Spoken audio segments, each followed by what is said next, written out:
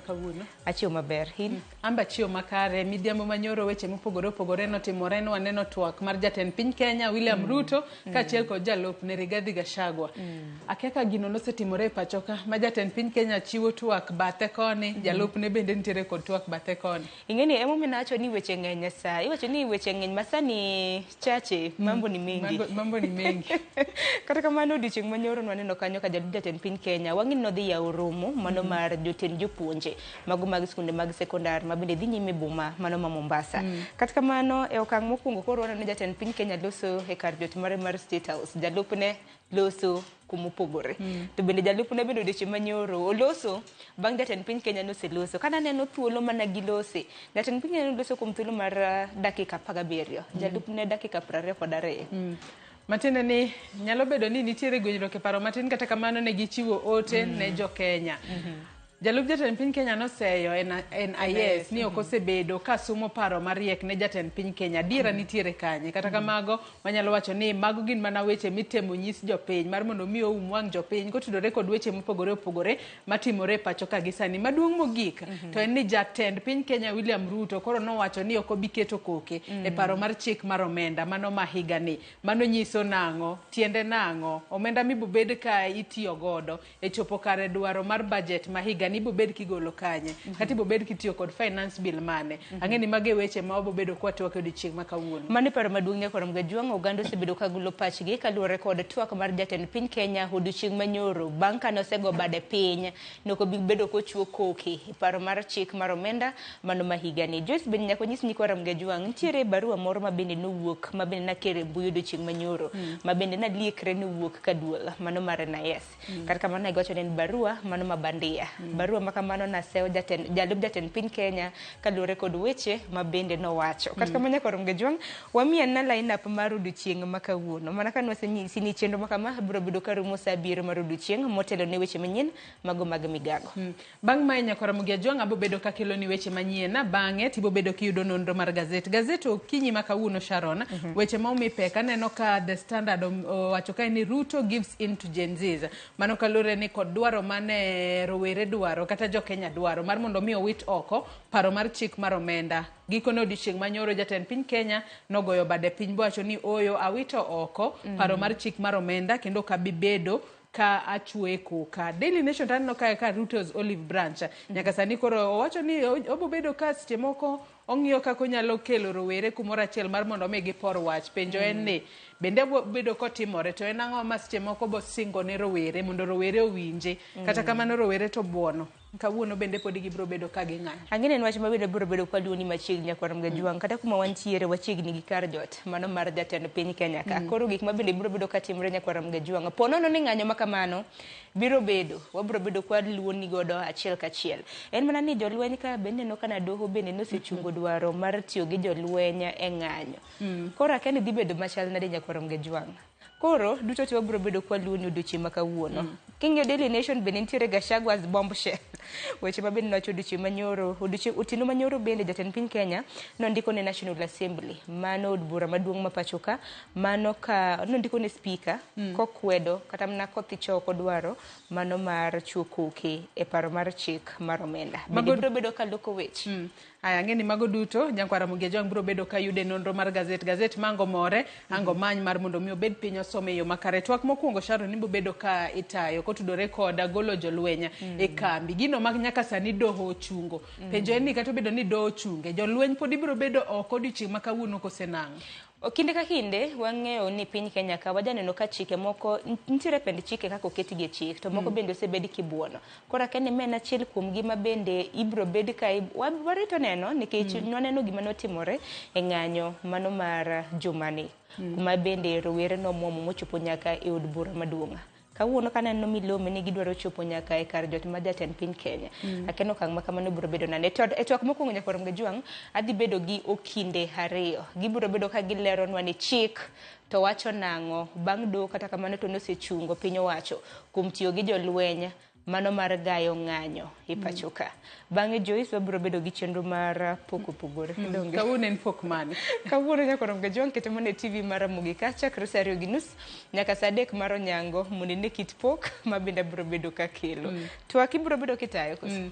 Mbaka romo nyaka Ramogi Ajuang okinyi ma kawuono obo bedo kwa goyo mbaka kotudore kod kaka jatend piny Kenya William Ruto gikone to nogoyo bade piny bang' rowere mosebedo ka wuok oko ka ging'anyo mamuol ka gikwedo paro mar chik mar omenda. Mano nyiso nang'o sirikal koro biro bedo ka tiyo kod riekni mage maneno ni gichopo kare kata gichoko omenda madwarore e budget kata mar siro sirikal e hik omenda manyien mabiro bedo ka chakore tarik 1 dwe mar 7 higani. Bende wabiro bedo ka waluonu chenro matimore e kor gwenge mopogore opogore pacho kae e kinde mar rowere koro ramo ni pod gibiro dhi mbele kod bago ng'anyo kata obedo ni jatend piny Kenya osego bade piny.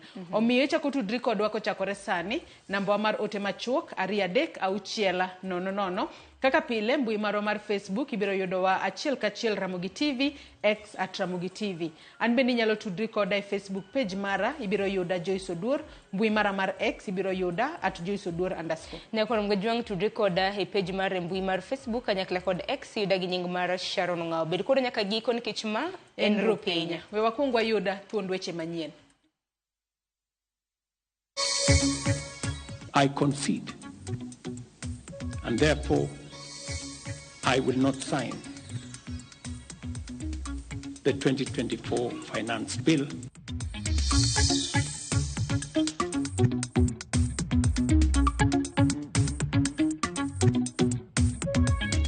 No state of emergency has been declared, and there is no national disaster. This is unacceptable, as indeed it is unconstitutional.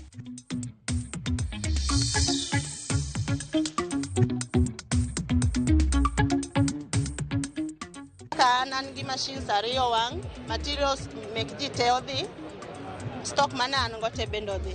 Hii asubuhi wa leo tulikuwa tumehesabu watu zaidi ya 30 ambao wameaga dunia.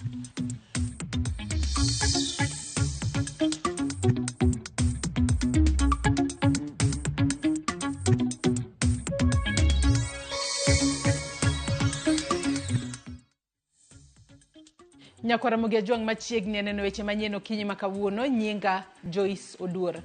Jatend piny Kenya William Ruto ogo bade piny ma owito oko paro mar chiko omenda ma higani ma osekelo tho, hinyruok kod lal mag mwandu e bombe ma opogore e pacho ka. Ruto koro wacho ni piny owacho mare biro rido kanda kendo ng'ado budget mar migepe ma opogore maneno ni singo mane oketo ne jo Kenya ochopo kare. Jaelieta ni kod mathoth.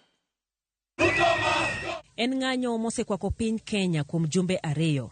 Rowere ma pacho ka kaachiel kod riwruoge mopogore osebedo komako chung' ma otegno duto ka giwacho ni paro mar chik ma hik omenda ni rach kendo biro medo ng'awo ngima malo. Kata kamano, jatend piny kaachiel koda kweth mare mar siasa bende osebedo kochung' kar tiendgi ni paro no ber kendo chik no nyaka kal. Gino mane gitimo e od bura mamalo. Honorable members, the results of that division is as follows. Ayes 195, nays 106, abstentions nil, spoiled votes 3. The ayes have it.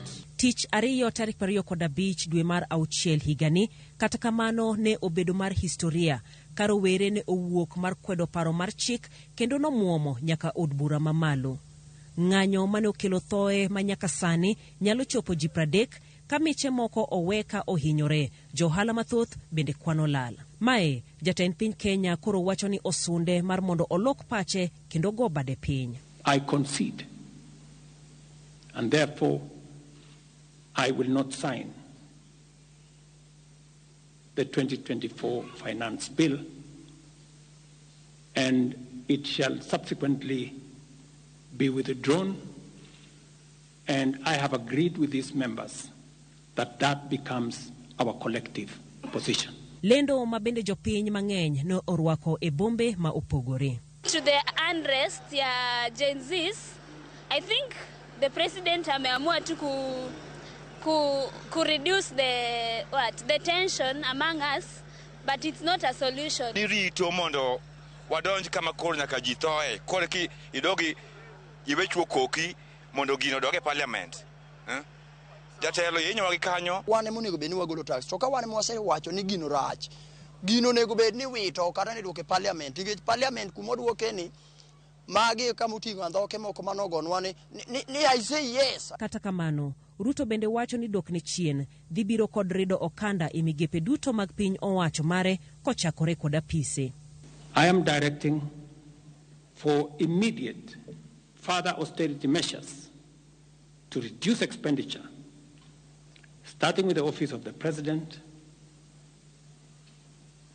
the entire presidency, and extending to the entire executive arm. Bende Ruto okwayo doho od bura counties mapacho kae ni nyaka koro duok piny budget magi ma hiko omenda 224 kod 225 mar neno ni chenro mag sirikal ok ong'okni. That equally, Parliament, the judiciary, and county governments, working with the National Treasury, also undertake budget cuts and austerity to ensure that we do live within our means, respecting the very loud message that is coming from the people of Kenya. Jatend piny bende olando ni kaluwore koda duol maduong' ma owinjo kuom rowere obiro keto lai mar neno ni tudruok obetie e kinde kod rowere kachiel kod migepe duto mar bero kaka otiyo. Be proposing an engagement with the young people of our nation, our sons and daughters, for us to listen to them, listen to their views, listen to their proposals, their ideas, their concerns, and what they think we should do better as we go forward. Kata bedni jatend piny ogo bade piny, wenge duto pod dok e od bura mamalo kachiel kod migawo mar omenda ni kop chenro duto mag loso budget mapacho kae chik okete lwetgi ma weche ma jatend piny owacho gin mana paro. Jailieta, Ramogi TV, Nairobi. Jalup jatend piny Kenya Rigathi Gachagua wacho ni migawo mar okwach kich NIS ninde klas kendo kelo negi wich kuot ma kama gisoe wigi onge. E twak mare kod jofwambo e boma ma Mombasa, Gachagua ne owuok tung' mosuo kod jatend okwach kich Nordin Haji ma wacho ni osiko londo mana piny to ok chiw maling'ling ne jatend piny William Ruto.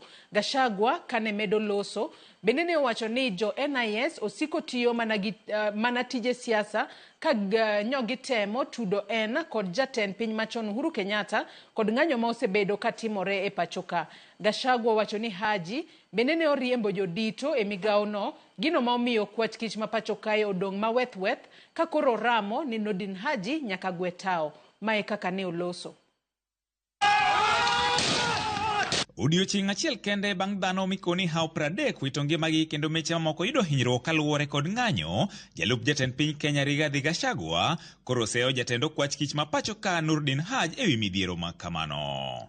Rigathi mane loso gi jofwamb weche kar jot mare e boma ma Mombasa koro dwani Haji ogwetao kuom rem chiwo maling'ling ne jatend piny Kenya ewi pach jopiny gino mokoni en yulo e tich. Had Nordin Haji done his job, we will not be where we are today. He has no capacity. He is out of the country most of the time on business trips. The country is on his own. My boss, President William Ruto, is exposed. That he has to back down and admit that he has hurt the people of Kenya. Yet this matter has been in public domain for the last 2 months. I want to say that Nordin Haji must take responsibility for the deaths that occurred. He must take responsibility for the mayhem. He must take responsibility for failing President William Ruto. He must take responsibility for failing the government of the Republic of Kenya. He must take responsibility for failing the Kenyan nation. And he must do the honorable thing, not just take responsibility, but resign from that office. Oseyo jatend okwach kich no kuom riembo moko kuom apisas mokoni yande tayo bad migayo no yo makare, gino mokoni sani omiyo ok giyud maling'ling e seche mowinjore. Since independence, there has been protests around Parliament. Never have protesters invaded and gotten inside Parliament. Senior officers have told me in confidence they did not have an advance intelligence brief about the intensity of the protest so that they prepare in advance. The National Intelligence Service slept on the job. Okoni ng'anyo manyicho timore mokelo masira e pacho ka omoyo dug Kenya e piny mangima, gino mokoni ne okonego timre ka dine okwach kich ma pacho ka ti e yo makare. Had the National Intelligence Service briefed the president 2 months ago about how the people of Kenya feel about the Finance Bill 2024, so many Kenyans would not have died. Property would not have been destroyed. Offices would not have been touched. There would have been no mayhem. But they slept on the job. It had to take people to die, property to be destroyed, protests across the country for the president to know the truth of what the people of Kenya feel. Yet, there is an organization paid for by the public to brief the president and the government about the feeling of the Kenyan people. Iseche gogogo, oseyo jatend okwach kich no kuom temo tude kaachiel kod mane en jatend piny Kenya Uhuru Kenyatta gi wach nyayo tulo e yor siro rowere bago ng'anyo ma kamano. Yesterday, Nurdin Haji was trying to put up a team together to craft lies and propaganda and attribute the chaos that were in the country to leaders, I included, former President Uhuru Kenyatta and others. Yet it is very clear, and the president has admitted, that these protests were caused by the anger of the people of Kenya and their refusal of Finance Bill 2024. I want to call on the National Intelligence Service not to take us back to the dark old days of the Nyayo era, where you create propaganda and schemes to undermine leaders and those you don't agree with. Jatelo no ne ogoyo bade piny kendo ywak ne rowere e pacho ka mondo mi ochung ng'anyo ma gichano dhi godo nyime e odiochieng' makiny. Okwayo rowerego mondo mi ochung chenro makare mabiro miyo gitwag achiel kachiel gi jatend piny mar chwalo ng'ur ma gin godo. Please, I beseech you as your father, now that the president has given in and accepted to go with the wishes of the Kenyan people, please, my sons and daughters, I plead with you to save lives, to save bloodshed, to save loss of property and lives. My sons, my daughters, please make an announcement this evening and call off the protest. And then we can begin the process of truthful engagement with the Kenyan people. Okonegi kore kaka piny owacho mar siro anyuola mag jogo mane owito ngimagi kaachiel kod mago mapod nie ute thieth. All these things happen because of government failure. It should never happen. Let us see how to compensate to those families, those who are dead. We help those who are in hospital with bills, and we help to bury them. George Aoko, Ramogi TV, Mombasa. Doho koro chungo chenro mar golo jolweny ma pacho kae mar jiwo arita kaluwore kod ng'anyo ma osebedo ka dhi mbele. Ma iluwore kod riwruok mar Okinde LSK mane ochwalo bura e doho. Matimore e kinde ma od bura mamalo ne opuodho kwayo mar piny owacho madwaro ni jolweny oti kod obila e gayo ng'anyo, gino mane okwedi kod riwruok mar Azimio kuom koso luwo chik. Jafambo marwa mar siasa Chris Owino kolonwa wachni. Jatend piny William Ruto kod piny owacho mar Kenya Kwanza ne oyudore e bugo machielo mar chik bang' doho mamalo yie kod kwayo mar riwruok mar Okinde LSK mar wito oko chenro mar tero jolweny mag KDF e moko kuom gwenge ma pacho kae mar rito kwe kaluwore gi ng'anyo mar kwedo paro mar chik mar omenda mar 2024. E ng'eto mare, jal buche mar doho mamalo Lilian Mugambi oyie kod kwayo mar LSK mar chungo chenro makamano nyaka tiek winjo bura makamano.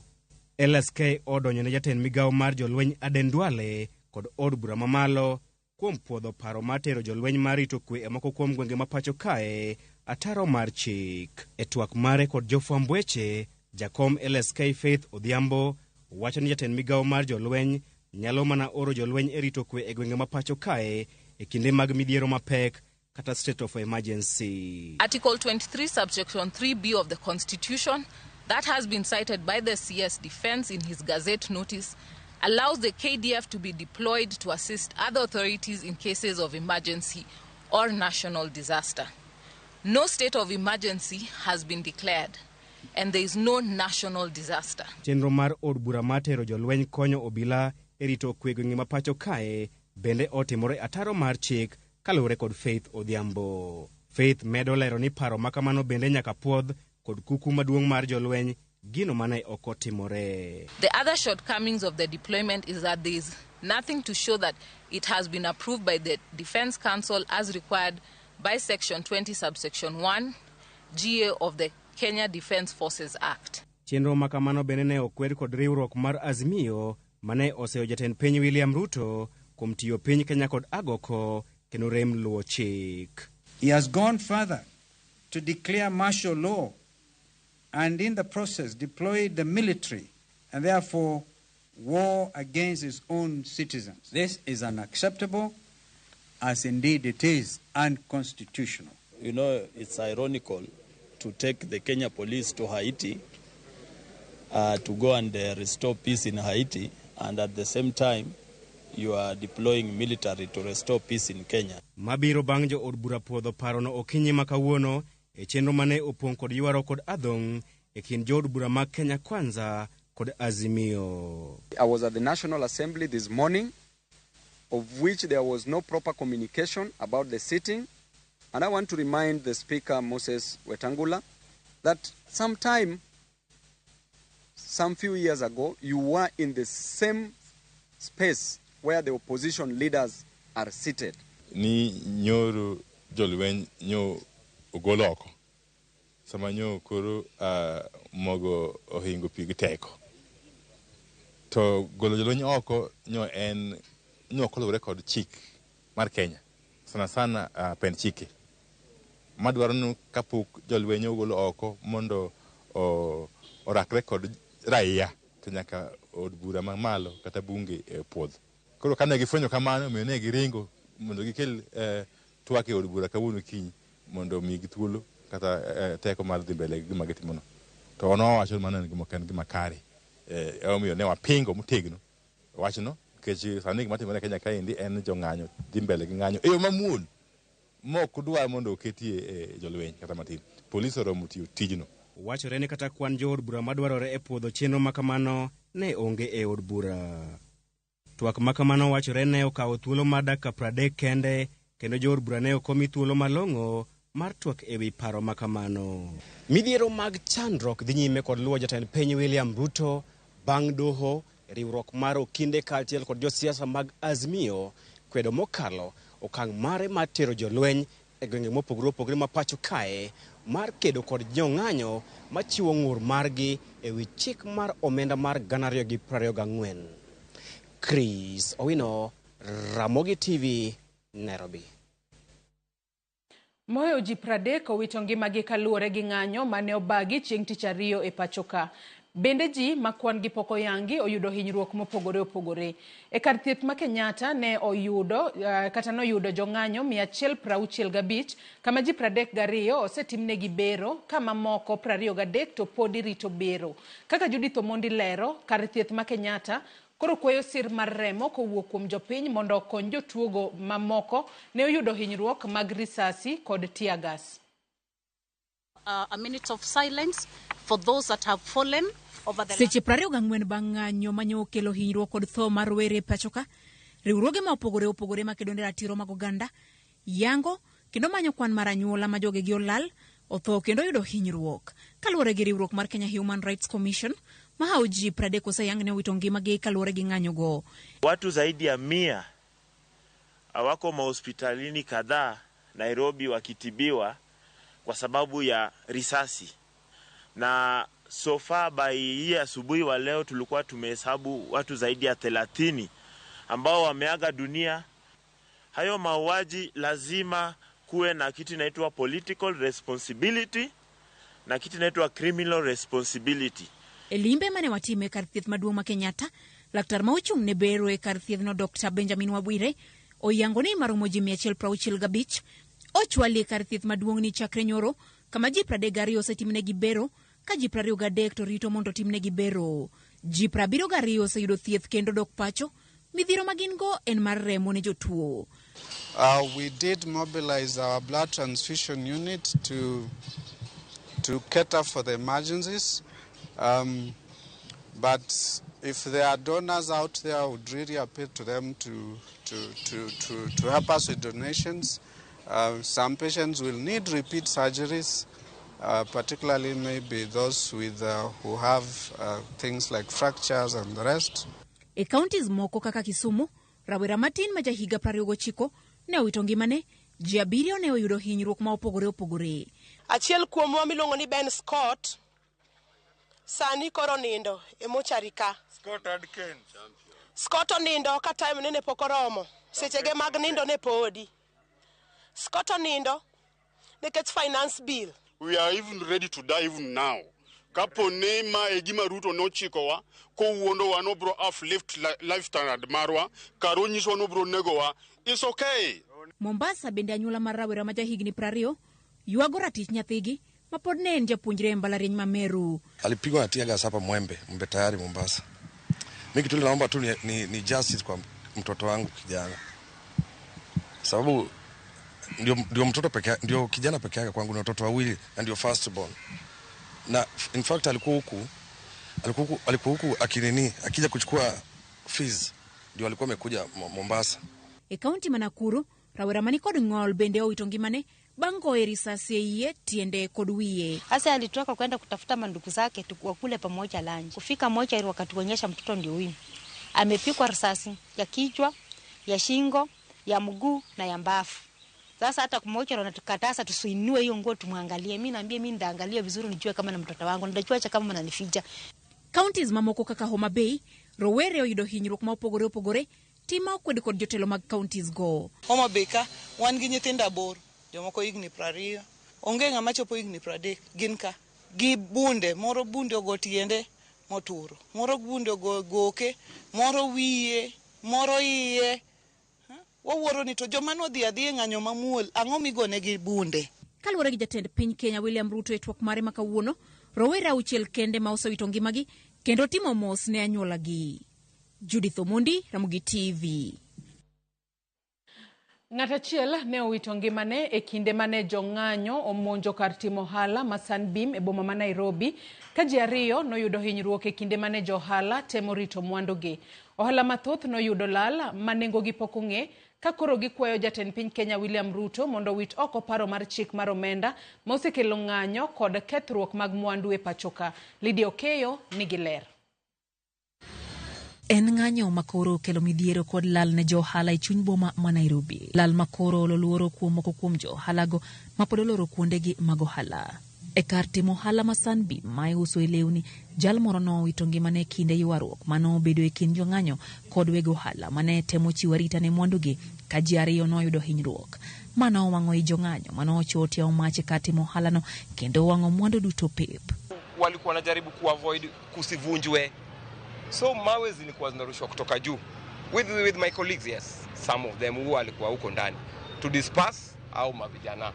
So venye walirusha mawe ikagonga mmoja wao hapa chini, ikamgonga kichwa akapass. So venye waliona walidedi, that was the end of everything. Wakafanya nini? Wakawasha moto. Kaka anan gi machines 2 wang, materials mek ji teodhi, stock manan ngote bendo dhi. Kar ohala ma Uganda House man kod apise kod kuonde uso lewni manengogi ni malo nowang' mana kodong' ndalo 2 kende to iyawe bang' ka noduse e yor lony manyasani. Wachore ni odno ne omako mach bang' jolweny manochik mondo miyo kony rid arita nodonje chuny boma kendo bayo iro malongo wang'e odno, gino mawachore ni ema nochako mach makamano. Duka uso yedhe mag jamni bende noyaki kendo mwandu mathoth bende nolal go. My plea to us all is to just be humane in everything we do. I think damage of this type, in as much as it sends perhaps a message, there are livelihoods here. There's several of us here. I have about 25 employees. Kuonde ohala mag uso chiemo kama oting'o kar ohala ma KFC kod otende mamoko bende noyudo lal ka jokanyo noting'o mwandu duto ma olalgo koda ka sufrieche mag tedo, kombe, mesa, nyaka kijikni. Kaka ne wane iye ka nikech luoro mano makowa, nuopo mana ka kiyo osego ji donjo. Koro gima ne watemo prevent gi mondo wamigi chiemo mane watedo mondo gidhi, lakini ne ginyisowa ni gino gidwa chiemo, gin gidwaro simbe, gidwaro mashinde. Walibeba hadi barista machine, the big one, that is the most expensive in our hotel. We have actually operated for less than a year, and actually we had to take the loan so that we can manage to put it up, but unfortunately the loan was not even repaid. So the loss is unrecoverable. We are even wondering where we can start. E moko kuom kuonde ohala go, rawere mane ng'anyo go notemo yiro mwandu manengo gi ni malo, kama oting'o picha mar wang' degi mag kano omenda, kama moko kuom jotije ne oma simbegi mag ong'we yamo. Sieti walikuwa wanabeba ati vitu hivi, they were carrying something that is important. Kumaanisha ni watoto wamesoma, wanajua kamera iko mahali fulani, they take that camera, then wanajua ofisi iko na kitu fulani, so they wanabeba something that is important. Kama ni fridge, wanainamisha fridge, wanabeba the nini, hiyo gas ya fridge. Giseo bila kuom remchi warita moromo ne mwandugi kagi kwa jong'anyo mondo keth mwandu e kinde magi ng'anyo. Hakuna askari alipatikana hii town, hakuna mtu alikuja kutu rescue, walibeba everything, hakuna kitu walibakisha hapa. Jotije mane wayude kuonde timo ohala onyiso midhiero margi anyate kinde matije noke pachoka kendo chumi bende yulo. Onge gima wanyalo timo, wan gi midhiero sana sani tich waonge go, wakaka ok wan very chwa kata ka wuon hotel ni boduoko tijni e wang'e, nikech pesa mobotiyo godo mondo mi oduok tijni e wang'e is a lot of money ma ok wan very chwa ka onyalo manage that. Kethruok mar mwandu makamagi bende notime dukni madongo kata supermarkets machalo Naivas kod Carrefour manyaka sani podolor. Kata obedo ni lal makamago timore, gisechako timo ler ka gigeno ne gibiro chung' kendo. Nyakorom Gajiwang' ma en achiel kuom kethruok manotimore chuny boma ma Nairobi kotenre kod ng'anyo manobago odiochieng' manyoro makwedo paro mar chik mar omenda. Glese Motore, ute momuki, kuonde mag timo ohala bende koro ok inyal bedo kaka jang'iewo kata mana jauso. Nyakorom Gajiwang' ywak maduong' margi en gi kwa jatend piny Kenya William Ruto winje ywak oganda jo Kenya mondo mi ogeng' kethruok makamagi e kinde mabiro. Lydia Okeyo, Ramogi TV, Nairobi. Nyakwaramogi Gajiwang' gi report mar Lydia Okeyo emachopo gode giko mar weche manyien okinyi makawuono. Moko kuomu bende aneno kandiko no e Facebook kacha kama wantiere live okinyi makawuono. Jabez Otada wacho ni onenwa yo makare, wacho kanyo ni Sheila Omondi morning Sheila. Onyango Vincent wacho ni Ramogi ma en engineer Vincent Konyango Janyabola Nyakware Jasirimo watching live from Kajiado West Capital One General Shop. Jaute Millicent wacho ni kawuoka mwer upanda Siaya County asedonje rupinya walamo ne piny Kenya mondo oyud kwe. Edu Goko wacho ni nyithindo oramo Kisi Locked. Sherika Dot wacho ni zoezi kufunga makazi wakati wa shughuli. Onyango Vincent bende wacho neno hiyo makare ka entiere One General Shop. Med mana chwalo ote magi kotudore ko chenro magu okinyi makawuono wabobedo kwa somogi e kinde mwadhi mbele ko chenro magwa duto mago odiochieng' makawuono. Akaw yoyo madundo gi sani bang' yueyo Cleophas Oluoch biro bedo katai e nonro mar gazet. Kik idhi mabor.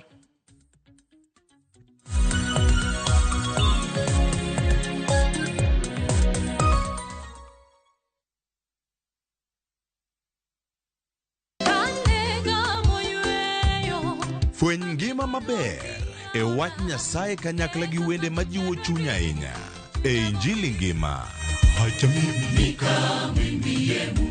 Chieng' ngeso ka ngeso kochakore saa 2 okinyi e Ramogi TV wamiyi sabato maler kendo mamalo moloyo kod wende mamoro chuny moa kuom jothum mihero kendo gi jokwath mapachoka. Nyasaye wuoyo kodi kendo wuoyo koda ni kik iluor gimoro nikech an kodi.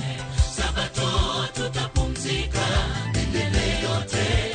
E Injili ngima ngeso ka ngeso chakre saa 2 okinyi e Ramogi TV.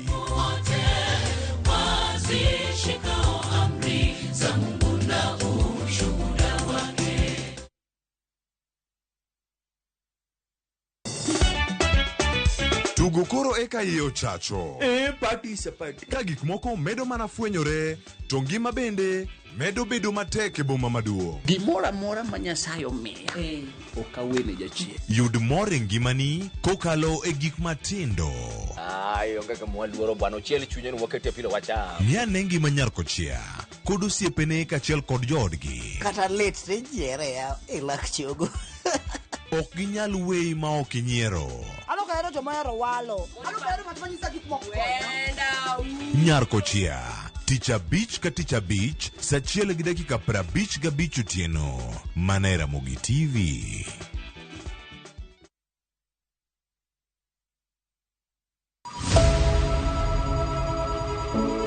Wuoth mar manyo chang. Wawuoth e piny mar thieth kokalo e wang' jogo mosedake. Thieth sani nitie Kenya ka, dakteche nitie, masinde nigo mwanyalo thiedhi ni changi. Kata ibed jachiw thieth, kata mana jalno madwa ng'eyo gik matimore e sekta mar thieth.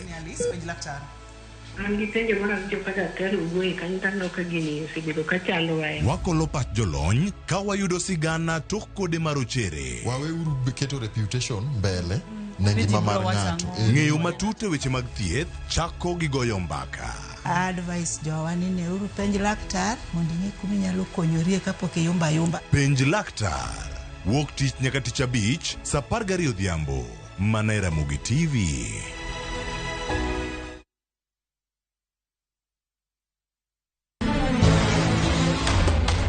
Sigana ni medo minore gi weche mag miriambo kod miganga. Meher kaul gil, ini biro timang'o?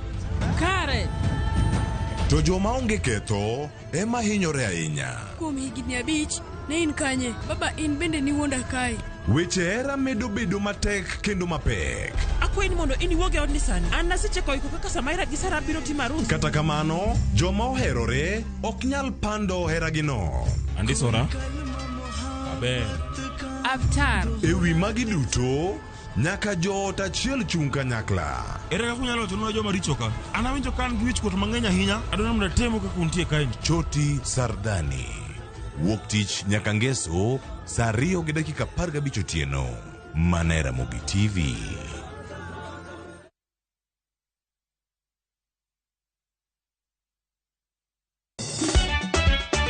Tugo koro eka iye ochacho. Participate. Ka gik moko medo mana fwenyore, to ngima bende medo bedo matek e boma maduong'. Gimoro amora ma Nyasaye omiya ok awene jachien. Yud mor e ngimani kokalo e gik matindo. Onge ka mwaluoro bwana ochiel chunye ni wakete pile wacham. Miane ngima nyar kochia kod osiepene kachiel kod joodgi. Kata let ne jiere ya e lak chogo. Ok ginyal weyi ma ok inyiero. Ano ka ero joma ero walo. Ano ka ero matma nyisa gik moko. Nyar kochia tich abich ka tich abich saa 1:55 otieno. Mana Ramogi TV.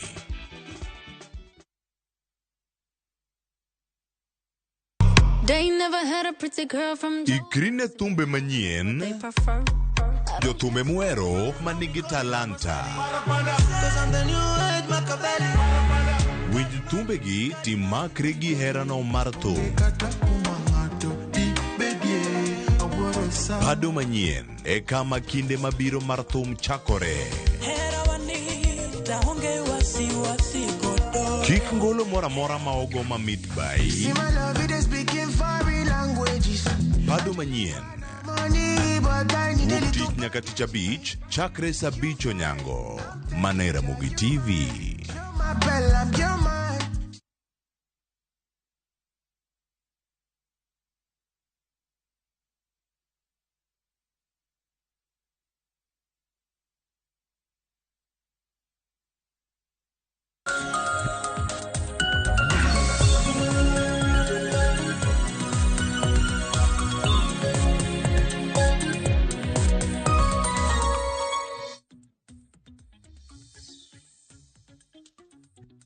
Machiegni nyaka romo gi jongo kinyi makauno chenro mar piny chako kar kae nono magazet dhi nyime wantiere kar kae gi nono magazet abedo katae nyinga Cleophas Oluoch jakisumo kanyakwar mokiewo nyaka chisango ka sane antiere kae mar keloni weche gi mabende dhi bedo kae ka waluwo ni achiel kachiel okinyi ma kawuono mano ka wantiere kae kod Boniface Otieno andiko ne gazet mano mar Business Daily. Mano town kacho chio nane. Kosi chio kumar town.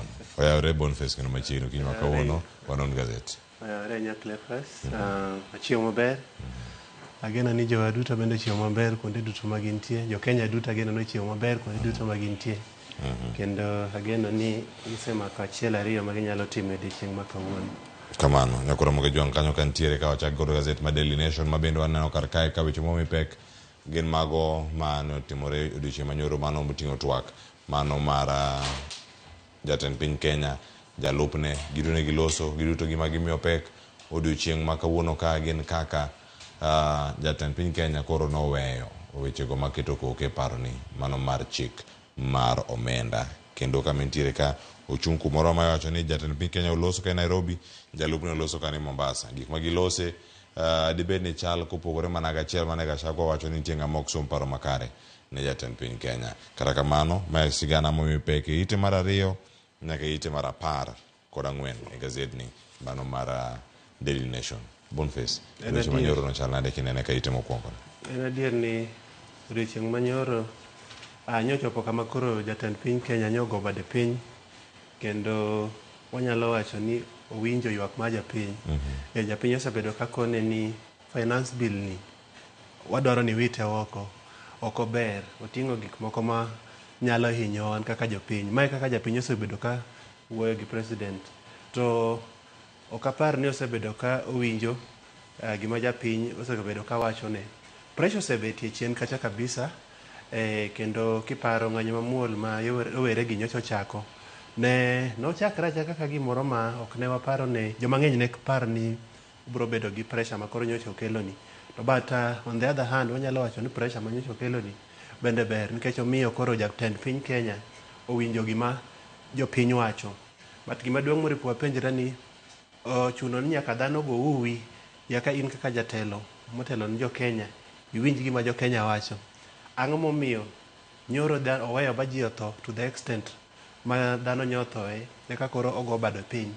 En gima ber gimotimo but otime too late anyalo wacho kamano nikech bombe mang'eny kata Nairobi kae boma machalo kaka Kibera Githurai aparo 45 kucha joma ng'eny kabisa nyohinyo ngimagi. Rowere mang'eny nyohinyo ngimagi town kae chieng' mane gibiro ng'anyo mamuol. Anyalo wacho ni en gima ber seche duto ma ywaruok nitie ber ka jogo duto ma obedo involved bedo mesa karachiel mondo giwinjre ni to gidwa dhi nade on the way forward e wach mantie gi sechego.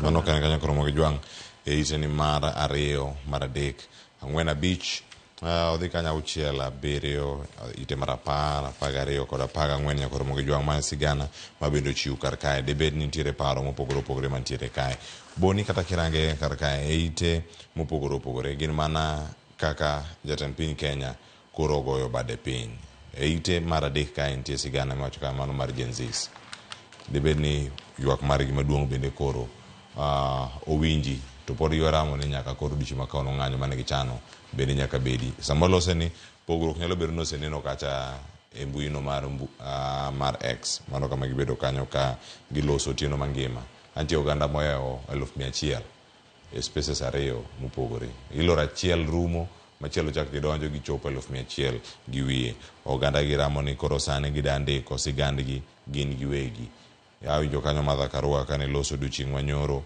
nitie kacha Orengo mano loso onjo kacha Koigo Omwere nitiere kacha Kibwana Kathungu nitie jogo mano wacho ni koro kinde mar new generation chako tich kata dhi nyime kod kama ne giweye osechopo.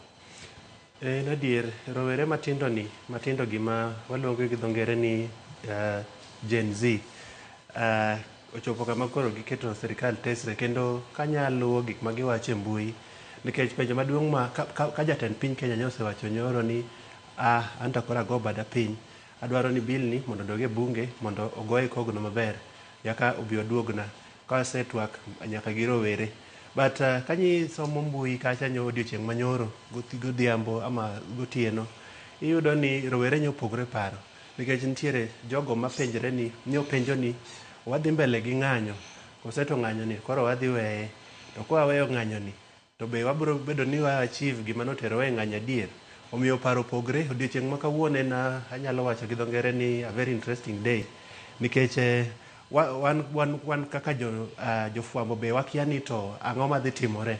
Waketo mana wang'wa kendo wakia ni jowere gi dhi wuok mondo gidhi ging'any kendo kose gidhi, for example, moko kuom gi ne wacho ni ka chuno ni aka wang'any to bed mana ng'anyo mamuol, nikech moko kuom gi wacho ni wan kaka jo Gen Z gima timore gi sani en ni sirikal mantie kawuono to waparo ni oripo thich mana oko.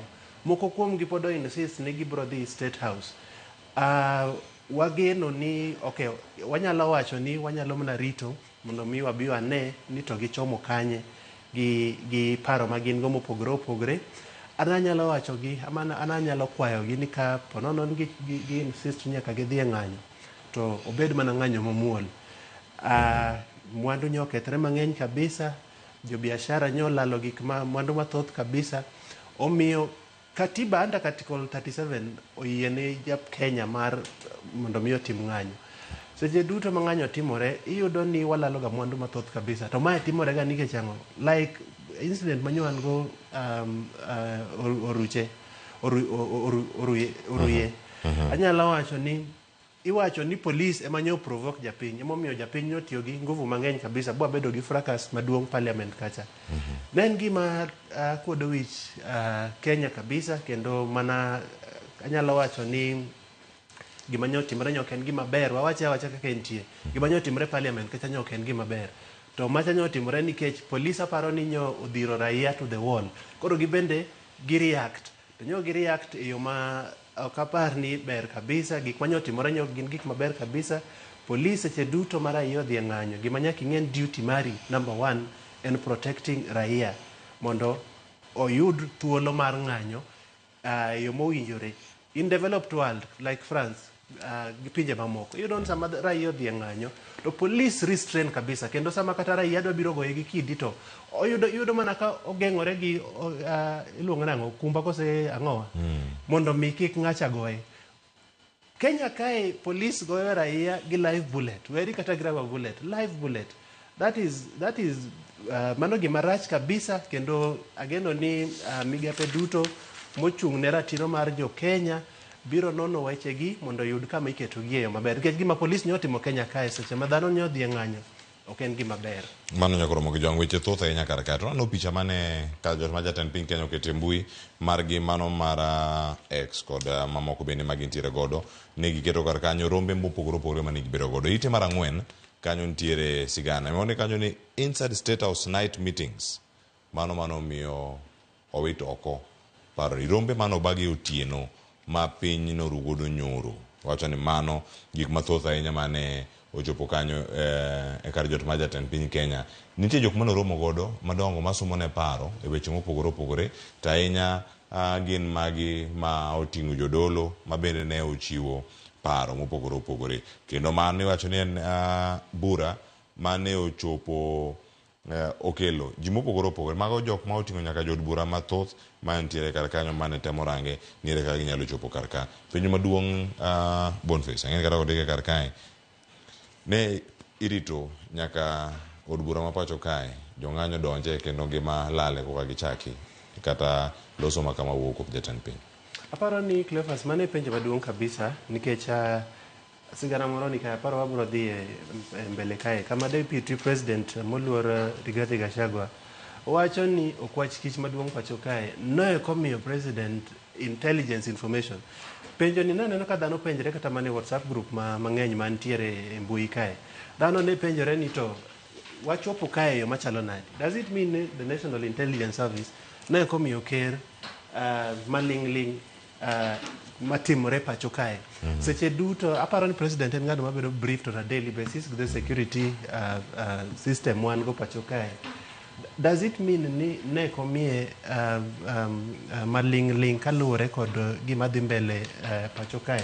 Nikech anyalo wacho ni ng'anyo mar jo Gen Z ni en chalo mana gino ma ochiego problems osebedie chien kacha nikech japiny osebedo ka ywak kabisa. Japiny wacho ni adenyo, japiny wacho ni aonge tich, aonge pesa.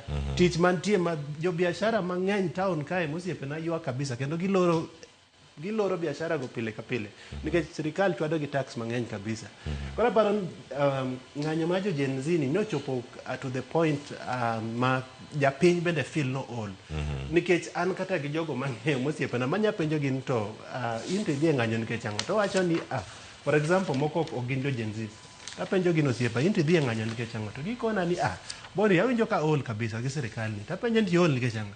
Sirikal ni chwada gi tax kabisa makata pesa matin mayudo ong'ado tax mang'eny kabisa. Omiya feel ni aol kabisa. Gima timore en ni ochopo kama koro ker nyaka ne ni to odwa tayo piny e yo machalo nadi.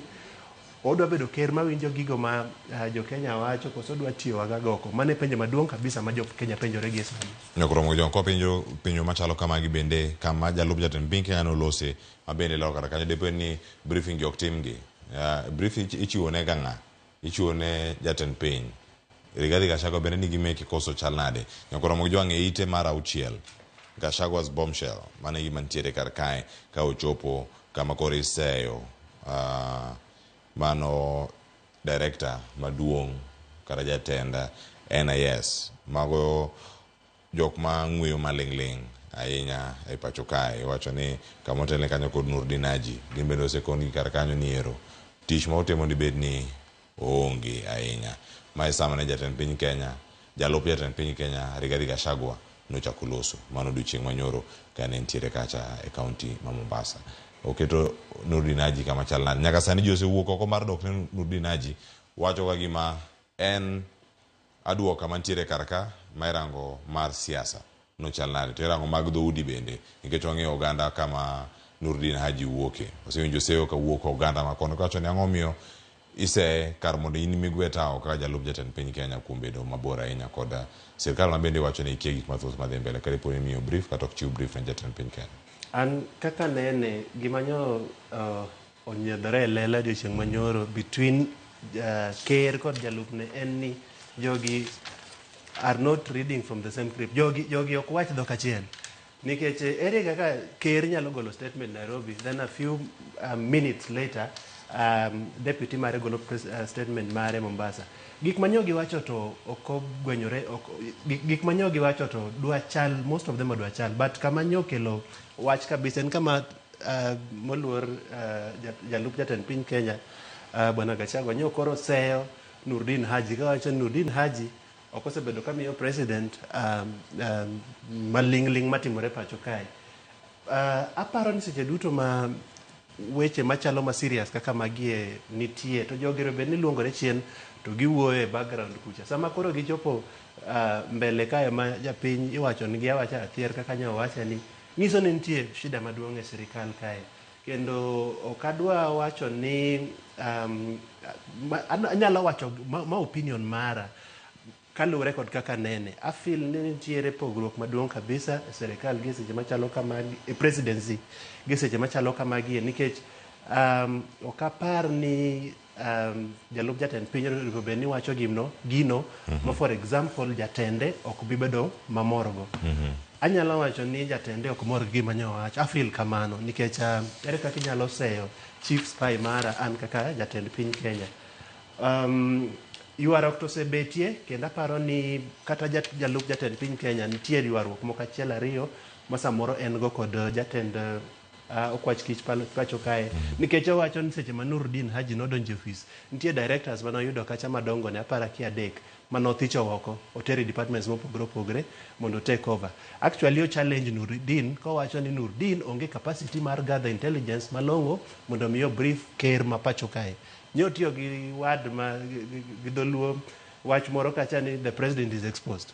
The president is exposed in the sense ni onge gima ling moro bed no bedogo e seche mowinjore.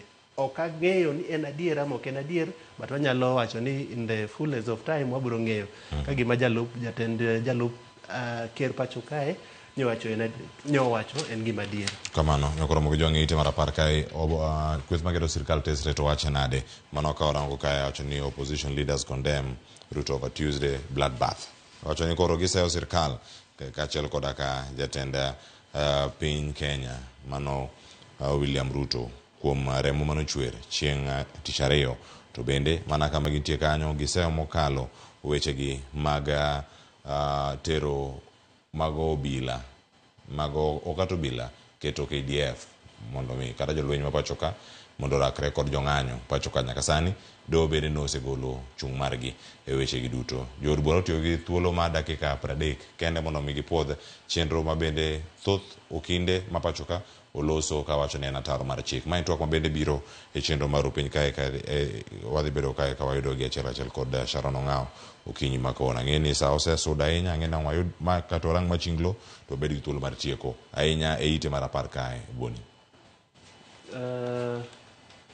anyalo wacho ni yes, the opposition osebedo ka sayo sirikal matiyo gi seche machalo kamagi ka giywak kabisa, kendo giwacho ni sirikal sana sana gisebedo ka giywak ne police ni police to aparo ni wach ni asewacho chien kacha police ok protect raia seche ma raia odhi e ng'anyo. Ok ang'eyo gimomiyo gini osebedo katimre kama seche duto ma raia Kenya kae odhi e ng'anyo, nikech iyudo ka jogo manyolalo ngimagi, it is so unfortunate, gin nyithindo matindo kabisa, gin rowere ma pod tindo kabisa manyolalo ngimagi. Ok apar ni chik oyie ne police mar chwado japiny kod live bullet, to magi gin gik manyo aneno chien kacha. Gima opposition wacho kae en ni ochopo kama koro dhano nyaka kawo responsibility. Kendo kanyalo medo, anyalo wacho ni Kenya kae, aparo ni mae pacha, aparo ni Kenya kae wachopo kama nyaka koro wanyisre adier. An feel, an kaka raia, ok boni kaka jafwambo, an kaka raia, I feel ni MPs mwan go pacho kae, in a way, gisebedo ka gi let down raia. Nya neno gimoro ma very interesting. Seche manyo ker mapacho kae wacho ni oyo bill ni kaka umia ni ano kadhi go e saini sign mara gima dhi timo adhi duoke e bunge kacha. To seche gine no ka wabunge pamo. The same wabunge manogoyo yes mondo mi oterne gini president mondo mi o sign. Aparo ni mbunge mapacho kae nyaka ong'e gimomiyo en e parliament. Jo piny ma wuoyo go feel ni they are not represented e yo mowinjore parliament kacha. Does it mean ni wabunge owe luwo yo intentionally? To in that case gitimo kamano nikech ang' mag drive, what is the motivating factor margi mar bede bunge kacha? Nikech I mean joma nyo dhi wang'o ute wabunge manogoyo yes gitimo kamano in frustration. To koko watan to my trend ma very dangerous. Wadwa endelea kod trend ni kako dhini kose wabrowe japiny browe. Aparo ni gima duong' kabisa wabunge ripong'e seche duto magine parliament, to gine parliament mondo mi ogi represent wan kaka jopiny mane wayiero gi. Kendo sama representation onge to I feel ni ng'at manie parliament mane watero cha in a way let wa down. Nyakoro mo jo ang'iso weche mag mago jolweny mapacho ka migedo ni sirkal laro tiyo go mondo mi okwe jong'anyo e pacho ka to bang'e ang'isoma ne e ite ma iye kae ite mar 12 ang'isomi winja ne kwan mopogore opogore. Ripode moko wacho ni jomotho kaluwore kod wechegi mag ng'anyo romo 53. Jatend piny Kenya to wacho ni gin 6. Adieri mar wach nitiere kanye. So mene ka ite mar 12 kanyo ka yud thuolo mopogore opogore ka IMF mano jogo machiwo gowi ne piny Kenya koro ramoni wacho ni no easy terms for Kenya. Ng'eni gik mathoth pod nitiere karka ang'oyo thuolo mag range mano nitie ite mar 14 kaachiel koda ka wach madan tiyo godo gazet ma Daily Nation kawuono en machinglo mantiere ite mar 17. Wacho ni Kenya Police wacho ni welcome to the barbecue. En kama chal nade ina kanyo kapet muket ne gira kwar to golo mach to kama mach wuoke ondike ni Haiti. Yiro bende dhuolore. Paro mapiyo mineno kar kanyo. Ndege bende mano chopo gi kanyo nitiere. Boni. Ana paro magi jok mowuok e frying pan Kenya ka giwuok e mach maliet. Magi polise ma Kenya ka makoro oseter piny mar Haiti mondo mi gikel kwe e boma ma Haiti mosebedo gi tulo kwa muda mabor kabisa. But gima machingilo ni an kaka nene machingilo ni temo wacho ni jogi chalo jok ma ogole frying pan maliet, gole thago maliet pacho kae. To tere kende thago maliet saidi piny mar Haiti nikech giwuok pacho kae seche ma weche lich kabisa mang'anyo osebedo ka otimo cathedral pacho kae. Kendo kama itero gie cha to kore maliet mohingo kata kama paro gol gie seche machalo kama e pacho kae. Mane kaka nanene. Nyakoro mojo kera no picha mantiere kar kae warange e ite mogik. Mano ka warange back page kanyo mane kaka ne gidonje na picha no nyakoro moge jwang kaka ne mago bila mapacho kae. Mano Kenya Police Force mano kane gichopo kacha e mission mar gi manyien mano ka gintiere kacha e pinyno mano mar Haiti mano kama gintiere kanyo e ite mogik ahinya e gazet ni mar Daily Nation ka ngwanyane ne kanyo mana kaka ne gilor achiel kachiel kaeto bende ikono kanyo jopuonje mondo mi orido kanda ni to dhi chalo nade mano kama gintiere mondo mi ginene ni kaka gidhi tayo chenro mopogore kar kanyo koro moge jwang kama e kaka gichal nyakoro moge jwang okinyi ma kawuono mane weche ma mipek gazet kino kanyo mago bilago mago mag Haiti mantiere piny ma Kenya mochopo Haiti odhi chalo nade kine ma gintiere kar kanyo weche mag jopuonj bende ntiere e wiye kae to kwarango malo ka nitiere wach malo ka ntiere sigana moro ma ka wayudo kanyo ite mar 38 Kenya under 23 koro chako tuke magi mag Kosafa mano matimore e pinyno mano mar Afrika ma milambo mano kama gintiere boni e ite welo suchopo kasa chelo seromo onego bina wuok kar ka to tie picha kod tipo mochiwe gazet mar The Standard warange ranga kar kae nikech mai gimoganda mathoth wacho kawuono gikawo thuolo mar ywago jogo moselal mane gazet mar The Standard okinyi ma kawuono nitie nyinge auchiel moket kar ka jogi to thoth magi chal ni pichni mana moseyud kar ka mano moting'o Benson Ouma ntiere Bisley Kamau Kogi ntiere Erickson Chalo Caroline Shirambi Rex Masai Ibrahim Kamau Michael Tata mano ite mokwongo gazet en mar The Standard okinyi ma kawuono.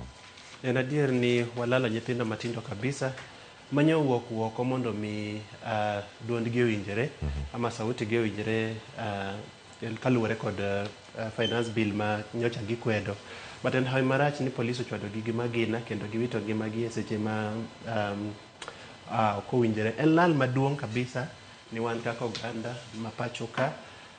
En lal maduong' kabisa ni familia mar jogi, en lal ni wede kod osiepe mag joma chalo rowere matindo machalo kamae. Aparo ni gik ma watimo samoro gik ma serikal timo machalo kaka magi nek ma oyaye left right and center machalo kaka magi gik ma nyaka serikal ng'e ni medo miyo rowere matindo gi mirima kendo jogi ok gin dhano kalo kae. Magi jok moanda loso anyalo wacho ni faceless demonstration. Demonstration mikia ni ng'ano moluongo, ikia ni ng'ano ma finance, ikia ni bro for example nyocha ging'iso kama gibro luwo yes, but gin jogo ma understand gi ok yot kabisa. Omiyo ineno kata ka jatend piny Kenya koro osego bado piny kendo wacho ni oluongo gi negotiation table mondo giwuo. Penjo maduong' mopenjore en ni to sami luongo rowere matindo gi mondo ubi wuogo jatend gi gin ng'a? Does it mean Gen Z gi koro ochopo kama koro gidwa form political formation margi pacho kae mondo gibende gibi e negotiation table? To wachopo kae nikech ang'o? Ang' momiyo jatend piny Kenya kosebedo ka winjo ywak mar rowere pacho kae. But ok en mana ywak mar rowere kende. Cleophas gima nyaka ng'ise ni dhano chandre kabisa kendo inyalo yudo kata kaka bombe ma wan go pacho kae, for example slums ma wantie go pacho kae ama jogo ma for example yuto gi tin kabisa. Dhano gwanyere mana gi pado kata mana keto a simple meal mesa mondo nyithindo cham is a problem.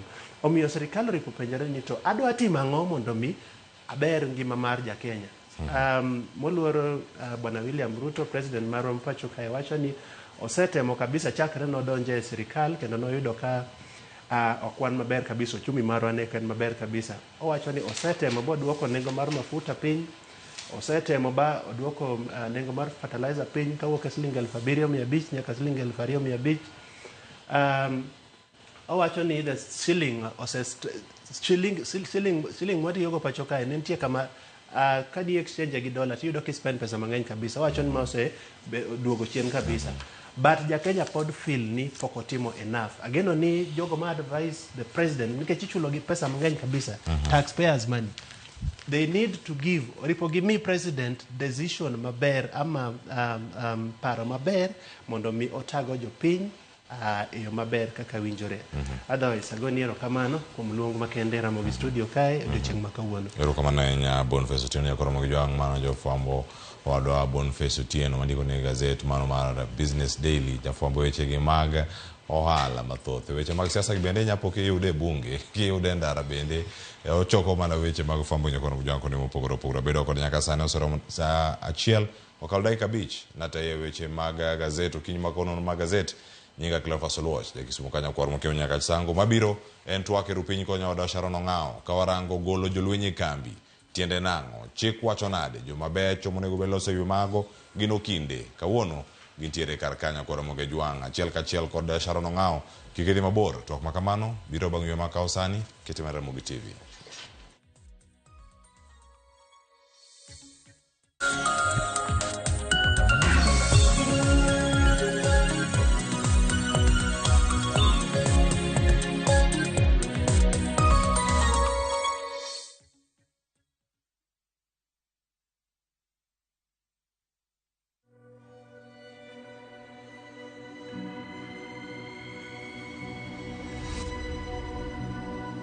People come to me and they say they get discomfort when they have ice cream. Can you imagine that? Avoiding having cold ice cream. Sensodyne gives you long-lasting protections against sensitivity. And people come in and they're like, oh, it works. I can have ice cream and I'm not in any discomfort. I recommend Sensodyne because it works. It's brilliant.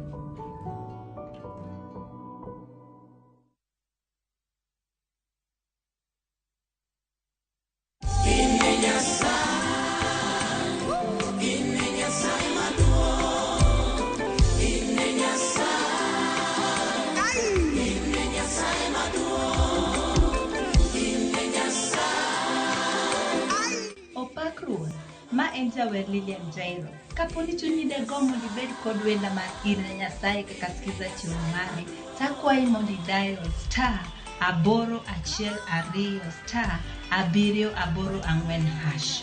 Ramogi TV e od jothumbe duto te.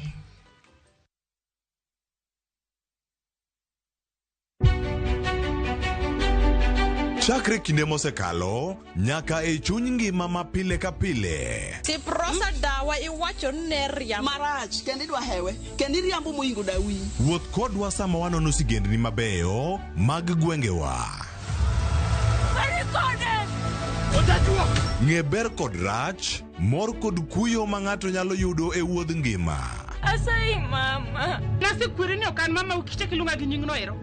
Mama nyisi. Riuri kodwa mondo wane sinema mabeyo ahinya ma uwinjore wawinj kendo wamorgo. Kendi ng'eno wono sipi mabeyo lakini nitie kuma kete mani.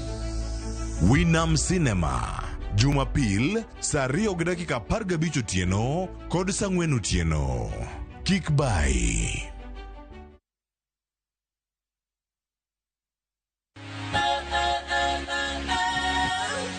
Ok wanyal rito mondo wadhi kodi e wuoth mopong' gi mo. Fweny sigendni mabeyo miwuoro. Tugo tuke mabeyo. Rom gi osiepe manyien. Puonjri gik mabeyo e wuodhni. Crispy chicken, coleslaw, tomato, mustard. Solo siepeni kendo ikri ne mor e rogo mar nyithindo.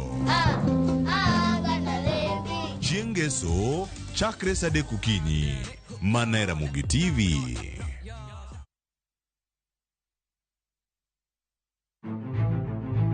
Ikri ne wuoth mar dhialo teko kod lony mar joma mine e Kenya mangima. Na explore mang'e kaka bro connect numbers gi solving real world problems. Onyalo bedo e weche mag ohala, paw siasa kata dongruok. Mine gi yawo yore ne oganda e higni mabiro. Adwa nyiso joma rowere ni kentie idea main to chaka kada kaen mana mar uso mandas. Kochakore jiwo ratiro e kind chwech nyaka ting'o duond ji mopogore makelo lokruok makare. And about just puonjo jotelo bedo joma ber, bedo joma kare, joma ohero dongo, joma tiyo negi, employees matiyo ni ka gionge, you cannot go for agile. Mine wacho, ngeso ka ngeso kod jailieta.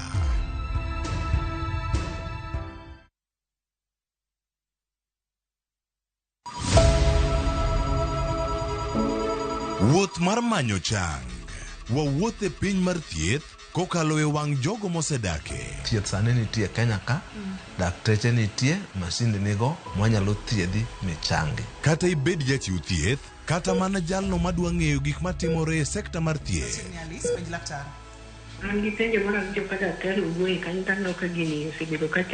Wakolo pat jolony ka wayudo sigana tok kode marochere. Waweuru keto reputation mbele ne ngima mar ng'ato. Ng'eyo matut e weche mag thieth chako gi goyo mbaka. Advice jowa ni neuru penj laktar mondo ing'e kuma inyalo konyorie kapok iyumba. Penj laktar. Wuok tich nyaka tich abich, saa 12 odhiambo. Mana e Ramogi TV.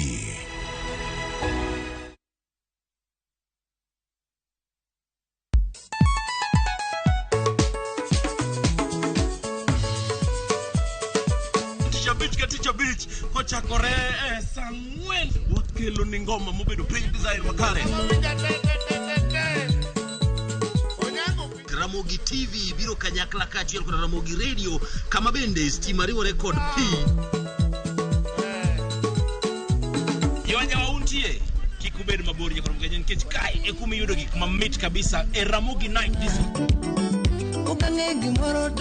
Romani ninja the entertainer wajon maintain your position.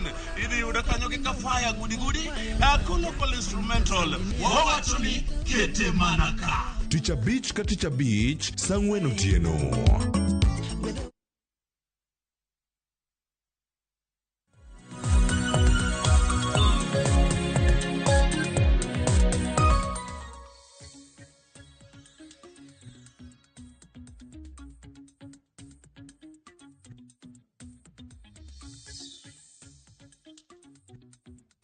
Nyakoronga juangi seido nonro mar gazet sani dakika oskadha 11 tok saa 1 mar okinyi machiegni maen twak e chenro mar upiny Nyakoronga juang twak mabende daro bedo godo nyaka rom kanyo saa 2:30 kapok wakelo ni chenro mamoko.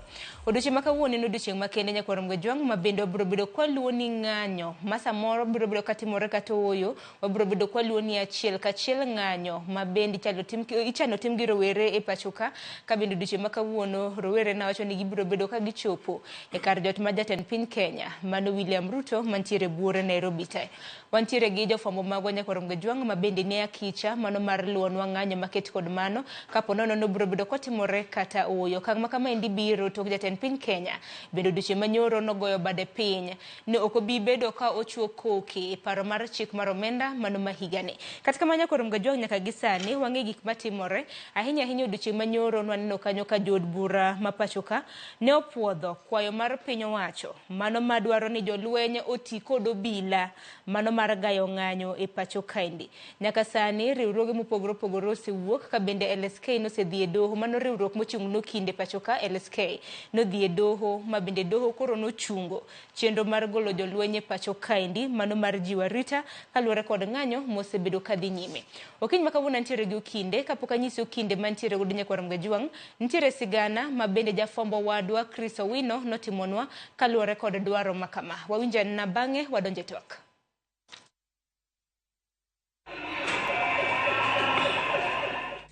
Jatend piny William Ruto kod piny owacho mar Kenya Kwanza ne oyudore e bugo machielo mar chik bang' doho mamalo yie kod kwayo mar riwruok mar okinde LSK mar wito oko chenro mar tero jolweny mag KDF e moko kuom gwenge ma pacho kae mar rito kwe kaluwore gi ng'anyo mar kwedo paro mar chik mar omenda mar 2024. E ng'eto mare, jal buche mar doho mamalo Lilian Mugambi oyie kod kwayo mar LSK mar chungo chenro makamano nyaka tiek winjo bura makamano.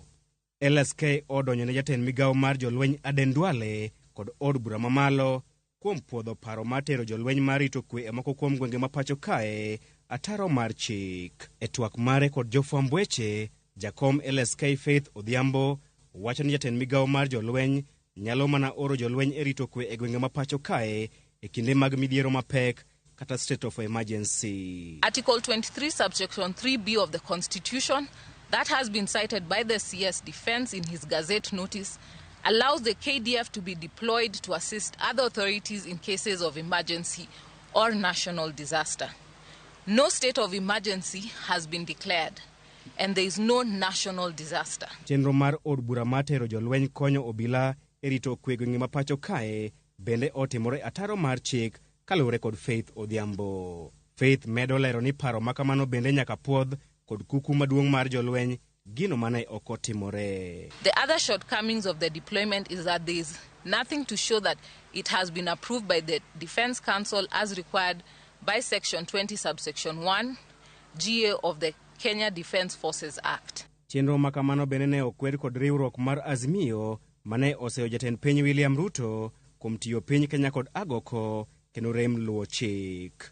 He has gone further to declare martial law and in the process deployed the military and therefore war against his own citizens. This is unacceptable, as indeed it is unconstitutional. You know, it's ironical to take the Kenya police to Haiti to go and restore peace in Haiti, and at the same time you are deploying military to restore peace in Kenya. Mabiro bang' jo od bura puodho parono okinyi makawuono e chenro mane opong' kod ywaro kod adhong' e kind jo od bura mag Kenya Kwanza kod Azimio. I was at the National Assembly this morning, of which there was no proper communication about the sitting, and I want to remind the Speaker, Moses Wetangula, that some few years ago, you were in the same space where the opposition leaders are seated. Ni nyoro jolweny nyo ogoloko. Sama nyo koro mogo ohingo pig teko. To golo jolweny oko nyo en nyo kolore kod chik mar Kenya. Sana sana pen chike. Madwaro nu kapuk jolweny ogolo oko mondo orakre kod raia to nyaka od bura mamalo kata bunge puodho. Koro kane gifwenyo kamano miyo ne giringo mondo gikel twak e od bura kawuono kiny mondo mi githuolo kata teko mar dhi mbele gima gitimono. To ono wacho mana gima kan gima kare. Omiyo ne wapingo motegno wachno nikech sani gima timore Kenya kaendi en jong'anyo dhi mbele gi ng'anyo e yo mamuol mok dwar mondo oketie jolweny kata matin. Polis oromo tiyo tijno. Wachore ni kata kwan jo od bura madwarore e puodho chenro makamano ne onge e od bura. Twak makamano wachore ne okawo thuolo mar dakika 30 kende kendo jo od bura ne okomi thuolo malong'o mar twak e wi paro makamano. Midhiero mag chandruok dhi nyime kod luwo jatend piny William Ruto bang' doho riwruok mar okinde kaachiel kod josiasa mag Azimio kwedo mokalo okang' mare mar tero jolweny e gwenge mopogore opogore ma pacho kae mar kedo kod jong'anyo machiwo ng'ur margi e wi chik mar omenda mar 2024. Chris Owino, Ramogi TV, Nairobi. Nyakorom gajuang mane kaka chenro makamano nitiere odiochieng' manyoro bang' jod bura ma pacho ka puodho jolwenya mar mondo mikoro dhi okonyo bila mano mar rito jong'anyo. Kata kamano okiny makawuono nitiere gi okinde ka nyakorom gajuang' ma bende biro bedo ka konyowa mano mar fuona nena pende chike ma pacho ka mar mondo mi gikony jopiny mar golo odoke itwa mar mondo mi wafunu matuti jolweny nyalo mana gol e kinde machalo nade. Antiere ka gi okinyo jabungu inyalo moso jopiny. Amoso jopiny Sharon Amor kum biro kae kendo. Ero kama na inyama no kili kama loko kinyo jabungu binanchiri gyo kila gada guko gada machigni. Kweru joka nyanam arwaku kendo walerre mondo wawinj kaka wanyalo tayo penywa ka waluwo chike kaka di. Gada mana kachako kodi aneno kintiere pod gi ribona mano ma kalapapo ne nyalo mana fono na jopiny nikech aseneno ko kinde rwake nenore ni jabungu ino wilegi kalapapo ni en ma wambe wane ng'anyo mar wakinde kaka wang'eyo tarik 13 nitiere jang'ad bura manogo gi lisasi kendo manonegi to kendo higa 2016 be nitiere okil manonegi kane luwo ratich client ne koro dwe ni en dwe ma wakinde te Kenya kae observe ga kwa paro godo jowetewa mosenegi kata moseyudo hinyruok e line mar tich. Gino mara ni japiny winjo makare makoro ka oneno ribbon makamano kiko par ni en ribbon moketa kanyo mano mar sifa. Kata kamano wachaka network marwa golo jolwenye e kambi. Odiochieng' makawuono ng'ino biro bedo kwang'iyo kaka piny Kenya biro bedo karingo kaluwore kod ng'anyo ma bende ochan tim e kor gwenge mopogore opogore pacho ka. Chutho bure Nairobi ka ng'anyo ma bende ochan tim nyaka kar jot mano mar jatend piny Kenya. Kata kamano motelo ne ng'anyo makamago bende niwinjo kanyo ka jatend piny Kenya kachako kodi Okinyo Jabungu. Nowacho kanyo ni koro jolweny mag KDF ibiro bed ka igolo mano mar siro obila mano mar gayo jong'anyo. Chik wacho nang'o? Problem wan go Sharon maduong' en luwo chik. Nikech gini nochako gi Aden Duale. Mano wacho ni pend chike manotiyogo mar golo jolweny en instances mag disaster kata state of emergency. Onge emergency mora mosebedo declared ni Kenya ni state of emergency. To onge kamoro ma disaster moro ma wan go e piny ni madwaro jolweny owuog oko. Koro confusion ochako wuok bang'e nyoro gokinyi. Iwinjo koro be bunge dwa ratify gini. Koro bunge ok nyal ratify gimoro ma CS ma defense nigi direct say. Bunge nyalo ratify situation ma koro jolweny biro konyo gine mar konyo police. State of emergency. State of emergency ne onge state of emergency mosebedo declared.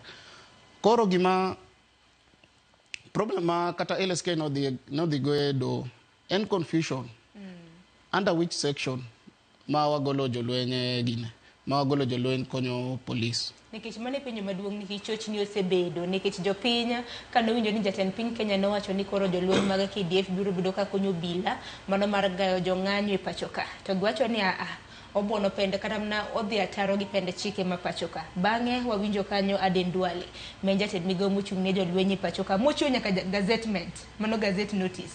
Odiochieng' manyoro nyaka rom gajwang' jod bura bende neno kanyo kanopuodho dwaro mano mar jolweny e pacho ka mano mar wuok e kambi mar gayo jong'anyo. Koro en chochni mar paro ka makoro ka doho koro chunge ng'ini kawuono nitiere gi hearing nitiere winjo iwacho ni bura makamani biro bed kiwinje doho odiochieng' makawuono gada. Nitiere gini roma bindo kil kama loka wadu mano Okinyo Jabungu osebedo ka wacho state of emergency.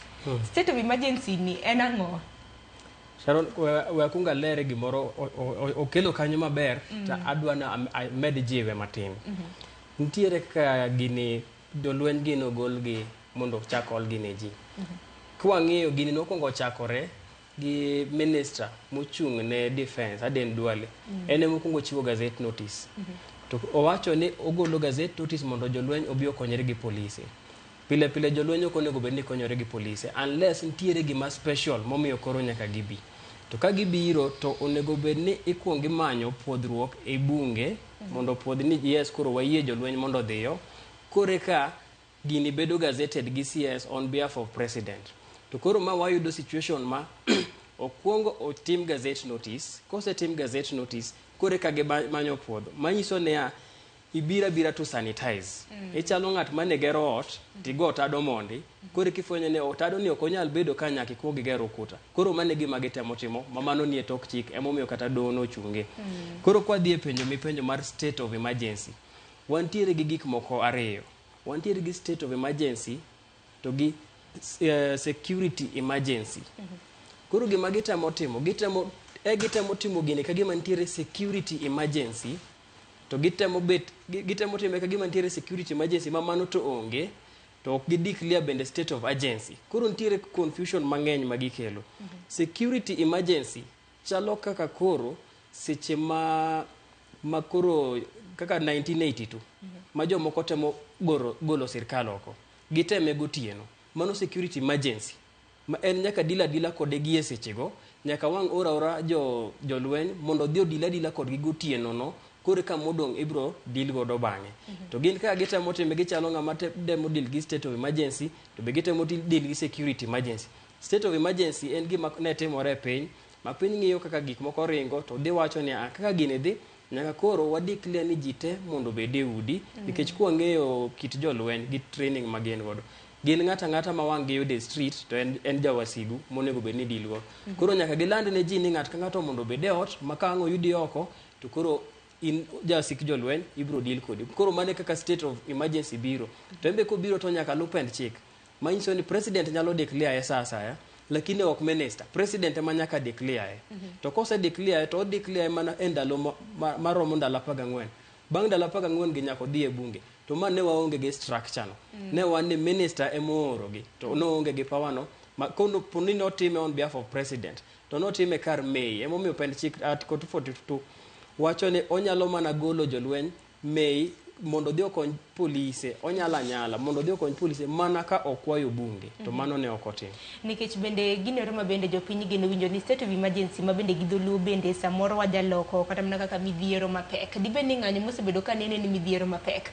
nikech chutho kana neno gima bende notimore e ng'anyo ma bende notimore juma ni Nyakorom Gajwang' kana jo ng'anyo odonjo nyaka e od bura maduong' ma pacho ka iwacho ni kaluwore kod pend chike kata mana katiba nitiere apise ma bende oriti gi katiba achiel kuomgi en od bura maduong' mano National Assembly kanyakla kod State House dibed ni makoro piny owacho samoro declare ni mano state of emergency bende mano midhiero ok apar ni ka ng'anyo ma bagore sani ochopo kama ker nyalo luongo state of emergency nikech jong'anyo onge ng'ama oting'o kata bunde kikelo jolweny magi joma kia goyo ng'ato gi arungu kata gi tear gas onge training moro ma jalweny odhi ni gigoyo ng'ato gi rungu kata tear gas jalweny en mana bunde to koro ere kaka jalweny nyalo biro ni ogoyi gi bunde tin in mana gi kidi iting'o mana placard moro ma express nimi nyalo wacho jolweny nyalo biro mana kama jopiny koro English wacho ni subversion koro un bo tingo bunde ugo police un bo armed un gi grenade kanyo ma jalweny nyalo bire nikech kin kamano you have directly declared ni okiero Kenya itingo bunde igo police but kama koro in mana gi kidi ok nyal loyo police obedo trained wach ng'anyo emineno police biro ga girwako ga shield moro igine kae mago jolweny ok timga police tingo ga rungu koro gimon onego wapenjre kata ka dhi do wapenjre penj achiel kama wachopeni gini oseho police makoro adwa jolweny mondo odonje gini dong samoro ineno ni samoro jopiny no bembo bila modonje od bura koro gineno jolweny ma samoro nyalo gayo jong'anyo at the same time Sharon wangi Ruto nowacho ni wan gi polise mang'eny nyocha nosekawo polis 400 otero Haiti koro gima wacho directly ni wan gi capacity police nigi capacity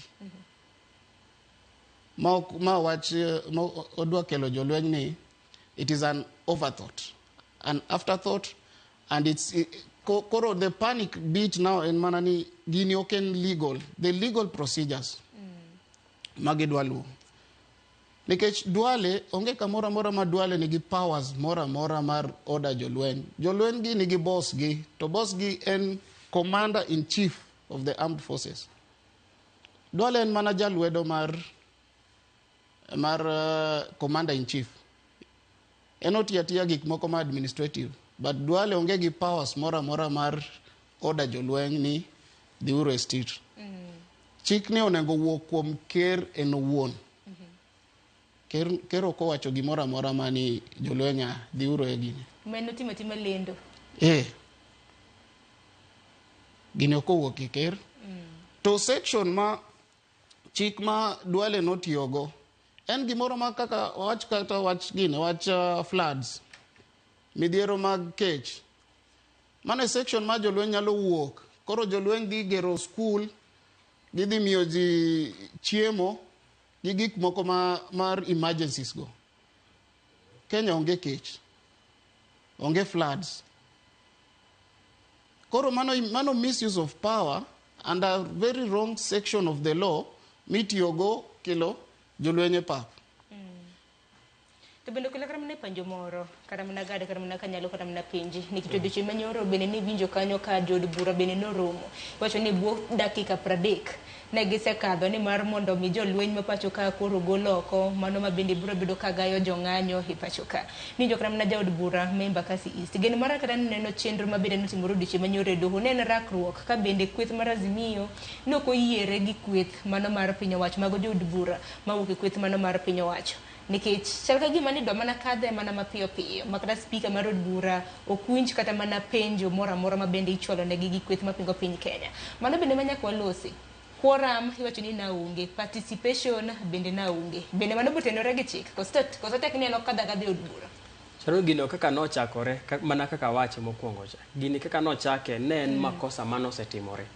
Koro king'iyo kaka jatend piny ta Kenya ineno ka gimoro mosebedo kotimo en makosa to kotemo notimo mato kendo koro en makosa gimo chako osepukore to kitemo ywe kama koro medo malilo dierot e gima wayudo katimore ka nikech bunge kaka onego bed ni tiyo onego bed ni bunge nyaka migi notice moromo mano namba 1 mondo gibi notice moromo ni ka gisebiro nyaka wabed gi quorum mar debate nyaka wabed gi quorum mar voting magitene onge kaeto kendo bunge joka represent wa maiso ni mondo bunge na dhi wuoye e wi gima wadwaro nyaka tim gimiluongo ni public participation gi jogene constituents ne notice ni nogole saa 2 otieno to nyoro kinyi ji ne wuoyo an bunge na en Milima Bona Odhiambo en Nairobi sadi mang'ani ne nyalo bedo ni otime public participation gi jo Suba North mano ne onge maiso ni gimoro amora mane timo kacha ni time mana mar luoko makosa mosetimore tok mar luwo pend chik.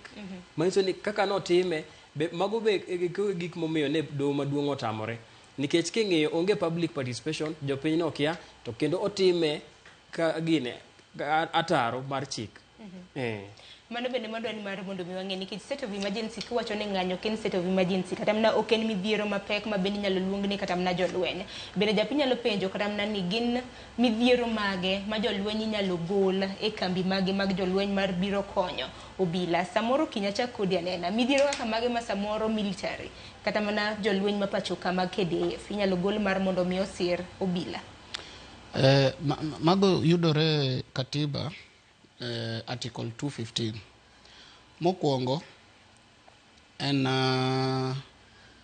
emergencies emerging situations neneno kata gima notimore gi oula manosombo ji Maimahiu jolweny ema dhi konyo jopiny kocha.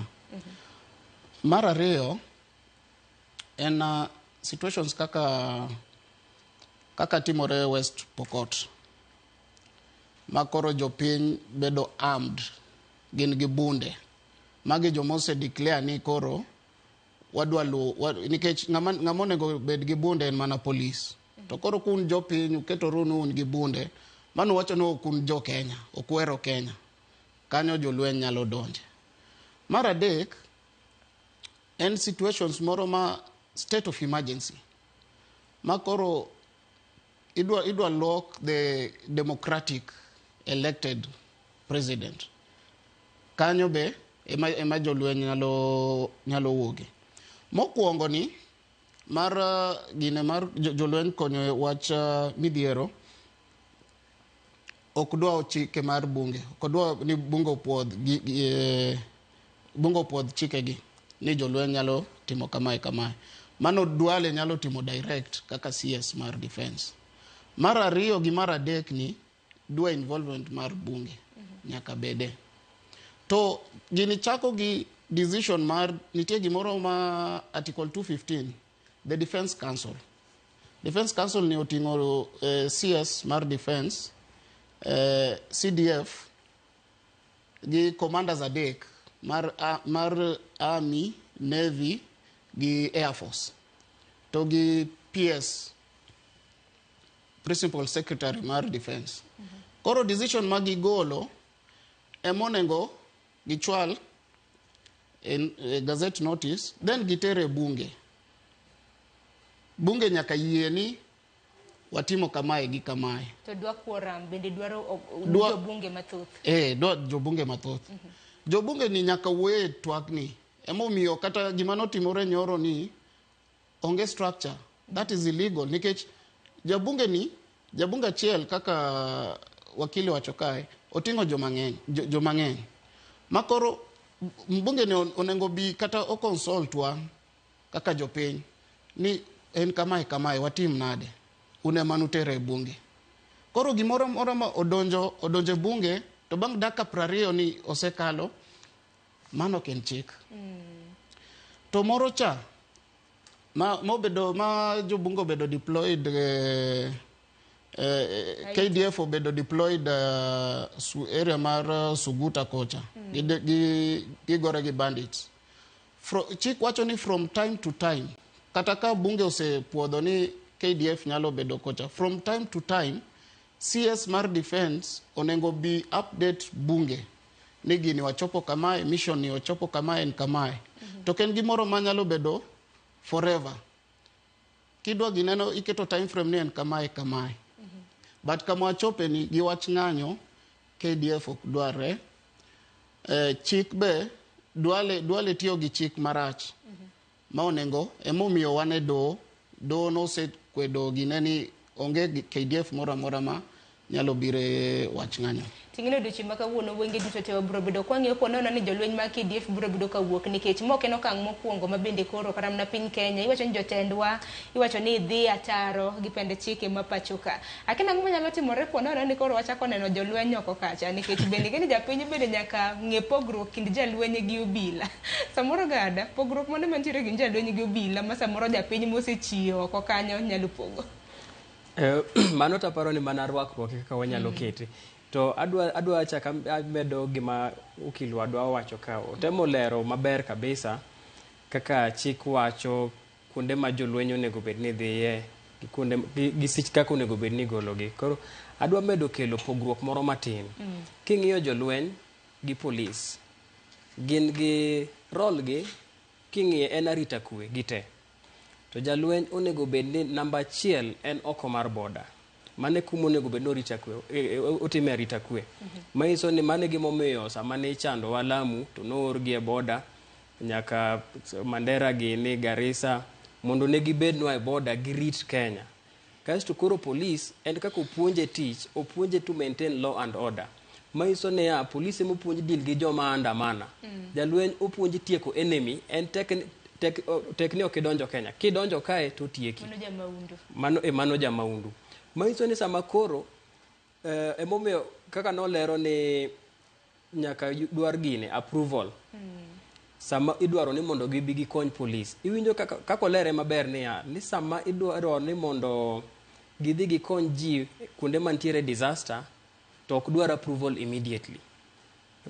Cabinet secretary nyalo wacha ni mondo gidhi gi kony ji mayu to gidhi adhiya. Lakini sama idwaro ni gi kony police ang'o momiyo ma dwaro ni sama idwaro ni gidhi gi kony police to nyaka gibi gi consult bunge nikech onyiso nyaka convince bunge ni police ok nyal manage that security situation makoro nyaka jolweny man gi higher training ema donje. Koro mane momiyo nyaka sasa ma idwaro ni gi kony bunge to nyaka gibi gi donje. Mane dwa lero kae to gi koro jolweny gi sechege e penjo mani penjo ne ere kaka jo piny dipogo gi. Jolweny kaka usewinjo en tich nego tieko jawasigu. Koro ka angi neno nikech gimbe gibro lando to kata mana mtokni gi ntiere kaka number plate gi gin ok en GK mondiki ma kawaida number plate ma ji ong'iyo godo. Kata rwakruok gi udhi neno kopogore. Jolweny be kik expect ni udhi neno koting'o nurungu En ka wang' oyudi to koro ibro yudo ka weche opogore. Ok giting' kata tear gas. Ok Malungo wang'. Ok giting' kata tear gas. Koro kichake ng'eyo nitiere situations moko ma iwacho ni gini pod en illegal. Jolweny nok onego bed ni luongo kae. King'iyo gima joma ng'anyo ne osebedo ka wacho. Nyithindo gi osebedo ka ywak ni reject finance bill. Nyithindo gi onge kamoro amora mane gisewache ni gin koro ok gin jo Kenya. To ndalo moko kidok chien nyaka higa 2012 ne wan gi kambi moro group moro Mombasa mane wacho ni pwani si Kenya. Onge chieng' moro amora kata dichiel mane ornegi jolweny. To magi jok mane threaten bedo kanyakla mar piny Kenya. To ne ok ornegi jolweny nikech kama ne gigike ne pok gigik kamoro ma koro gibedo declared enemy. To joma osebedo ka ng'anyo gi onge ng'ata ng'ata mosebedo ka ting'o kidi, onge ng'ata ng'ata mosebedo koting'o gir lweny moro amora, kae to koro idwa ornegi jolweny matiyo mana gi bunde to gi lisas. Koro mago gik maketo gini mondo obed top pen chik. Nikech jopiny bende ne nitiere gi buok nikech kaluwore kod ng'anyo ma bende notim mar atipe kor gwenge mopogore opogore pacho ka noneno thoye ma bende nobedo to thoye ma kama bende niseyo godo obila ni obila bende manochielo jong'anyo gi bunde kata mana magina. Koro jopiny na pinyo ni to koro jolweny koor to nyithindo bende gin iwacho ni tindi luongi ni generation Z mago ji rowere ma osebedo kata mana ka ng'anyo kineno thothgi gin mana rowere iwacho ni millennials gi generation Z. Koro kuluong jolweny biro bedo e yo machal nade. Kata kamano odiochieng' ma kawuono wan Akicha Nyakwarum Gejwang' wantiere gi jofwambo magwa e konde mopogore opogore iwacho ni e gwenge magwa ma Kaluo, Nairobi ka bende wabiro bedo gi jofwambo magwa nyaka kar jot mano mar jatend piny Kenya kwaluo ni ng'anyo maket kod mano ma samoro nyalo chana kata oyo. Wan warito mana ng'eyo nikech wan wang'i to bende wan iti. Nitiere gimoro bende mabende niwacho ni Defense Council approval mabende na Njoka Faith Odhiambo ma en jakom ma LSK bende nowacho. Iwacho ni kuku maduong' mano mar jolweny nyaka puodh. Koro meaning ni nitiere hierarchy ka. Makata kuku maduong' mano mar jolweny, mano Defense Council bende koro na onge kata mna e weche madhi nyime gi donge. Okinyo. Ineno kaka Duale no golo gazette notice no. Onengo owache maber ni with the approval nikech en chairman mar the Defense Council. Onengo wache ni with the approval of the Defense Council. Chik no gazette notice no Duale wacha ni okot mana section mar chike. But oge gimoro amora ma onge kata evidence moro amora mana ni the Defense Council sat. Defense Council gigo twak gibiro gi winjruok ni wadhi timo kamae. To kanyo ma policy mar gimoro amora ma tiyo gi KDF chakore gi kanyo. To koro ka onge gino to mano katiba ma wacho kamano. Ni gimoro amora ma involve KDF onengo chagi Defense Council. Ne onge. Duale otiatia kien. To odwa ni wawinje. To section ma Duale ni botiatia kien kaka na wacho cha. En mar disaster. Emerging issues. Okay, state of emergency. Koro eng'anyo ni ma ok disaster. Ma okwane disaster. Midhiero maduong'. Onge floods. Onge ula masombo ji Nairobi kae. Madwa ni jolwenyo. To koso monjo od bura midhiero maduong'. Kako kile giwango kile neno ni monjo mana bed jopiny no monjo godo od bura chieng' tich ariyo nyalo bedo midhiero maduong'. Nikech en achiel kuom apise ma bende orit kod chik. Ok nyal bedo nikech state of emergency en jomoko ma ok dwa Kenya. An kase declare ni ok an ja Kenya, tachako kata goyi kamae. Atingo bunde, mana an enemy of Kenya. Ok an ja Kenya. Kanyo ema onego achake. Joka gima ne notero gi bunge, ok ni ogidwa jo bunge, ok ni ogidwa Kenya, then reject finance bill. Ok ne gidonje bunge ni wanwadwa kao Kenya, wanwadwa loko serikal. Gidonja mana nikech jo bunge ne discuss watch finance bill. Gidonje bunge gi watch ni okwadwa finance bill. Koro mano ok nyal onge threshold mora manyalo give rise to state of emergency kaka ne gitimono. Parni dichi manyoro bende jatend mana kinyalo mana medo gado. Yes, anyalo medo matin. nitie kaka state of emergency onego bed ni timo to gi kaka declaration ni onego bed ni time. Ineno kama wan wachiwa ni jolweny mondo bi kore kaka ochako winjo ka ji wuoyo koko chako temo loso gik moko. Koro nitiere kaka jolweny nyalo bedo deployed e situation mano temo ni to gi kaka obedo deployed a state of emergency. A situation ni nonego bed ni security defense council kung bedo piny. To kose bedo piny to wacho ni koro wadwaro ni mondo waor jolweny. To kose wacho ni wadwaro ni mondo waor jolweny to gidhi e bunge. Gi pass resolution kaka defense council to gitero resolution gini e bunge. To ka gisetere bunge ma bunge odibete mopuodhe kore ko bedo gazetted kaka no gazete ni. Koro mano achiel mano makosa mano timore.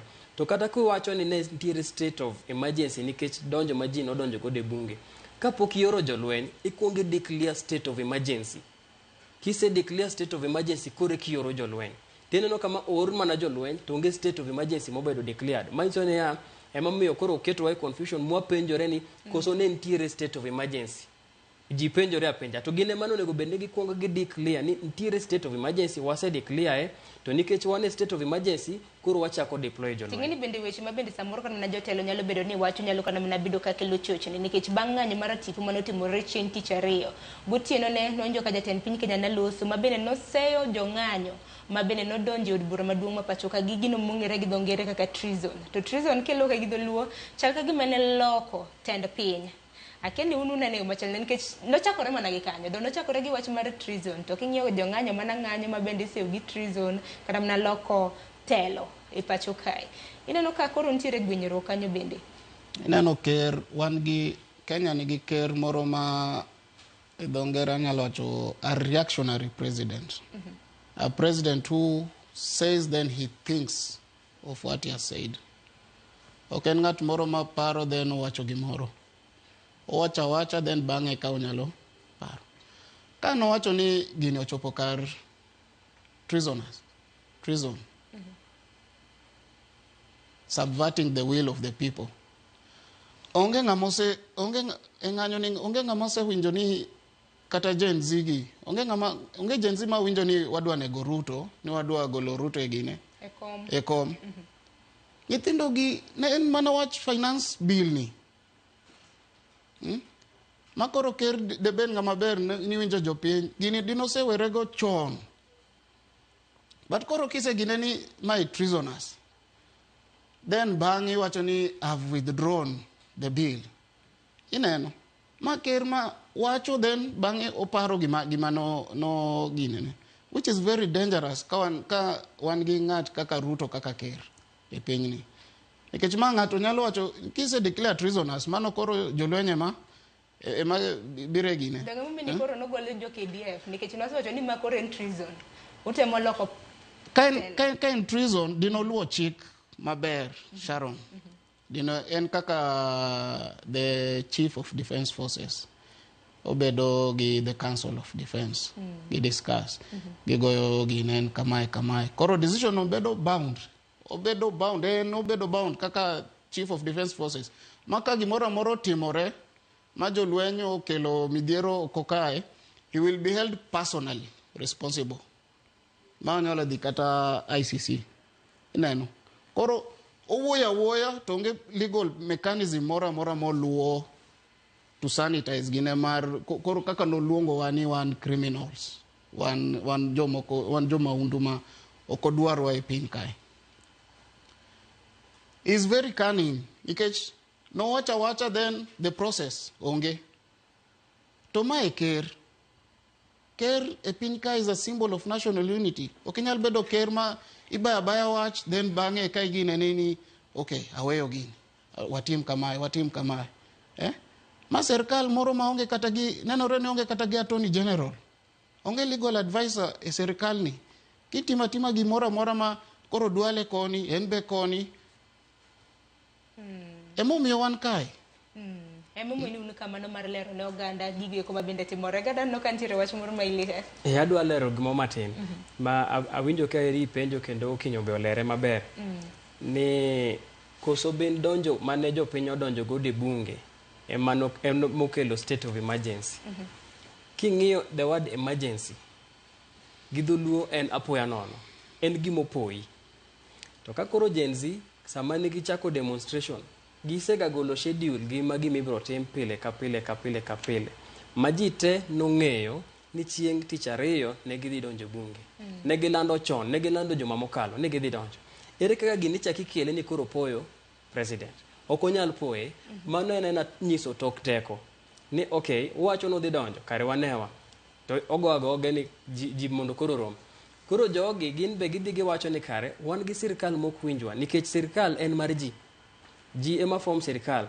Ki chako wacho ne sirkal gimedwaro tiwinjo ka sirkal ok dwa winji. Then nyaka koro ikaw action mondo gine ni kare imin gimiwacho. Kiwacho ni ok idwar finance bill, to kine ka gidwa kete piny. To kare kon gimoro ma gidhi neno tangibly. Kon gini kare wabire bunge. Emomiyo koro jopiny nopango negi chon ni dhi e bunge. Kupo ni ne wan gi president ma winjo gima jopiny wacho.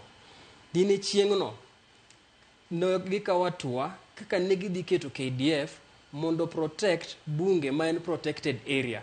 Nonego bed nigi protect gi KDF kapok gini notimore. Tineno ka koro gin girito ka jopiny osedhi modonjo koro ka gibiro ni koro state of emergency ni koro gidwa chako protect. Koro en sirkal moro matimo gik moko kore ka paro mana kaka Okinyo wacho.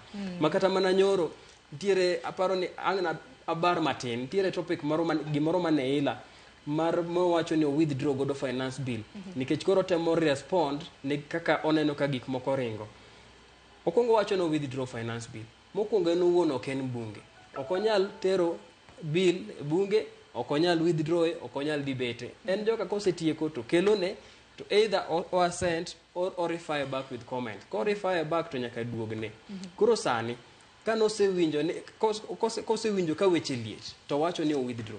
To chako winjo ka jopiny wacho ni bana gine no ok nyal withdraw, in ok in bunge. Koro kopani kare kan bunge ok nyal withdraw, kare we refer back. To ko refer back to kono joka niya ni refer back, delete all the things. Ne in gi document mar let's say 200 pages ka zedni irucho gik moko te. To chik wacho ni kose refer mutieko debate kamano ko puodhe kaka no wacho no nikech koro recommend ni mondo ruch gik moko te. Koro kidwoko ne mondo koro dhi sign. Koro idwa tere document ma 200 pages moruch kila kitu mondo odhi sign ango. Koro mago gik moko mameyo nyaka waparane ni to ng'ama wan kode telon.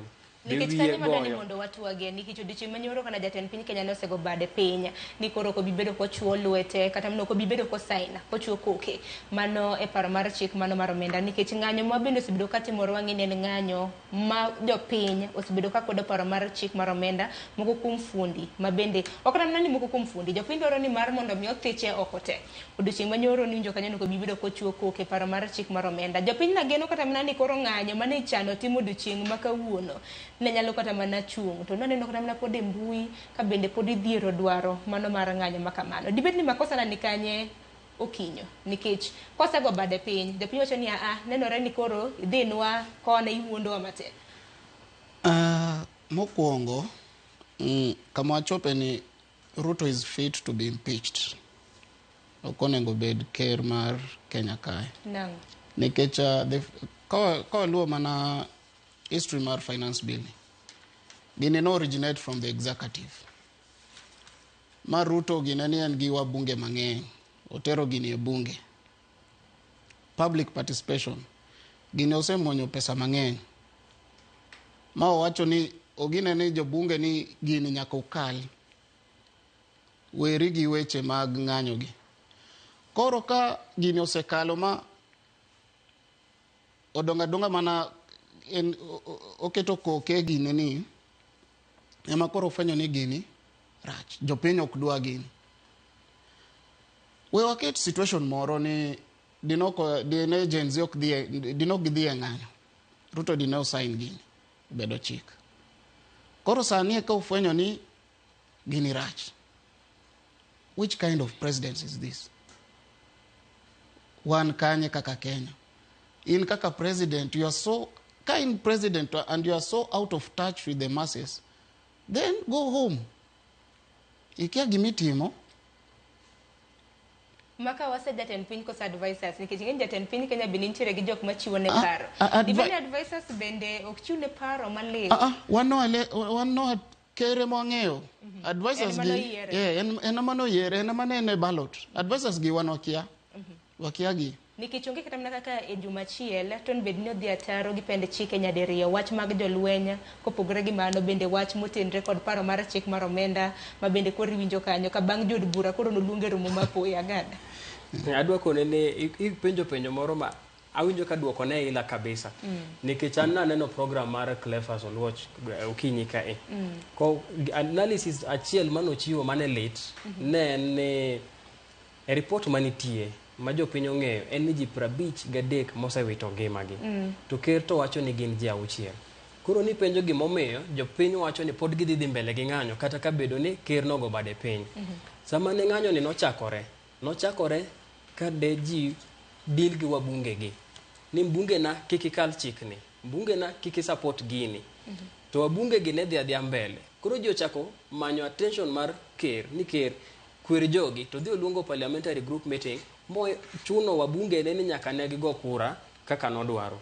Wabunge gi nodhi mogo kura ni to ka gisego kura ni seche gi te jopiny ne go koko ma ji ne solore street to nokodwa winjogi kae to bang'e to sami dhi go kura ni yudo ka jopiny ne ng'anyo tinego ji kose neg ji koro koduogo kose puk remo ni mondo koro oseyie koro delete gini to koro ngima ka ng'ama dhi duoko gi mane gimomiyo jopiny pod winjo ni gini ne wagore ne kos kos mane wagore ne ni jatelo ma wan godo kaka ker mokwongo ko winjwa chik bokolo koro nikech okolo chik to ko winjwa kendo sani koro osenegowa nikech ji temo krie sama irie sama timo makosa to ng'ato koni kae idhi marach rie kama tidhi nego ji to kisenego ji to kendo koro gima ne wang'o ji an nabedo nyaka gimoro saa 8 otieno kana winjo kaka ji ne wuoyo online iluongo ni space iwinjo ka gima wang'o ji mogik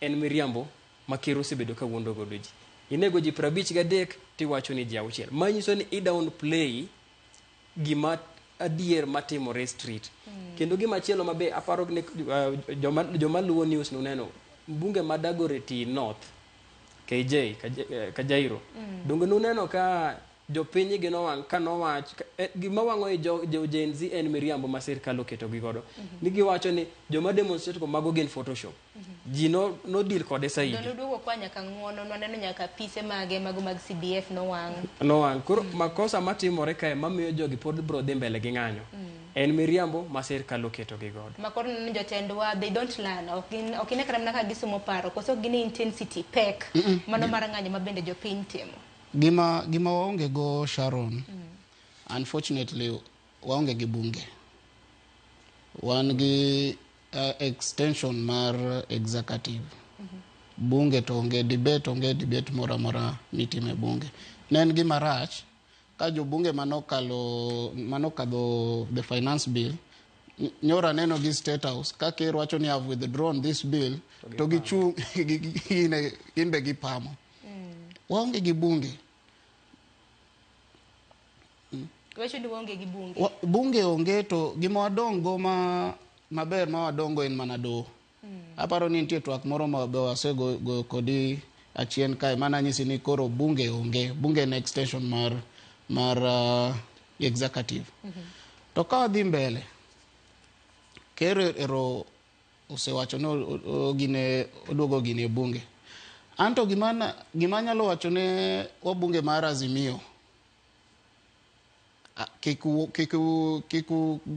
kiku support amendment mora koro sani ker gi arrogance manen gocha ni en gi wabunge mang'eny we wane kamobodhie nikech for amendments ma ker wacho ni odwa tere bunge e ka gikale bunge ker dwa 2/3 of the MPs no segoya goge ni en gi majority koro gima nyalo wacho ne wabunge mar Azimio kata bunge kigidhi amendments gi we jo Jubilee jo Kenya Kwanza githo gini we gini obed chik nikech jo Azimio ne gisekono jogi chon gini en kamae wano winjo jopiny yawa gini okochuno wadhi uru mos nyithindo magoyo koko kae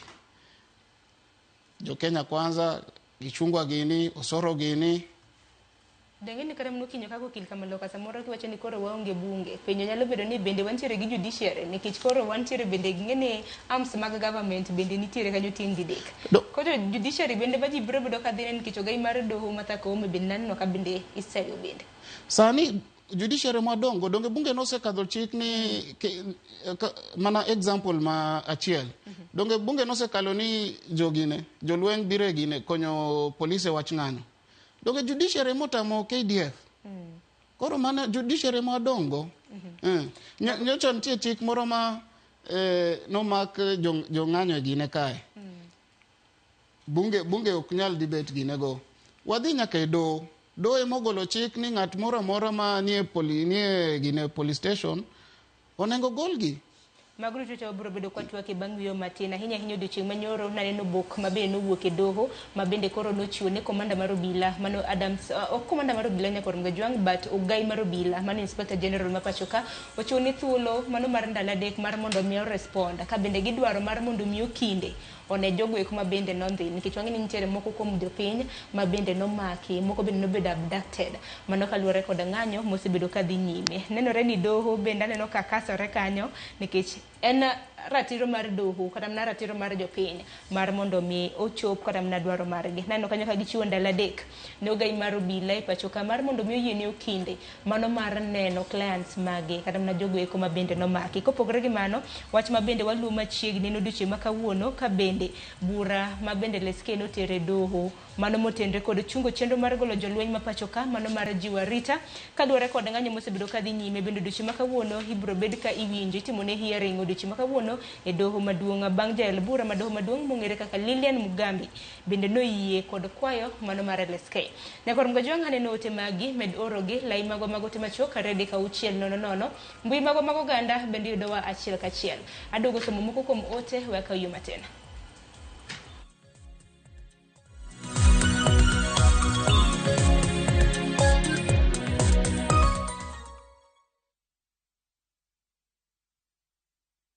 Want a break from the hustle of everyday life? Come experience the wilderness of the Mara by enjoying the 30% discount exclusive only to View Travel clients. Embark on adventurous game drives, enjoy picnic lunches, and later relax to a chilled evening. Get to enjoy daily safari departures to the Mara Sopa Lodge for only 22,500 Kenya shillings for a 3-day safari. You cannot get a better deal than this. Call 0703 254 or visit viewtravel.com and let View Travel be your guide into the wild. View Travel. Dream, explore, discover. It's a thing of beauty. So easy to use. It's just so easy to find what you're looking for. You know what? I just love the download option. I always have something for my private jet. Is the quality good though? What about network issues? You just have to change the data settings and presto. How much is it again? Just 300 bob a month. Just 3 bubbles of champagne. That's more like 1 bubble. Shika the new Showmax app today for all your favorite local, international, and kids hit shows and movies from just 300 shillings a month. Shika Showmax, streaming for Africa. Isn't it just air in there? There's really no champagne in the bubble. Girl, you know what we mean. Nyakwa Ramogi ne gin ji mahumbgi ne lach kane giloso oganda ne chiko itgi bende kama ne gikalie weche ne dong matho nuna nigo kot kamoro kachacha nogoy asama dwa wache to go kot to jibiro te Noero sort out dispute.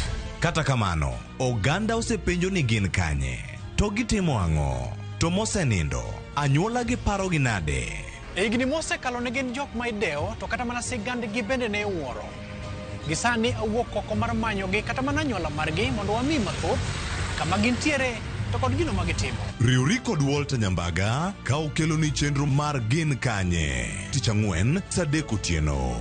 Kik bai.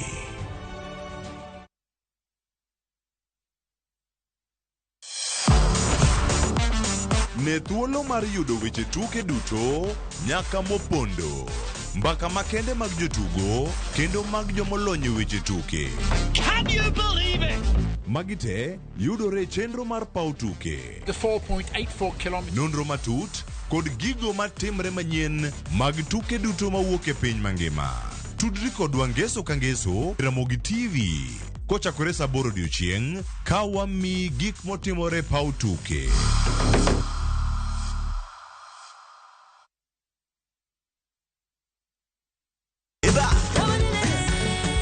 Be ikori mar chako wuoth e piny mar thum. Thumbe mane oloko tieng' mang'eny. Fwenyo sigendni, wende mag piny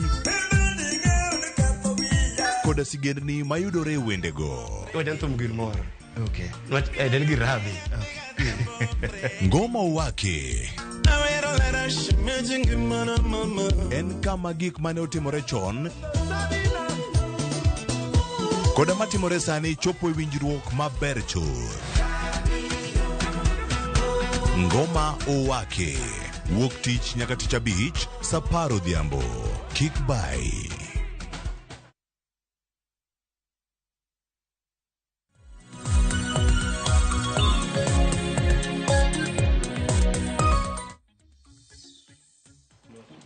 Nyakorom gajwang dakika na ngwen tok sario marokinyi machiegni kendo wadhi nyime gi twak marwa kiny makawuono thoro wach ma wantiere goden golo jolwenya e kambi ka bende koro piny owacho na oduche manyoro no kanyo kod bura no puodho mar mondo mi jolwenya oriwre kod obili pachoka mano mar gayo jong'anyo e pachoka. Kata kamano wach motenore kod ng'anyo bende waluoni machiegni oduche makawuono iwacho ni 7 days of rage kawuono cha day 7 donge kaluwore kod milome mabende nogol kanyo gi rowere ni gibiro bedo ka gidhi e kar jot mar jatend piny Kenya. To parni magi duto timore oduche manyoro no kanyo ka jatend piny Kenya bende koro nogoyo bade piny ka bende koro wacho ni paro mar chik mar omenda ok obi bedo kochwe koke. Weche to ng'eny kata kamano biro bedo kasomo moko kuom ote ka kasomo ote moko kuom ote no ka penjo moro ntiere ka ni wacho ni KDF onge tear gas, no water cannons, they simply shoot to kill. In our situation, are they coming to kill civilians? Mane penjo maduong' kaluwore kod nek mabende waseneno. Koro dibede ne kele jolweny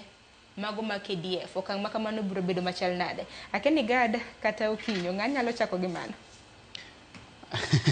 Na kaka na lero cha KDF ok deal ga gi ja Kenya. Inyalo bedo in ja Kenya but he declare lweny against your own government in armed. Kanyo ma KDF nyalo deal kodi. But kama chopeni okapar ni emomiyo kata LSK odhiedo poko chopo kamoro mani koro wadwa KDF. We jogi obede kambi. Nikech kata ka KDF odonjo Nairobi kae gin gi bunde. Wan ong'eyo police, nitie Central Police, Railways Police, jogi ong'eyo CBD kaka wawuothoga. KDF ngamo train le bungu. Koro ko biro Nairobi, KDF kia kata yo, kia kata Luthuli Avenue, kia kata Kanye.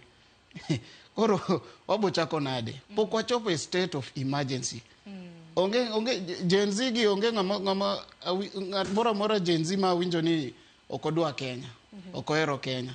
Nyithindo go gihero Kenya ma tek. Emomiyo gidwa mana share gi. Gidwa mondo serikal winjgi. Nyithindo gi ok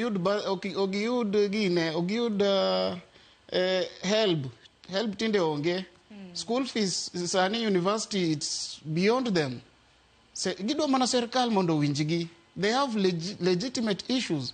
But penjo mabende jopiny medo penjo ka ni KDF gin girito mana joma undu to bende wang'e adiera jolweny ma KDF bende mirito ge mitero ge missions kata mana kaka piny Kenya notero Somali watero Congo e kin pinje mamoko. Ambe we aduoke penjo no in a very simple way. Adwa toye kabisa. Police kata ka in Homa Bay kamae ntiere Homa Bay Central Police Station.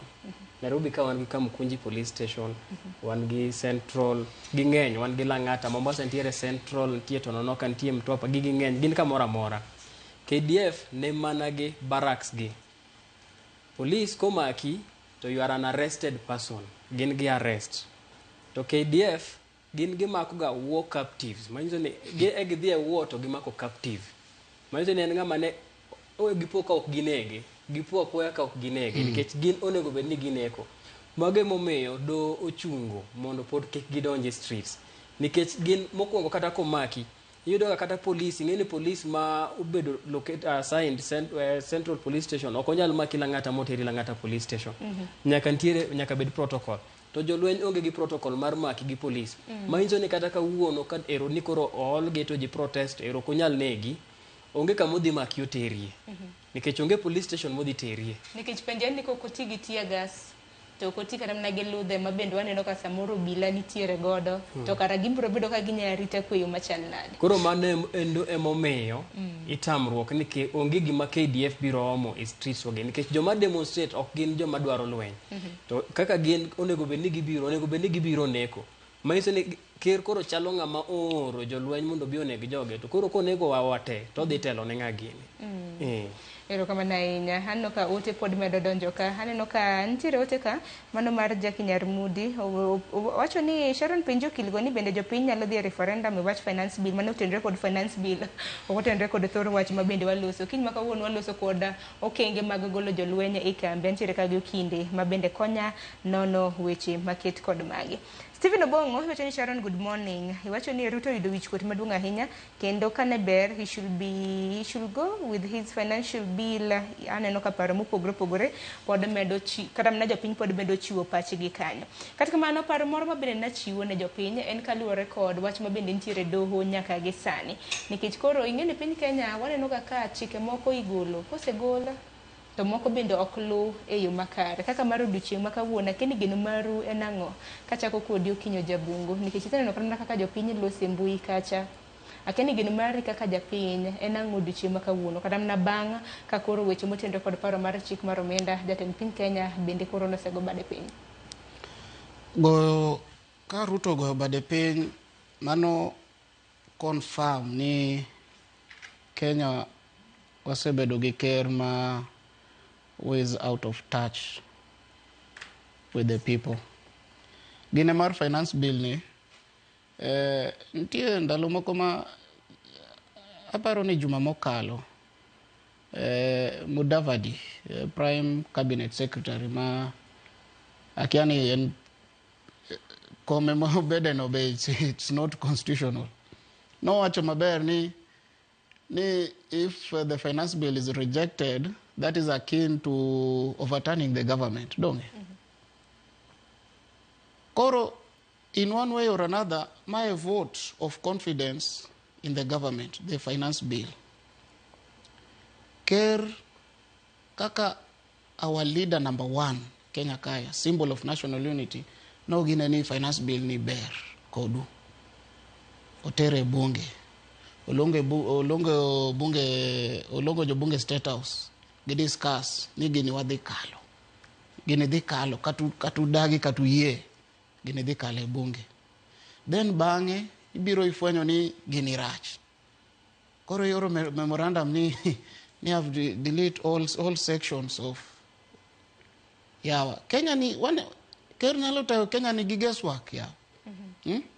Ni kauni wacho gini kinyi wacho mai. Kauni wacho mai kinyi wacho mai. Kauna an terrorist, Kenya an nationalist. Kauna an criminal, Kenya an shuja. Ker onengo bed ngat moro ma if you are a leader, you take sides and you die by that side.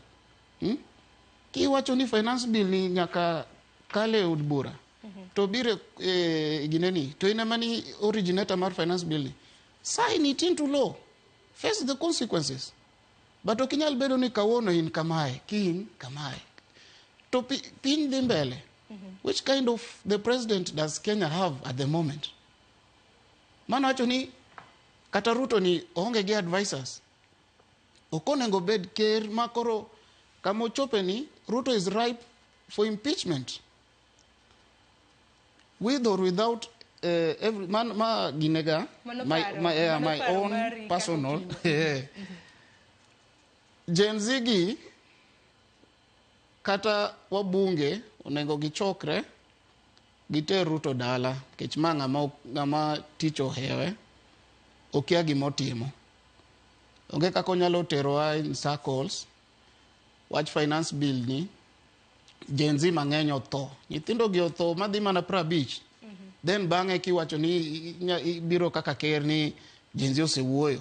Isewuoyo to nyithindo otho. To nyithindo gi kata ka gini poko donjo od bura ne gikoni maber ni gini reject gini. Okodwa gini. Okodwa amendment mora mora. Kenya okrum. Kata ka onge gi finance bill ni Kenya okrum. Waero Kenya. Ero kama na inya donga sema nemo ko kuomote koso kade minyalo duoko mana mapiyo piyo kapok asomo moko. Nadwa mana medo gimoro kanyo owacho. Ni makosa manotimore en ni ker nyalo keto jo Kenya institution kuri ngene wasedhi kama karibu dwe achiel. Wabunge magin karibu 350 gi wiye osebedo ka bedo gi sittings ka gi discuss bill ni. Sama gi discuss bill to winjo ka jopiny wacho ni gini watamore gini ok wadwar. To sechegi wabunge chamo sitting allowance karibu 10,000 ng'at ka ng'ato per sitting. Kuro pes gi te maizo ni ma kere mane terowa to watiyo gi pesa ni to wakwere ni gini ok odwa tiyo gi pesa ni to pod odhi mana kode mbele. Kuro wadhi mo wagik point ma koro ker nyiso ji kaka en clueless. Kane ng'iyo sama ne consider speech neno no wacho ni kuro sani odhi bedo piny gi Gen Z gi kanisni to gi stakeholders tema moko mondo ji owinjre or mondo gi advice kaka gidwaro joma ne ng'anyo gi Gen Z ni mondo o finance part mar budget modong deficit cha. Maiso ni wan gi president moyiere to bede kom to kia kako nyalo finance part mar budget ne. Manyiso ni wan gi president mokia kako nyalo timo tich momiyo yiere obede office. Mane momiyo gini en a vote of no confidence against the president kaka no se yieno. O miyo a vote of no confidence kenda nyalo koni okan janabi but tiere gik moko ma timore ma iwacho ni history repeats itself. Ntie gimoro ma kotimore dhano kaka nochako wuotho gi tielo ariyo kata ndalo Plato gini ne giwuotho gi tielo ariyo ndalo Yesu gini ne giwuotho gi tielo ariyo wambe pod wuotho gi tielo ariyo kit dhano chalre kendo bro nuore monuore sani kaka Gen Z no se president no se chuno bill kuom ji to Gen Z oseng'anyo mo withdraw. Gimachielo kendo president dhi chak kelo ji dhi chak ng'anyo mo chako withdraw. Wadhi bedo gi president ma onge gimoro amora mano chako wache piny ma ji winji. Makoro kane wariek to kata en uwuon kane oriek to notimo gima ber honorably to resign to wes piny sudo. Nikech kaka wan ni iga manyien kendo dhi chak kel finance bill machielo. Jopiny dhi chak ng'anyo to tamore. Ma by the time watieko tamne koponi Nyasaye ogwedhe utieko. Tibiro yudo ka watieke gi budget gi finance bill or finance act mano kal last year. Mana kamanya korom gajuanga bende parni waluni ng'anyo mopogore opogore aneno kanyo tipo mopogore opogore ma bende jafwambo wadwa George Jome kaunti ma Migori oro mano kaluwore kod ng'anyo mano mar kwedo paro mar chik mar omenda maneno kanyo ka jopiny osechako e kaunti mano ma Migori aneno kanyo ka gisemoko tayas moyo ni tie gari mano e wanga peini mago ma Migori parni ka wan watudre koda ngino biro bedo kwatudre kode kata mna kwadhi nyime gi chenro magwa mar mondo mi olernwa ni enang'o matimore kanyo. En serio gi dakika 16 to jo Migori osemana moke gokinyi kok manya korom gajwang asoma ne moko kuom ote ma isebedo kioro ntiere moko kuom ote ma bedan no kanuore ka mabele jopiny dwaro mana clarification ler kaluwore kod thor wach mwantiere godo mar golo jolweny e kambi. Ntiere Ngwena Elias wacho ni Sharon oyawre jolweny gin joma jiwo kwe ne oganda jo Kenya mondo kik jo wasigu monjgi to kowinjore sirikand Ruto ni ti kodgi mondo gibed jo wasigu mar oganda jo Kenya magichiwo ne gi arita omiyo jolweny ma Kenya owinjore ti kod chikegi matayogi ok ni itiyo kodgi mano paro kanyo mochiw gi Ngwena Masi iwacho ni Sharon state of emergency enang'o gi dholuo state of emergency en midhiero mapek midhiero mapoya ero seler ni kanyo Masi Wuod Gunga iwacho ni Sharon morning KDF owe keti ka force moro iwacho ni owe keti ka force moro mitugo godo iwacho ni yie gi doho haya Jano maro iwacho ni what's the difference between security emergency and state of emergency aparo mano nwaselero to kata mano pod wanyalo mana fono negi nikech wantiere gi janeno magwa ma ok ayaw mbui samoro ka gi wang' jowi. Dennis Abila iwacho ni mago ka yiem nono made gitem kar chungo ng'anyo to jogi jimbe jok matemo loko loch onge ga sheria miluwo kodgi, gin ikedoga kodgi. Mano koro wach treason moro mar loko locha. Collins Onyango wacho ni chik rito jadhier Kenya kae, but once you're rich, chik ok ti. Aya, haparo ni mago gin moko kuom ote. Koso nitiere moro mapok asomo, aparo ni watieke mana gi kanyo. Ote mamoko abro bedo kasomo kwa dhi nyime gi twak makama. Koro haparo ni nitiere state of emergency and state of security pogruok ni kanyo, nikech ang'e ni wasebedo kwa lose e wach motenore gi mano. Gadi chaki kasto kinyo nyalo jiwo. Jawinjo, security emergency en gimoro ma jipo apaka gimoro timore ma gine matuomo arita kwe mar piny. Machalo kaka ji nyalo dhi nindo gotieno to wapo ka jatend jolweny o declare himself ni kore ne president to gise abduct president. Mano security emergency. Koro ibro yudo ka not jatend jolweny wuon but inyalo yudo ka jatend achiel kuom migepe mag lweny. Kech wan kod gi adek. Or jalweny moro amora kata mana ng'ata inyalo po kata ka ukinyo wakili kae owacho ni ene president chakre kiny to embe ntiere jeshi ne moro manokano kamoro. Koro mano koro en security emergency. Nikech koro ibiro kendo ichako go jopiny, ichako wacho ni ine president idwa dhi kawo state house. Mano security emergency maonge ng'ata mano pangone to threaten security mar piny mangima. Koro mano ibro or jolweny mondo bi odil gi jogo eko jok majiwo gino. To state of emergency ok ochuno ni nyaka obi mana gi wach mar security. Onyalo biro gi gimoro amora machalo kata mana tuo. Kaka seche mane wan gi corona kata sama wan gi swine flu, tuo moro maringo piyo. Jatend piny nyalo wacho ni sani koro wan gi state of emergency. Wan gi gimoro mopowa ma kok wa kontene to dhi muomowa. Koro nyalo declare ni ng'ato mondo bede ode mondo otem gi tamo tuo no kik sudi. Ng'ato mondo bede ode kato koro sechegi ibro or jo defense forces kata jo lwenjwa mondo kony e gik mopogore kaka ng'eyo ka be ng'ato ni ode, nikech wan gi jomoko mabe jomaundu manyalo mana dwaro spread tuo kong'e ni en go. Wan gi joma wacho ni ok atho kenda. Akeni buwinjo gi. Onyalo bukore ni en nyaka wuotha nyaka lande odwano dhi e supermarket. Koro state of emergency president dhi kete ni ng'ato nyaka bed kama entie. To kochuno bende ni state of emergency nyaka obedi the entire country. Inyalo kete in specific areas. Inyalo yud ka ntiere gimoro mane timore kata Mombasa. Tiwani koro jo Mombasa un koro nyaka ubed kae ma onge wuok or imiyo gi conditions gi. Koro mane state of emergency. Aparo ni lere kanyo maber donge koso ntiere kagida jiwe. Koso ntiere ote moro mabende akao mabende japiny moro wacho ni ni vizuri kupeleka polisi Haiti na huku Kenya anatutolea jeshi. Je, huu ni ungwana? Titus Wangigi Olo kiwuok Katiti. Wacho ni dholuota. Wakili kenyalo dwoko mano nikech mago be moko kuom ote mabende asebedo kaneno ka bende jopiny seyo kwan mago bila 400 mabende notere piny Haiti, mabende nosechopo nyaka e piny Haiti mano nyocha kusurucha. Mabende nosechopo kanyo. Koro jopiny penjo ni ka koro Haiti emioro negi obila to ganda mapacho ka kirego negi jolony. Wan gi kaka asebedo ka wacho ni wan gi serikal ma react then gi paro bang'e. Nikech onego police bed deployed internally. Police onego ritwa kaka jo Kenya internally. Police onge training ma police jo Haiti kaka seneno videos mang'eny. Jo Haiti gin armed, gin gi bunde, gin gi gangs.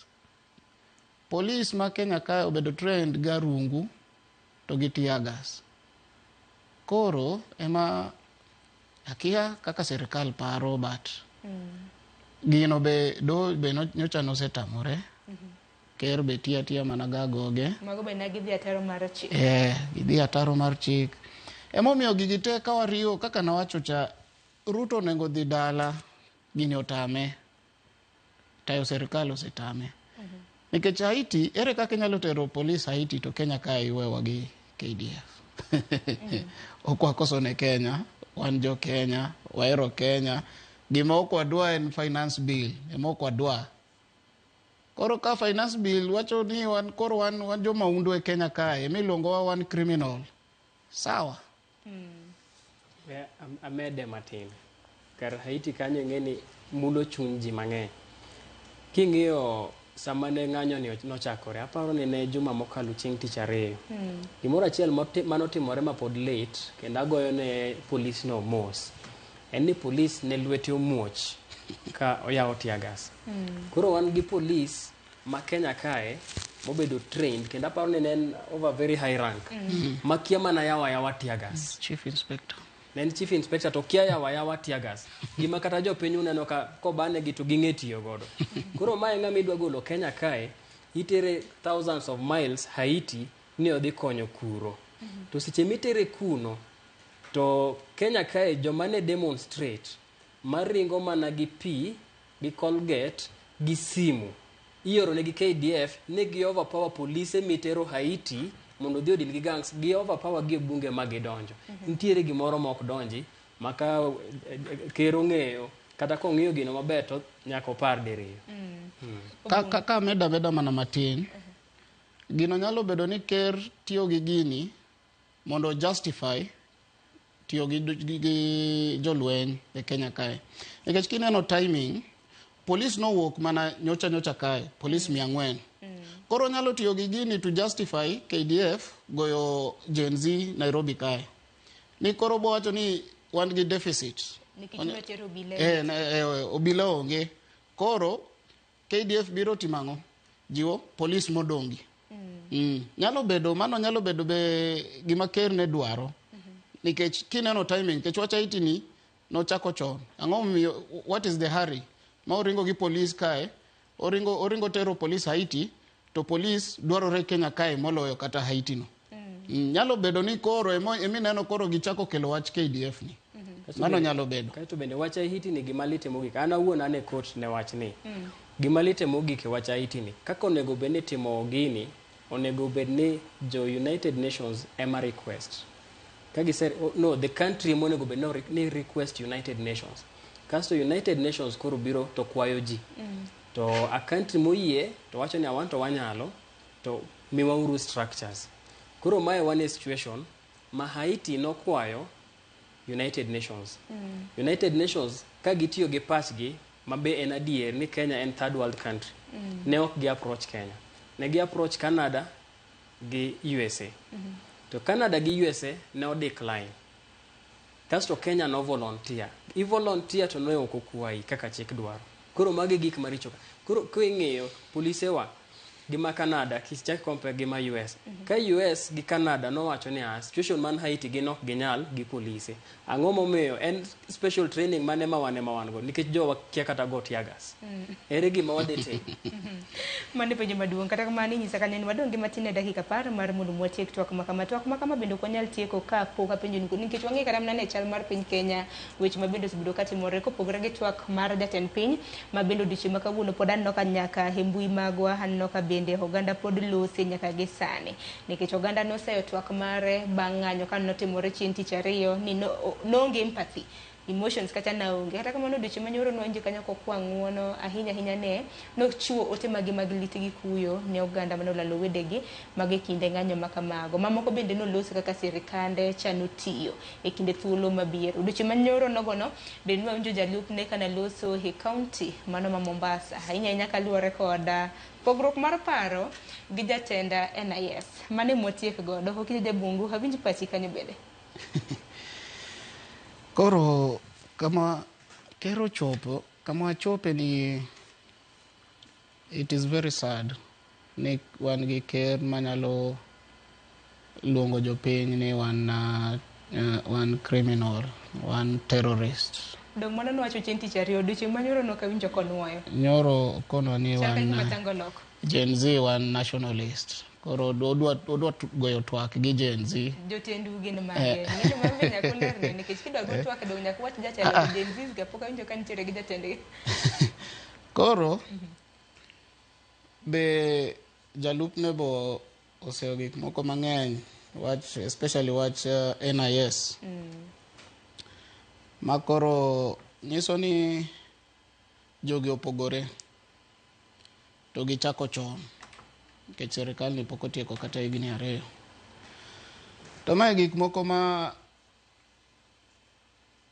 kata baba kasani baba onge. Baba osebedo ka wuoyo mang'eny nikech kiuloso serikal on the basis ni on tribal grounds onge kumobodhi.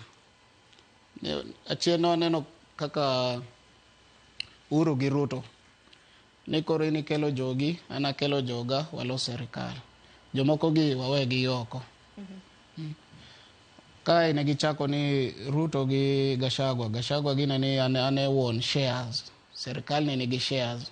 Joma nokugochonwa koro mano e president gi jalupne. Koro chopo kamoro ma kiani shares orumo, akia gima notimo gi. Doni joka no penjo ni koth na chako go wakanya kaka serikande Kenya Kwanza. Dongone gima nyalo. Akiani wa shares koro akiani nikech ochopo kamoro ma koro Ruto dhi gine toko dera kae dhi Kaluo odhi gine koro wakia gima noti but wabo ng'eyo nikech pok ochopo full blown.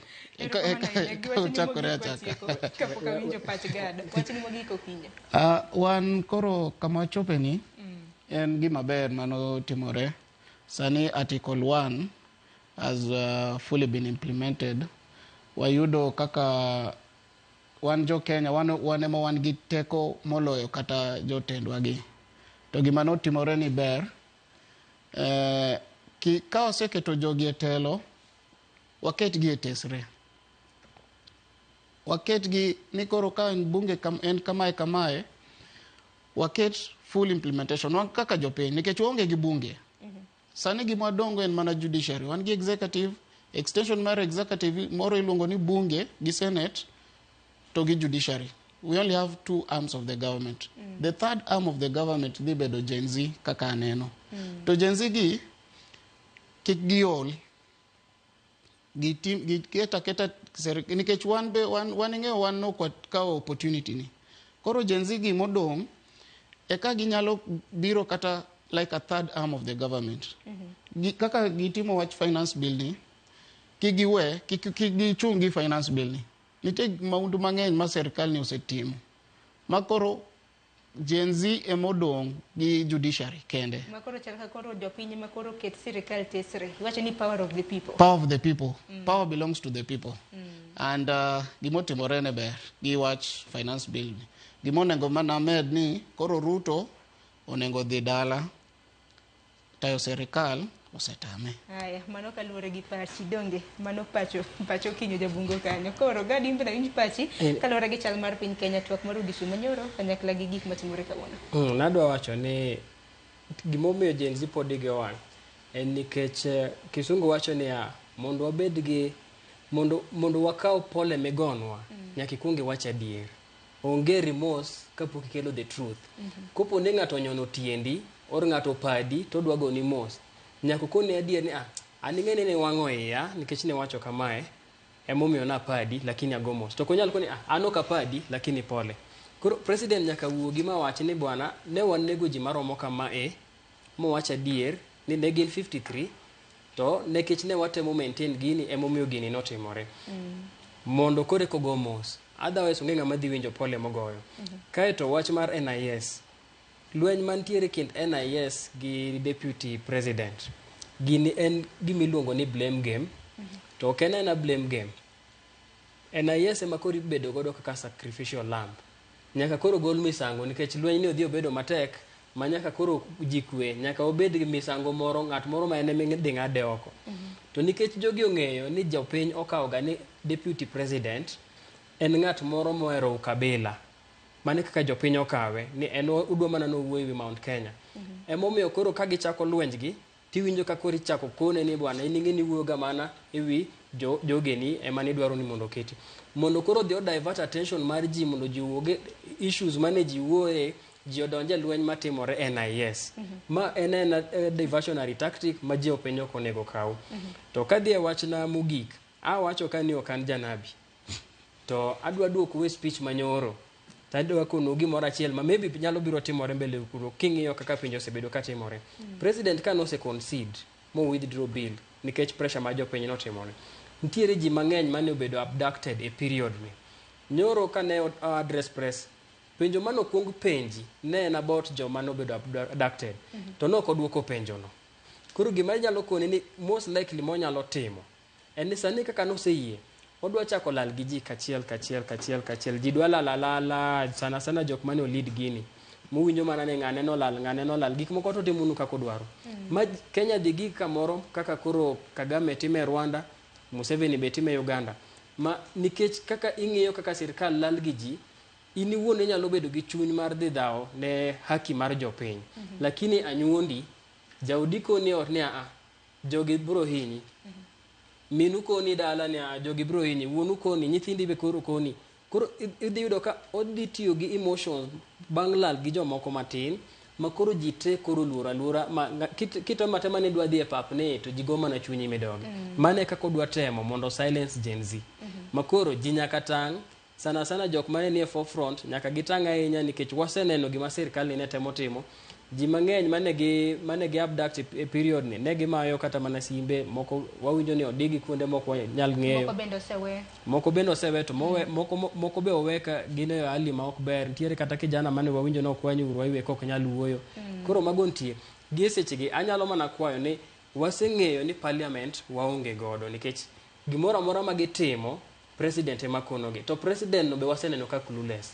Hope kende ma wadong godo en judiciary. Koro wasupport rulo Society of Kenya, waseneno kaka president marwa tiyo maber kendo otemo dhiro haki mar ji. Wasupport judiciary nikech kanyo kende e kama koro wadong godo mwanyalo goye, mwanyalo dhiye ka weche liet. Ero uru kamano.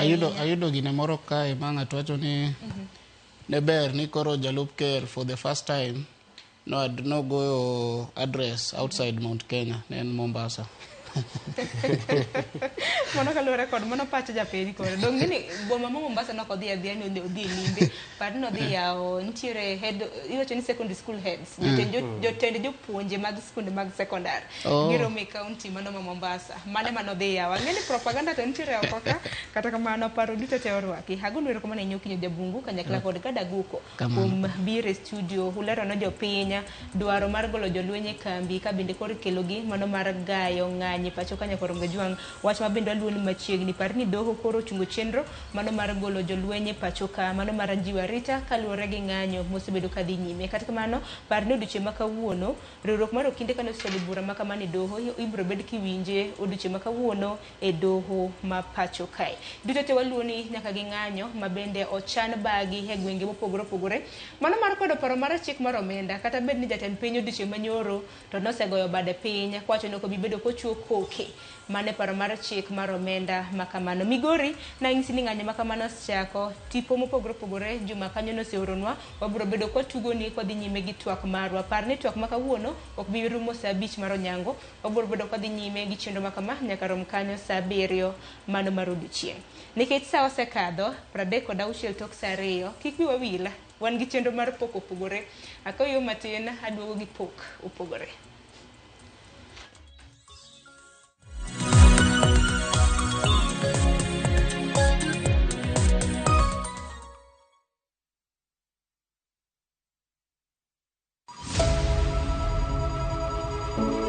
Wuoth mar manyo chang.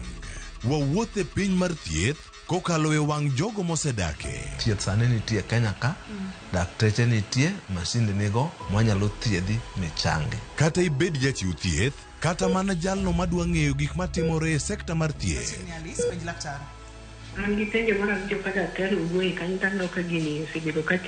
Wakolo pat jolony ka wayudo sigana tok kode marochere. Waweuru keto reputation mbele.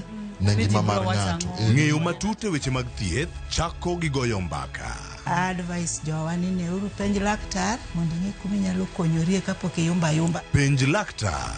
Wuok tich nyaka tich abich saa 12 odhiambo. Mana e Ramogi TV.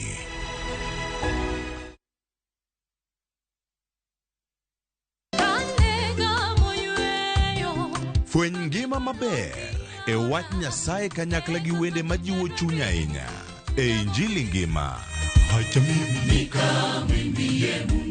Chieng' ngeso ka ngeso kochakore saa 2 okinyi e Ramogi TV. Wamiyi sabato maler kendo mamalo moloyo. Kod wende mamoro chuny moa kuom jothum mihero. Kendo gi jokwath mapacho ka. Nyasaye wuoyo kodi kendo wuoyo koda ni kik iluor gimoro nikech an kodi. Sabato tutapumzika milele yote. E Injili ngima. Ngeso ka ngeso chakre saa 2 okinyi e Ramogi TV.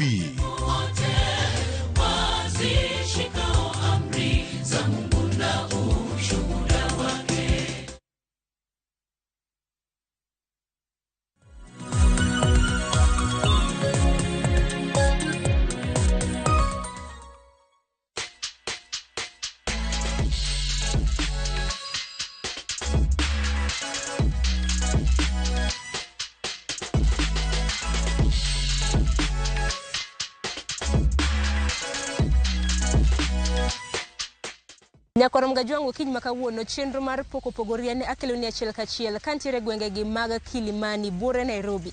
Kineno ng'eya antiere kar jot mano mong'ere kaka Kuona Art Center.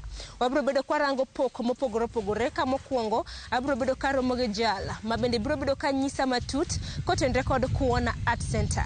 Bang'e abro romo kod nyadendi mong'ere kaka Achieng'. Nyadendi mabende osebedo ka goro kendo buko chakre higa mar 2020. Arwaki ni bed kodwa machiegni e chenro makama nyaka giko mitayo kod an Sharon Ong'ao machiegni.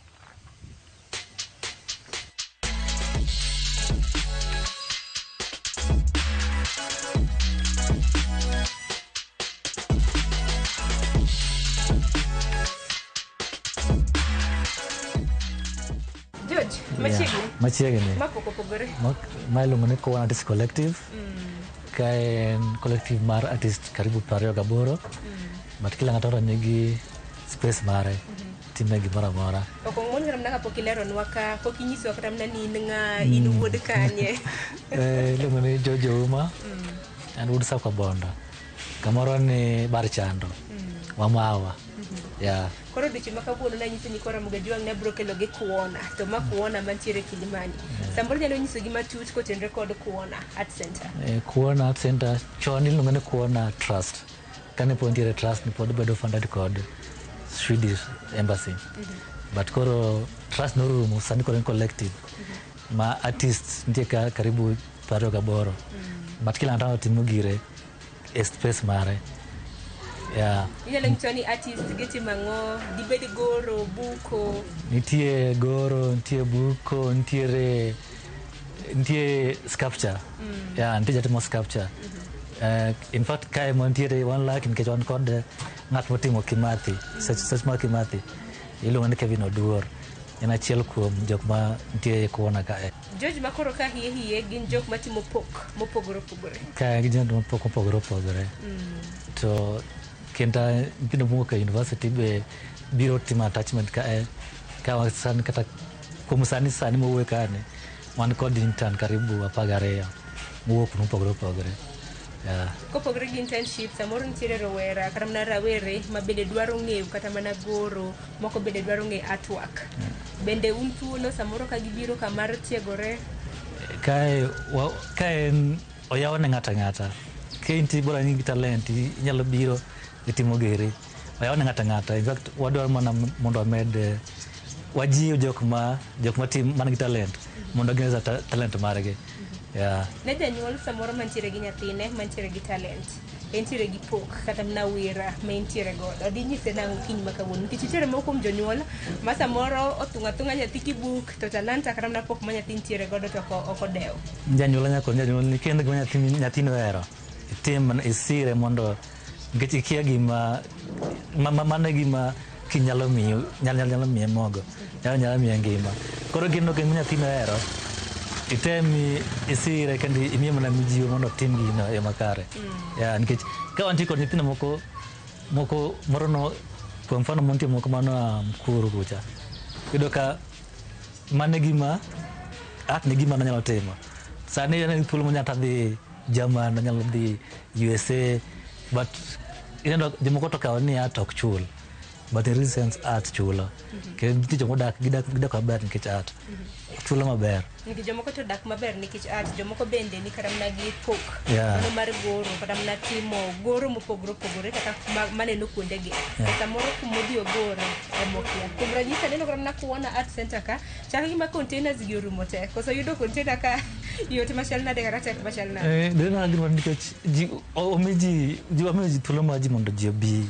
Yeah, kas dun ni mano gweni host ji adek ya santi jadeka ti Dennis Mragori nitie nyako motoka lungo ne Bolimo basano se move another side koro kaji biro waketo ji kibiro ka ni talent wamia space inyatimo gimora mora nyatimo ji connect code gallery uso giri ibo yudo mari matino agenda chel kum nyako kora nyadendi mabende bro bido kama nyotije na chienga mabende ni mana bateka kalore kod tije samoro joju kwa chikore kodi ne likora mgajuanga jipo mane madeni gi wachi mari mugi kapoka dira chieng bebedang wach malami mugi kene malami kunga awu kod yore matindo eni kikibeda beda gwen kuchaka giminya timo mabedo de gwen kuchaki ingyo mana yore waliche makta magmadho gik maricho richo kenti ko talent ba kumroka kuona vitim giminya timo ntiere art center mang'eny ntiere kuona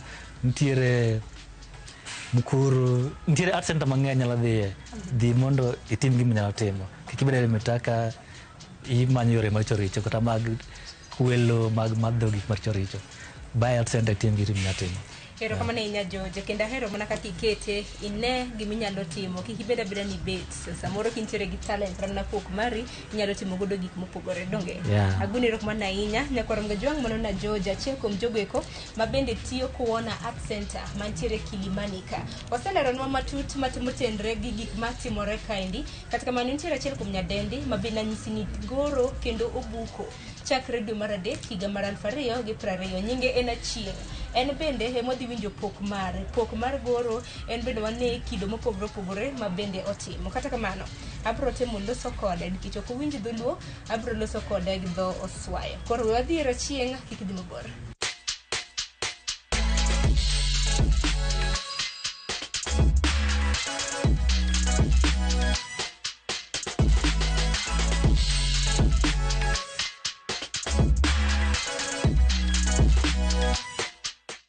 Nyakorom gajongi sani asebedo mano mar bilo wach gi nyadendi mung'ere kaka Achieng' Owira. Kata kamano dholuo to kong'eyo maber emomiyo wabro bedo kwa loso gi dho Kiswahili. Achieng', asante sana kuungana nasi. Labda unaeleza watazamaji wetu Achieng' ni nani? Jina langu ni Achieng' Owira. Mimi ni msanii hapa Nairobi. Niko na studio Kuona Artist Collective. Mimi pia ni mtetezi wa haki za wanawake. Achieng', kazi ya kuchora ulianza lini? Nilianza mwaka wa 2020. Nimekuwa nikichora kutoka kitambo, kutoka nikuwe mdogo na penseli, lakini 2020 nilianza kuchora na rangi.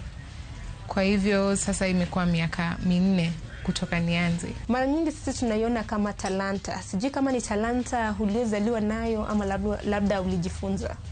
Ni talanta, lakini ni talanta ambayo usipoikuza haita kupeleka mbali. Nikiona mchoro zako hata zenye ziko hapa nyuma yangu naona mingi za hizi mchoro ni za wanawake. Sijui unaweza tueleza what inspired you ama nini na kuinspire ukichora? Nachora paintings mingi kuhusu wanawake, manake mimi ni mtetezi wa haki za wanawake, hasa wanawake wa Afrika wakikuwa na confidence na waki-go for their dreams, wakitia bidii kwa kazi zao, wakijitunza vizuri kiakili na pia kimaisha. Market ya art hapa Kenya ikoje kama mchoraji? Industry ina support wasanii by siku hizi kuna a lot of events, almost kila weekend kuna event yenye inafanyika ya wasanii ambao wasanii wanakusanyika, wanaona kazi za wenzao alafu wanapata inspiration. Lakini inataka msanii akuwe na bidii yake mwenyewe, otherwise hautaenda mbali sana. Lazima ukuwe na bidii yako na ukuwe unapenda pia kitu yenye unafanya. Pia mara nyingi mimi huona wachoraji wakipeleka mchoro zao kwenye gallery. Sijui una promote aje hii artwork yako? Mimi nafanya social media. Unaweza nipata kwa social media kama Achieng' Owira Studio. Hapo ndio mahali huwa na advertise art yangu sana. Pia hapa kwa studio saa zingine watu wanakuja wananunua kutoka hapa. na saa zingine pia na participate kwa shows, exhibitions zenye ziko na watu ziko na joint exhibitions na wasanii wengine, na zenye zimeandaliwa na other galleries. Penye tuko inaitwa Kuona Art Gallery. Sijui, how did you come to know about this place? Kuna rafiki zangu tulipatana na wao kwa event fulani na nikapata kama wanauza vitu zao, merchandise. Ndo nikawauliza wao wako wana practice wapi. Ndo wakanionyesha, wakani invite hapa for an event, nikakuja, na kutoka hapo ndipo nikaanza kutuma application zangu, alafu last year February nikaingia. Pia hapa kuona nimeona kuna ma-artist kadha wa kadha. Labda unaweza tueleza competition ikoje? Cause nimeona kuna artist na nyinyi most of them wanachora pia. Kwa wasanii hakunanga competition. Niwe ufanye kazi yako mzuri, alafu mwenye anapenda kazi yako atanunua. Kama haipendi kuna mwingine itapendeza, lakini sidhani kama kuna competition per se. You can't compete, you can't create competition where there's creativity, you know. Achinga apart from kuchora, apart from choro tofauti tofauti, nimeona kuna merchandise kama hapa nyuma yangu, na kuna merchandise tofauti tofauti. Labda kwa wasikilizaji na watazamaji unaweza waeleza kuhusu hizi merchandise? Sasa hiyo 2020 venye nilianza kupaint, nilijiambia nita make sure nimeanza pia biashara ndogo itanisaidia kutengeneza pesa. Juu watu hawanunuangi paintings kila siku, lakini hizi vitu ndogo ndogo ni rahisi mtu kununua.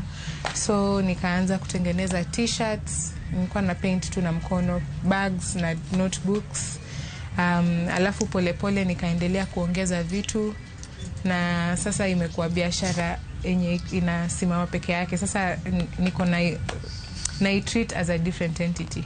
Niko na notebooks, t-shirts, bags, the Angolo bags, tuko na prints, niko na coasters for kuwekelea kikombe, niko na magnets, na niko na sweaters. Pia umetueleza kuhusu merchandise tofauti tofauti. Labda ni bei tu ndio hujatuambia bei yako ikoje? Bei unaweza kuja tu hapa studio. Nafanya na prioritize quality kwa kazi zangu zote, so hata ukishika hizi t-shirts, bags, nini, utapata ni very good quality. Pia kuna watu wangeza penda wachore. Kwa mfano, labda mtu akuna picha labda yake binafsi anataka umchore, cause hapa naona tu kuna faces tofauti. Sijui unaweza chora personalized items sama? Huwa nakubali kuchorea watu vitu, lakini mwaka huu imebidi nikatae kwa sababu najitayarisha kwa show ingine, exhibition ingine itafanyika September. Kwa hivyo hiyo time ya kufanya commissions hakuna bado saizi. Kila kazi iko na advantage na disadvantage. Sijui ni changamoto zipi ambazo umeweza kuona kwenye hii kazi? Changamoto ni watu wanunui paintings kila siku, na kuna dry season, kuna high season, so lazima upende hii kazi ndio ubaki, kwa sababu kuna times zenye pesa haikam as much, because a lot of art, biashara ya art inakwanga, a lot of it inakwanga maintained na tourism. So kama seasons ziko low, sometimes ina affectingi. Alafu challenge ingine tu ni labda kutengeneza enough good work. Umongelelea kuhusu high na low seasons. So unaweza tuambia highs and lows about this business too? My high, the reason I love, one of the reasons napenda hii kazi ni juu imenipatia nafasi ya kupatana na watu wengi important wenye singewahi patana na wao kama singekuwa kwa hii biashara. Alafu pia sasa my work is right now imeuzwa all over the world, si Kenya peke yake. So nashukuru kwa sababu ya hiyo part. Saa zingine ni overwhelming, labda kwangu mimi personally inaweza kuwa overwhelming kubalance art na business. Juu hii business inataka pia attention ndio iendelee kugrow. Na enjoy kufanya kazi yangu juu ni kitu yenye hata kama singekuwa nalipwa bado ningefanya. Achini tukiendelea na hiki kipindi, labda kuna wale watu ambao wangeza penda watrainiwe. Labda mtu akona talanta, labda venye ajiendeleze ndio shida. Sijui kama una train watu? I personally mimi wasi offer classes bado, but every once in a while wanafanyanga live painting experiences zenye zina involve other watu wengine, zina interact na tusaidia kuinteract na watu wengine. Kwa vijana ambao wenye wako na talanta, sijui unaweza waambia piece of advice gani kama mchoraji? Kwa vijana wenye wako na talent, naweza waambia ufuate passion yako juu. I think a lot of kukua msanii na kuanga kutrust your gut. So kama uko na kitu ndani yako na unajua uko na hiyo gift, endelea kuipractice, endelea kujieka kwa social media platforms ndo watu wakuone. Juu ukinyamaza pia hakuna mtu atawahi kujua, na kama mtu akujui hautawahi succeed as an artist. So lazima uache kuogopa kuonekana ukifanya kitu. Unaona? Sasa I would say practice and share your work and accept criticism and continue growing. Acheni tukimaliza, unaweza tuelezea tu wasikilizaji na watazamaji wetu kuhusu painting zako, pia wakumbushe unapatikana wapi kwenye mtandao? Mnaweza nipata kuona Artist Collective kama uko Nairobi, iko sehemu ya Kilimani, ama kama unataka kuona kazi zangu unaweza enda kwa handle yangu ya Instagram ni Achieng Owira Studio, na hapo Instagram bado utapata handle yangu ya duka yenye nauza hizi t-shirts na bags na kila kitu, utaipata shop Achieng Owira. Ndio, karibuni. Achieng, asante sana kwa muda wako, tumethamini.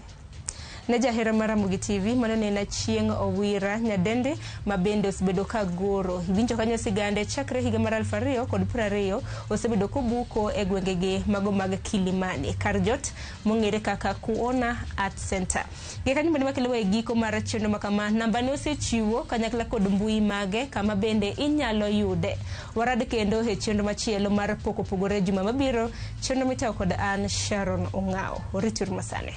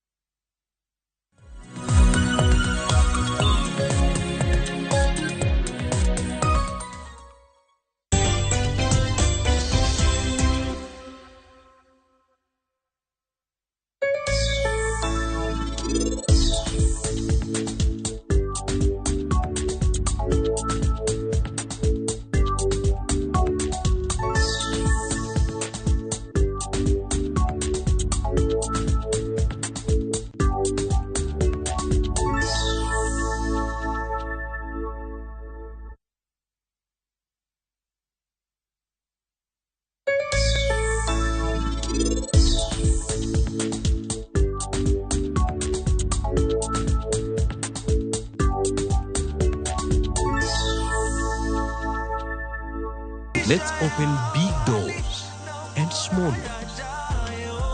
KCB ni yetu. KCB is mine. KCB ni yangu. KCB ni yetu. For people, for better. Watu! Ile fire, ile best, ile finest ndiyo hii mazee. Shikisha mili na Euros with Shabiki.com. Deals ni deadly kuruka. Over 3.5 million shillings to be won. Grand prize ni mita moja. 250k weekly na 50k daily in cash prizes. Kuchangamkia hizi deals, ingia Shabiki.com. Chagua games zako safi, funga multibet at least 3 games, at least moja ikuwe ya Euros. Halafu cheza na minimum stake ya 49 bob. Shikisha mili na Euros with Shabiki.com. Not for persons under the age of 18. Authorized and regulated by BCLB license number 587. Mimi nataka uwakishe moto, nataka uende ukaharibu kabisa. Yani dismantle. Familia ya mzee Job imetawaliwa na chuki, migawanyiko na siri. Kuna story nazisikia hapa mtaani. Story gani? Bintiye Job hasikii la mwadhini wala la mteka maji msikitini. Jackson atakupa nini wewe? Yeye mwenyewe yule hana mbele wala nyuma. Utanifungia mpaka lini? Mvutano kati ya mzee Maarifa na mzee Job utafikia wapi? Ushatandikwa. Jackson naye asongwa na mawazo chungu nzima. Kisa kama mapenzi hapo ndio nyinyi wa kusema love is blind. Yako love is blunder. Niko na big money. Sasa wataniita Big Daddy. Tazama kipindi hiki cha Hila kwenye View sasa. Hila.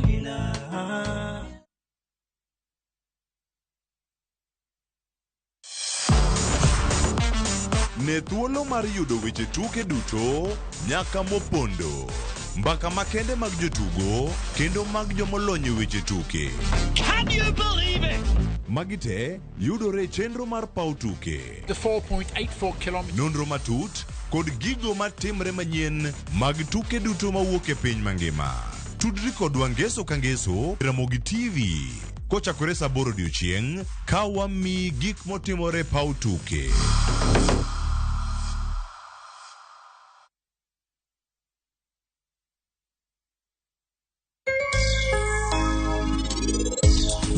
Penj laktar kokalo Ramogi TV ngima en mwandu iluonga ni Ruth Otieno kendo en ga morna mar bedo kod odiechieng.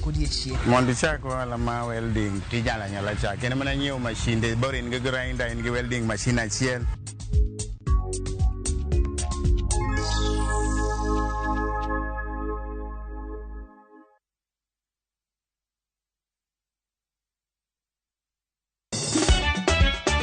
Tugo koro eka iyo chacho. Participate. Ka gik moko medo mana fwenyore, to ngima bende medo bedo matek e boma maduong'. Gimora mora ma Nyasaye omiya. Okawene jachie. Yud mor e ngimani kokalo e gik matindo. Onge ka mwaluoro bwana ochiel chunye ni wakete pile wacha. Nia nengi manyar kochia. Kod osiepene kachiel kod joodgi. Kata let te jiere ya ilak chogo. Ok ginyal wey ma ok inyiero. Alo ka ero joma ero walo. Alo ka ero matmanyi sa gik moko. Nyar kochia. Ticha beach ka ticha beach. Sa 1:55 otieno. Mana Ramogi TV.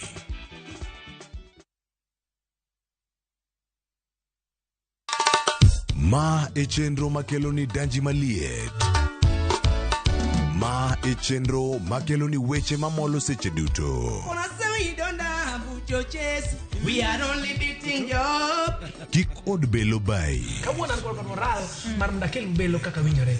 Ma e chenro makelo ni duond yawuoto nagi. To wakwa rowere bende kiyudo matin kik icham te. Ikungo. Duond mine. Kaja odi miyo nigi pesa malo dichuo. Support. Kod ohala. Gimotimo as a fashion house, we measure in both ladies gi chuo. Mane mbak ndalo chakre wuok tich nyaka tich abich saa 8 odiechieng'. Mane Ramogi TV.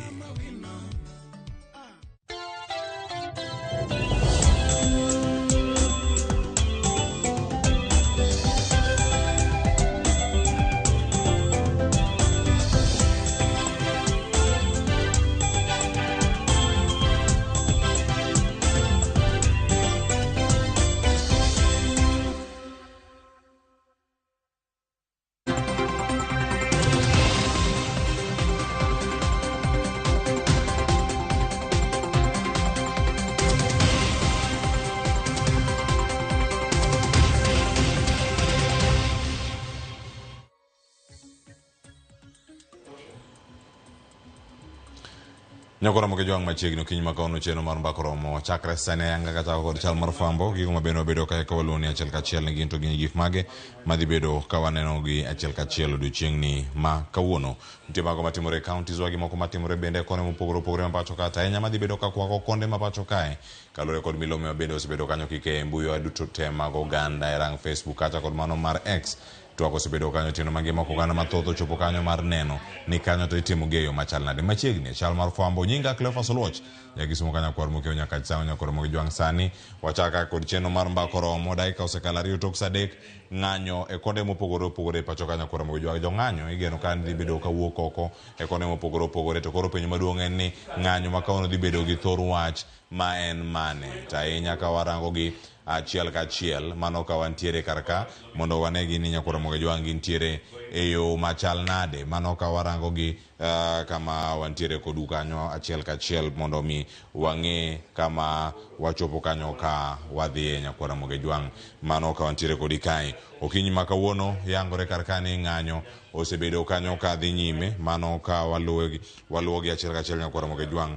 wacho ni e kaunti ma Migori wasebedo kae ka wadhi kodgi achiel ka achiel mano pichni mosebedo kae ka ntiere e kaunti ma Migori mano ka wamedo mana luwe kae nyakora mogi jwang mano ka wantiere kodi karka okinyi ma kawuono mano ka waluwogi nyakora mogi jwang Jojuma leronwa ntiere twak moko ma ntiere achiel ka achiel mano ka wamedo luwogi nyakora mogi jwang ni ginto mage mantiere karkae magi matimore kaunti ma Migori die pichni ma watani ka kin mabiro to kata kamano angwa wei kod pichni go ikinde mabiro karkae ka joiso duor donjo mondo dhi nyime kod twak kanya kasani bende nyakora mogi jwang yangore ni apeni duto kaponi itiyo gi apeni makalo mbele kar jot mar jatend piny Kenya mano ka wantiere kodi kanyo achiel ka achiel yangore ni gino mantiere apeni madonjo State House mano ma Nairobi ka thothgi ntiere obila mapek ahinya mantiere kar kanyo kendo gimedo mana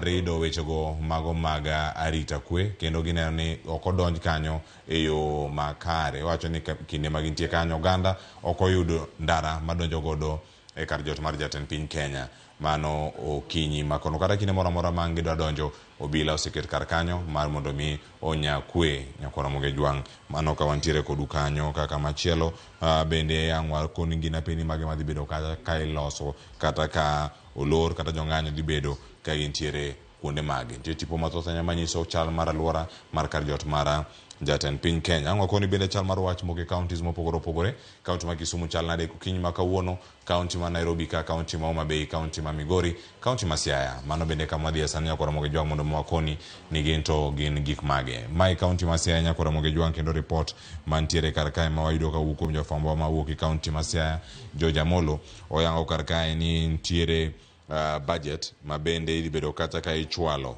mano od bura mano ma Siaya kata Siaya County Assembly mano budget ma Siaya ma ikomenda mabiro dhi bedo kanyo ka en bilion 9.04 mano madhi bedo kar kata ka irange bilion 9.04 mane budget e county ma Siaya odiochieng' manyoro Migori nokalo bilion 10 tiende nango e kinde ma wantiere sani kokal budget no chak girang kaka gina manyo osuru mondo mi gimed buge mondo bedane motegno bendo lero ntiere ng'anyo madhi bedo kanyo mag Gen Z sang waluwe ne county mano ma Siaya odiochieng' ni ma kawuono nyakora mogi jwang weche thoth ahinya mawaiko ni karkane mar welo bendo sechopo mondo atwaga ne weche mag jatend piny Kenya adani wamaki gi kanyo mondo miya ne thuolo Joyce Oduor mondo donjane gi twak madhi bedo karkae ka irango ni jatend piny Kenya Ruto koro ka ogoyo bade piny e wechegi mag paro mar chik mar omenda tiende nang'o e kind chike mamoko mapod ntiere kar kae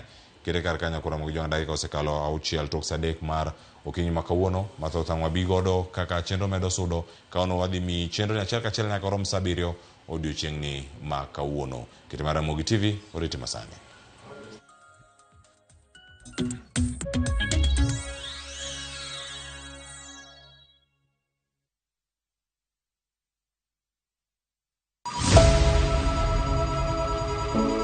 Wuoth mar manyo chang. Wawuoth e piny mar thieth kokalo e wang' jogo mosedake. Thieth sani nitie Kenya ka, dakteche nitie, masinde nigo mwanyalo thiedhi michangi. Kata ibed jachiw thieth, kata mana jalno madwa ng'eyo gik matimore e sekta mar thieth.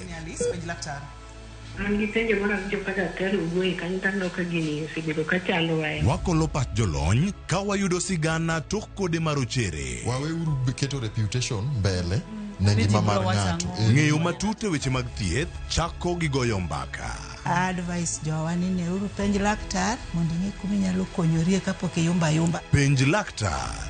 Wuok tich nyaka tich abich, saa 12 odhiambo. Mana e Ramogi TV.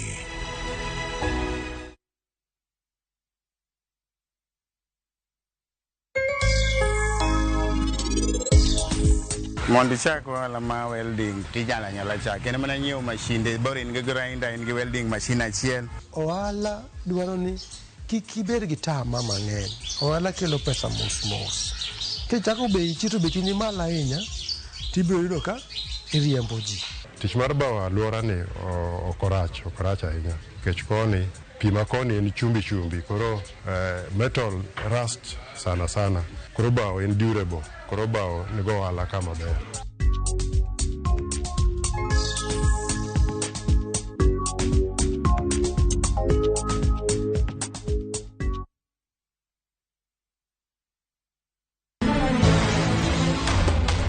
Sigana ni medo minore gi weche mag miriambo kod miganga. Meher kaul gel, inibiro timang'o?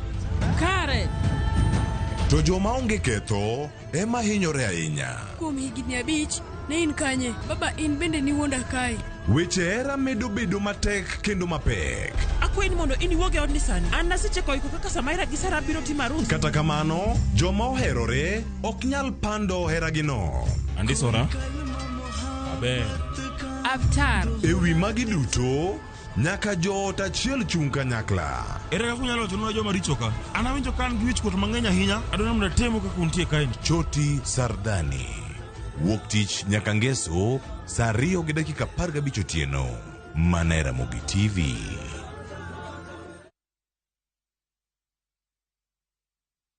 They never had a pretty girl from Ikrine thumbe manyien. Jothumbe muero manigi talanta.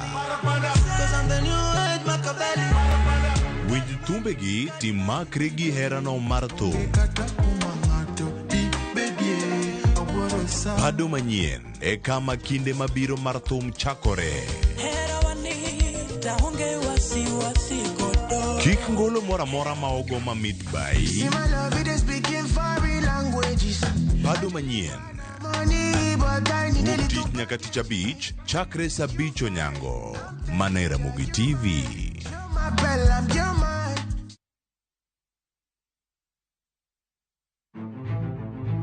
Ikrine wuoth mar dhialo teko kod lony mar joma mine e Kenya mangima. Na explore mang'e kaka bro connect numbers gi solving real world problems. Onyalo bedo e weche mag ohala, paw siasa kata dongruok. Mine gi yawo yore ne oganda e higni mabiro. Adwa nyiso joma rowere ni kentie idea ma in to chaka kada kaen mana mar uso mandas. Kochakore jiwo ratiro e kind chwech nyaka ting'o duond ji mopogore makelo lokruok makare. En about just puonjo jotelo bedo joma ber, bedo joma kare, joma ohero dongo, joma tiyo negi, employees matiyo ni ka gionge, you cannot go for agile.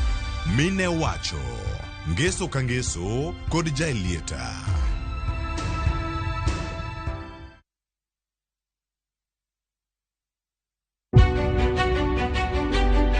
Chakre kinde mosekalo nyaka e chuny ngima ma pile ka pile. Tiprosa dawa iwacho neria marach kendi dwa hewe kendi riambo moingo dawi. Wuoth kodwa sama wanono sigendni mabeyo mag gwengewa. Ng'e ber kod rach, mor kod kuyo ma ng'ato nyalo yudo e wuodh ngima. Asai mama. Nasikwiri ni okan mama ukiche kilunga gi nyingno ero.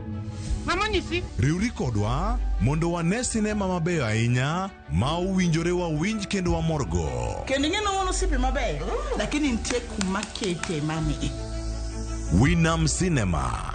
Jumapil, saa 2:15 otieno kod saa 4 otieno. Kik bai.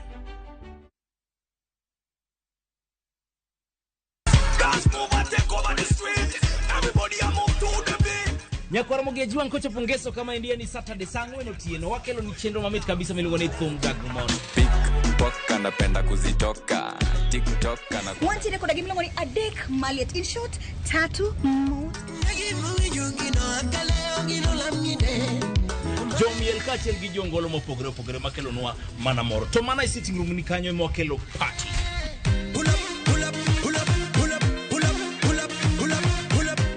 Con jok manigi talanta wantiere koda jofumo gikeyo hello wantiere koda MC move your body go vibrate fire girl turn around rotate Chenro itayo ni koda Kolo Instrumental kachiel koda Lin Ramogi Nyanya Kachto chenro lungo ni Home Tag Mo pull it up right pull it up right pull it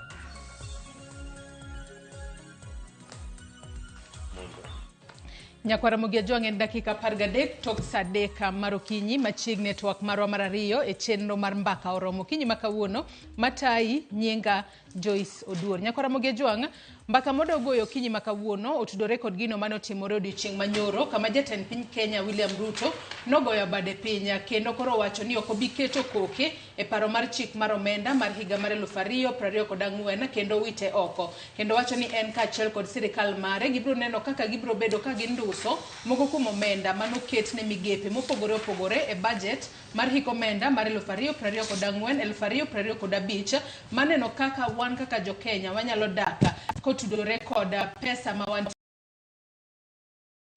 ma ok ni oket ne jo Kenya usuru mathoth ahinya manyalo rocho ngimagi mapile ka pile. To ng'eni magi duto timore bang' rowere mathoth e counties mopogore opogore yande wuok oko ka gikwedo paro mar chik mar omenda ma higa mar 2024 ka chieng' tich ariyo mano ma jumani ne waneno ka rowere omuomo nyaka od bura mamalo ma pacho kae. Kata kamano nitiere rowere mathoth manowito ngimagi e kinde ng'anyo makamano, nitiere mago manyaka sani pod nitiere kod hinyruok mopogore opogore kendo gimedo yudo thieth e ute thieth mopogore opogore pacho kae. Wanyalo wacho ni kaluwore kod pressure makamano kata kaluwore kod kaka rowere no wuok oko mar sundo jatend piny Kenya William Ruto mondo kiko chuo koke paro mar chik mar omenda gikone odiochieng' manyoro nogoyo bade piny bo wacho ni kaber obro bedo koluongo rowere piny mar mondo mi gigo mbaka gine anene to ere kaka piny Kenya nyalo dhi mbele e yo makare. Mane mbaka modwa goyo kinyi makawuono tang'eni Nyakwara Mugia Jwang nyalo bedo ni penjore ni to makoro jatend piny Kenya William Ruto ok ochuoyo koke e paro mar chik mar omenda mar higa mar 2024 ang'o mabro bedo katimore riekni mage ma sirikal bro bedo katiyo godo mar mondo mi gine ni giyudo omenda manyalo konyo e chopo kare dwaro mar budget mar $3.992 manosom e pacho kae. Ibo bed kitiyo kod finance bill machielo koso bo bedo nang'o. To ang'eni bende nitiere weche mosebedo ka liekore ahinya to mago mosebedo ka kere mbui jomoko osebedo ka wacho ni paro mar chik makamano jatend piny Kenya nyaka duoke od bura monde to od bura bende nyaka koro ng'i ka giwite oko kose ka giloke to giduoke ne jatend piny Kenya kosang'o monego bed ni timore. To par ni od bura ma pacho kae bende sani nitiere yweyo gibo bedo ka gidoke od bura tarik 23 dwe mar 7 higani. Ang'o mabro bedo ka timore e thuolo makoro nyaka sani koro wang'eni paro mar chik mar omenda jatend piny Kenya ok nochuo koke kendo koro duoke e od bura. Bro bedo nang'o? Mane momiyo kinyi makawuono antiere kod welo ariyo e studio marwa e county ma Nairobi kae. Antiere kod Charles Owino mano jasiasa mar duond bura mar UDA. Oyawre Charles chiwo nado kinyi makawuono kendo machiegni network. Ahulama. Machiegni network. Ninga mohulama. Iwacho ni kawuono mano dhoge ya kose mano dho ale. Ma te alege minyi pinje. Pinje te no wuok alego. Machiegni network. Ero kamano. Nyakwara Mugia Jwang wendo mar ariyo antiere kae kod Brenda Ongalo. Brenda Ongalo en okil kamaloka machiegni nya Brenda chok mado kinyi makawuono chiwo nade. Atiyo maber Joyce. Amoso Nyakwara Mugia no yaure ahinya. Ageno ni dhano ngima te kawuono. Machiegni retwa ko kinyi makawuono. Nyakwara Mugia Jwang in bende kamora mora ma intiere okinyi makawuono inyalo chwalonwa ote penjo paro mora mora kokale namba mar ote machuo kari 3 600 kaka pile mbui moro mar Facebook ibiro yudo wa achiel kachiel Ramogi TV X @Ramogi TV. An bende nyalo tudri koda e Facebook page mara ibiro yuda Joyce Oduor, mbui mara mar X ibiro yuda @JoyceOduor_.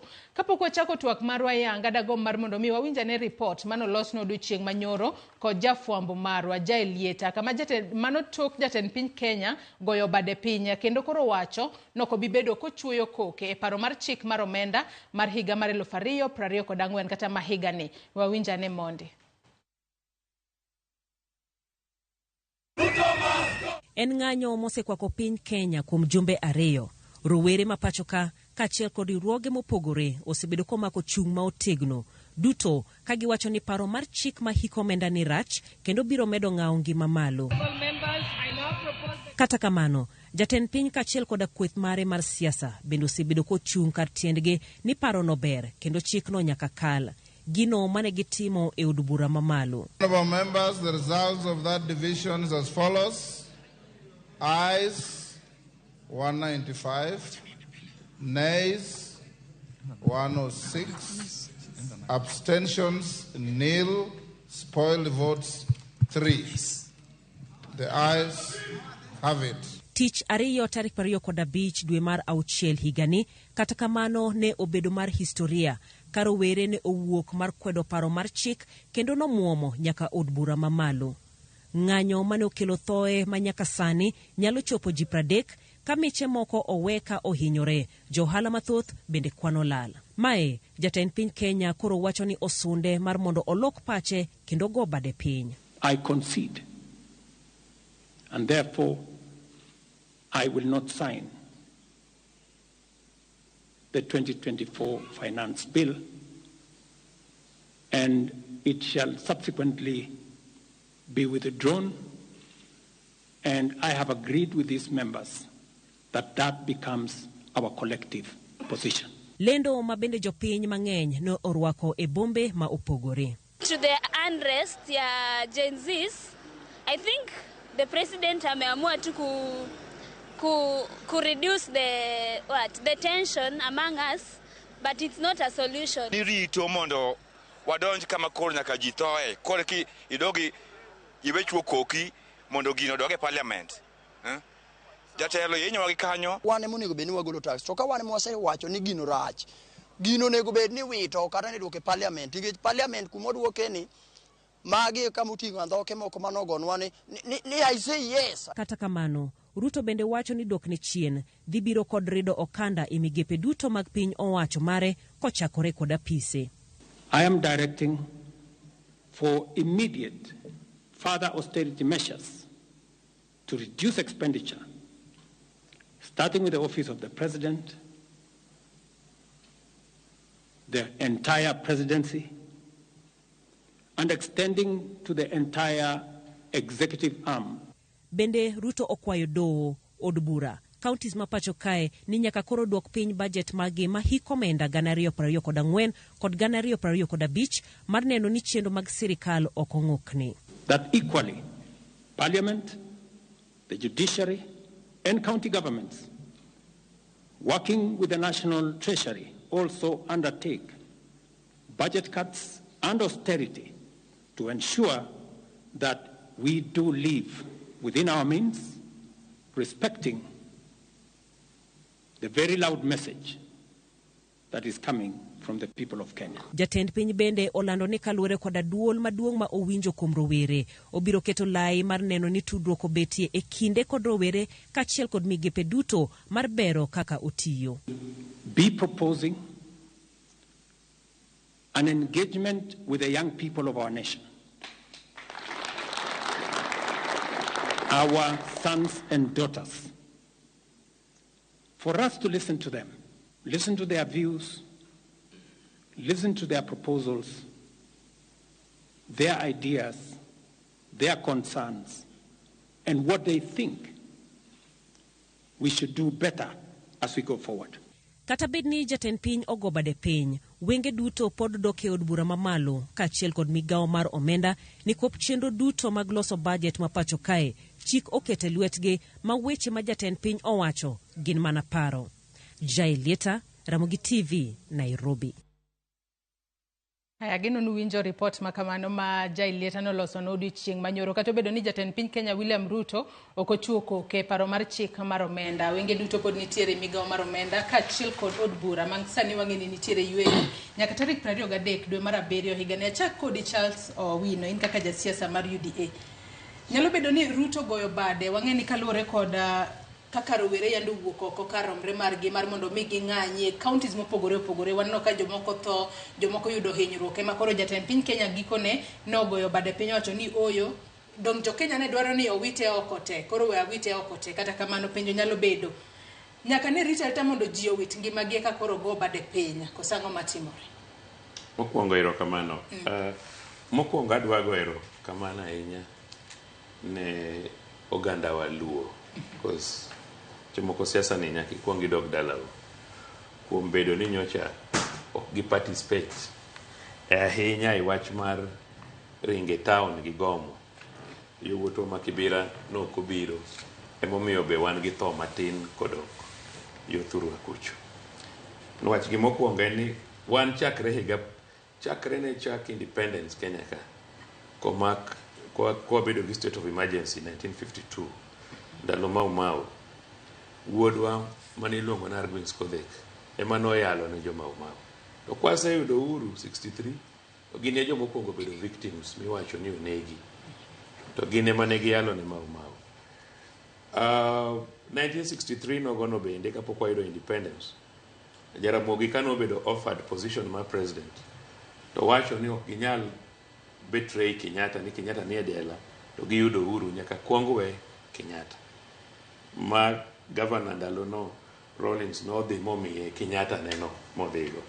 Oluo gin jomo osebet katiyo gi ogendni moko gi chuny maler and in good faith wasetiyo ne jo Kenya. Kane Moi obiro ne jowa obedo involved nyaka ku ma 1982 mwabedo excluded from government, mwathagore kabisa.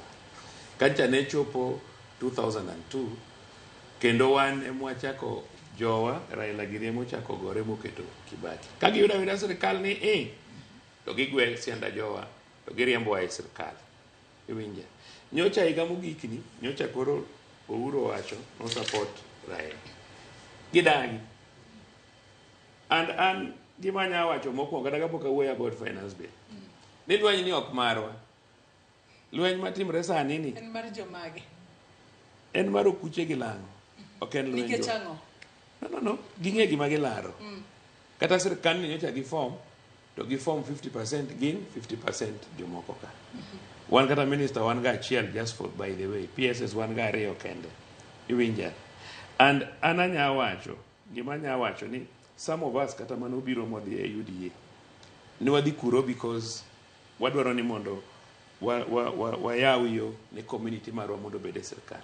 Sirikal kata bed mana ni wan gi devolution, pesa madhi e county government tin ng'eny pesa dong e central government. Wabe wachulo osuru and we want ni mondo wabed part of that government. Mane momiyo up to now poka winjo ka jakomo wuoyo, and I would request him ni kiko wuoyo gini because nyocha ka nodwaro tich ka to kuche gi nodagi miye tich. So there's nothing makendo wachako wabet go piny nwa jogi ok dwarwa. Kenya kalango kende mosegonwa kura. Lango gi ema 207 no join up with us. Mogonwa kura 100%. Kata bandu poko gonwa kura 100%. Kata okuche gi to poko gonwa kura completely. So kaduoge wach mar finance bill. Gima jo Kenya mang'eny modagi wacho kabisa. Ang' momiyo wan gi problems. Ang' momiyo president dwaro ni mondo ket usuru mamalo. Nitie gima kwa wacho ka to jowa ma sympathize go Uhuru wacho ni wawuoyo marach. 2013 kano Uhuru kawo kom, Raila nogo koko mo wacho ni ukawo loan mang'eny uketho piny ni. Wabro timre nadi in future. He complained. People have forgotten about that. Kane Eurobond obiro, the same Raila nogo koko mo wacho ni ukawo pesa ma Eurobond ni en ang'o. Sani nyocha Ruto nonyiswa nyoro ni osechulo $2 billion. 2 billion nyalego en pesa di gi Kenya shillings. So almost 300 billion. No, yeah, 300 billion Kenya shillings. Mano loan mano kawo. Ma jomoko be pod doubt kata ne notim kode ang'o. Iwinja Sharon. So sani always government gimikwongo chul kapok ochul gimoro amora en gowi emikwongo chul mondo kik wabed insolvent. To ji ok dwa wacho Ruto nyalo bedo gi his problems, but number one problem anyaka wawinjre ni ang' momiyo wachulo, because ing'eyo Uhuru noyudo government ka Kibaki stabilize government. Koro kantie loophole to kaw loan. Koro ok feel loan no bende ok ne nyal chul during his tenure. Loan ni roll over to somebody else tenure. Are you getting me? Koro jopiny ok nyal neno the implication of pesa mano kawgi.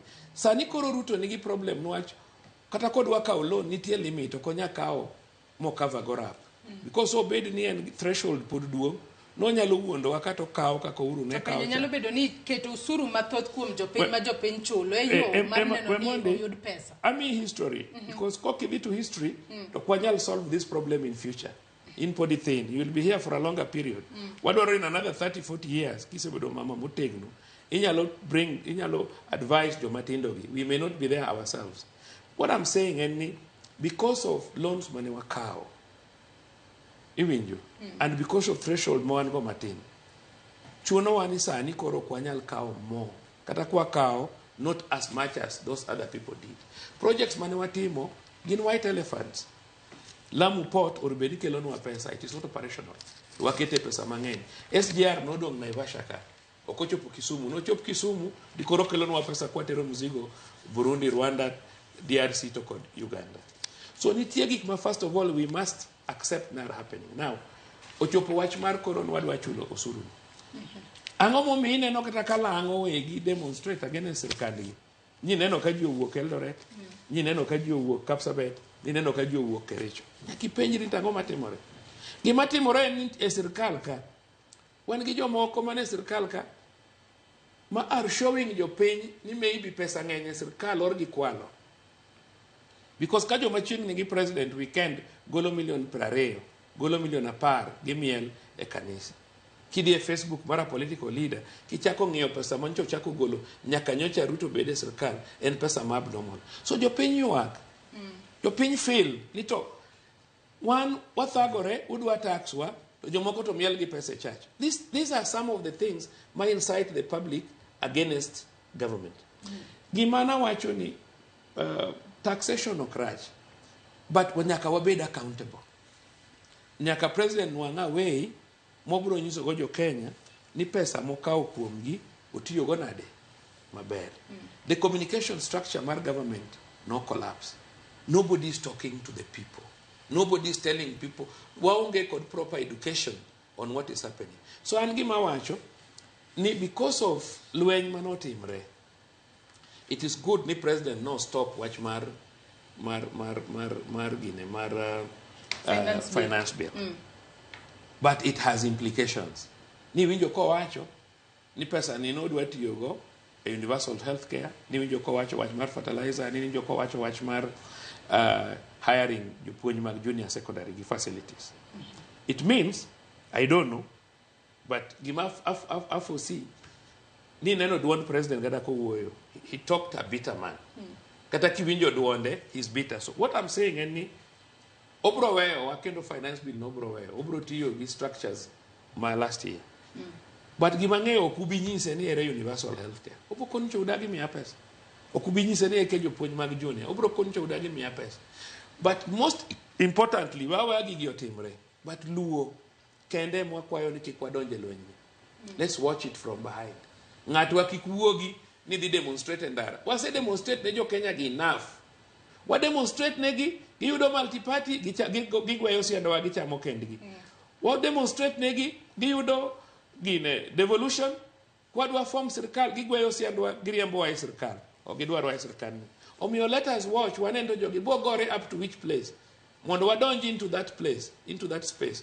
But akwayo juluo, this is the time to redeem ourselves. Let's support President Ruto mondo wadonje dhi sirkal mondo wanwang' avenue machiemo wabe ng'ato wanyalo bedo go president. Wawinja ne Brenda ngalo bende Brenda ka arwaki e twak okinyi makawuono winjo kaka Charles oseloso kanyo kochiwo nwa historia mar kuma piny Kenya owuok Kenya ka gisani makoro jo Kenya no amua mar mondo mi okaw chike lwetgi ging'any mar mondo mi okwed paro mar chik mar omenda nyaka sani koro osekwede kaluwore kod chik ang'o makoro onego bed ne timo nikech wachore ka ni ka jatend piny Kenya ok oyiere kod paro mar chik mar omenda to entiere kod teko mano mar duoke od bura kose duoke od bura kacha to jod bura nyalo ng'iyo moko kuom gigo ma ok nodwa to ging'i kaka ginyalo amende kata ginyalo kale kendo kata kamano nitiere thuolo mar ndalo 14 ma koko duoke kata od bura to kata koko otime gimoro amora to inyalo kadhe kata inyalo wach ni nosechwe koke mobedo chik to sani wang'e ni od bura nitiere yweyo ang'o ma dhi timore? Bedo ni eda kwong mawacho ni agomos ne jok mayando wito ngimagi wano ka nyithi Kenya mang'eny nyo wito ngimagi nikech wach ng'anyo to President Ronyogo bade piny nyoro to gimada kwong wacho kabisa ni ok onego bed ni wachopo ka goyo bat piny ni en gima onego bed ni timre ka podi kata ng'anyo pok ochako nikech watch finance bill ni oken gima nyo timre apoya oken gima osetimre jumbe 2 mokadho finance bill nochak wach ne madhi madweche 2 mokadho ma jolony ochiwo pachgi jopiny ochiwo pachgi e public participation to ne wan gi president gi jotelo mok winj wach asebedo ka wacho ni attitude moro serikali nodonjogo mar mupende msipopenda ne wanene ka giketo housing levy ne wasenene mang'eny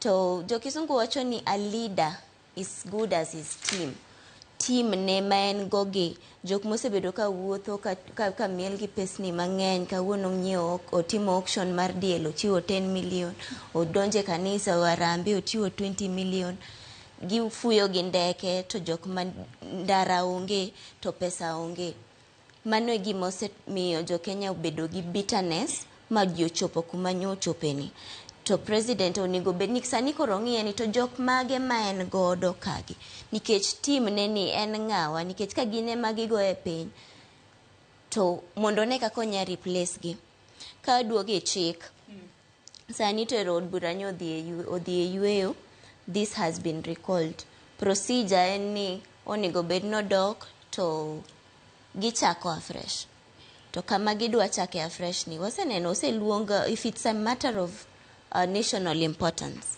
kaka finance bill koro nitie kamani there's nothing that prevents the speaker mondo luong special sitting just for the purposes of this but ko wacho ni koro gole completely makosa mosebedo ka misinformation moro sebedo ka dhi mbele kani ka finance bill ni oko kadhi to wadhi bedo gi crisis moro to yes pesa dhi bedo ni dok piny matin yuto ma gidwaro chako giketo usuru mane gidwaro ni mano be situation madhi bet ni nitiere but kiduogi ng'iyo ni tokara president osiem nua project achiel kata achiel kende mosetimo successfully chakre no donje telo nikech housing levy ro gisebedo ka gichoko chakre last year jopiny nowuoyo jopiny notamre no negi kadhe nikech majority mane gin go e parliament cha attitude mane gin go cha to pesa ni has it been put into good use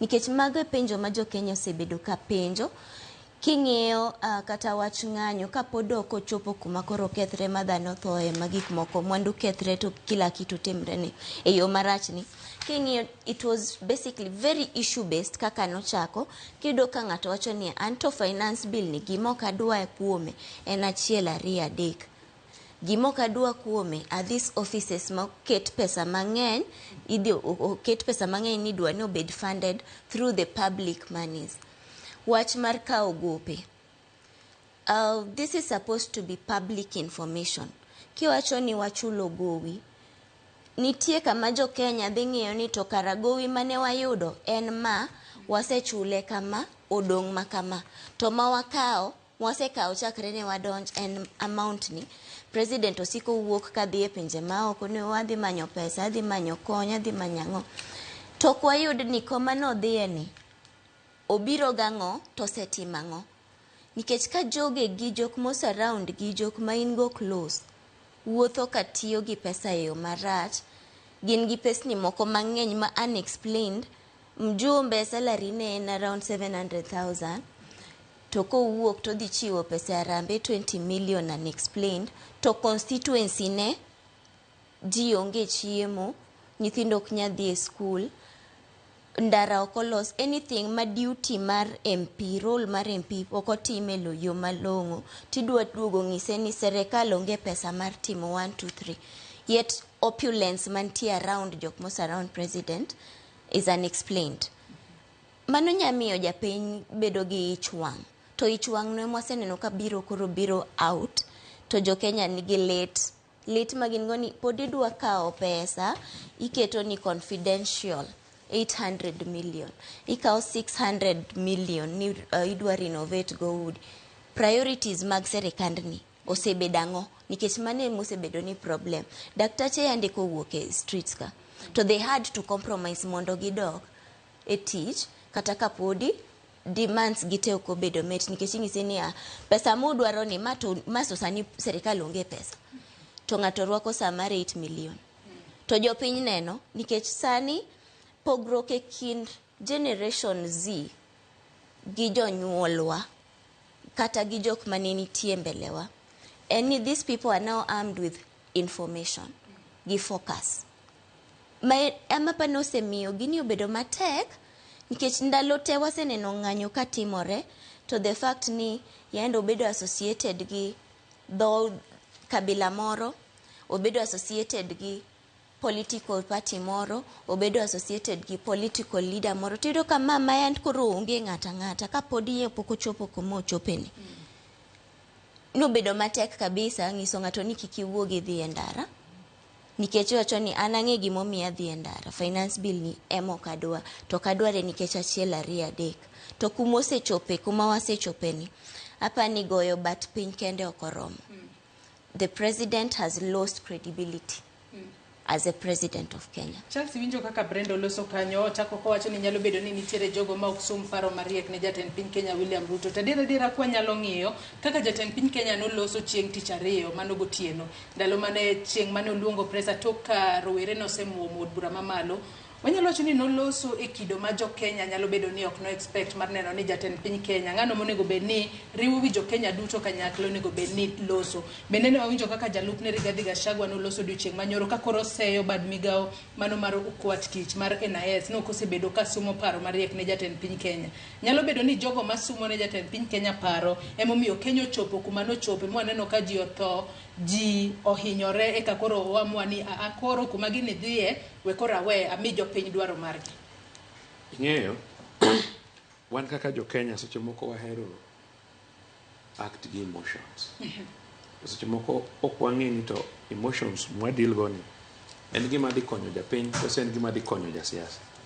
Inwanga sometimes josiasa okosana kendgi kucho, koro quietly inwanga ka ng'ato ni a group mare inside his team. But at the end of the day, fight for their own personal interests, not interest of the nation. And now actually, one good thing that has happened, these young people will not work strictly. There's only one message they have sent. If people can unite against a cause or pro a cause, then it works. You see, no say yeriji maji osedie bunge, one give parliamentarians, gidhi go kura. Jomoko 195, Jomoko 106. Now, kiwe only to parliamentarians. Gin joma odhi e bunge with already sides taken. But you see, Jopiny can now decide because it is easy to manage. That is why I've been saying, every time katama owadu wameduong waja komuse bet kad di join government. Odhiga kende. Gi jomoka beach kata uchiel. Okodhigi community. But you know the moment for example today, one get this process ma Babu Bedni bedo supported the government mondo yud kom mar AU. Luo must first of all understand ni mano come and samudhi kuro or they as an individual. Now the next question would be ni one well ngat watu ukao udhigo but one as a community to wayudango. So the moment my community of realize no give you anything and community to work against you, then that moment the community is able to bargain. So gima nyithindo gi otimo is to show ni nitie power mar japiny. Whether gima gitimo ni resonate well for the future or not, but the only message, and don't assume the common mwananchi, especially if they can come together. Money is most important. But the most important, Gimoru Benua discuss a debate mar financial bill. Like for example, you know the moment from one Jumano also Mochon, kind of some history mar French Revolution. Louis the 16th president, nenigi dhako moro miluongo ni Marie Antoinette. Marie ne kia kata ni kech nitie. So chieng' moro ka ji ywak ni onge makati, to penjo ji ai to ka onge makati ok gicham kek. Nowache innocently because en okia ni ji nyalo bedo maonge ang'oma maonge chiemo. Ok kata ni cake no is more expensive than even bread. Omiyo kinwang'o ka things like taxation mag bread, things like osuru mtoka, mago are not good things. And I remember at one point the president no accept ni mago are removed. But this tells you that there is something more than finance bill. And Kipenja, it is not finance bill per se. Your opinion is some level of dissatisfaction. Even your lego penjoni. Enango president was a team. Nyakanyo to be a power. Bonya nyisowa. For example, Kidi siaya, kanyo to biro siaya. No wacho ni oloso no bridge ma goe. No wacho no keto no tamak ndara mawuok Nyangoma kadhi nyaka e beach piny. No wacho no timonwa Kabonyo Kanyagwal, which now nyo giset gine nyoro gise no se ket msingi mare nyoro.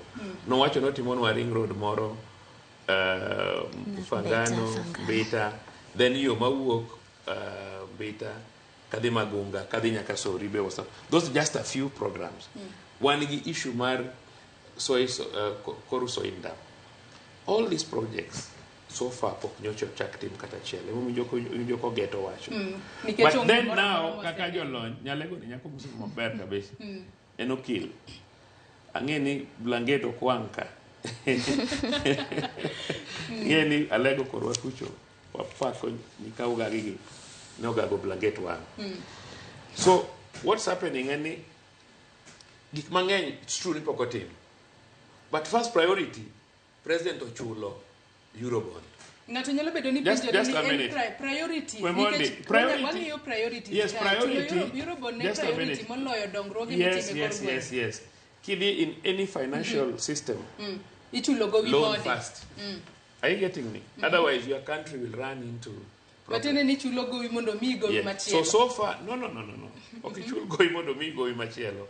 Ichulo go mondo bed easy. Mondo bed ni kori nyalo pesa moyudo koru nyalo keto in what? In development. Iwinja. What is happening enemy are saying is there's something more whatever blind our eyes on. Ni the president. Kata ne bedan Jacobi mancho be the president. This crisis no one would have still been there. Because nyaka wachul go. Kakori kao $2 billion. $2 billion. Was it dollars or euros? Ichulo go Eurobond. You don't give pesa di a treasury to run the country. India. So we have a bigger problem. To gima wango e jopiny kuni nini neno kalango wegi or run against their government. Jo Eldoret odhi mogolo nyaka wheelbarrow wachamo keto piny. Are you getting me? So what's happening is ni jopiny nitie gima thagogi. And gima thagogi en leadership. Leaders around president. Angoma gitimo ne jopiny. Why are they not even explaining themselves so far? Ni maemo miyo wadwa timo ma. Ni jo ko wacho gimoro ni impunity.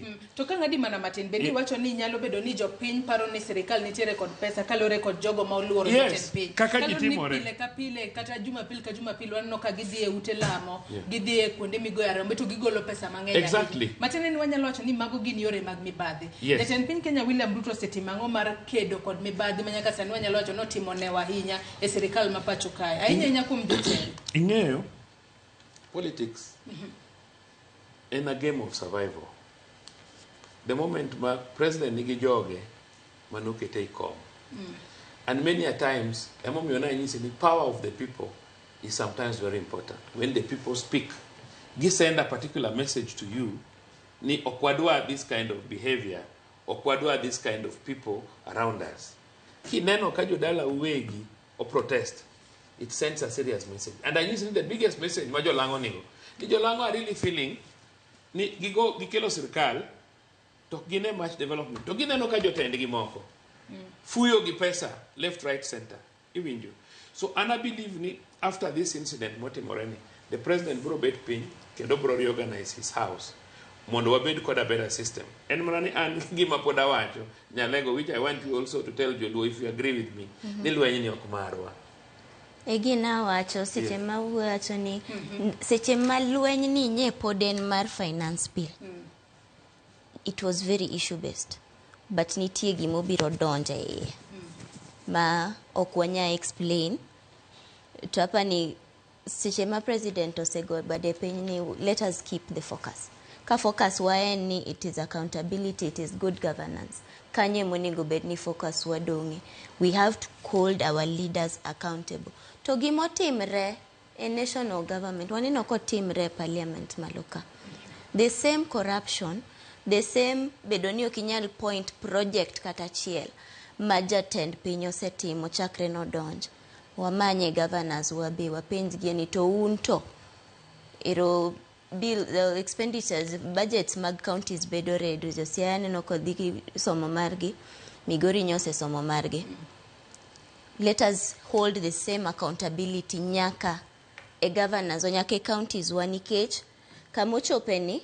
If the national government is not working for us, then let it work at the counties. Okwanya bedo ni wawuoyo ni devolution pile pile, devolution bero akuru marachar, katiba manyien nokelo nwa da.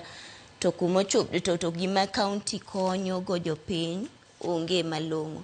Pesni mutere county kato bed money and matin. Let us make sure ni the same level mara accountability mawadwaro maloka. We can implement it at the devolved units. Mondoka gik matimre malogi ocho ni aka serikal podo ko chulo dakteche tin sure ni hospital moro nitie minya dhi e county ka nitie tije minya yud kaka JSS podero serikal dhi wacho ni nutama pesa koro kanya ndiko jopuonj to ECD cha at least bedo ni tiyo nikech en to ena devolved function koro anto yuak na maduong poden ni goyo bat piny ni kende okoromo. Because there are bigger issues. President chakre odonje telo, reputation ne mar wacho adier ok osebedo maber. Owacho gi koni to gimotimo pogre. Koro pani this is the time makonya redeem himself. To wajni wangni to gima wacho e gima dhi timo. Dho alego wacho ni wacho gutumo. Gimise wacho no wangni otime gimo wacho ni nikech ingeni seche makata nyo wuoyo tineno ka confidence mar jo Kenya ni piny gi wacho ni kinde ka kinde isebedo kiwacho kama to gima timre opogre. He's out of touch with the reality. En gima kelo wishwood ka jalup ker chiwo state moro to wacho ni jani no misadvise president, information no kochopo kuome. Over 2 months, you are the president. You have other advisors. You have your ears on the ground. Bede gi touch give the public. Nikech gimotimre makine ka nyithindo gi wuog ma dhia parliament. They are trying to show you, to just remind you, ni power en mar jopiny. And it can be exercised both directly. Mabet tech, mewaneno ka koro en chaotic ma kila ng'ato koro dwaro mare cha wuon. To get through representatives. So representatives gi emose gojo Kenya piny makata kineno kasani ilao jok mano vote yes.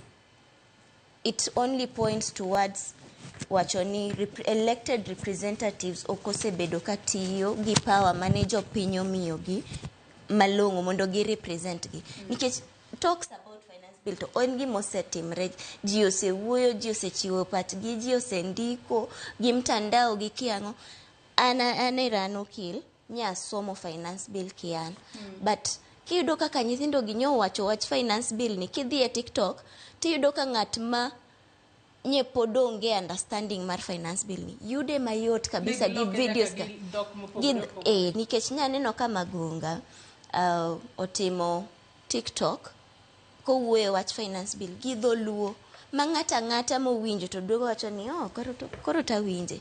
Kiyudo nyathi okuyu moro timo nyaka jo Somali nyo timo TikTok ka gi explain ni ji wach finance bill. So it is only pointing towards ni geo all to there was need to remind the elected representatives ni teko power te belongs to the people. Wadokes article 1 marwa mar constitution mar we the people a preamble wacha all power belongs to the people, sovereignty and mar the people. Kose yieri ni ker, kose yieri ni mjumbe, kose yieri ni MCA, you are representing. Bede ngama winjo wach, bede ngama dok chien, kik bedni idwa dok chien ka gik moko sekethore. Late kabisa. Charles bendi paro ni jod buro sebedo ka represent jopinye yo makare kata chung'ne jopinye od bura kacha kata chwalo paro mar jopinye od bura yo makare. Nikech wach mar finance bill ni kapok ne odhi kata od bura mar mondo mi otimne e twak mar ariyo kata second reading ne nitiere chenro mano mar kawo pach jopiny kaachiel kod jokanyo e sectors mopogore opogore manochoki. Bende jod bura notimo dwaro mar jopiny kaachiel kod jokanyo mane ochok pachgi kotudore kod wechegi mag finance bill kapok ochopo koro kuma wachope sani ma jo Kenya koro wuok oko ka wacho ni wan gino kwadware weuru koro wawite oko kaka en note. Nitie gima answer mano mondi kapok amedo gima ne nyalego wacho. Ing'eyo ji kodhi e od bura to ji bedo gi two sides. One gi government, the opposition. And usually what happens in government nigi programs mage, a president nigi promises mo make modwaro ni mondo achieve. To nyalo mana achieve gi koyudo pesa. So usually gima bro timre ni president bro bet ni neno kanyoro en gi Osoro gini. Osoro en leader of the majority in parliament. To nyo kaneno leader of minority. Even someone I get him withdrawal, I don't know the negi lungo gito give because I expected him to be both leader of minority and leader of majority. Some would make a decision on an issue in parliament. But maybe minority leader would have feared associating with government, especially when things are very tough like this. What maybe Okonyal Ngeo ni president dichiwo to akmane. So kajo se pogore majority gi minority. To many a times president bro keto joge piny to pimo ni gini adwaro pesa mabro rango sirkal mwabro achieve go manifesto wa ingen rach jo Kenya en igo kura kawuono to kiny jo chako larore kaka ng'at mane madhi bedo joma dwa dhi chung in the next elections kata kidhi e gweng inongo ka giringo up and down wadhi e liete nyaka liel mukia ng'amotho ioro pesa nyaka ng'at moko ing'eyo because jimanyo position. So jo Kenya chako go siasa immediately ka sirkal manyien odajani to achako go siasa. So the moment mantie those clear divisions, tibro nwango ni nobody in parliament wants to debate in accordance to Japin. Gibro debate in accordance to agreement margi as a party. Kata ki the opposition, ibonongo ka many the opposition so chimko ngato oppose to kana finance bill na men poko somo. Any opposition kipenye angma bere finance bill ni okonyal ngisi kata gima rach no okonyal ka parliamentarians wa te the standard and level of debate in parliament has gone down of being issue based proper kajo the parliament tina noka mili giniko no maduong kabisa but now that debate on the floor of the house ma constructive makoronga to woyo appropriately onge nitiki manyalego no wacho about even county governments. Gimina no katimre national government, mina no kaji oumo wangi leaders mane national government oumo wangi negik matimre maricho. Be matimre county governments. Inwanka governors odhimo omako MCS mafwanda. MCS kala gik moko. Ena gimoro ni MCA ose luong chien kucho, ose miye pesa moro matin. So inwanka koro kata mana koro dhi county government. Tiamakoro things are even worse. Because you know akakoro sani wan gi nyalego nitie gimoro kae mar naneno ka nyithindo moko wacho e TikTok mar land rates mar gine how do we call it freehold Leasehold. and leasehold. Yeah. Mani winjo ni Land Amendment Act. Yes. Inongo ka the moment ma use allow mu bedo gi municipality, nitie consequences mag bedo ga municipality. One of the consequences, once you bedo gi municipality, to that jurisdiction, you automatically move from freehold to leasehold. What I don't know, Nyalego, because you are a lawyer, is whether there is a way by our county assemblies, Nyalo decide ni kata kuwa bedo gi municipalities, to wanyalo ensure ni koro watamre no kwa nyal bedo gi leaseholds instead of mondo kikwa bedo kikwa move from freehold to leasehold, because it has implications. Because kin gi law kama nitie municipality kakoro ubunja is a municipality, within that jurisdiction of the municipality inyalo ka ngato has a law madala to gin jomodhier kori subject gin mondo gichul ang'owa rates. And yet jine assume no municipality, any land around municipality is commercial. Tipro nwango ni yes ufall under municipality to lopu podo ken commercial, it's just rural based, upidho mana oduma as to corridor according mondo uchula ngo rates. And the moment mo kichulo rates, then municipality nigi right ma recover that rates by even selling your property. So what I don't know is whether we will be in a position for county assemblies to say yes, Wayudo municipality, but given the status of our municipalities, up to what level can we have lease, and up to what level can we fail to have? Because lease ni bende pesa niko biro en mar facilities idwa ni mondo ibed gi siwa, mondo ibed gi roads, mondo ibed gi mane mo michulo land rates mondo provide for services. Chalo kidak in an estate where you pay service charge. You pay service charge in the estate where you live, mondo chul security, mondo ubed gi pi, mondo chok takataka, mondo ngad grass, mondo ngad flowers. Are you getting me? So what we are saying, and there is a lot, even at Kikobeda national level, even at the county level where we have county assembly. Inongoka, instead of mondo jog bed an oversight to government, they go to bed with governors. Kurinongoka governors, okoti mangoa, okoti yomaber. And inongoka, this is giving us a lot of problems. One got a lot of poverty. Inongoka priorities are very bad. Like the rural economy, you should ask yourself later, how do we improve this rural economy? Monongato hangato bedigi pesa hiyo fuko.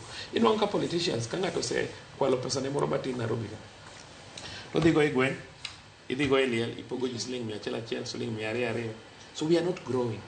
And the lower land, gibilongo ni devolution was a big achievement for us. So that Kataka central government of me were a lot, but county governments nyaloti mango.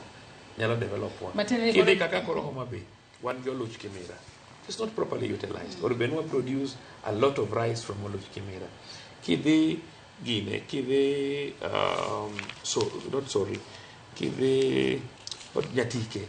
Bene one called an irrigation scheme. We are not utilizing it. Sanikoro Watimolo Azoya in Ugenya and Alego.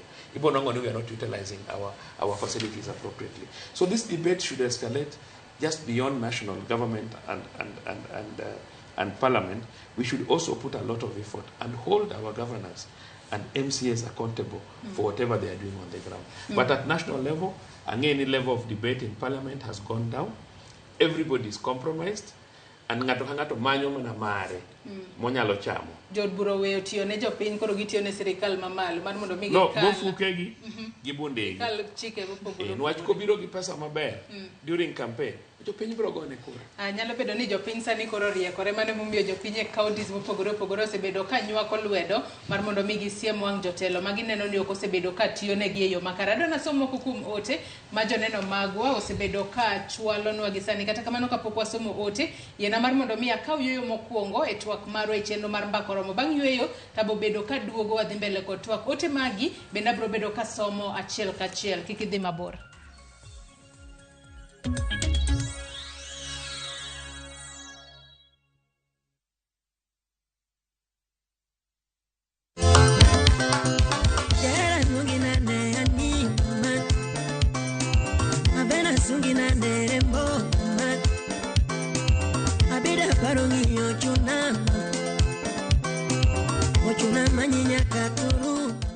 Nyikwara Mogiajwang' ma en Anko Edi kaka ung'eya.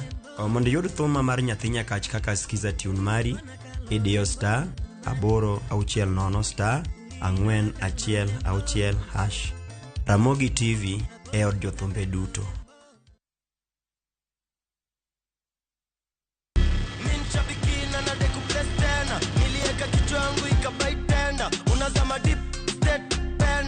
Nikaingia kwa mkahawa, mimi kichwa yangu akili zangu zote ilikuwa kwa nyama choma. So si kuona bado ina run. Vile nilienda tu kukaa chini na nikaona, nikarudi kwa simu, nikapata bado ina run. Nilistuka sana na nikakaa shout immediately. Vile niliona hivyo, hata nyama nilikuwa nimependa, nilijaribu kutafuna, iko ngumu sana. Si kukula tena hiyo nyama. Mimi ni mkulima na niko na projects, so ni kuendeleza tu ukulima yangu na projects zangu. Ukichukulia ikuwe ni rahisi na ujue vile mtakaa na captain mcheze mzuri, utaielewa. Lakini with the time, the more unacheza, the more unapata experience na unajua jinsi ya kucheza. Aviator Shabiki.com inakupa the biggest multiplier in Kenya. Shinda up to 50,000 times your stake. Yani ukiweka stake ya 100 bob, ndege ipeperuke, unashinda 5 million within seconds. Na ndege pia ikifly away, Shabiki.com inakupatia 5% refund ya stake yako kila siku. Usikubali kulose. Changamkia Aviator on Shabiki.com. Not for persons under the age of 18. Shabiki.com is authorized and regulated by BCLB license number 587. Nyakwar Ramogi negin ji mahumbgi ne lach kanegi loso oganda ne chiko itgi bende kama negi kalie weche ne dong matho. Nuna nigo kot kamoro kachacha nogoy asama dwa wache to go kot to jibiro te Noero sort out dispute. Kata kamano, oganda osepenjo ni gin kanye. To gitimo ang'o? To mosenindo, anyuola gi paro gi nade? Igni mose kalo ne gin jok ma ideo, to kata mana sigand gi bende ne wuoro.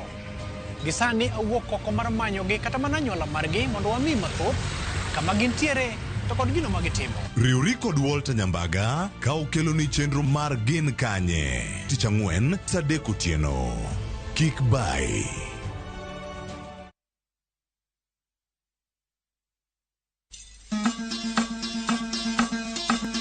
Wuoth e chuny kit ngima, puonj kod timbe. Kane iyiero ng'ato ni bedo ruoth, to nyaka nobed ng'ama kawuono iluongo gi kisungu ni tall, dark and handsome. Wakelonu sigendni mane ok wache wi anyuola mopogore opogore. Chakre nam nyaka e alwora ma ji odakie. Ochiano ni ng'ama dhodho nyathi e kore okor gi rom gi dhako wadgi. Ne kaka timbe machon ne okalo e tieng' ka tieng' kendo kaka ne gin kido mabeyo ahinya. Wamielo bul, wawero wende wa moko mag oganda, kendo wawero wende wa moko mag paro. Wamiyo giwa luor kendo wanono adiera mamiyo waduto wabedo kanyachiel. Desreuru mondo ubed jok makare. Mana adier. 111 Ngeso ka ngeso, saa 1:45 otieno.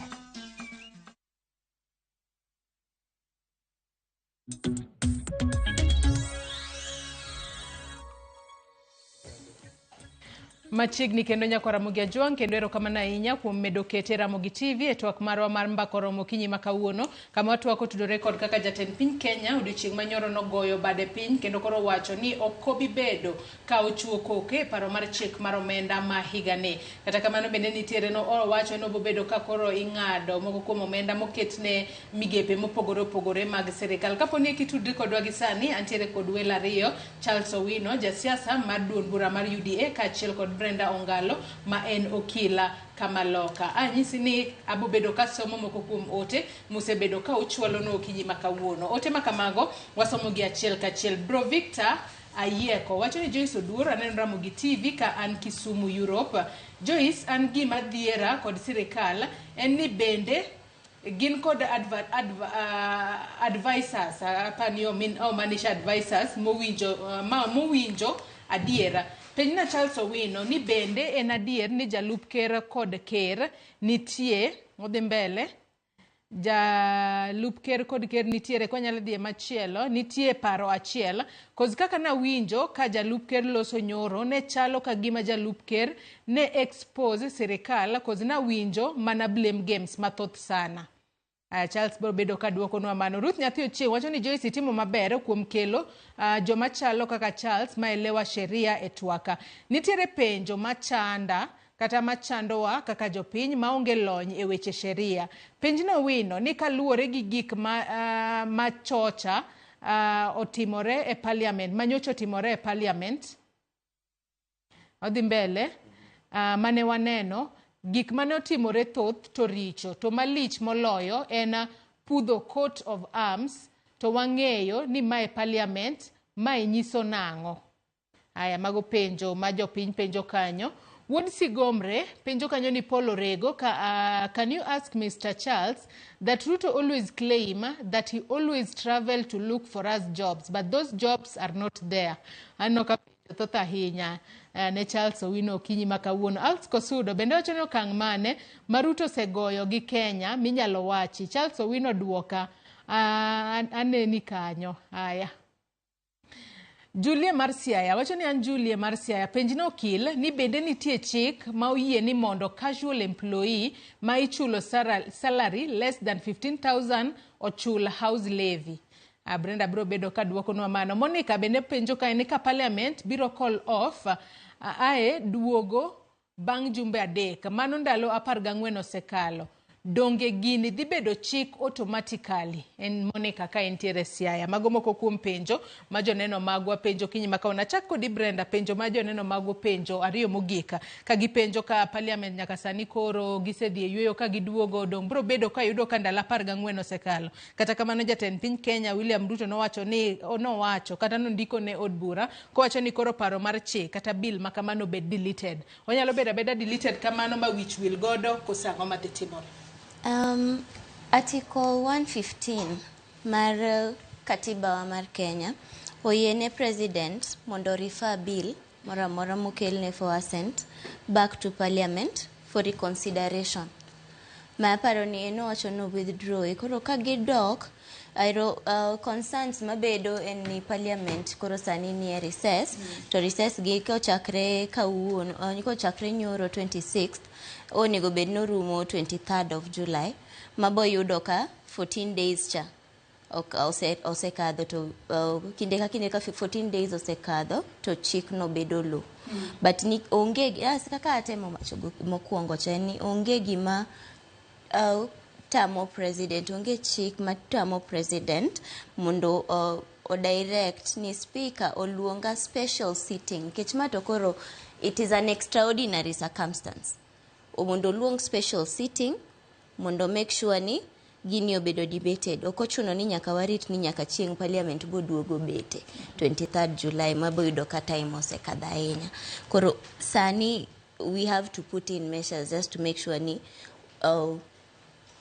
gini nyalo duok bedo debated kata schema parliament onego bed ni nie recess. They can just be recalled back to have a special sitting purposely mar gini kende nikech the law was made for man was not made for law koro ka nitie necessity mama en very necessary to nyaka woga recess cha giduog mondo gidebate gini. Janino moro bende penjo wachno mar housing levy ko penjo ni ka ani chula usara mar 15,000 bende winja chul house levy. Tax brackets ordinarily any as long as you are of a taxable income okonego bed ni levies temo ket kanyo should be deducted from you. Koro ka 15,000 kicha the last I checked salaries mag below 10,000 below 10,000 and below was not subject to tax but over time gisebedo ka gi revise minimum wage cha koro nitie bracket ma is not taxable to nitie bracket ma taxable ko out of the 15,000 can gross to mane 1.5% nyaka dog the housing levy. Yeah. Charles Owino kaduoke twak okinyi makawuono nitiere joneno mabende openjo mathoth ahinya ka koro giwacho ni ero wapenjane Charles Owino. Mokwongo janeno moro Ruth Nyathi Ochieng openjo kanyo ni kapo ni gino manotimore mane waneno ka yudhe kata rowere odonjo nyaka parliament kacha owacho kae ni gipudho coat of arms. Wang'eyo ni mae parliament mae nyiso nang'o jo rowere mano dhi kaja jomoko noting'o nyaka ranyisi mano mar mes makata kamano ja speaker mar od bura mamalo nowacho ni mano ken mes mar adiera ni mano ne mana dummy mes. Is okay. Mokwongo adwa wacho gimowacho ni kaluwore gi gima ne president otimo noduoko finance bill e bunge koro that recess nyaka gibed record. Nwach kok gibedo record mandalo 21 orumo, then it means ni oketwa in an awkward position because it automatically becomes law. So nyaka gibed recalled from recess mondo gibi. Kora ng'e it is just a matter of time. Maybe by next week, even by today, maybe gibro bedo recalled. To coat of arms kata ka onge pod inyalo los moro. Gin gik miloso. To kara ne beni mes itself emano kwal. Pod nyaka kela mes moro kena requirement mar bunge.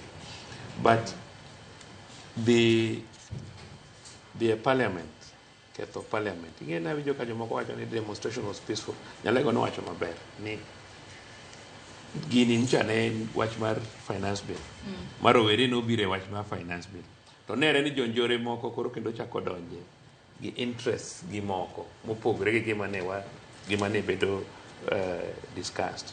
Now the storm bunge kata the state house kaka ne jiwacho cha, it's somehow like ichalo ng'ama dwa overthrow a government through other means. Anyone, we are in a democracy. Kidwa riambo president to you vote him, either inyatimo vote of no confidence or inyalo rite mondo tiek his time. But the moment mi wuok ni this storm state house mondo riembe kata dhi e bunge, and gima amount simply to treason. And kopo nitho, because gima josiasa mang'eny timo, they don't care. Kane nyithindi kanye adaher mondo ane jasiasa moro amora. Naneno koro kuot gini gokinyi e debate, naneno jaluo moro ma jalup Willis Jasafino. Naneno ka Willis wacho ni jodhi. Daher kabisa ni Willis obed number 1 in that list. Hotel mbele or don't state house. Because let me tell you, you cannot do that. Ayadwa ni Marareo, it's okay. Makama kaparo negi kanye mar ariyo no mar mondo mi wadhi e county ma Kisumu watudre ko jafambo marwa Millicent Adhiambo ka intiere Kisumu. Yaore Millicent Adhiambo ka intiere Kisumu e county ma Kisumu kinyi makawuono inyalo nyiso ni gisani intiere kanye to chal mar lwasi e boma ma Kisumu nitiere nade kawuono ahinya nyate kinde mar rowere no wacho ni pod gibiro bedo ka gidhi e ng'anyo mamuola ka gisundo sirikal mar William Ruto kuom koso chopo dwaro mopogore mag jopiny nyaka sani. Millicent.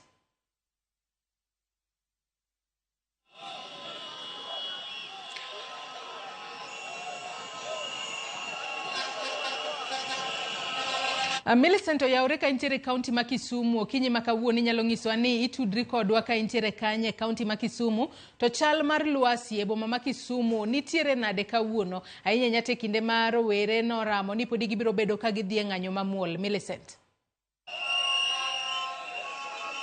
Ero kama na inya Joyce, achiel kachiel kwa uoke county ma Kisumu, ane akekio makondele kata roundabout, mabende gie sani waneno ka rowere osechako chokore kidam mondo migi dhi nyime kod ng'anyo mane ochano odiochieng' manyoro mabende negi tiso ni march 1 million kata occupy state house. Kanyalo siemo ni mana gi bathe kacha inyalo neno ka rowere osechako fuadho bendera mar piny Kenya kagiwacho kendo giwero wende makwedo paro mar chiko omenda maigani mar 2024-2025.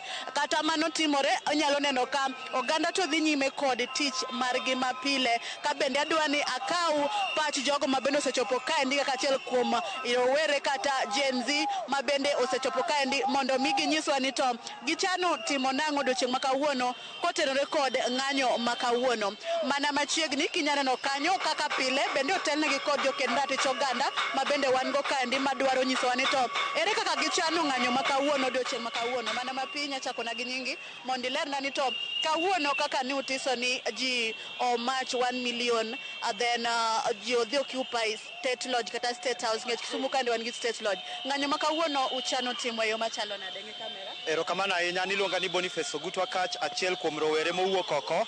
Wa kawuono wawacho ni it is too late ka Ruto dwa kwayo apology kata duoko bill no e parliament. Parliament miduoke bill no e mosakelo waka, omiyo kanyo osatop ok wadware. Ruto be osanego ji, nokonego bed ni wasachopo kae ka koro wacho ni sorry. Omiyo wawacho ni it is too late, kawuono wasaloko voice wa, koro wawacho ni Ruto must go.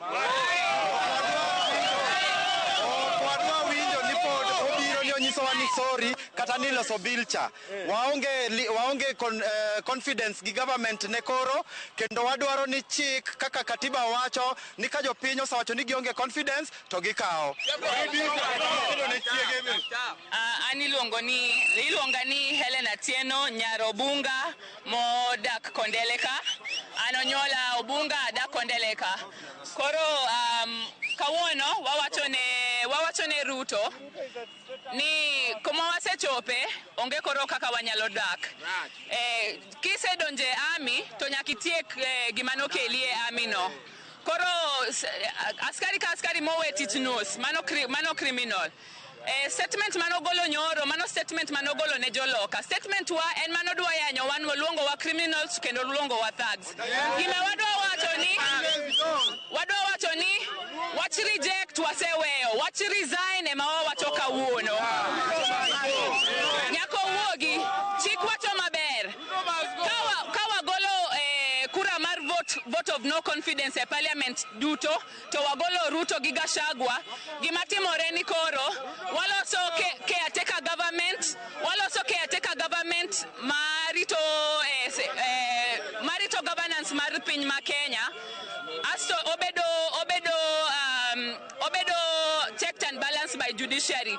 Kanyo kuma wadwa wachope. Influencers mochul gi tumbi mawacho ni economy bro dok piny. Economy ok bi dok piny. Ka caretaker government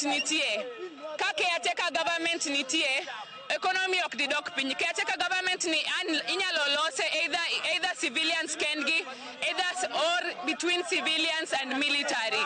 Koro caretaker government ni ema wadwaro mondo Ruto gi parliament mzima gidhi dala.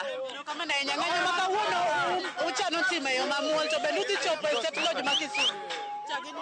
An gi nyinge luonga ni Cecil Okoth, an e jatend vijende ma Kondeleka. Omiyo wan wawacho ni odiochieng' ma kawuono ne wawuok nikech odiochieng' ma kawuono ne wadwa mach nyaka State House mondo Ruto ng'e niya ok wan nyithindo modwa walogo kaka walogogi. Wan ne waseneno statement ne mowacho to wawacho ni statement ne en ma miriambo, ok en gima ne wadwaro. Omiyo nyaka wad ni kawuono wadwa mach nyaka State House mondo ng'e niya Kenya en marwa to wan ma wan gi power mar kete kanyo gi mar gole. Omiyo wan kawuono wacho niya odiochieng' ma kawuono ni Ruto nyaka dhi, ok wadware nikech osechawa to dwa no wuondowa pile pile. Omiyo wawacho ni Ruto must go. Odiochieng' ma kawuono ni en ni nyaka dhi maonge dok chien kata matin. An iluonga ni Diana Omondi, an nyar Kanokoluwa Central kendo adak Kisumu East. Wan wabiro wacho ni Ruto must step down kendo kawuono wan mana gi frimbi gi scarf. Koro ka gibiro kuomwa ki gibi gi post mang'eny ahinya ne wach wan waonge wach kodgi. Wadwa mana mach nyaka State House ka wawacho ni Ruto must step down. Ok wabi medo spectators to watch ka gi rule against us. Amen. Kwa majina naitwa Kupako Jack. On behalf of Vijana Power. On behalf of the informal sector, sisi kama wanajua kali gijama temo wala matindo tindo Kisumu wacho ni Ruto nyaka koro dhe dala sama koro wawuoye ne weche mag finance bill nyo wasetieko koro wawuoye wach mar Ruto nyaka dhe dala Ruto ok nyal medo wuondowa oseriambo mogi Ruto must go Ruto must go Ruto must go Ruto must go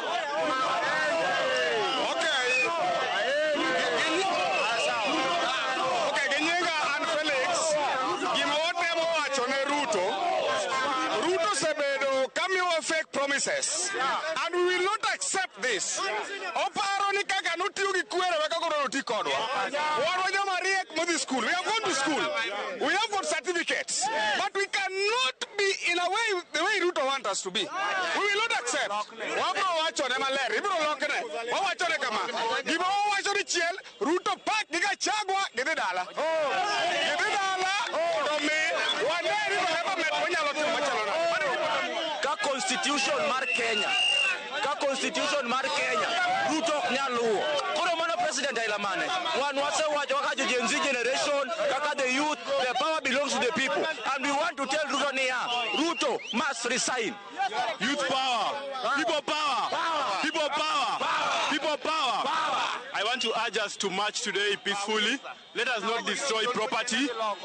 Let us not destroy property which will make government to shoot at us.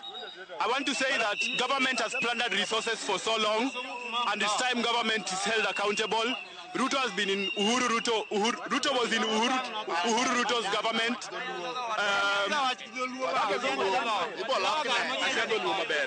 Comrades power. Comrades power. I want to inform Ruto that we are not fools. While Ruto is cheating us that he has withdrawn the bill, we are understanding the Kenyan constitution. Even if he fails to sign, the bill will still be passed. We want to tell Ruto that he must go home. We cannot tolerate mediocrity of the president and his deputy. They don't have structure. Let them go home and restructure. We cannot tolerate nonsense. Ruto must go. Comrades power. Comrades power. Comrades power. Manakamano Joyce, mano Makisumu kakoro gisani, wan gimedo medore malo, kabende gimedo luongore mondo mi gichak ng'anyo mamuol kochomo e kar jot mar jatend piny Kenya ma Kisumu, kuma bende giyango ni kawuono bende gidwaro dhi nyime kod timo ng'anyo mamuol mondo mi kik giketh gik moko gino manyalo wang'o i obila mondo mi kik rakre kodgi. Thuolo ni endi bende wasewinjo duondgi kendo wamedo kelonwa achiel kachiel madhi tucho Kisumu kaendi ka bende ang' nwabed kodgi nyaka ng'anyo ma kawuono rum mwane ni to odiochieng' ma kawuono telo kata dwachgi gichomo kanye. Kamano taduoko ni studio mondo idhi nyime kod twak mar Gen Z. Erokamano ahinya Millicent Adhiambo ka intiere kaunti ma Kisumu. Awinjo kanyo kaka jo Kisumu loso ahinya to odiochieng' ma kawuono ma pod giwuok oko mar mondo mi gibede ng'anyo mamuol. To mana kaka iwacho, wageno ni obo bedo ng'anyo mamuol ma ok wabi neno rakruok moro amora ma gibiro bedo godo kod obila ma chalo kamano mano aneno e jumani kata chieng' tich ariyo mano mar jumani. Kalone ni kinde mang'eny wacho ni ng'anyo mamuol jopiny onego bed ni wuok oko ng'anyo mamuol ma onge ketho mwandu moro amora kata onge wang'a piny ni mopogore opogore. Nyakwara Moge Joanga bende kopogore koda kaunti ma Kisumu. Kaunti ma Migori bende okinyi ma kawuono jopiny e kaunti ma Migori nosewuok oko mar mondo mi gidhi e ng'anyo mamuola. Ka bende ange wane pichni mawuok e kaunti ma Migori achiel kachiel odiochieng' ma kawuono kama chenro mag wuotho chung' kar tiendgi e kaunti ma Migori. Kineno kanyo nitiere moko kuom apeyni. Kwang'e apeyni e kaunti ma Migori kono onge nyamburko moro amora e wang' apaya. Jopiny osemoko mach ka gidino apeyni e kaunti ma Migori okinyi ma kawuono e kinde ma jopiny nitiere ng'anyo. King'iyo kanyo bende nitiere obila mosechopo mar mondo mi oketa kue kata oke jogo ma wuok oko mar ng'anyo. Mak mana ni wakwayo jopiny e kinde ma giwuok oko gibed jogo ma ng'anyo e yo mamuol kaluwore ni katiba oyiene jopiny owuog oko ong'anyo e yo mamuol ma onge ketho mwandu moro amora. Adwani watudre kod jafwambo marwa e kaunti ma Migori George Juma. Oyawre George Juma ka intiere kaunti ma Migori okinyi ma kawuono itudri kodwa ka intiere kanye to chal mar lwasi Migori chalo nade? Kaloni nyaka sani pichni ma waneno en ni wanyalo wacho ni chenro mag wuoth kaachiel kod ohelni ochung' e kaunti ma Migori kosa ang'o matimore Juma? Erokamano kaka iwache ne adieri ka antiere apaya maduong' mowuok Migori kochopo Savana kaka inyalo neno pichni ma bende wuok e chimbo ma Migori kama bende rakruok mapek koro dhi nyime kind jogo mang'anyo kaachiel kod obila. Kinyalo neno apaya maduong' no nitiere mach ma bende nyaka sani koro moki. En mach ma bende nyaka sani koro ochungo chenrogo mag wuoth kaachiel kod kata weche mag ohelni koro dhi nyime sama wuoyo ni chimbo ma Migori. Nyaka sama wuoyo ni obila koro osekwore apane ka bende rakruok dhi mapek ka gitemo golo jong'anyo nyaka sani koro bago ng'anyo chuny apane.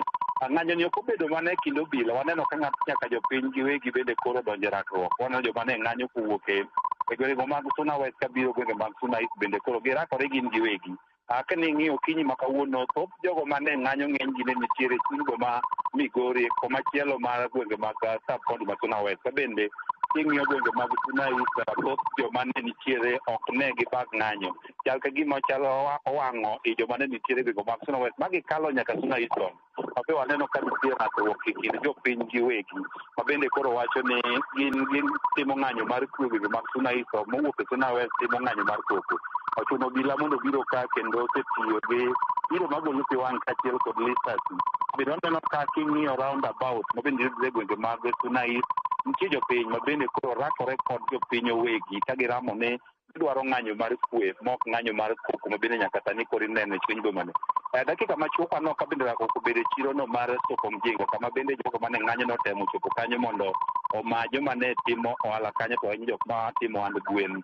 To bende waneno ka okelo rakruok gi jopiny giwegi ka jopiny tiyo kod kite kod orujre ka girakore gin giwegi. Nyaka sani obila nitie apaya maduong' ni ma Migori kama bende mach koro moki apaya lalo kata bridge maduong' ma yudore e chuny boma Migori. Bende obila pod temo wuok, gitemo chopo kama majno nitiere mar neno ni giriembo jogo mang'anyo. Ka bende kineno kopogore kod mano obila owuon koro okawo kindegi mar golo kite chuny apaya mondo koro gin owuon giyud yo mar kalo ka gidhi e gwenge ma jong'anyo pod ogoye chuny boma Migori. Bende kinyalo neno ka pichni mag obila okawo okang' kod jopiny moko bende koro gisekelo ma bende koro konyogi e golo kite bende nyaka sani koro kete apane mondo otam yorego mag wuoth. Pod wantiere ka mar ng'iyo ni to kendo dhi nade jong'anyo no ka apaya ni ng'eny gi sani oseringo kendo pondo gigolo wang'gi matin kendo no ka ng'eny gi moko sani koro chako bayo kidi go obila. Bende mae gima koro pod timore ka pod wantiere e apaya maduong' ne wang'iyo ni to ang'o madhi timore ka bende jopiny dhi bedo mondo wang'e ni koro gitimo nang'o e chino bende dhi nyaka sani. Pod wan ka mar gima pod kotende kod ng'anyo madhi nyime. George Juma ka intiere kaunti ma Migori kata bedo ni luonwa ng'anyo ma kamano kaka pile wang'isi ni keep safe kendo ne ni iritori e yo makare kalore ni rakruok e kind obila kaachiel kod jong'anyo nyalo kelo hinyruok moro matin kata kamano ne ni ritri e yo makare kalore ni in e itwa kaachiel kod wang'we e kaunti ma Migori odiochieng' ma kawuono kama jopiny owuok oko ka gintiere e ng'anyo. Karamogi jong' mana kaka ineno mano e chal mar wach e kaunti ma Migori rakruok e kind jopiny kaachiel kod obila jopinyo mondo moko macha e apaya maduong' mano ma Migori ka gintiere ng'anyo mano aneno ka no timore chieng' tich ariyo odiochieng' ma kawuono chieng' tich ang'wen kendo ng'anyo ma kamano pod dhi mbele. Bende aneno kanyo ka nitiere gari mano ma simo mach mobiro kanyo mar simo mach ma jopiny no semoko kuom apeyni e kaunti ma Migori kono. Kata kamano obila to temo mar mondo mi giket kwe kata gike jopiny manyaka sani osewuok oko ka gintiere ng'anyo. Mane chal mar wach to bende podi wagoyo tach e kor gwenge mopogore opogore odiochieng' ma kawuono Nyakaramogi Ajwang' wabobedo ka wamenyo ni gigo matimore obede kaunti ma Nairobi kae, kaunti ma Kisumu, Migori, Homa Bay, Siaya kaachiel kod kauntis mamoko Nakuru, Kericho, beda gwenge go mag Eldoret duto wabobedo kwa menyo ni odiochieng' ma kawuono kama rowere podi nosingo ni biro bedo ka wuok oko ka ging'anyo ka gidwaro mar mondo mi sirikal ochopa dwaro margi maduong' to ero jatend piny Kenya William Ruto odiochieng' manyoro nosegoyo bade piny kendo koro wacho no bibedo koka oketo koke e paro mar chik mar omenda ma higa ni matiende ni koro paro mar chik mar omenda makamano onge. Wacho no bobedo ka iwite oko kata withdraw gino ma nyaka sani wang'eno bobedo ka iduoke e od bura. To mana kaka isewinjo kaka wasebedo kwa twaka to wasebedo kwa kata wasetwak wacho ni kata obedo ni od bura sani koro nitiere yue inyalo luongi mar mondo mi gibi gitwaga kotudore kod paro mar chik mar omenda. Nyisi ni wane wang'i e counties mopogore opogore pachoka gi thuolo ni adwa watudre kod jafambo marwa Lydia Okeyo ka entiere county ma Nairobi ka oyawre. Lydia Okeyo ichieo na dokinyi makawuono inyalo nyisowa ni gisani intiere kanye e boma ma Nairobi kae to chal mar lwasi chalo nade okinyi makawuono Lydia? Yawre ahinya Joyce, ageno ni Nyakaramogi chieng' makare no kinyi mang'ich e chuny boma ma Nairobi abiro ni achiel kachiel ka antiere e apaya ma GPO ka bende en apaya ma king'iyo malo kama geche dhie en kanyo ma bende apaya mochomo State House onogono kanyo ma bende rawere matindo motsini Gen Z ne chano mondo mi ong'any kendo owuoth ka ochomo mano en kar jot ma jatend piny Kenya William Ruto. Rawere gi nosingo ni mane kama gidhi luwo kendo ne sombo mondo gichopie kar joma jatend piny. Omiyo wago tach mane apaya ni kanyo mabende ochomo kada ma jatend piny Kenya mondo wang'i ane gino ma ang' ne timre. Nyaka seche gi Joyce arita ntiere e yo makare kendo king'i alwora ntiere nyaka kuondego mabende osedin kaluwore ni gitemo mondo mi gineni arita obedo makare. Gidino moko kuom yore mabende nyaka nyisri ni in ng'awa tikadho idhi kure ka iyawoni mondo mi ikadhi. Omiyo alwora ka ntiere obila mopogore opogore, polis nono ke bathe kocha kane wang'iyo kane wadonjo. Sani koro gitemo wuotho kendo gitemo rango ka bende arita ntiere e yo makare. Waneno ka moko bende nobedo akicha kacha gi ei gari mabende ja picha mara temo tang'onu kanyo. Mano en chal mar alwora kae e ndara kata apaya mabende ochomo kar joma jatend piny Kenya William Ruto. En kanyo mabende koro keti arita mager, par ni ma en ng'anyo mabende noketi nochakore kaka mano ma apingo paro mar chik mar omenda mag 2024. Kata kamano ndalo machuok kende kasi machuok kende Kenya jatend piny Kenya William Ruto oselando ni okodhi keto koke e parono mar chik mar omenda odiochieng' manyoro. Oganda jo Kenya pod onyonore kendo koro giwacho ni jatend piny Kenya nyaka wuogie kom ka giwacho ni mano e gima gidwaro ni gitim kaluwore ni ok giseyie gi kaka osebedo kotayo piny Kenya kendo ok gin kod yie gi chike mosebedo koketo. Na wuoyo gi moko kuomgi odiochieng'no mar tich ariyo manowacho ni sani ok ging'any ma nikech paro mar chik mar omenda mag 2024 to nyaka mano mar 2023 magiwacho ni bende noseketo chike ma sani inyo oganda jo Kenya kaluwore gi uchumi mapek ma bende sani koro ntiere e pacho kae. Chenro mag wuothe boma ma Nairobi ni piny kabisa Joyce kaluwore ni ma en boma ma bende odich pile ka pile ntiere gi kwan mag nyamburko mamalo. King'iyo alwora kawuono nyamburko kata mago mating'o jowuoth onge gi ji malong'e en wach mabende omako thoth oganda jo Kenya ka en tich ang'wen gi oni oganda odhi e tijegi kata kamano nyalo weyo ni en kata chieng' ngeso moro moganda yueyo. Joyce pod wago tach ma Nairobi kaito bende ang' waket wang'wa mar goyo mbaka kodi. Ang' wanyisi kora mogino mabende ang' ne tuji e chuny boma ma Nairobi kata kamano nyaka sigi waseneno ka nitiere geche adek kata buses adek manopong' gi jolweny ma pacho kae mogol e barak kata kambi margi. Negi kalo ka dakika 5 mokalo kendo gichomo kar jot ma jatend piny Kenya William Ruto. Gichomo State House ka gidhi mondo mi gineni giketo alwora no obedo kod arita mowinjore. Ma en kaluwore gi luoro makoro ng'anyo ma osebedo katimore pacho ka oketo kuom piny owacho kaluwore gi gigo mabende notimore chieng' tich ariyo. Waneno ka ne gidhi magidonjo nyaka e parliament kata od bura mamalo mane bende ne gikelo kethruok ne gik moko. Bende ne jomoko nohinyore kama ne oganda temo mondo mi ginyis ich wang' margi gi jo od bura mago manoketo kokgi kendo goyo ombulu kasiro paro mar chik mar omenda bende oganda osebedo kago e mbaka kendo kelo liete pacho kae. Omiyo en wacha bende wakete wang'wa Joyce ang' nwanyisi kora mogini to ang' ne bed nade. Sani en sa madhi abich negisingo negichako saa 4 kata kamano nitie bombe moko alwora mar Nairobi ma bende osewach ni gichako kunore ka gi kacha kata kamano chuny boma kato pod onge jong'anyo mosechopo. Omiyo waketo wang'wa ang' nwanyisi gino ma ang' ne tuji. Joyce ka intiere kod Pinja Duke studio. Pero kama na inya Lidio Keyo ka intiere boma Nairobi ka okinyi makawuono aonge ora mak mana ni med mana bedo wang'wa odiochieng' makawuono e kinde ma wageno maneno ka rowere ng'anyo mano kotudore kod dwaro margi ka giwacho ni nyaka sani koro sirikal ok osebedo ka chopo dwaro mar rowere. Ang'eno odiochieng' makawuono ginyalo wuok kata oyo to mana kaka isewacho ne gisingo mar wuok saa 4 en saa 4:30 to pok waneno ka mora moro wuok oko nyaka sani koro in bende Lydia dajiwi mar mondo mi ne ni iritri e yo makare kata bedo ni iluwonwa chenro makamano odiochieng' makawuono. Nyakwara Moge Jong pod wamedo ngoyo ni tarubin kotudore kod gigo matimore e kor gwenge mopogore pacho kae mana kaka inene wang' jowi mari kanyo mago pichni mabiro ni achiel kachiel kowuok e kaunti ma Migori. Anyisi ni okinyi makawuono jopiny e kaunti ma Migori osemoko mache wang' apaya ka gidino moko kuma piny e kaunti ma Migori mana kaka ineno kanyo gari mar josim mach temo mar mondo mi osim moko kuom macha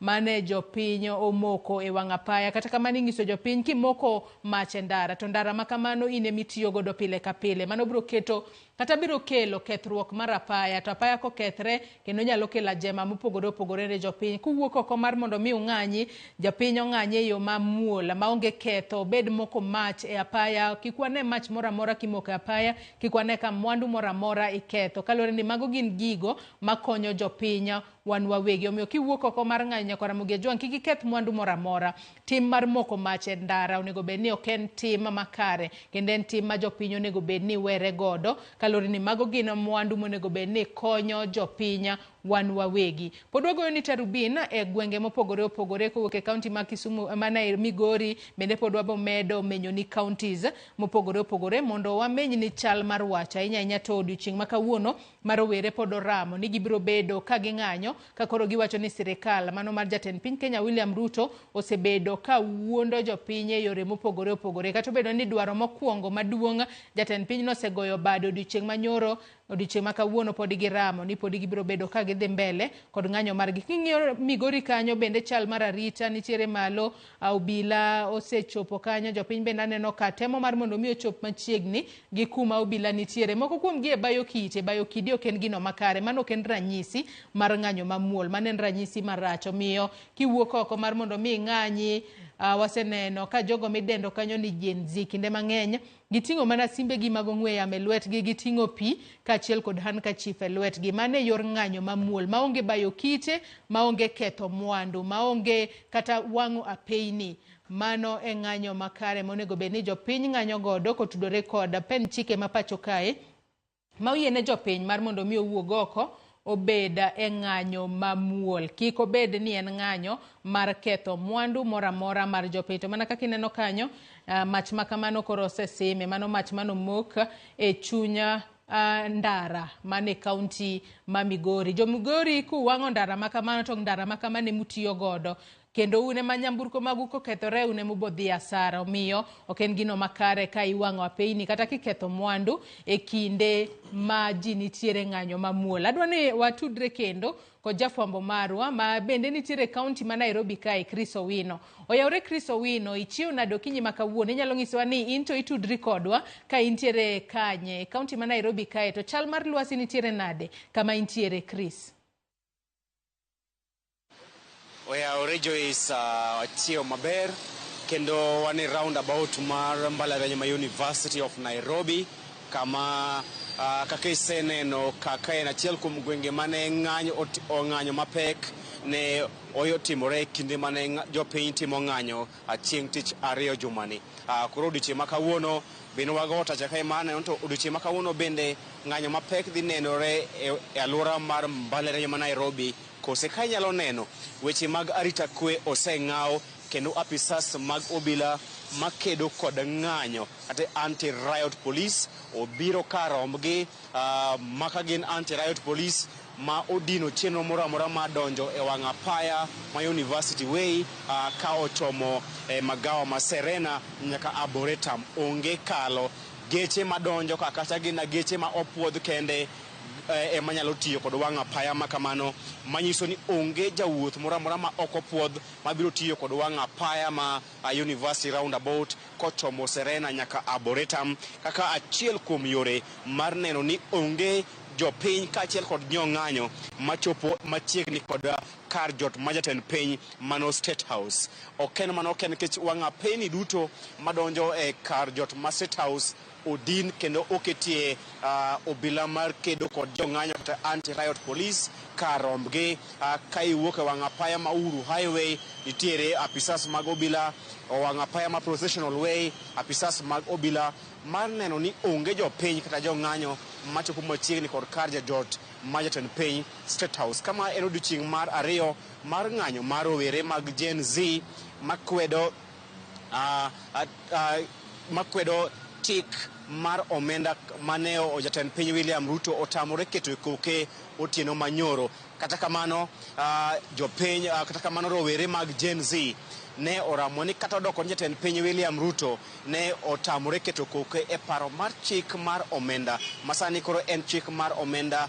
Ne giramo ni ng'anyo margi dhi nyime ka koro ng'anyo margi odiochieng' ma kawuono kaluwore kod twak margi e yore mag tudruok mag mbui kata X space en ni en mar kwedo tend piny William Ruto kaachiel kod miriam magiwacho jatend piny William Ruto kod piny owacho mar Kenya Kwanza osebedo ka wuondo jo Kenya e kinde ka kinde. Koro ng'anyo mar kawuono ok en ng'anyo mar kwedo chik mar omenda mar 2024 to en ng'anyo mar kwedo miriambo magiwacho ni jatend piny William Ruto kod piny owacho mar Kenya Kwanza osebedo ka othung'o kor jo Kenya e kinde ka kinde ka giwacho ni jatend piny William Ruto kinde manotimo campaigns mage motelo ne yiero maduong' mokalo ne osingo ni sirikal mare en madhi ting'o jogo man piny e weche mag uchumi, jogo ma ochando gologi e midhiero mag chandruok kendo ketogi e mesa mar kata ketogi e kidieny maber mar ngima. Gino magiwacho ni pok otimore e higni 2 nyaka William Ruto bed e telo. Joma chandore, jogo ma ochando osebedo ka ithung'o kod osuru piny maru ka piny maru, gino ma en ataro kod singo mar jatend piny William Ruto osingonegi.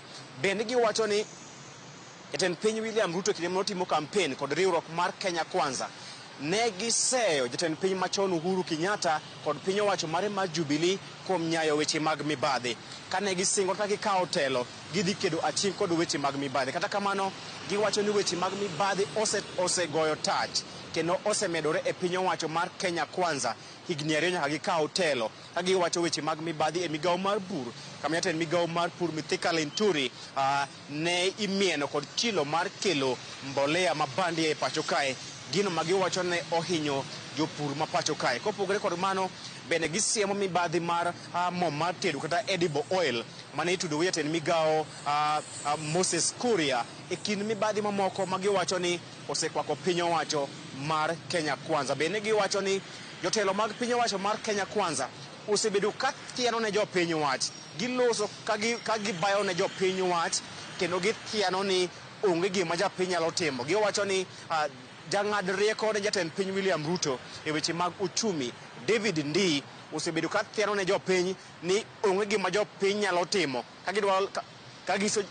David Ndii nyiso jopiny ni ginyalo ka gihero to gidhi githul William Ruto e loch kata girit nyaka yiero mar 2027 ema gigole oko. Giwacho ni magi gin achaya ma sirikal mar piny owacho mar William Ruto osebedo ka nyiso jopiny mane oketo giyo e apisi okalo kuom ombulu e yiero maduong' mokalo. Kopogore kod mano bende giywago onge mar tich e kinde rowere magiwacho ni rowere osesomo, osechopo e mbalariany, oseyudo lony kaachiel kod gigo duto madwarore e yudo tich. Kata kamano rowere ok yud tich ka jodongo pod dhi nyime kod kawo telo, emimiyo telo sirikal dhi nyime kod miyo josiasa ma jopiny osetamore miyo tich, jopiny osewito oko e lemo mag telo tich. Kagiwacho ni chuogo lemo mag jalup jotend migepe kata CAS en chenro mar miyo jogo mane jopiny otamre luto ne ombulu e yiero mokalo tich e kinde ma jopiny rowere ma oseyudo tiegruok e mbalariany to pod onge kod tije. Kopogore kod mano bende rowere mag Gen Z ywago weche mag akwede mag dhoudi magiwacho ni ogoyo tach e piny owacho mar Kenya Kwanza, magiwacho ni ma en ataro kod dwaro mag jopiny kaachiel kod singo mane William Ruto kod piny owacho mar Kenya Kwanza oketo. Mogik ma bende ohinyo chunygi ahinya en chenro mar sirikal to moloyo obila kaachiel kod apisas mag okwach kich mar ndhiyo rowere makedo na ratiro mag jopiny kaachiel kod dwaro telo makare.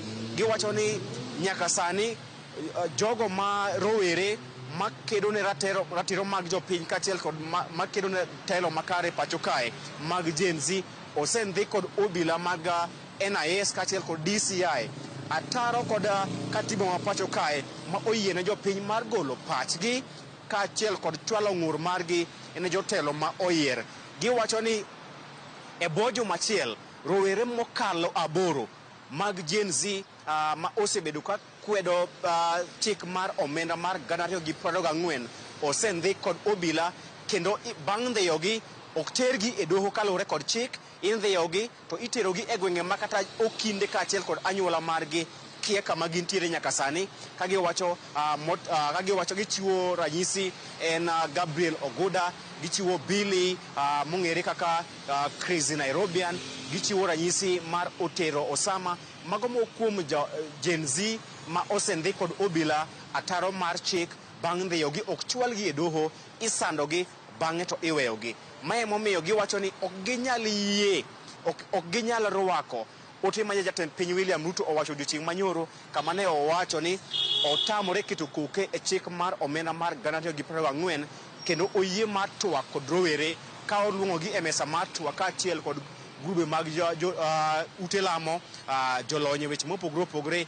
Giwacho ni ok ginyal yie kod gik ma jatend piny William Ruto owacho nikech ok en ng'ano ma ja adiera, en ng'ano ma ja miriambo, en ng'ano ma dhoge milimili muting'o milimili mag miriambo ma ok ginyal yie kendo ok gin kod kihonko, gin kod kiawan. To bende ote manyo jatend piny William Ruto owacho tino manyoro en wach man kod adiera e iye, kose en wach mar kwayogi mondo giwe ng'anyo. Bang' ka gisewe ng'anyo to chenro mag mibadhi dhi nyime, chenro matiyo marach kod omenda mag jopiny biro dhi nyime e piny owacho mar Kenya Kwanza. Mae momiyo roweregi owacho ni gidhi nyime kod ng'anyo odiochieng' ma kawuono, ng'anyo mamuol. Kata kamano warito neno ka bende ng'anyo odiochieng' ma kawuono dhi bedo ng'anyo mamuol bang' ka serikal owacho ni bang' serikal ka ochung' ni ng'anyo mane otimore chieng' tich ariyo ne ok en ng'anyo mamuol. Waketo wang'wa mar neno ka bende ng'anyo ma kawuono dhi bedo ng'anyo mamuol maluwore kod chik.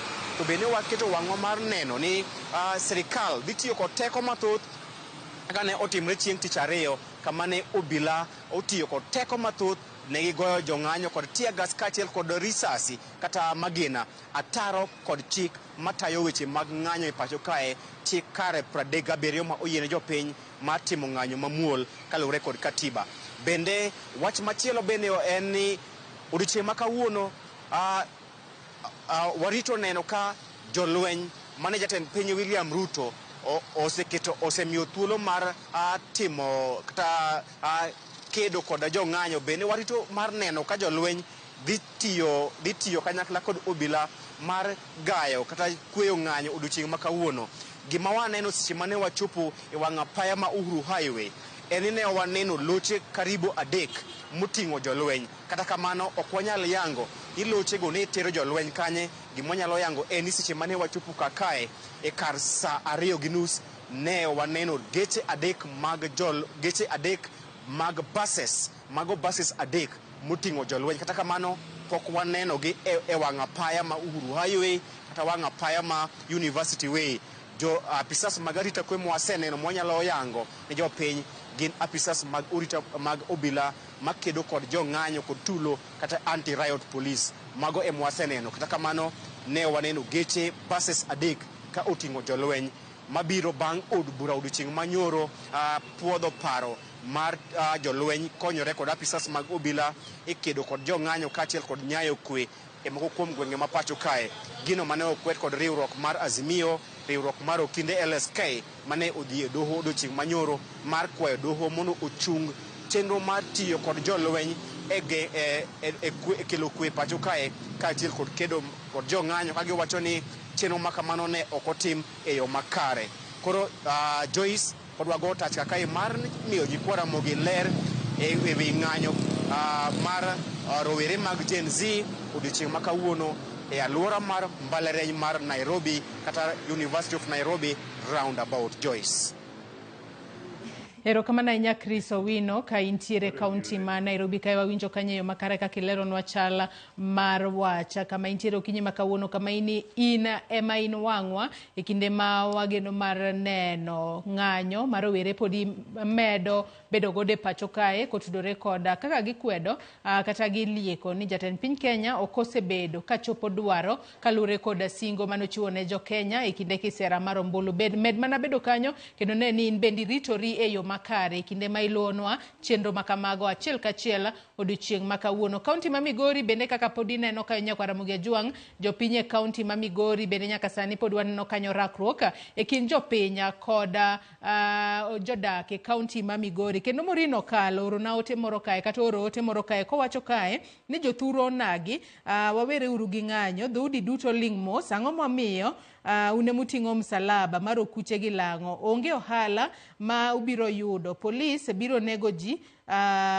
e papa kuro awacho kae ni lang'o gi okuyu ema dhi gendi uru mos jodalawa mano ote mar Morino Kal kochwalo no odiochieng' makawuono. Ote mamoko bende aneno kae ka Frederick Okey wacho ni jothurwa we uru ketho ndara gino marwa onge chieng' ma Ruto ne biye Migori gi ndara ng'anyo to ber kata an e CBD warito mondo wamoke but Migori we uru ketho mwandu. En adiera ok en gino makare ka iwang'o ndara e kinde ng'anyo mamuol kalore ni ng'anyo makamago kata ndara makamago gin mago makonyo jopiny. Seche moko jotelo ma ung'anyo ni ok chiw telo makare ok ti kata gi ndara makamago to ndara makamago jopiny ema tiyo godo kinde ka kinde omiyo kinde ma jopiny ong'ado bura ni giwuok oko gibede ng'anyo mamuol to ne ni mwandu duto beda piny obed mwandu kata dukni mag ji onge mora mora mokethore kalore ni mano en gigo mabiro bedo ka duoko mana chien wan kaka jokenya. Nyakwar Ramogi Ajwang' pod antiere twaka e studio kae kod Charles Owino kaachiel kod Brendo Ngalo.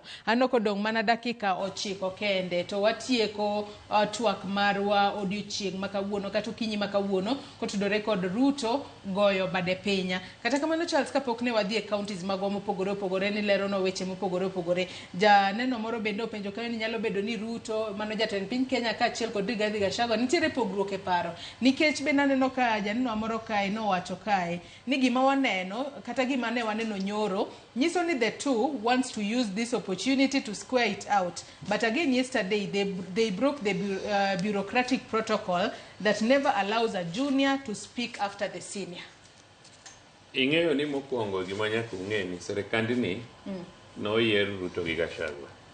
To king'iyo kata kaka nopog sirikal ka gichako sirikal, Okuyu noyudo 50%.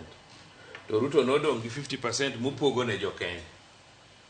So Ruto nigi shida nwach ka gimora mora wach ni for example sani king'iyo kata yore Central nigi yore mabeyo moloyo kamora mora Kenya ka.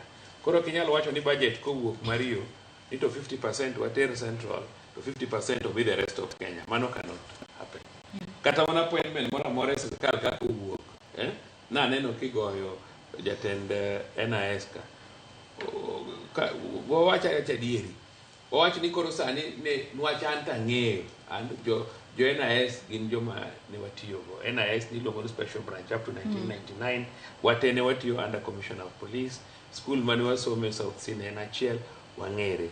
Sani aparo ni jo special branch machon man gi somo maber for example ngama sani senior most maputiyo en jadhodwa be Rigathi Gachagua nyalo nyiso Ruto kawuono ni gol Nurdin tiket jaluocha ok adwa luongo nyinge ok adwa mondo expose but one ngat maparo ni sani senior mogik kata in terms of age kata in terms of level ngat mosetiyo kanyo the longest en jadhodwa kan Gachagua wacho kawuono no gol Nurdin oket jaluo obro wacho no gol Nurdin oket jadhodgi omiyo an gima nyalo wacho ni wan lwen ji ariyo go to kwadwa donje mano ng'ato gi deputy ne an gima medo wacho gi luo ni kaka koro sani jowa ma demonstrate Migori giwang'o ndara mano ok dacho kuche mano ndachwa mano ndara mancha sirkal okete a lot of money kadhi Sibania en dachwa mar major ndachwa mar trade ma linkwa gi jo Tanzania ok inyalo afford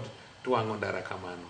Mar ariyo jowa ma dhi demonstrate kata man Kondele kata man Kisumu kik bed ni ng'ato demonstrate mondo dhi otur supermarket mar ng'ato mondo kwal. Ka polis oyudi kituro supermarket mar ng'ato ok obi treati ni ne demonstrate ne finance bill obro treati ni jakuo kendo ibro bedo dealt with kaka jakuo. Ka polis onegi e supermarket ng'ato kikwalo kikibinwa king'amo dhogi kaka ywak ni ne demonstrate ne finance bill in jakuo. Joma demonstrate ne finance bill ng'ato dhi ndara team peacefully kaka ne giwacho generation Z mane demonstrate Kenya ka mane demonstrate Nairobi ka ne gin mana gi pi gi sime but the moment medhi kwalo supermarket mar ng'ato in jakuo and that cannot be allowed. Mogik Kenya should remember what happened in 1982. Kamoi ne ngama humble, mabedo considered ngama weak. Then after 1982, no rid of pain. Wabedo very careful. Kikwa push president, mondo beda dictator. Watiko democratic space mawango. Because ngado kikuwa dunia. Ni president, ni ngato bro bukre ni bro this state house. Ito bro golo president, ito we tijini. It's not there. Gimwate motimo, watemo push Kenya to Rwanda and Uganda. The president ma Rwanda ngamanogo ne kura kodonji office onge. President ma Uganda ngamanogo ne kura kodonji office onge. We are not different. Ngado ki chapuondo wakai ni yo ni America will do this, will do this. President nyalo decide to tiyo gi jolweny to rulu aga ngenge. One very lucky ni wan gi democratic space. Wan gi pesa madhi ne counties gi everywhere. Ngato tim tije. President kidwa goal 3 to 5 years titimo kura. But gimanyaka wapenjire gi joluo. Ludwa golo Ruto ukelga Gachagua osudwa kelga. Udwa golo Ruto ukelo kuyu moro. Okuyo serulo ka for 35 years. One kaka joluo mong'eyo kaka piny ringo. Yie kata kudwa yanyo wan jo UDA yie uru mondo listen to us. Ni jolango gi are nilots kaka wan. Wa support uru sirkandwa ni. Sirkand lango ni. Ma sirkandwa. Wa support nyieni, wa take advantage of gik matimore gi. Wa donje this space, wa support bwana ni iwinjo. Wa wuo kode. Kwa wuoyo kode mwabedo close kode. Gik mathage matindo tindo gi ok bibete. Kenya kanga mariek musomo moloyo ji 10 jaluo. Anytime a jaluo is in government, the government runs well.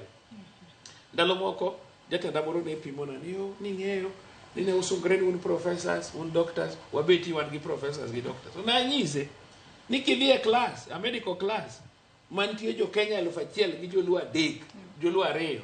Ka jogi graduate, the consultant doctor magibro dhi ire. They will all be doctors, but magibro consult en jaluo. I don't know you are getting that. So what I'm telling you, anyone could a very huge human capital in this country we can use. Wawere gi joka. We joko golwenjgi. Wa support Ruto, wa support sirkande, no sego bade pinye wach mar finance bill. Wa wait mondo wane ni to what will happen. And what we discuss as a country. But ngamadwa goyo sirkand Ruto kaparo ni karuto dhi. Nito ngat moro ang nubi onge. Jogi tiyoga kodwa to kochopo sakura to kakoro kura mogik ni manyocho gigoyo ok gigoyo nwa. Asa nito koro gibondo wanango. Mae sirkal mwabetie jo ai weche gi mang'eny magitimogo. Bwana ni nose go bade pinye wach mar finance bill. Wa discuss kode, wati kode, wa support this. Government iko podho. Okwabi yude. Nyocha wan gi nyathiwa achiel mokwongo bedo CDF otho. Wayudo. Dogo gola njotho ka uneno kama yiere ng'atwa moduogo. Wan joma watuo. Let us be careful. Gimoro kodhi to dhi. This thing is en marwa mar Nilotic. Karuto nigi makosa ne mwanyise. But kamodhi to onge en marwa. Brenda, wachni mogik ka watieko twak mar okinyi ma kawuono mar mondo mi agonyi thuolo udhi e yore mag tich mamoko. Wachna mogik en ni aneno ka demos bedo organized to nitie this call ni mondo ji odhi State House, occupy State House. Okang' ne bed wach maber ka waneno ka kendo wanya yudo lal mar ngima gi kethruok mag mwandu. Nikech gik machalo kama State House is a protected area. Wan gi chike, if we are a country of rule of law, ma ema watiyogo mamiyo wa right to peaceably assemble and picket and all that. Wabede ni wabe sheria ni waduogo wang'iyo ni to sheria oyiena timo up to what level. Kikwa expose ourselves ni koro wan wadwa dhi State House. Gima timre Migori ni ok ber. Mami apenjra ni to wach finance bill ma iro nyose weni. Ene kochopo Migori. Nikech gik ma giketho go to koro nitie State House moro Migori. Onge State House manitie Migori.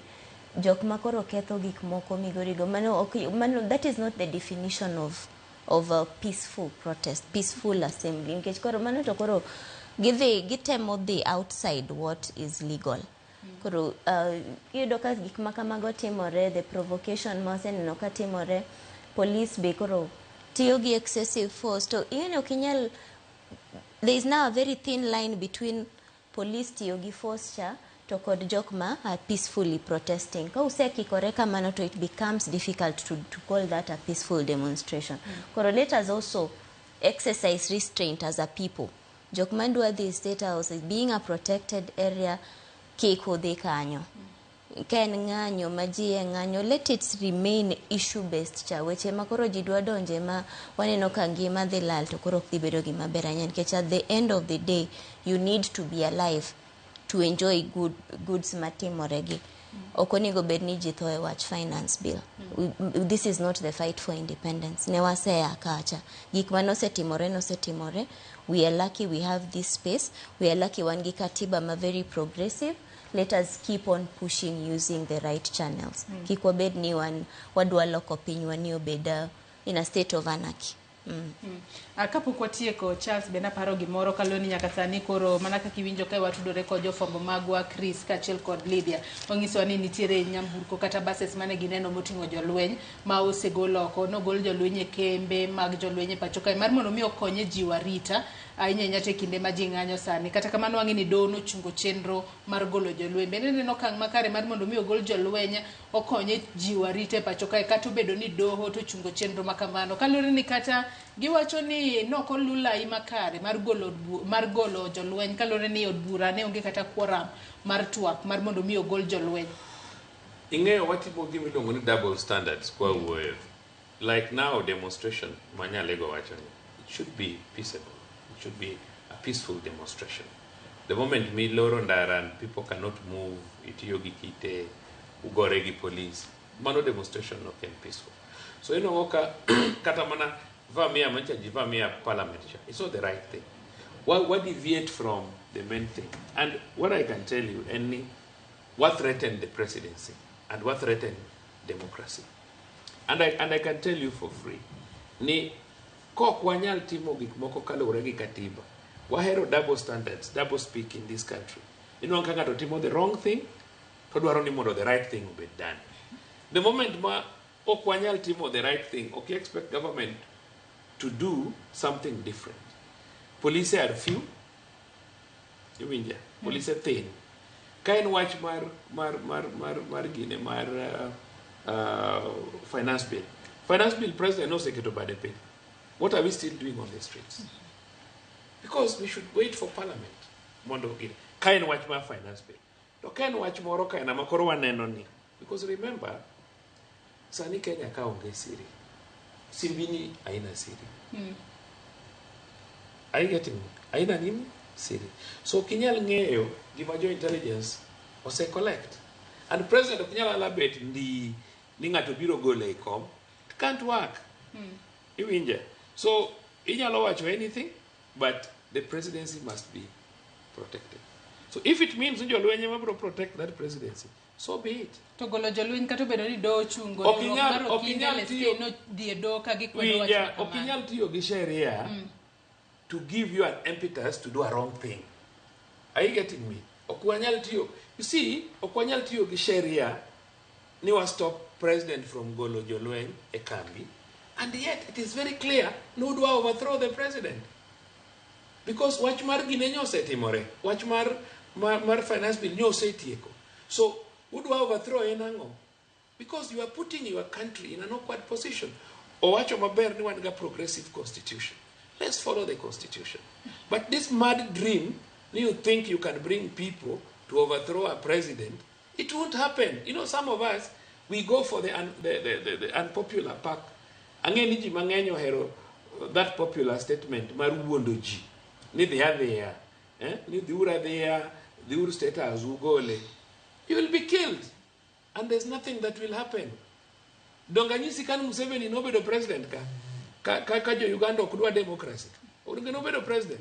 Jo Rwanda nigi kabila ariyo to kudwa winjore.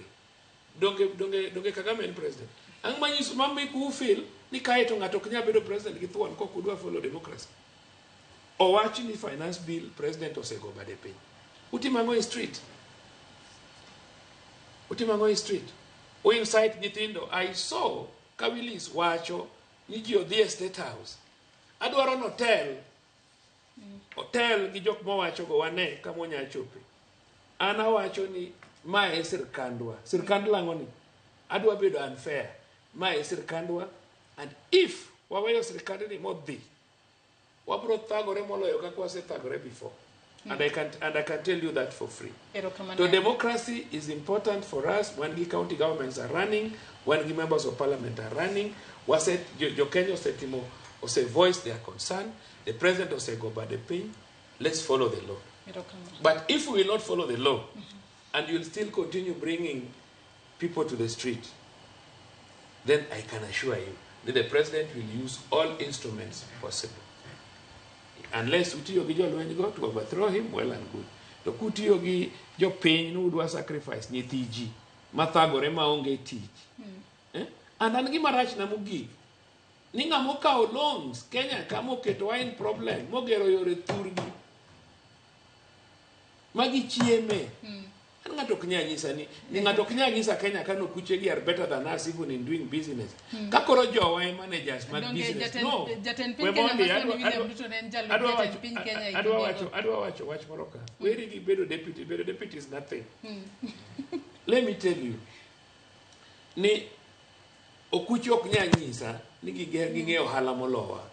Managers gi kembe gi te gin joluo. Ok nyal kata ndiko kuche wetegi. Gibro nyiso ni kaka ndiko kuche wetegi bro kwalogi. But sirkal ema nigi pesa. Sirkal ema nigi ohala. Ineno nyako ni sani ne kawane sirkal, I can make her a billionaire in 1 week. Why? Miya teach tu. Teach sirkal tu ni dhi tim ma teach invoice.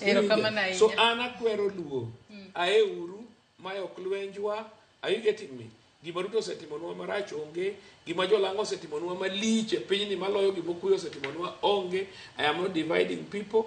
I am not saying ni mondo gidhi gigore go kuche, but an gima ng'eyo no kuche ok oherowa. Erokamano ahinya Charles. And okwa bi konyogi golo Ruto yang'owa, ipawa, wachako wamiyo gi 63, wachako wamiyo gi 2002, wang' ni ka gidwaro, gikawa kawa gi teko gi, wan jowa mwatere street onge, an pokaneno ka jokibiro dhi, and agone jokibiro erokamano kendo wabiro biro limo kuom koso mok udhi e street. Adwa ni wadhi e kaunti ma Nyeri, watudre kod jafwambo marwa mano Kamau Mwangi ka intiere kaunti ma Nyeri. Habari ya asubuhi Kamau Mwangi, ukiwa katika kaunti ya Nyeri, unawasiliana nasi ukiwa eneo gani kaunti ya Nyeri na hali iko vipi huko Nyeri asubuhi hii Kamau?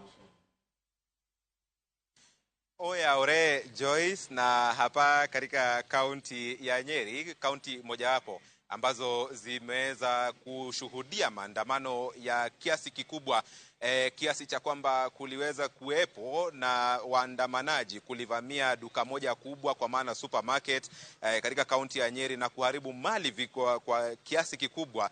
Na leo ikiwa ni siku ambayo waandamanaji walikuwa wamejitolea kwamba wataweza kufanya maandamano kufikia ikulu ya Nairobi hapa katika kaunti ya Nyeri, taswira ambayo ipo kwa sasa ni kwamba mandhari yametulia. Nataka mpiga picha wa runinga wa RMS Ephantus Maina aweze kumwonyesha mtazamaji wa Ramogi TV shughuli ilivyo. Hii ni barabara ya Gakere, mojawapo ya barabara ambazo huwa ni busy sana katika kaunti hii ya Nyeri.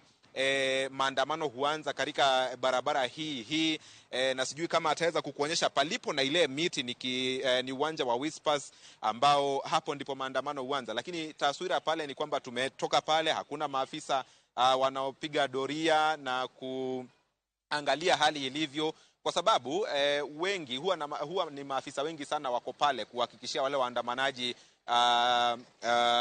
usalama wao. Na taswira katika upande ule mwingine palipokuwa na lile duka kuu la Sheni ambalo liliweza kuibiwa siku ya Jumanne, ni kwamba biashara zilizoko karibu na biashara hii zimeweza kufunguliwa. Wakazi wa hapa kaunti ya Nyeri ambao ni wafanyabiashara wakitokea kwa wingi kuhakikisha kwamba biashara zao na ambazo zimekwama siku mbili mtawalia zimeweza kuendelea. Lakini nataka nimuonyeshe mtazamaji wa runinga ya Ramogi, kuna duka hili moja hapa katika kaunti ya Nyeri ambalo ni duka ambalo huwa kote nchini la Maathai na ambalo limebakia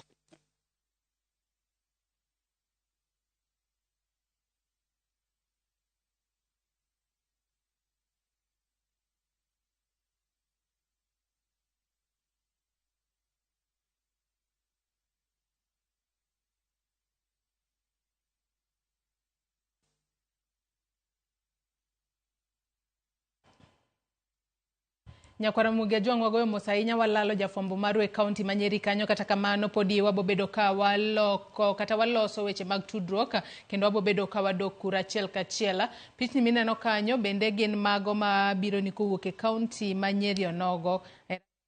Kwamba maafisa wa polisi wanaendelea kushika doria katika mji huu, ikiwa ni kuhakikisha kwamba tu hakuna wale waandamanaji ambao wanafanya kukongamana bila idhini na ruhusa kutoka kwa maafisa wa polisi, na zaidi kuhakikishia wafanyabiashara wa kaunti ya Nyeri usalama wao wanapoendelea na biashara zao za kila siku. Lakini tuko macho, tuko gangari kuangalia taswira itakavyokuwa ipo wakati nyakati zinapoendelea, kwa sababu pia kuna fununu kwamba wanaweza kutokea muda wowote. Kwa hivyo takaa tu tumeangalia, na mtazamaji wa runinga ya Ramogi anaweza kupata picha safi kutoka kwa kikosi hiki cha kutoka kaunti ya Nyeri. Kwako Joyce. Asante sana Kamau Mwangi, ukiwa katika kaunti ya Nyeri. Tumeona hapo Nyeri shughuli bado zinaendelea, watu wanaendelea na kazi zao. Kata kama Nyakwara Mugiajwang' manaka kineno kaunti ma Nyeri weche kata chenro magi podi dhi mbele yo makare, gidhi mbele kotije gi kata bedo no bila obeda kicha mar mondo me oketa rita makare. Migori tineno ka rakruoka e kindo bila ka achiel kod jopiny podi dhi nyime, kata kamano nyaka sani pok waneno ka wit iro mora mora malungo wang', kata kamano en mana rakruoka mar kite e kind jopiny ka achiel kod obila madhe kanyo. Obila bende bayo kidi odiochieng' ma kawuono gionge tiagas, gin kite magibayo. Kata kamano ok en gino makare kaluwore ni mano ok en ranyisi mar ng'anyo mamuol. Ng'anyo mamuol en ni wuok oko, onge silaha moro amora miting'o e lweti, kaluwore ni kata kidi en silaha kaluwore ni nyalo goyo godo ng'ato mikelne hinyruok. Mago pichni mabiro achiel kachiel kawuok e kaunti ma Migori. En ringo, nyalo wacho kanyo ni en mchezo wa paka na panya kin jopiny ka achiel kod obila. Jopiny owuok oko mar ng'anyo, obed ng'anyo mamuol, kik obed ng'anyo mar ketho mwandu kata mar kuo. Kalore ni ng'anyo mamuol ema katiba kata pen chike ma pacho ka oyie ni wanyalo wuok oko mar mondo mi wang'anyo godo. Moko kuom bende aneno ka chwalonwa ote moko kae, asoma ne ote moro kae. Nelly Obunga wacho ni anto kasir ng'anyo nikech nyithiwa wito ngimagi nono. Piny tek ne ji te, warituru yiero maduong' mondo walok sirikal marach mondo waket telo maber. Ote makare ahinya. Bende kinene wang' jowi mari kanyo Nyakwara Mugiajwang', pichni mabiro ni achiel kachiel kowuok Nyayo Stadium. Mago jolweny makoro osegol e kambi mag jolweny e pacho kae. Koro gipangore ka giwuok Nyayo Stadium mar mondo mi gidhi gijiw arita e kaunti ma Nairobi kae, kinde ma koro rowere noseyango ni gibiro bedo ka ng'anyo margi ka gidwaro ni sirikal otim dwaro kata chop singo mane gi singo ne jo Kenya e kinde kisera mar ombulu. Mana kaka ineno kanyo gipangore gi dogeche maggi kata nyamburko maggi mopogore opogore, kama giwuok kanyo to gidhi e chuny boma ma Nairobi kata e gwenge mopogore opogore e kaunti ma Nairobi kae. Kata kamano nitiere moko ma oseteri, moko bende biro bedo ka idho lori ma nitiere kanyo ka gidhi mar mondo mi gichiw arita. Kata kamano japiny kiwuok oko kawuono mar mondo mi bede ng'anyo, neni obedo ng'anyo mamuol maonge ketho mwandu moro amora. Twang'eyo ni kar jot mar jatend piny Kenya en kanyo mwanyalo wacho kanyo kod dho ngere ni en protected area. Matende ni jopiny ok oyienegi mar mondo mi odonja kanyo aoyaye maonge, wanyalo wacho ni invite moro amora. Miyo kidonjo kanyo gi thuona to nyalo kelo ajema, nyalo miyo obila tiyo kod teko mathoth ahinya, gino ma ok ni kare, kendo nyalo kelo lal mag ngima mathoth. To mana kaka ineno kanyo, mago gin jolweny makoro nyaka sani gibedo ka gipangore kanyo e yo makare mar mondo mi gine ni obede yo makare. Kata kamano pod antiere studio kae kod Charles Owino ka achiel kod Brendo Ngalo. Waneno gigo matimore e gwenge mopogore opogore pacho kae. Waneno ni nyaka sani koro Charles kabiro kendo ka pod aduoke twak okinyi makawuono, waseneno ka jopiny ringo koni gi koni. Kata kamano kaunti ma Nyeri to mana kaka waneno kata wang' jowi kanyo, yore mag ohala ka achiel kod gik moko duto pod dhi mbele e yo makare. Kata kamano nyaka sani waneno ka jolweny osegolo jolweny bende en ranyisi makare. Bende jatend piny pod ibiro bedo kod, wanyalo wacho ni en lwasi makare kata obedo no golo jolweny ataro mar chik mar mondo mi odhi orakre gi jogo mang'anyo. Ok gin jogo mang'anyo. Ng'anyo ne about finance bill oserumo. Magi koro wakoche ma ng'ato wuondo ni ginyalo overthrow government through timbe magitimogo. Omiyo jolweny must come out and protect the constitution. Because constitution oyie ni mondo wago mana kura kwadwa golo. To mano nyalo bedo ni nyiso ni obila ma pacho kae onge kod capacity kata teko mar gayo jogo mang'anyo. Inyanja to magi duto timore kwang'eyo ni nitiere obila 400 mano osewuok e pacho kae kadhi e pinyno mar Haiti. Nyalo nyiso ni obila onge capacity kose wan go obila mang'eny minyalo ter Haiti to maketo kwe pacho kae to. No. Mano you are missing the point. Issue ma Haiti is not neither here nor there. To be Kenya, just a minute. Just a minute. One, under the United Nations and the United Nations protocols. Okjo Kenya kende modi Haiti. Wadi Haiti kaka United Nations group, not just the Kenya. We contribute police amongst other policemen. To gimanya kinge ni Kenya kaka takapoko nyuoli. Wasebedo gi police in many countries, including East Timor, Bosnia-Herzegovina, Katasani wangi police DRC, wasebedogi police Somalia since 2013. It's not a strange thing. The issue of capacity. Wangi enough policemen, wangi over 100,000 policemen in this country. Togi manya kinge ni policemen okuti demonstrations kenge. Policemen from structure mar police, and from morning to evening, kidie police station. Wangi police every shift one police area marito report office murilongo ni cell sentry murilongo ni report office personnel magada hanga tukinyisa ni tede itero report kata kiyudo accident saniti itero ngoa itero report mago police marito police station kende one police station guard one police madhi e court every day one cases maran every day inwango ni kane ngato kata o assault yor ngato no kwali one cases mabire court pile jogo nyaka bed bonded files nitie mabiro tich ma police timo is a lot, not riot. Are you getting me? Okwanyalo wacho ni koro tij police ochung ni jo Kenya riot ni koro ji ok dhi e court. Are you getting me? Ji ok tim reports e police station, jo kuoge onge makwalo ji omiyo okwanyalo ok ni tich obembogi. The thing is ni jolweny have a role. Now we have gone beyond demonstration. Koro wadwa overthrow a government. Wadwa the state house to remove a president. The Lueng have a role to play. And let us not be naive. Let us not be naive. We will not accept that. Government will not allow that. So kini bet somewhere ni paro ni nyalo organize G or be overthrow government through state house, then you must know this constitution is protected, not just the police, but also the Lueng. That is why we have them. Yeah. Because Wabro allow bad people to come in. And then Wabro kept our country. You remember the other day Sudan, that girl mano come out strongly. Magigolo president. Don't. Banka Golo president. Is there anything happening in Sudan today?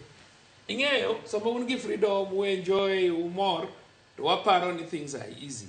This thing we are calling for, it will come. And when it comes, Wabro bedo gishida. So the best thing is to stop it now. So I'm in support.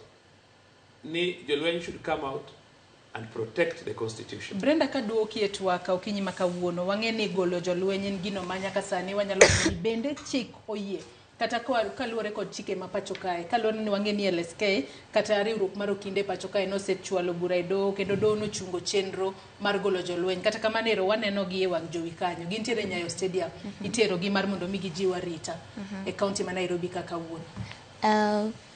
Kes ma LSK nyotere doho dhi mbele kata sani mar mondo ng'iyo ni issues ma ne nitie ni golo jolweny onego bed katiba oyie ni nyagol jolweny to restore peace in the country, but the same katiba oketo gimomi reasoning monego kako onego bed ni time ma ema waneno ka nokotimre in the right manner. Nikech kiwacho ni golo jolweny, it has to be specific, ni it is to restore order. Gazette notice ma CS ma defense golo mano banka National Assembly ose approve ni mondo jogi koro golo dhi restore peace kamoro. Onego bed so specific ming'eyo ni jolweny golo to iterogi in this particular place to restore this for this particular duration. Tino kamano nye onge nikech by the time ma jogi nyo se goal eka gazet notice oluwo gokinyi to chiko koyie mana taro mar chik nikech seche musewacho kaka oket procedure article 241 mar katiba marwa ochiwo kaka onego bed ni gini timo. Okadwa donje details ahinya nikech koro sani te ne nyim doho kata seche ma wawuoyo ni miwinje. En mani chik kaka nitie kaka ondike en ni seche migolo jolweny igologi ka bang' National Assembly ose approve to ka gise approve no gazette notice michiwo no onego bed ni it is very specific ni wagole to itere area ma kama to kuom seche marom kama to restore the peace kende. Koro golo tok rach but procedure moka kudwa gole was it necessary to gi procedure oluwo kaka onego bed ni timre to bedo ni jogi ni ose golgi kama to there was a court order manyo wuok nyoro manyo bedo served. It only also points towards which teko mawawacho cha nikech if you're a country of rule of law let it not be subjected to double standards. Mawacho ni koni maber lakini waboluo money only when it is convenient, in as much as wacho ni there are circumstances ma necessitate ni gik moko timre kaka gitimore moko loge moro but CSA to nyok giluo chike golo jogi. Charles winjo kanyo ka Brendo wacho ni wich teko moro nitie nikech wang'e ni doho nochungo chenro mar golo jolweny kata kamano gintiere kendo gisewuok oko mar mondo mi gikonye ji warite pacho kae. Nyalo bedo ni sirikal ne en gino ma doho wacho gi kinde mang'eny waneno ka gidhi ataro mar gigo ma doho wacho kose kumochope ni nochuna ni koro gidhi ataro mar gino ma doho no wacho kendo gigol jolweny. Asenyisi ni ya onge ng'ama biro bet piny to kelo ji overthrow as civilians. It will not happen. Iwinja?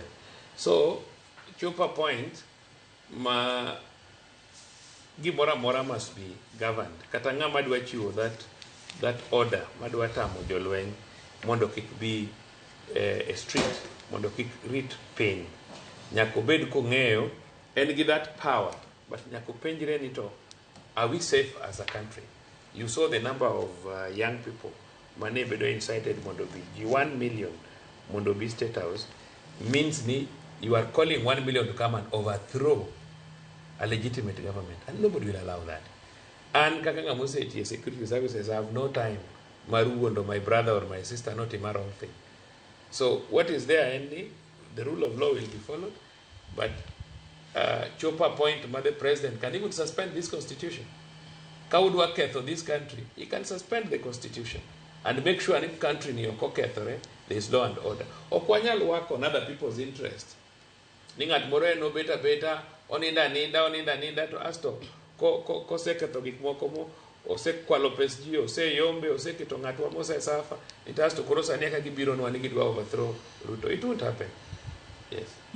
Nyakora mogia John Pitch ni mineno kanyo biro ni achiel kachiel kowuok e county ma Kisumu. Wang'isi ni jopiny e county ma Kisumu bende osechokore odiochieng' ma kawuono e kinde ma jopiny kata rowere nowacho ni pod gibiro bedo ka gidhi e ng'anyo ka koro giwacho ni sirikal mano mar Kenya Kwanza okosebedo kachopo dwaro kata ng'iyo gigo kachopo dwaro mag singo mane gichwalo ne jopiny ahinya to e kinde mag campaign. Wacho ni higni 2 nyaka sani jopiny osebedo ka winjo matek gigo mopogore koda mise mane Kenya Kwanza chwalo e kinde mag kisera mar ombulu. Nowacho ni nengo mar ngima biro bedo ka fung'ore kata kamano jopiny wacho ni mago oyo gisebedo ka giwacho ni jatend piny Kenya William Ruto osebedo ka wuondo jopiny mane momiyo odiochieng' ma kawuono giwuok oko mar ng'anyo. Kinene kaunti ma Kisumu kanyo ji oting'o mana vuvuzela kachiel kod placards maneno ka ng'ato oting'o kanyo nyalo some kanyo wang' jowi mari kanyo magi gigo ma jopiny oting'o odiochieng' ma kawuono. Kata kamano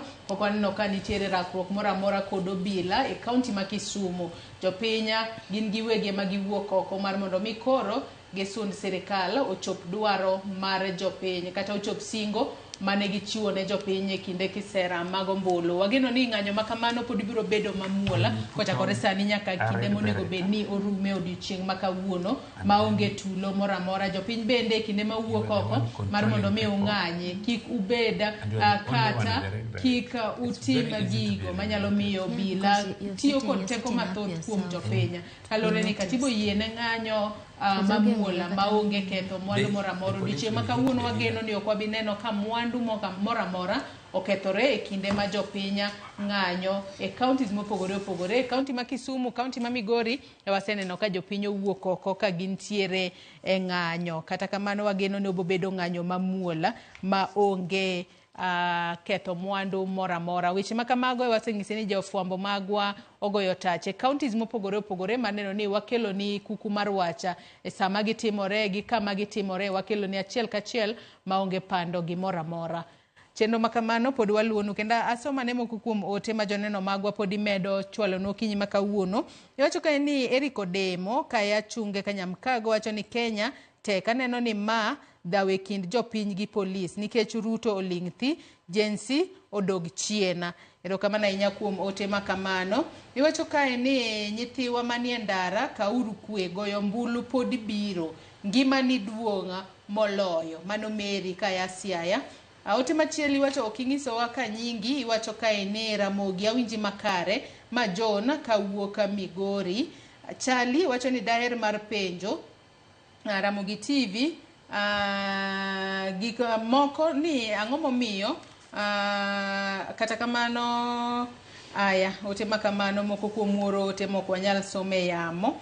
Wabo mana temo chungo gi mar mondo mi kik wawach gimoro amora manyalo neno kaka mago mag Siaya Oganda. Kata kamano wajiwo jopiny ni e kinde ma giwuok oko mar mondo mi ging'any obed ng'anyo mamuol. Ramogi TV ma Lydia kawuok Muoroni kwe ber budho mane ma oseko oneno wacho ni jatendwa Ruto gi jenzi momiyo ji otho malit oromo. Ka an wacho kae ni onego bed ni koro ji weyo ng'anyo kendo ji one kaka nyalo wuoyo e yo makare kaluwore ni waseneno thoe mang'eny ma ok ni kare. Waketuru kwe kendo wane ni Kenya osudo mbele e yo makare. Pod wamedo luonu chenro makamano nyaka Ramogi Ajwang' chenro mar odiochieng' ma kawuono wabobedo kwa menyo ni gigo matimore e counties mopogore opogore kendo e kinde wabobedo ka watudore kod jofwambo magwa, gin bende gibiro bedo ka ginyisowa kata gimenyonwa chala mar weche e kuonde mopogore opogore ma wantiere kata gintiere odiochieng' ma kawuono. Kata kamano gima jopiny ne ng'anyo ne to jatend piny Kenya odiochieng' manyoro nosegoyo bade piny. Ng'anyo ma kawuono ni obed ng'anyo mamuol ma onge ketho mwandu kendo onge wang'o kata peini maluwore ni kaluwore ni peini makamago gin mago ma jopiny ema tiyo godo kinde ka kinde.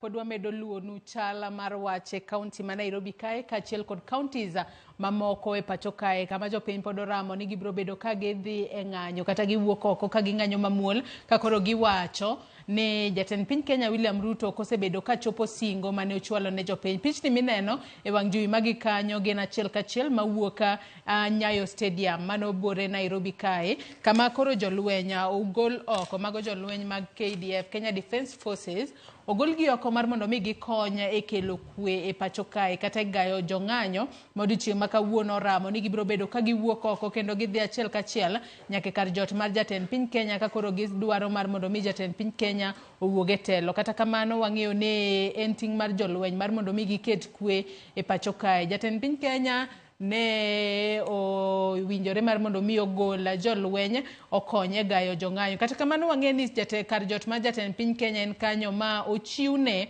kata ochwalne arita mamalo kendo jopiny ok onego bed ni chopo kanyo. Waseneno ka apeyni duto ma ochomo kar jot ma jatend piny Kenya odin kod obila kendo kapo ni dwaro tiyo kod apaya makamano to obila nyaka dadhogi ong'e ni ng'ato idhi kanye kapok oyieni mar mondo mi ti kod apaya makamago. Nyamburko mineno kanyo mago gin nyamburko mag jolweny, giting'o jolweny matiende ni jolweny moko no yier man mondo mi obi okonyre kod obila ma pacho kae e chiwo arita. Inyanya to gi sani manyalo wacho ni rowere oramo ni nyaka koro giwuog oko gibeda e ng'anyo. To mana kaka ineno wabobedo ka waluonu chenro makamana achiel kachiel pod wamedo jiwo jopiny ni kata wamedo nyiso jopiny ni kapo ni wuok oko mar mondo mi ing'any to ne ni wuok oko obedo ng'anyo mamuol maonge ketho gimoro amora, onge ketho apeyni, onge ketho ndara, onge ketho mwandu mag ji kalo ni magi gik manyalo miyo obila tiyo kod teko mathoth kuom jopiny. To ken gino makare ahinya kalo ni odiochieng' makawuono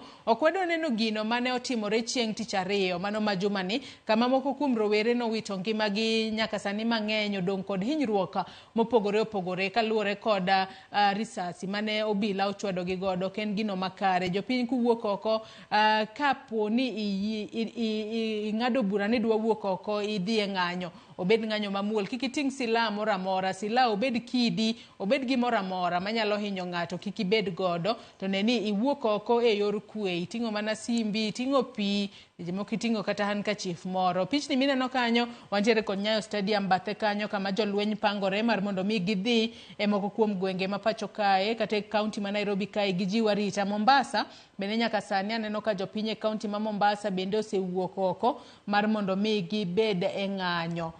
Piny kanyo apani mano en kaunti ma Kisumu ma bende jopiny osewuok oko bende ka koro gi ng'anyo. Kisumu kono bende nyaka sani wanyalo wacho ni en ng'anyo mamuol, jopiny wuotha wuotha onge rakruok moro amora mwaseneno e kind jopiny kod obila e kaunti ma Kisumu odiochieng' ma kawuono matiende ni giwuotho wuotha kanyo e yor kwe kendo jogo ma wuotho waneno mana ka gifuayo lwetgi, onge ng'ata ng'ata ma oting'o gimoro manyalo hinyo ng'ato, giting'o mana boke e lwetgi. Mombasa kono bende neno ka jopiny gitemo ng'ado ndara kanyo, kata kamano en ng'anyo mamuol, ng'anyo maonge ketho gimoro amora kendo en ng'anyo maonge ketho mwandu moro amora. Pichni makamago bende pod wamedo keloni kowuok e counties mopogore opogore odiochieng' ma kawuono. Kaunti ma Nairobi ka bende wabobedo ka watudre kod jofwambo magwa mar mondo mi ginyiswa ni oko kono to chal nade. Kaunti ma Nairobi okinyi ma kawuono koth ne nyidho, kata kamano ang'e ni nyaka sani koro nyalo bedo ni oseweyo nyidho to rowere pod owuok oko kosechalo nade. Mak mana ni ka giwuok oko wasenyisogi ni kar jot ma jatend piny Kenya en kanyo ma ochwalne arita ma pek ahinya, kik gitem chopo kuro kalor ni mano nyalo miyo moko kuom gi chielo gi risasi, gino ma ok wadwar neno odiochieng' ma kawuono. Jopiny ka wuok oko giwuog oko e yor kwe maonge ketho mwandu moro amora. Kisumu kanyo chalo ni nyalo bedo ni rakruok moro matin osebedo, aneno ka jomoko pito ng'wech kanyo e kaunti ma Kisumu obila osebayo iro malungo wang' mar mondo mi oke jopiny. Kata kamano jopiny obed gi kwe e kinde ma ging'anyo, bed ng'anyo mamuol odiochieng' ma kawuono ok dwago mar mondo mi wane ka nitiere jogo ma nitiere kod hinyruok kata jogo ma onegi odiochieng' ma kawuono, obed ng'anyo mamuol maonge kod ng'ikruok moro amora. Nyaka sani Nyakwar Mogi Ajong' weche mopogore opogore timore pacho kae. Odiochieng' manyoro ne waneno ka jatend piny Kenya William Ruto goyo bade piny ka koro wacho ni oyo ok obi bedo ka ochuo koke kata oketo koke e paro mar chik mar omenda mano ma higa ni. Kata kamano nyaka sani koro nyako many koro riekni moko mobibed kichopo godo kare budget mano ma trilion 3.9 mano soma kod jatend migao mar omenda e pacho kae. Kata kamano wacho ni mar mondo mi budget ochop kare gibo bedo ka ging'ado moko kuom omenda moket ne migepe mopogore opogore e pacho kae. To mana kaka ineno kanyo mano picha makoro kelo ni machiegni kaka jalweny oritore kanyo kata obedo kanyo standby mar neno ni ogoyo tarubin mar neno gigo duto matimore odiochieng' ma kawuono e kinde makoro golgi mondo gikony e jiwo arita e pacho kae. Ote magi bende pod aneno ka uchwalonwa odiochieng' ma kawuono. Ote ma kamago e wanyisi ni nyalo chwalonwa kokalo e namba mar ote machuok 23600 mbui marwa mar Facebook kaka pile ibiro yudo achiel kachiel Ramogi TV X @Ramogi TV. An bende nyalo chwalonwa ote mora mora kutudore koda weche matimore pacho kae odiochieng' ma kawuono. To jolweny ogolo oko kata bedo ni doho nochungo chenro mar golo jolweny mano tok riwruok mar Okinde chwalo ng'ur mar gie doho ni chenro ma olo e kinde mag golo jolweny ok en gino makare. Kata kamano waneno ka jolweny nitiere oko osegolgi kendo gionge kambi. Nyaka sani koro bura makamano mano chwale doho mamalo pacho kae matamo mondo kik gol jolweny pacho kae. Nyaka sani koro iwinje e doho mamalo ma pacho kae. Bende wabedo ka wanyisi ni doho ochiwo ng'eto mane kotudore koda kaka riwruok mar Okinde LSK nochwalo bura gi e nyim doho ka koro ne gikwedo mano wach mar golo jolweny e kambi margi. Wang'e ni e kinde ma kata odiochieng' manyoro ne opedha twak makamano e nyim od bura. Nwaneno ka kweth manok e od bura mano mar Azimio ne okwedo kang' makamano ka giwacho ni ne otime e yor wanyalo wacho ni yor aling' kata yor apanda kalore ni jofwambo ne onge kanyo ne gikale mana mapiyo piyo mane omiyo ogol jolweny mar mondo mi okonya e chwalo arita e pacho kae. Inya to gi sani ma jopiny owuok oko mar mondo mi ong'anyi ne gichano ni giwuoth nyaka e kar jot ma jatend piny Kenya. Kata kamano kineno piny kanyo nitiere pichni mabende wakelo ni achiel kachiel mabiro ni kowuok e kaunti ma Nairobi ka. Ineno kanyo ka obila ochung' kanyo ka giketo arita kendo chalo ni nitiere apaya moro ma gidino kanyo. Nyalo bedo ni mane na apaya ma ochomo kar jot mar jatend piny Kenya William Ruto. Apaya makamano gidino kendo jogo mawuotho kanyo giwuotho mana gi tiendgi. Kata kamano nyamburko moro amora miyiene mar mondo mi okale apaya no igone piksin kata inono ni en mar ng'a kapok okalo kanyo. Ambulance moro bende waneno ka okalo kanyo. Kata kamano arita to okete okang' mamalo ahinya to e apeyni machomo kar jot mar jatend piny Kenya William Ruto odiochieng' ma kawuono mar neno ni onge japiny moro amora manyalo muomo mochopo nyaka kuro. King'iyo kanyo Mombasa bende waneno kanyo ka tuk mopogore opogore ringe wang' apaya kanyo. Jopiny e kaunti ma Mombasa moko kuom gi bende nosewuok oko odiochieng' ma kawuono ka gintiere ng'anyo mamuol. Kisumu kono to koro nitiere rakruok e kind obila ka achiel kod jopiny. Ne waneno ko obila osewito iro malungo wang'. Nitiere japiny moro kanyo ma otemo thulo kidi kowuok e apaya. Kata kamano wang'iso jopiny ni kuwuok oko mar mondo mi ung'anyi to kik obed ng'anyo manyalo ketho mwandu makonyo jopiny. Mwandu makonyo jopiny achiel kuom gi gin kaka apeyni ma watiyo godo pile ka pile. Kisewang' apaya to kiny kidwa dhi wuoth apaya makamano kokethre biro ketho nyamburko kendo biro bedo ka kelo ne weg nyamburko garama maduong' ahinya. Omiyo bed ng'anyo maonge ketho mwandu onge wang'o gimoro amora kalore ni mane kaka pen chike ma pacho kae oyieno odiochieng' ma kawuono. Jo Mombasa bende chokore kanyo mar mondo mi gibeda e ng'anyo odiochieng' ma kawuono. Kata kamano e kinde ma jopiny ng'anyo odiochieng' ma kawuono en ng'anyo ma wanyalo wacho ni onyalo bedo ni en ng'anyo mar sundo jatend piny Kenya mar mondo mi owuog e telo. Kata kamano nyalo bedo matek ahinya kalure ni onge jatelo manyalo yie mar mondo mi ogole e telo mana mayot kamano. En gino ma pek ahinya. Weche mag arita to orid e counties duto ma pacho kae mar neno ni onge rochruok moro amora obed mano mar mwandu kata mag gigo manyalo bedo ne kelo ajema ne jopiny. Ote moko mabende uoronwa kae. Aneno kae kiwacho kae ni an Malaki wuoda Beach. Wacho ni an wacho ka ni aniwe jolwenyo dhi nikech kata wacho ka ni wewe jolwenyo keta rita e yo makare. Ramogi TV mbako romo an Patel mar Honge Beach. Iwacho ka ni Ruto emano kelo katiba wanto wacho ka ni ginto gi katiba onego bed ni luwo e yo makare kendo onge ng'at moro amora monego bed ni dhi ataro mar gigo mantiere katiba. Wacho ka ni jopiny obed mana gi kwe to gi lam mana Nyasaye. Margaret Jeremia wacho na wuoro sana gima nene TV yawa obila giter ji mosa. Iwacho ka ni chal mar Kenya sani racha. Ero kamana inya kuom ote ma bende pod umedo chwalonwa odiochienga makawuono. Ote makamago wabumedo somogi achiel kachiel kinde ma podi wadhi mbele. Wawi kod pichni ma bende podi wamedo ng'iyo ni kata wamedo luonu kowuok e counties mopogore opogore.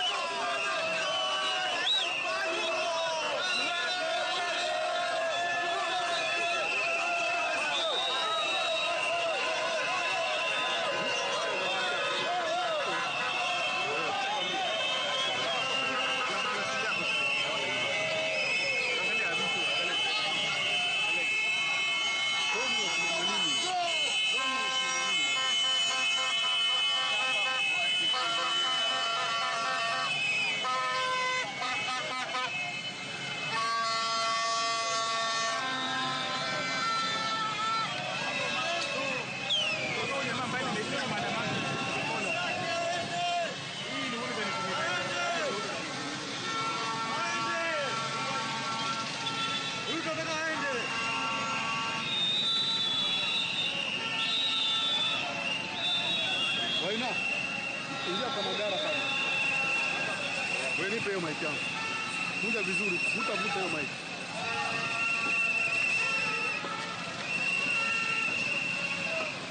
Umeifunga kwa hiyo kitu yako. Vuta hiyo kitu. Vuta hizo kamba zote ziweke pamoja.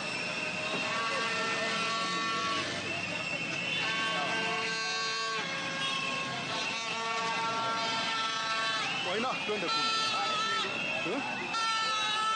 Hapa tubaki hapa.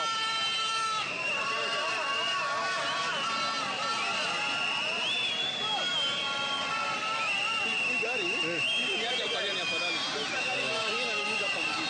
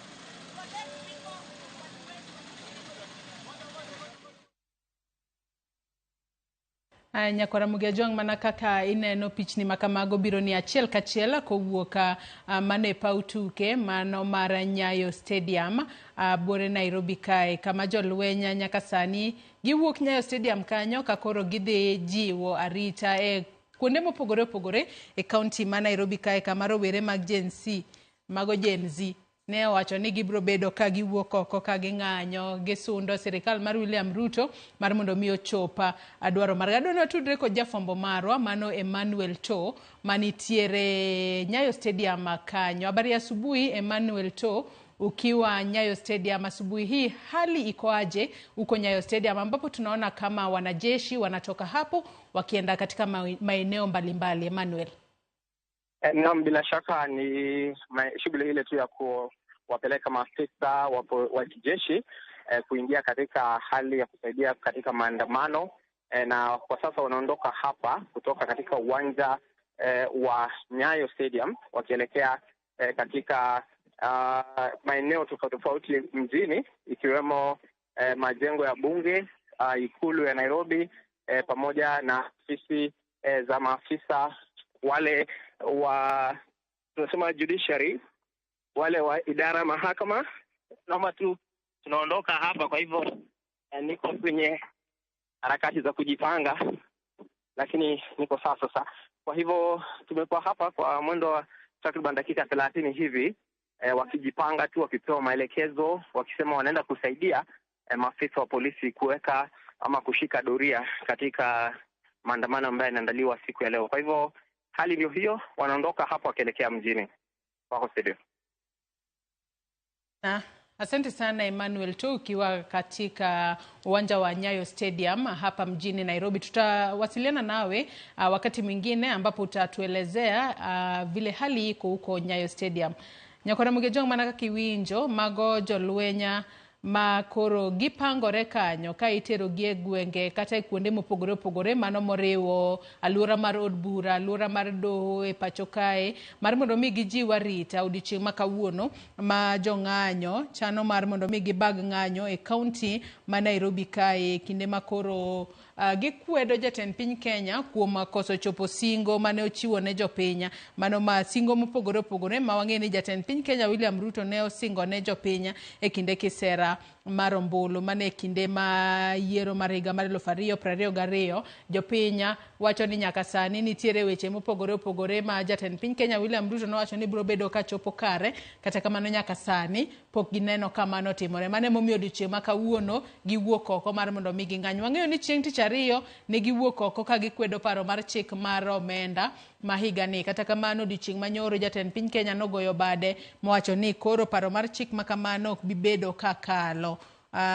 Kato ko bichue koke kendo bobedo koduoke od bura mar mondo mi jod bura koro jod bura nyalo kawo okang' mar mondo mi oloke kata olok mogo kuom gigo ma jopiny ok nene ni kare. Kata kamano nowach ni koro kwa bibedo kwa tiyo kode, nyalo bedo ni gibo bedo ka gitiyo kod paro mar chik mano mar higa mokalo. Kata kamano wang'e ni weche mopogore opogore osebedo ka ringe wi pach jopiny koro nyaka sani koro noloko Tanganyika koseruom piny paro mar chik mar omenda. Sani koro giramo ni jatend piny Kenya ma koro gidwaro ni owuoge telo. Mane momiyo nyaka sani koro jiwa rita e pacho kae. Kendo king'iyo kanyo University Way men achiel kuom apeyni ma inyalo access godo kar jot mar jatend piny Kenya. Gin achiel kuom apeyni ma nyaka sani koro oket kanya rita mamalo ahinya, maneno ni onge jogo mochokore manyalo biro to muomo kanyo mar mondo mi gidhi nyaka kar jota mar jatend piny Kenya. Pod wamenyo ni kendo wabo medo kelo ni achiel kachiel kaka chal mar wach nitiere counties mopogore opogore odiochieng' ma kawuono. Nyakwara Mugiajong omiyo med mana kete Ramogi TV. Kendo neno ka Brian Wonda wacho kae ni please the Luos kindly let's not destroy our own businesses and properties. We have really struggled even for this our modern roads to be constructed. Let's be peaceful while conducting this constitutional right. Ojiwo jopiny mondo oket kwe e kinde makoro giwuok oko mar ng'anyo maonge ketho mwandu mora mora. Mana kaka ineno kanyo nitiere nyamburko machielo ma jolweny oseidho, gisepangre nyamburko makamano kendo koro giwuok mano e papa kate pautuke ma Nyayo Stadium kama ne gintiere odiochieng' ma kawuono giwuok kanyachiel kachiel ka gidhi kama gibiro bedo ka gikonyo obila ma pacho kae jiwo arita kata e gayo jong'anyo manosewuok oko mar mondo mi ong'anyi ka gidwaro ni jatend piny Kenya William Ruto ochop singo manochwalo ne jo Kenya mano mar keto ngima obed mofungore. Gisebedo ka giseyo jatend piny Kenya William Ruto ni ok osebedo ka ochopo kare singo mane wacho ni kinde mang'eny rowere lieko ni jatend piny Kenya osebedo ka riambo mang'eny ahinya. Kata kamano mane koremo miyo nyaka sani koro waneno gino mapok nwanene historia mar piny Kenya ka koritiyo kod jolweny mar mondo mi okonyo bila e chwalo arita kata ijiwo arita e pacho kae. Mana kaka ineno nyamburko makamago molo mosa ka gidhi gwenge mopogore opogore kata kuonde mopogore opogore ma odiochieng' ma kawuono jolweny biro bedo ka gichiwo arita. Kata kamano jopiny King wacho ni kawuono iwuok oko mar mondo mi ibede ng'anyo, ng'eni obedo ng'anyo mamuol, ng'anyo maonge tulo, maonge ting'o silaha moro amora, obed ng'anyo mamuol kalone ne ok wadwa neno ka ng'ato wito ngimane kawuono, ok wadwa neno ka mwandu moro amora okethi odiochieng' ma kawuono, wadwa obed ng'anyo mamuol ahinya. Kendo mana kaka wasejiwo jopiny kar jota mar jatend piny Kenya en kanyo ma oriti arita manikuro en arita mapek ahinya, kendo ka japiny moro amora otemo donjo kuro to nyalo kelo ajema. Omiyo kik wanen ka mano timore pacho kae. Jopiny ong'anya ng'anya e yor muolo kata gi kwe maonge ketho gimoro amora.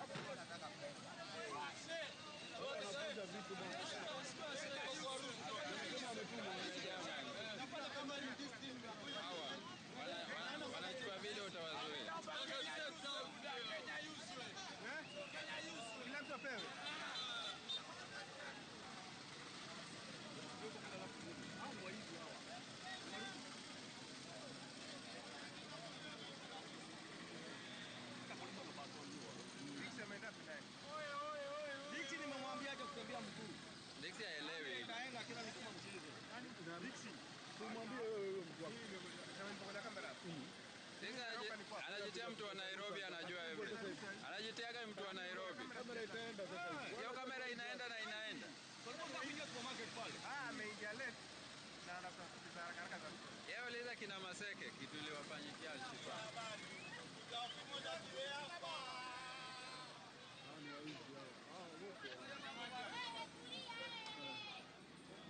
Sasa anaenda wapi shangilizo nyuma ya gari? Ambia nani basi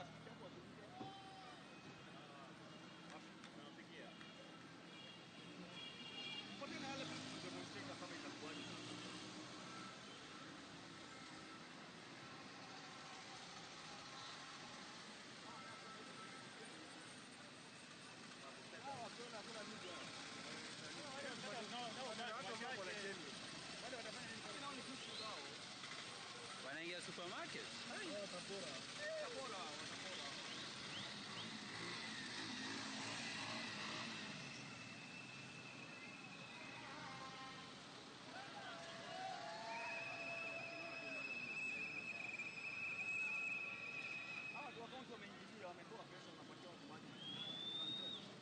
That guy is not from the county. Ila alikuwa mtu wa Joho yule. Ile mchama wa ile Kenya. Inaitwa ile Greece. Ile ni mkataba. Hiyo Mombasa Oaks.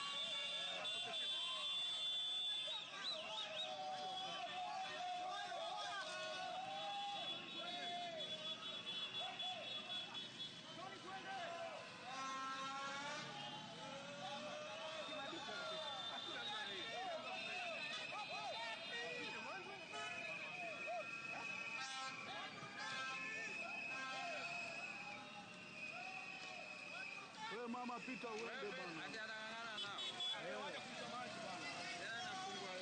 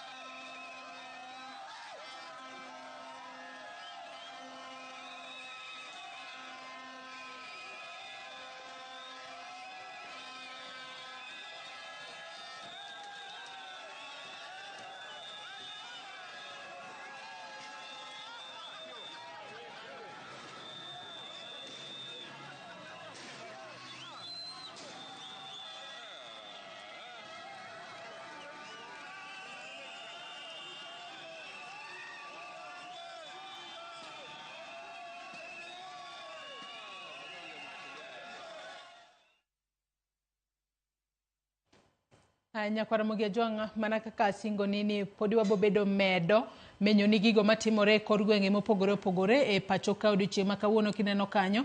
Mago gin pichni ma wakelo ni kowuok e counties mopogore opogore, county ma Mombasa, county ma Kisumu, county ma Nairobi kae, kama odiochieng' ma kawuono jolweny ogolo oko mar mondo mi okony e rakore kod jong'anyo ma koro wuok oko ka gidwaro ni jatend piny Kenya William Ruto wuog e telo. Gi thuolo ni adwaro ni wadhi achiel kachiel nyaka e county ma Mombasa, watudre kod jafwambo marwa e county ma Mombasa e yor simu mano Joja Oko. Yaure Joja Oko ka intiere county ma Mombasa, iriyo nade kata ichiew nade county ma Mombasa? Okinyi ma kawuono inyalo nyisowa ni watudre kodi ka intiere kanye, to jo Mombasa nyaka sani koro giwuok oko, giwacho nang'o kotudore kod ng'anyo mar odiochieng' ma kawuono? Aoko.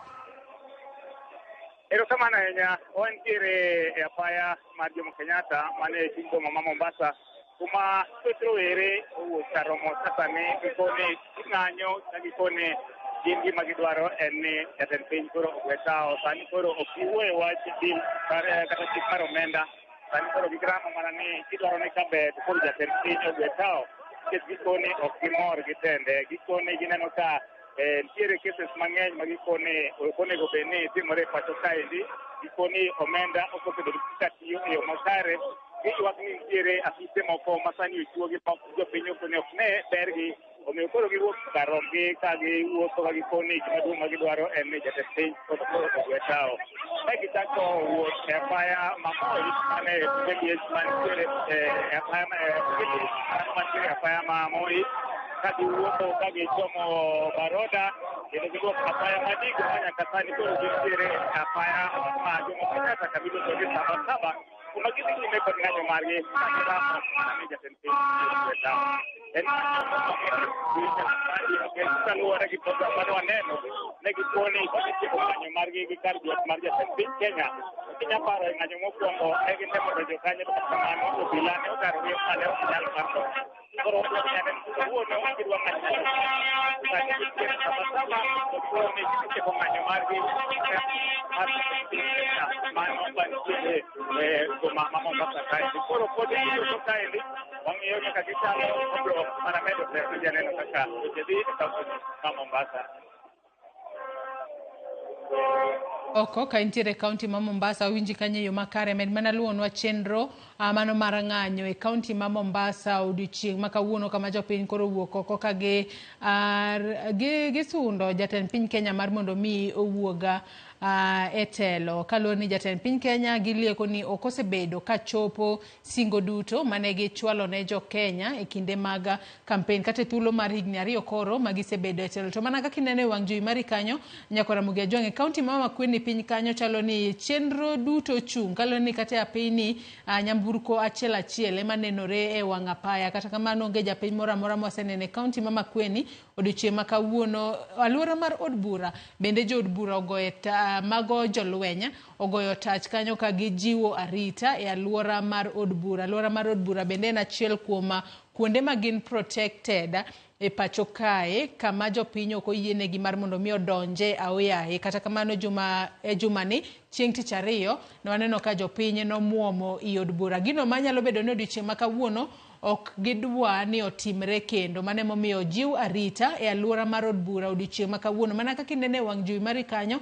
jolweny nitiere alwora mar od bura mar mondo mi gijiw arita mar gayo jong'anyo manyalo bedo gi paro mar donjo kuro. Nwaneno ka tich ariyo juma mokalo, mano ok tich ariyo juma mokalo, mano tich ariyo jumani, jong'anyo ne odonjo e od bura kanyo, ne giketho mwandu mathoth ahinya, ne gilal nyaka kod ranyisi mar mes mane nitiere e od bura kanyo, gino ma nokodonjo ne jatend piny Kenya e yo makare, kendo nowacho ni mano ne en ranyisi mar temo loko telo mare ma ok nonenore e yo makare, mane momiyo ne oluongo kata ne okwayo mar mondo mi ogol jolweny koro wuog oko okonyo e jiwo arita e pacho ka. Kinene county ma Mombasa, mana kiwinjo kaka jafwambo mar e county ma Mombasa Joja Oko oseleronwa kanyo mago jopiny mano chako ng'anyo okinyi ma kawuono ka koro gidwaro ni jatend piny Kenya ochop singo mage mosebedo ka ochwalo ne jopiny ahinya nyaka kuom thuolo mar higni 2 mosebedo e telo nyaka gi sani. Pod wamedo menyo ni kaka chenro dhi mbele counties mopogore opogore. County ma Mombasa kanyo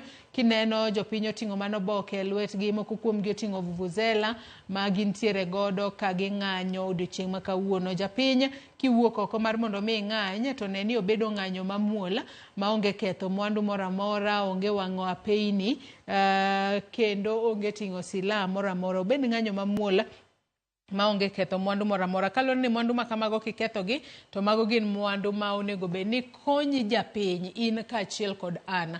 Koro ken gino makare ka waketho mwandu moro amora e kinde ma ji ng'anyo. Kineno e kaunti ma Mombasa kanyo, nyalo bedo ni chenro mag ohala odiochieng' ma kawuono e kaunti ma Mombasa ochung' kar tiendgi kaluwore ni dukni mathoth olor kanyo. Nyalo bedo ni jo ohala oluor ni jogo mang'anyo nyalo kalo kiewo kendo nyalo ketho mwandu mag gino ma ok wadwar ni wane odiochieng' ma kawuono jopiny ka ng'anyo to ng'any gi muolo kendo ng'any e yor kwe maonge ketho mwandu moro amora. Yes, katiba oyienwa mar mondo mi wang'anyi, wacho kanyo ni right to picketing.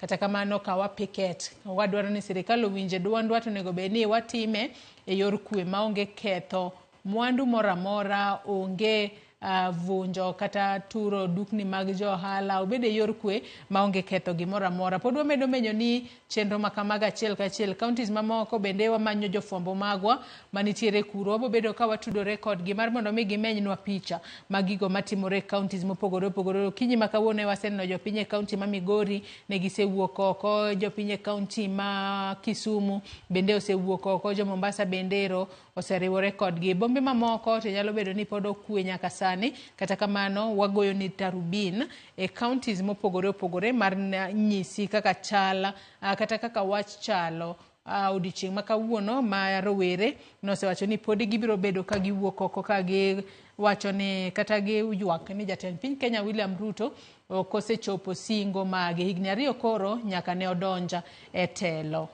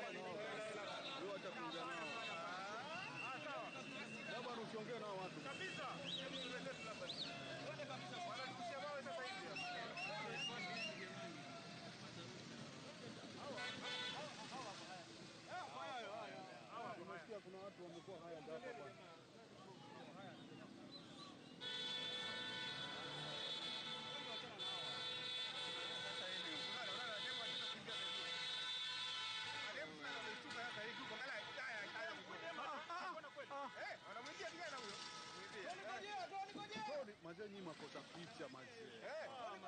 Mazee.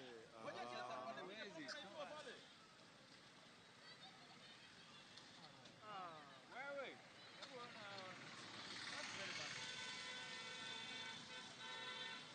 Wewe umrudia yule jamaa. Unajua pale huwezi kataa bwana. Utaibiwa hata wewe. Mimi nasema tutakosa picha.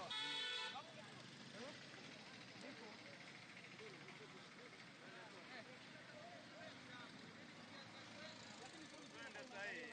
Sasa kwamba tunaenda kabisa sasa hivi. Manake hao wanafuata hivi. Wewe, kwani ingia. Wataanza kuja bila mao. Ndio hizi. Unachukua pia kuna mic na unapiga na nao.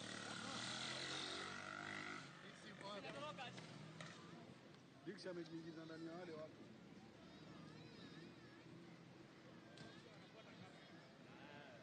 So unajua hiyo ndio easy way ya kufanya waibe.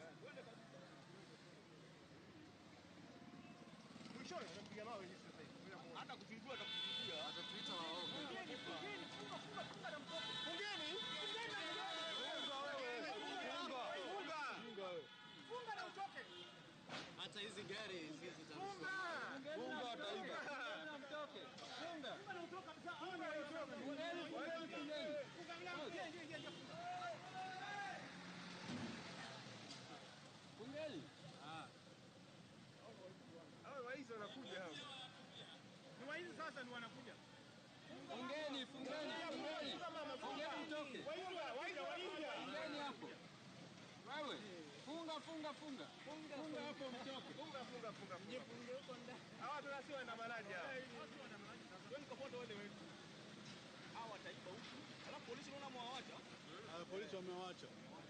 Mimi naona vijana si vijana wazuri. Sasa mimi amekuwa haya na nini kweli bila yule mshahara. Tuma na mamedadi. Mbele tu shazambia. Simama hapo nyuma sasa hivi. Iko sawa hata sio mbele hapo nyuma. Si hapa ukanyanga kwa ile ni hapa nyuma.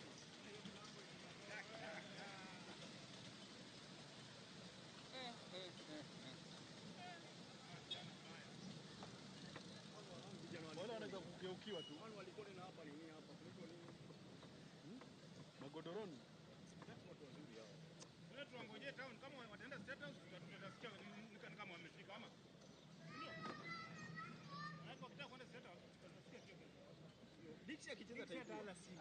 Dixie ataibiwa. Kila kitu kitaenda pale. Nao vijana hasikii. Unajua na yeye Dixie anajifanyanga mjinga. Atena simama na wawekea hivi. Watamgeuka sasa hivi achukue kila kitu. Unajua kwanza ameona wenzake wameenda. Atarudi bila kwanza cha kuiba. Watamgeukia yeye. Kuna mahali unasikia kama ni vitu unatafuta. Chunga hizi equipment na chunga pia maisha yako. Juzi kama tumeketi hapa kuna jamaa alikuwa amevaa jacket kama hii. Ilifunguliwa hapa. Simu ilikuwa inangolewa hapa. Ameketi hapa. Simu ilikuja nini kafunguliwa hivi. Ndio wale wanakuja hivi ama wanakuja hivi. Na polisi wame withdraw kabisa. Wamewacha wafanye vile wanataka. So kesho hivyo tunaenda anatujua natupeleka wapi. Mnaenda tu mnaambia twendeni hivi mnaenda tu. Wewe kwa nyumba sawa bwana. Mazi wanavunja makio. Jamaa watu hapa nyumba juu.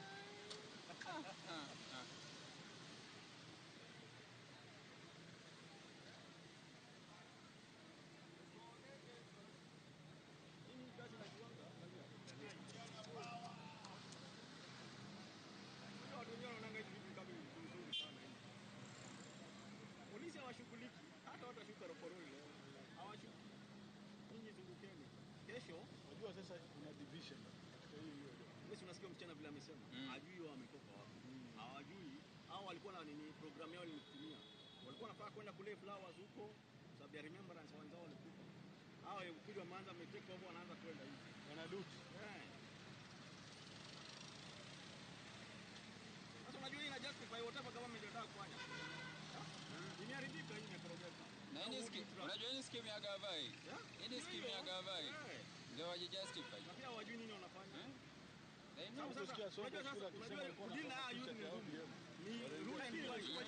Au sasa watapiga marufuku maandamano. Hakutakuwa na maandamano. Hata hivi imeanza maandamano kama hivi. Wanaingia mahali wataiba kila kitu. Wataiba hao, wataiba. Mbona kale kenye nilikuwa nakwambia vile vile kale mbona tunaenda? Ambia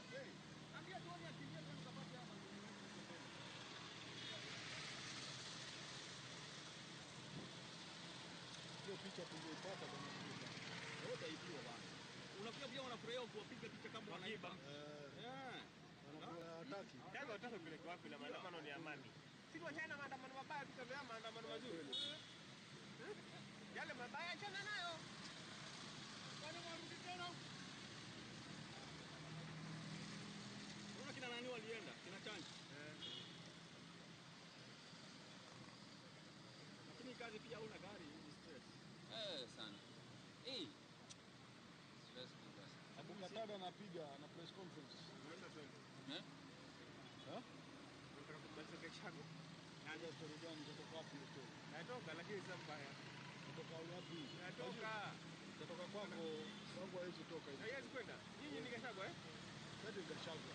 Sasa hizo vitu zinaenda kikabila. Na Somali wanataka kuongea. Ndio ndio Muslim. Which Muslim? Ni Muslim leaders. Sio Somali.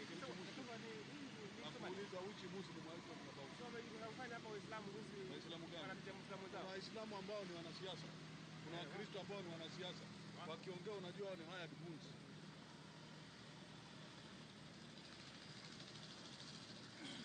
Boba, na ushikilie. Iko sawa man. Anguka shauri yako. Aja nimekushika. Ulikuwa unaanguka wewe. Umefanya vizuri. Ulikuwa unaanguka. Umefanya vizuri. Alafu ana balance bwana. Nasikia sasa huyu haika moto. Unajua sana graphic. Sasa ukisoma kwa gari, panua miguu. Hautaanguka. Umesimama hivi. Huyo asianguka, haizi kushika miguu. Hata ndio mlango ikifunguka. Hata kampani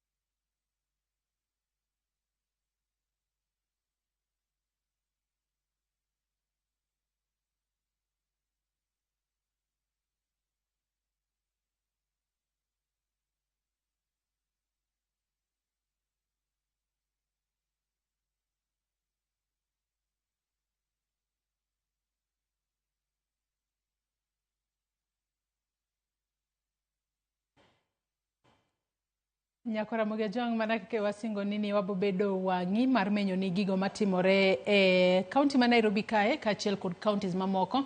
Kinene county ma Nairobi kae bathe kumoro achiel mana luora mar od bura kama odiochieng' ma kawuono arita ojiwe ng'ala ma malo maneno ni onge jopiny moro amora kata japiny moro amora ma odonjo kata otemo chopo e aluora mar od bura mamalo. Bathe kumoro achiel ineno ka bende obila timo kachero kata goyo patrol mano e streets mag county ma Nairobi kae, kendo jopiny moko bende wuotho kanyo. Moko kuom gi chalo ma joma dhi mbele kod chenro maggi kata tijegi ma pile ka pile. Mane chal mar wach e chuny boma ma Nairobi kae odiochieng' ma kawuono obila nitiere kanyo standby mar neno ni giketo arita e yo makare. To bende waneno ka nitiere kuonde mathoth mag ohala kata dukni mag ohala odiochieng' ma kawuono ma olor kaluwore kod luoro ma jopiny nyalo bedo godo kata weg ohala nyalo bedo godo ni nyalo bedo ni jong'anyo nyalo biro kanyo to wang'e ni ng'anyo kinde mang'eny jarocho chenro mag ohala. Kata kamano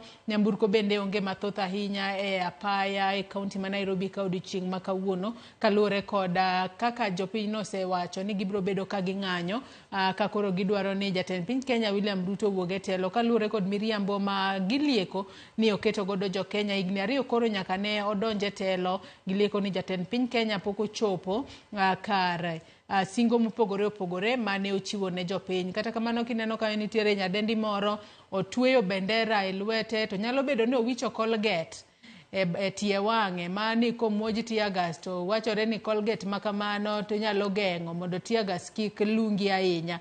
Kata kamano jolony weche mag sayans nyalo timo nonro gi ng'iswa ka en adiera kose oyo. Mane chal mar wach e chuny boma ma Nairobi. Ji bende nitiere mana matin, onge joma thoth ahinya mosechopo e boma ma Nairobi odiochieng' ma kawuono mar mondo mi gibede ng'any. Jomoko bende nyalo bedo ni pimo wach kata pimo lwasi ka gintiere wi balcony kanyo. Kinyalo neno maber nitiere joma ochokore e wi balcony moro kanyo ka koro gipimo wach gi malo kanyo. Wanyalo wacho ni nyaka sani koro onge chokruok makare. Rowere mawuotho kanyo bende gin mana mago moting'o pi e lwetgi to girwako abug rombe ma nyalo konyogi seche moko kowit iro malungo wang' mondo kik makgi. Dukni to chal no lor te odiochieng' ma kawuono e boma ma Nairobi kaluwore kod chal mar wach. Wanyalo wacho ni tension ng'eny ahinya e chuny boma ma Nairobi kanyo. To nyalo bedo ni nitiere iro malungo wang' moro moseba kumoro nikech aneno ka iro moro wuok bathe kumoro kanyo. Nyakora Mugejong kineno moko rowere moko kanyo bende osechako mar mondo mi koro gi kata obedo no kwanyal winjo gima giwacho. Firimbi bende gintiere godo kanyo gimanore godo mage rowere ma odiochieng' ma kawuono wuok oko mar mondo mi giwuogi mar mondo mi ging'any. Adwa ni watudre kod Okil Kamaloka mano Otieno Ogola ma watudre godo ka entiere kaunti ma Nairobi kae e yor ong'we yamo mane yor simu. Iriyo nade Otieno Ogola odiochieng' ma kawuono ka entiere kaunti ma Nairobi kae. Nyaka sani wanyalo wacho ni chal mar wach e kaunti ma Nairobi kae wanyalo wacho ni tension nitiere maduong' ahinya e kaunti ma Nairobi kae ahinya tok kane osegol jolwenya mondo okony obila e chiwo arita mago ne jong'anyo. In kaka Okil Kamaloka bende iparo ni chenro makamano mar golo obila no time e yo makare kose no kas chenro makamano? Atieno kamano iluonga ni Atieno Ogola kaka iwacho to ibiro ng'uono na matin abiro changanya dholuo gi English. So kaka waneno obila ose been brought to the have been brought to the streets today and guarding everywhere. We understand that there is the role of the National Police and the Kenya Defense Forces. So kawono waneno ni mostly the deployment are seen around the streets and even on different places in the parts of Nairobi at the National Police. But after what happened on Tuesday in Nairobi, of course, and around the country, I'm sure there was need by the police to try and secure property. Kakaiwachoni, most shops were closed today, but we saw looting around the country in different places in the extension. So the issue of deployment of the police today is just to be able to maintain law and order, but the deployment mar KDF ma hadendwalene owachono. That was what was unconstitutional. So law society also their court to try and challenge that, and we are awaiting orders regarding that. Ilero kanyo makare ahinya Tieno Gola, kata kamano ang'e ni odiochieng' ma kawuono kata obedo ni kaka ogol jolweny wanyalo wacho ni en ataro mar chike pacho kae kaluwore kod lai mane ogol mane otigodo e golo jolweny mondo konye jiwo arita e pacho kae. Kata kamano jopiny e counties mopogore opogore waseneno ka ng'anyo gimomiyo giwuok oko odiochieng' ma kawuono ka ging'anyo giwacho ni jatend piny Kenya nyaka koro gwe tao. En yo mane makare monego bed ni kapo ni jopiny oneno ni jatend piny Kenya ok ti e yo makare. Bende jatend piny Kenya nyalo gwe tao mana kamano kaluwore kod kaka jopiny kawuono wuok oko ka gisunde mar mondo mi ogwe tao. Koso chik wacho nang'o kotudore kod mano? Atieno. Yeah, regarding a president leaving office, there is usually a process.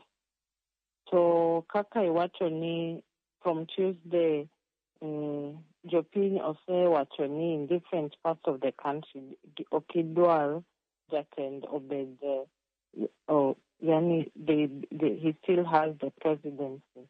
So there is a process that needs to be followed. But now regarding the nationwide protest, Ruto, as the president, must step down.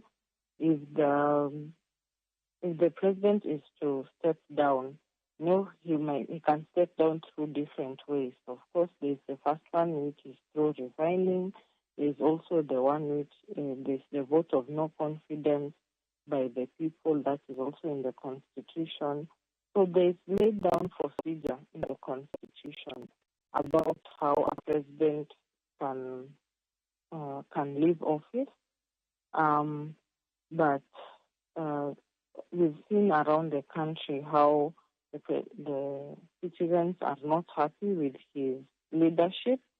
So if the citizens continue with the protest, his options as the president will be few, but we'll wait to see which process will take place. But for now, I cannot say that he should resign or that the citizens could actually put a petition in parliament, because you've seen actually the citizens don't even have faith in their MPs regarding what happened about the passing of the finance bill. So it's a delicate process right now, but the procedure from removing a sitting president is clearly laid out in the Constitution. Kasani koro jopiny onge geno ahinya kuom jod bura margi kaluwore ni nyaka kinde mang'eny wang'e ni kata ka idwa gol oko e telo jod bura e pacho ka idwa gol e telo jatend piny e pacho kae to kinde achiel kuom yore nyalo bedo kokalo e od bura, to jopiny nyaka sani onge geno kuom jod bura margi kaluwore kod kaka ne gikalo paro mar chik mar omenda mano ma higani mar 2024 ma jatend piny Kenya William Ruto odiochieng' manyoro ne wacho ni ok onyala chwoe koke. Mano koro kaluwore kod chik nyiso nang'o ka koro ni paro mar chik kata finance bill ma 2024 no osewit oko. Bende kaluwore kod chik inyalo ti kod finance bill mar higa mokalo maneno ni omany riekni moko mar chopo kare budget manosom ma higani. Atieno. Yes, you see, the problem is we are not able to use fully the previous year's 2023 finance bill or now act, because there are certain budgets that were included in the 2024, one that was not in the 2023 one. So unless now Parliament passes that, because they are not able to have a special sitting, that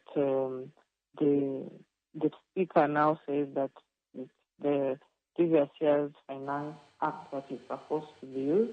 But as we stand right now, the President had declined to sign the bill that was passed in Parliament.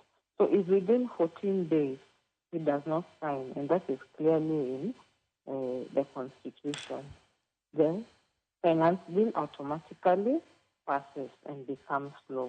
So what we should see within the 14 days, considering Parliament is on recess, is that the Speaker should hold a special meeting, to be able to deliberate on the bill that has now been referred to Parliament.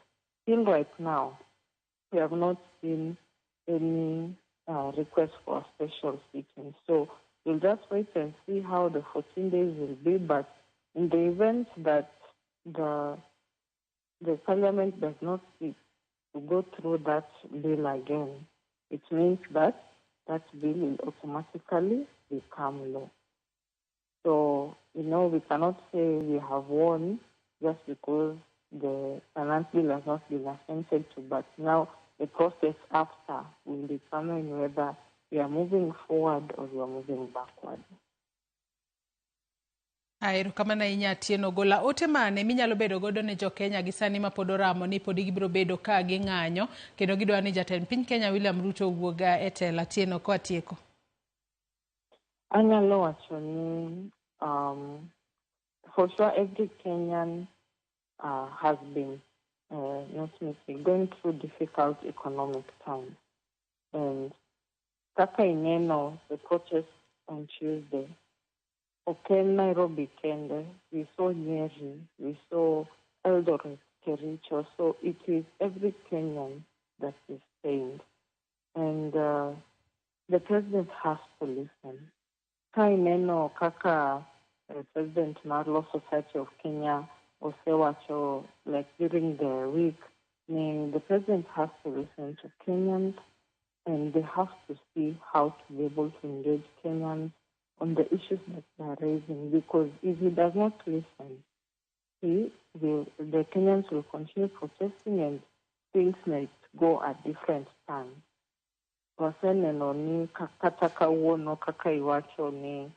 There is unrest already. People are already protesting in different parts of the country. There's tension in Nairobi. So people have their right to demonstrate, to picket, and they have the freedom of expression to express themselves, so they are allowed to express themselves, and the president has to have an honest conversation.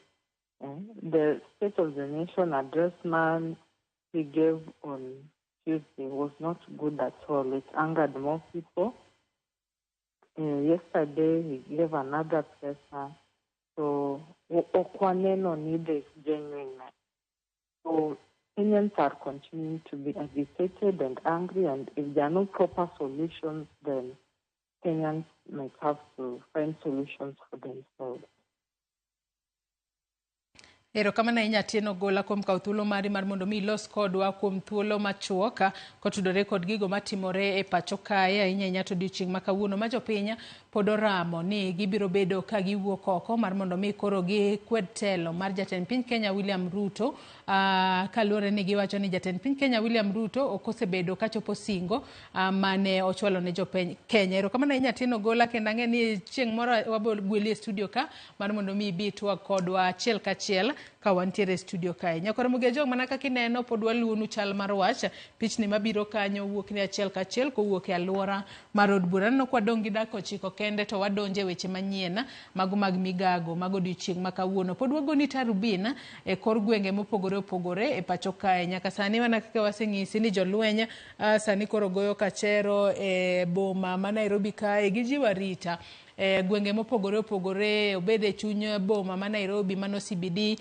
alura mar od bura kanyo gikete arita mamalo ahinya. Kineno gi kanyo nitiere tiagas moseba kanyo gichung' kanyo mar mondo mi jogo mawuok oko mar ng'anyo kika rocha gimoro amora kata keth gimoro amora odiochieng' ma kawuono. Kata kamano e kaunti ma Nairobi ka odiochieng' ma kawuono pok waneno ka rowere mathoth ahinya wuok oko ka ging'anyo. Ng'anyo ma kawuono ne en mano mar kwedo telo mar jatend piny Kenya William Ruto, ma jopiny osebedo ka wacho kata lieko ni osebedo kowuondo jopiny ok ochop singo ma jopiny nochiwo ne jopiny mano mar kelo fuong'ruok ne jopiny. Pichni ma kamago nyaka Ramogi Ajwang' pod waluonu achiel kachiel. King'iyo kanyo nitiere rawera achiel kende kanyo ma koro chung', nyalo bedo ni ong'anyo kende, obiro kanyo korwako law moro ma orange olonye, nitiere kanyo gimoro ma white, kendo koro sani koro onge gimoro amora moting'o, chalo ma ng'ago koko kende ka entiere nyim obila kanyo. Obila bende ochung' mana mos pime kod angoch tiang'.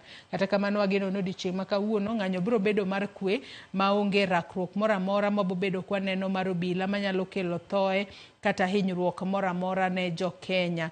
Mana kaka ineno kanyo, mano rawera ma orwako nanga moro kanyo mantiere gik moko mondike. Kata kamano ang'e ni jopicha mago biro menyonwa e yo makare mar yango ni te en ang'o mowacho e kinde ma koro wuok oko odiochieng' ma kawuono mar mondo mi ong'anyi. Pod wamedo menyo ni e kaunti ma Homa Bay bende rowere nowuok oko odiochieng' ma kawuono. Jofwambo magwa luonwa chenro ma kamano achiel kachiel. E kaunti ma Kisumu bende jong'anyo ochopo nyaka machiegni kod State Lodge e kaunti ma Kisumu, ka koro ne giwuoyo go obila kanyo, ging'iso obila ni wan wabiro abira e yor kwe, waonge koda gimoro amora ma wanyalo ketho. Kata kamano mago weche ma jofwambo magwa pod iluonwa achiel kachiel odiochieng' ma kawuono. Ineno ka jagono manitiere kanyo chalo ni nitiere gima wacho kod obila kanyo, obila temo dhire mar mondo mi odog chien. Kata kamano en to onge silaha moro amora moting'o, en mana gi abuog rombe ma okete tike kanyo kaachiel kod onge gimoro amora ma en godo. Kata kamano jowetege ong'ise ni weri gi jamani. Aya, jofwambo bende obedo kanyo mar mondo mi girekod kata gimak gimoro amora matimore e kinde ma koro rowere moko owacho ni wan to koro nyaka wang'anya ng'anya. Wambe wantiere kae mar mondo mi wamenyni gigo duto matimore odiochieng' ma kawuono. Counties magwa bende wagoe tach. Nitiere counties moko ma nyaka sani weche oling'. Mana kaka sekwano ni county ma Kisumu, county ma Migori, county ma Homa Bay, county ma Nairobi ka bende ji wuok mana achiel achiel kata kidam kidam ka giwuok oko mar ng'anyo. Kata kamano e county ma Nairobi ka odiochieng' ma kawuono arita oride ong'ala manyime, ong'ala mamalo kata e yo mamalo, jolwenye magoyo kachero e chuny boma ma Nairobi ka gijiwo arita, kendo gitamo, ang'eni gibiro tamo jo ng'anyo mondo kik chope kar jot mar jatend piny Kenya William Ruto. To bende mana kaka senyisi, kar jot mar jatend piny Kenya William Ruto en achiel kuom gwenge kata kuonde mwanyalo wacho ni en protected areas ma onge ng'ata ng'ata monego bed ni chopo kuro. Mane momiyo oluong jolweny mar mondo mi okony e jiwo arita. Jogo mowuok oko e ng'anyo ging'anya e yor kwe ma onge ketho gimoro amora kendo onge ketho mwandu moro amora odiochieng' ma kawuono. Kawuono wadaneno joma ng'anyo e yor kwe, ok wadaneno ng'ata ng'ata mowito ngimane kata ng'ata ng'ata moyudo hinyruok e kinde ng'anyo matimore e counties mopogore opogore odiochieng' ma kawuono.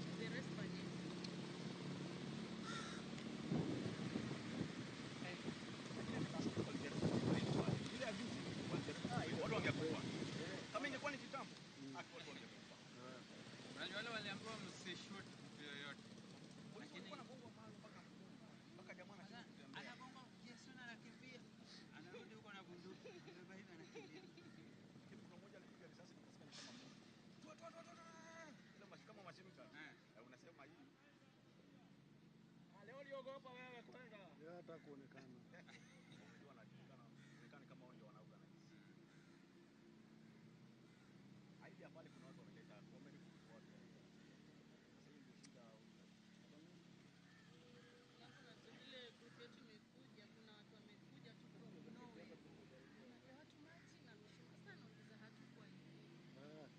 ndio ile jambo lilikuwa unasema yule ni mwanasiasa yule, kama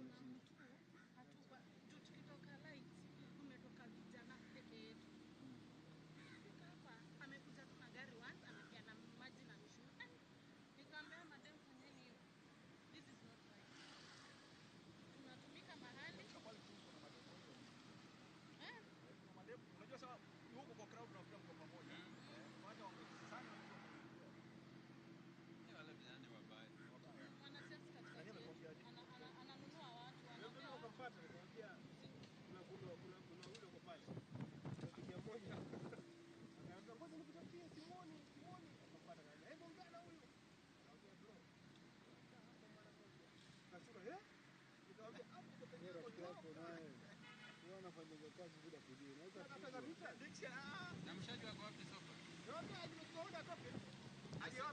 Simu iko hapa kwa nini?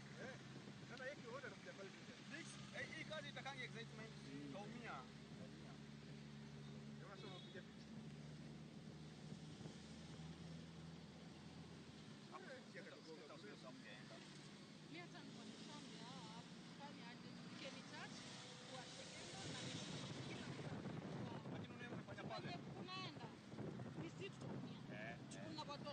Baadaye saa 8 na kisio yetu.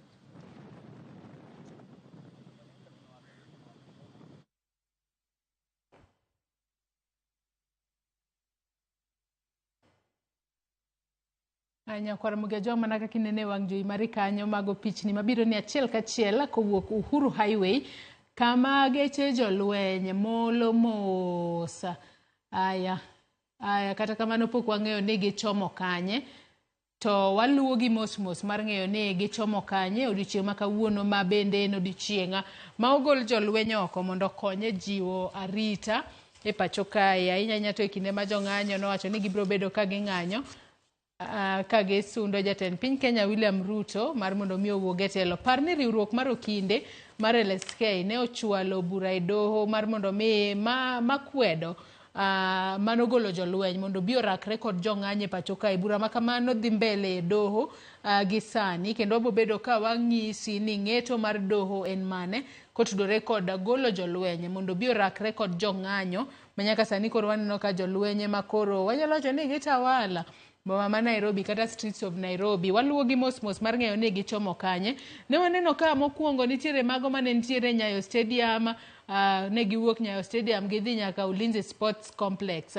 Magi koro wuok gi gin to gichomo kanye. Kineno kanyo jofwambo luwogi achiel kachiel mar ng'eyo kuma gintiere. Gisani gintiere mano UON kata apayano ma UON mar mondo mi University Way. Gintiere kanyo University Way ka gimolo mos, kendo waluwogi mar ng'eyo ni gichomo kanye nikech nogolgi mar mondo mi girakre kod jong'anyo. Kata kamano e kaunti ma Nairobi kae pok waneno ka rowerego mag Gen Z owuok oko kar romgi. Kawuono wanyalo wacho ni giwuok mana matin kende. Ne waneno ka achiel moro ne nitiere kanyo no chalo ng'ama chako ng'anyo kien, kendo obila nong'wane kanyo. Wabo bedo ka wang'iyo ka otere tesend obila kosi ng'wane ang'wana mondo ng'ise ni gini werigo we ng'anyo. Kineno kanyo mano jolweny makamago pod imolo mos ka gintiere kod nyamburko mag lweny kachiel kod gik mamoko magimanore godo mar mondo mi gine ni giketo arita makare pacho kae. Mano University Way magintiere gi sani. Pod waluwogi achiel kachiel mar ng'eyo kuma gidhiye. Asenyisi ne giwuok Nyayo Stadium, moko kuom gin bende nowuok Nyayo Stadium kuro chopo nyaka Ulinzi Sports Complex makoro wuok sani gin to gin kanye. Kata kamano arita to ojiw e yo makare ahinya te boma ma Nairobi kae kaluwore kod gino mar rowere ne chano timo odiochieng' ma kawuono. Gino manyalo wacho ni en gino mane okelo buok maduong' ahinya e pacho kaluwore ni en gino mapok naneno sirikal moro amora e pacho kae ka koro ogol jolweny mar mondo mi okony e rakruok koda jogo mang'anyo. Kata kamano jogo mang'anyo osebedo ka wacho ni gin ging'anyo mana e yor kwe maonge ketho mwandu moro amora kendo onge silaha moro amora ma giting'o. Kineno kanyo Nyakwar Mugiwang', ginyalo bedo gipangre mar neno ni gidwa kere e yo machalo nade, kendo nitiere moko manyalo bedo ni gitemo ng'iso jowetegi kuma gidhiye kata direction ma gikaw kowuok kuma gintiere University Way kanyo odiochieng' ma kawuono. Magi mana moko kuom weche ma pod wamedo luonu achiel kachiel odiochieng' ma kawuono. Nyakwar Mugejo ng'ano kanyo kosechopo saa 7 mano mar odiochieng', osekalo kanyo kod dakika achiel kende makoro nyiso ni onego bed ni wayudo weche manyien mag migago. An ang' yiena mar mondo mi atiek gi kanyo mar mondo mi wachiw thuolo mondo ine weche manyien mag migago ma odiochieng' ma kawuono ibiro bed ka ikelo ni kod nyawadwa Cleophas Oluocha. Pichni makamago bende pod wabo medo weyi godo achiel kachiel kotudore kod weche matimore pacho kae. Ineno ka nyamburko mag ji giwegi bende bedo directed kuonde monego bed ni giluwo mago jolwenye makoro keta rita nyalo bedo ni nyamburko moko be ni nyalo kata gone gi pixel matiende ni mar mondo mi ging'e ni nyamburko makamano ka wuok to dhi kanye kalore ni odiochieng' makawuono orit kata ojiw arita e yo makare odiochieng' makawuono. Pod wamedo luonu chenro makamano counties mopogore opogore bende podi wamedo menyo ni odiochieng' makawuono marowere mago mag Gen Z oramo ni podi gibiro bedo ka ng'anyo margi mar odiochieng' makawuono wang'eyo ni en mano ma gidwaro ni jatend piny Kenya owuog e telo kalure ni gisebedo ka giwacho ni jatend piny Kenya William Ruto kosechopo singo mane ochiwo ne jo Kenya ahinya to e kinde mane odonje telo higni 2 koro rowere oramo ni singo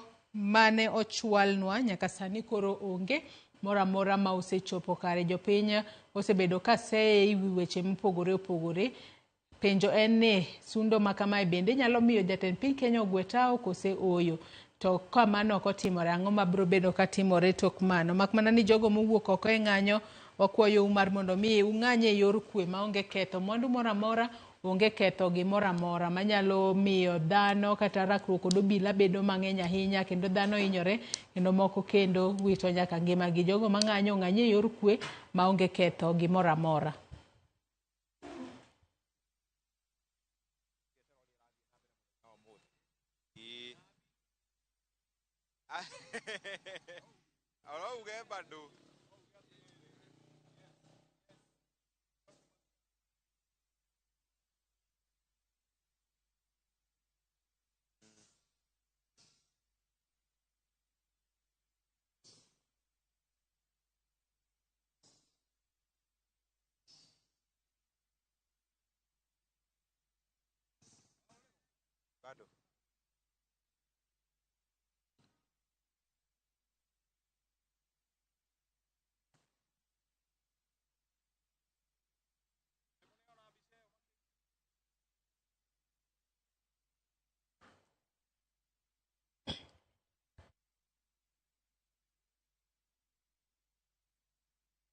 Joang mana kaka singo nini kora bro bedo ka weyo thuolo ne weche manyien mag migago mebo bed ka ikelo ni kanyo kod Cleophas Oluoch gisani osechopo e studio ka mar mondo mi okel ni weche manyien mag migago mago weche ma jofombo magwa luonu machiegni odiochieng' makawuono ma wenge duto rito maneno gino mabo bedo ka timore ka rowere mag Gen Z kod oramo ni gibo bedo ka ging'anyo ka gidwaro ni jatend piny Kenya ogwe tao kalure kod miriambo mathoth magilieko ni oketo godo jo Kenya pok ochopo kare singo mopogore opogore mane ochwalo ne jo Kenya higni 2 koro nyaka ne odonje telo. Cleophas Dongora weni pap mar mondo mi nyakwara buge jong weche manyien. Erokamano ahinya weche gi begi nyien moko bende oganda oseneno kae konde mopogore opogore e ng'anyo timore nyakoro moge Joang ka nyaka sani en ng'anyo ma okwako konde mopogore opogore ma pacho kae picha meneno kanya achiel kachiel mano koro gidonjo e apayano mano mar Waiyaki Way ka giwuok Uhuru Highway gin obila kachiel koda ka jolweny mabe nitiere oko ka. Joyce erokamano ahinya ibedo e yo makare iwacho ni tae yo makare nochaki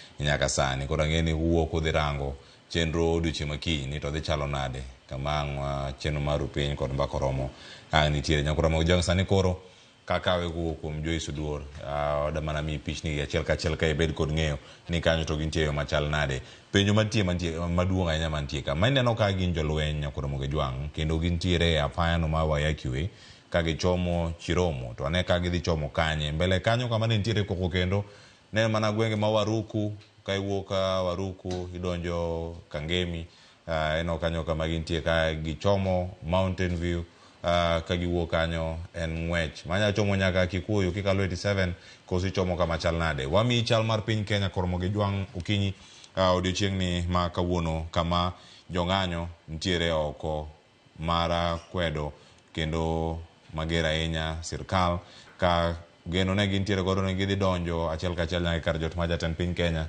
to kanyo bende kiwacho ni gin kuonde moko mobedo protected donjo kata bedo matek mane gimomiyo kawuono obila ogolo oko bura nitiere doho ma yangore ni koromo saa 9 ma odiochieng' ma kawuono wadhi bedo kod ng'eyo ni ng'eto ni ten mane ma idhi chiw odiochieng' ni ma kawuono mano koro ka gidonjo Westlands nyakoromo gi Joang loche mag jolweny osekalo chuny boma ma Nairobi kendo koro giwuok oko mano ka gidhi rango kuonde mamoko ni to chal nade jong'anyo mantiere boma ma Nairobi bende pichni go wadhi do kanya achiel kachiel to gin mana mago kende ni mar picha mineno sani bende koro Nyakwa Ramogi Jwang gintiere kuonde ma onego bed ni jong'anyo betie obila moko koro bet abeta yueyo kaono chali Nyakwa Ramogi Jwang gionge tich matek ahinya ma gidhi timo oko mar boma ma Nairobi kata kamano gibet girita ita ng'ama de tem rocho kwe kata ka ng'anyo ka onge kwe kata ng'amo nyak kwe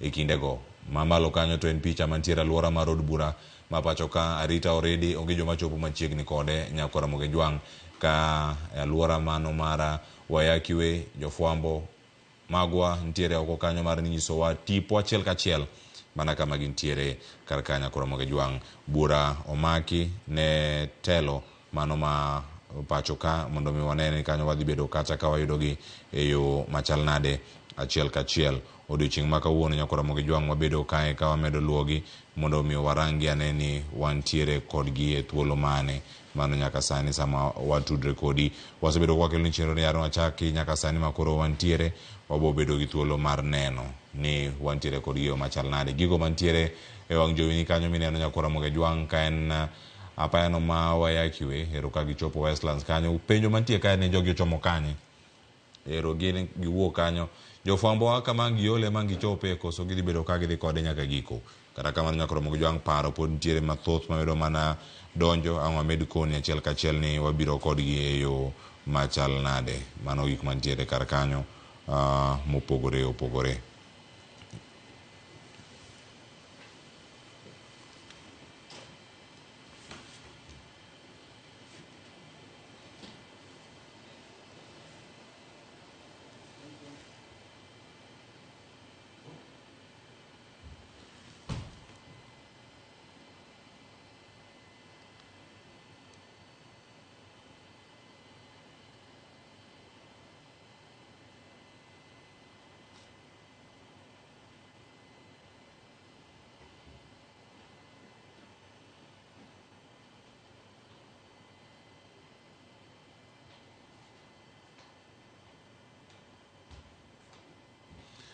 Wantie ka Nyakwa Ramogi Jwang gi thuolo ni mondo watudre kod jafwambo marwa e kaunti ma Kisumu. Awinja ne ni Kisumu to chal nade odiochieng' ma kawuono Nyakwa Ramogi Jwang. Millicent Adhiambo arwakni machiegni itwa kanyo kod Joyce Oduor okinyi ma kawuono e chenro mar mbako romo. Nyaka sani ma wantie ka gik matimore wabeda ne kod ng'eyo ni gin to gin mage. Kaunti ma Kisumu chal nade nyaka sani obila no keyo jong'anyo kinde mokalo. Sani Kisumu chal nade?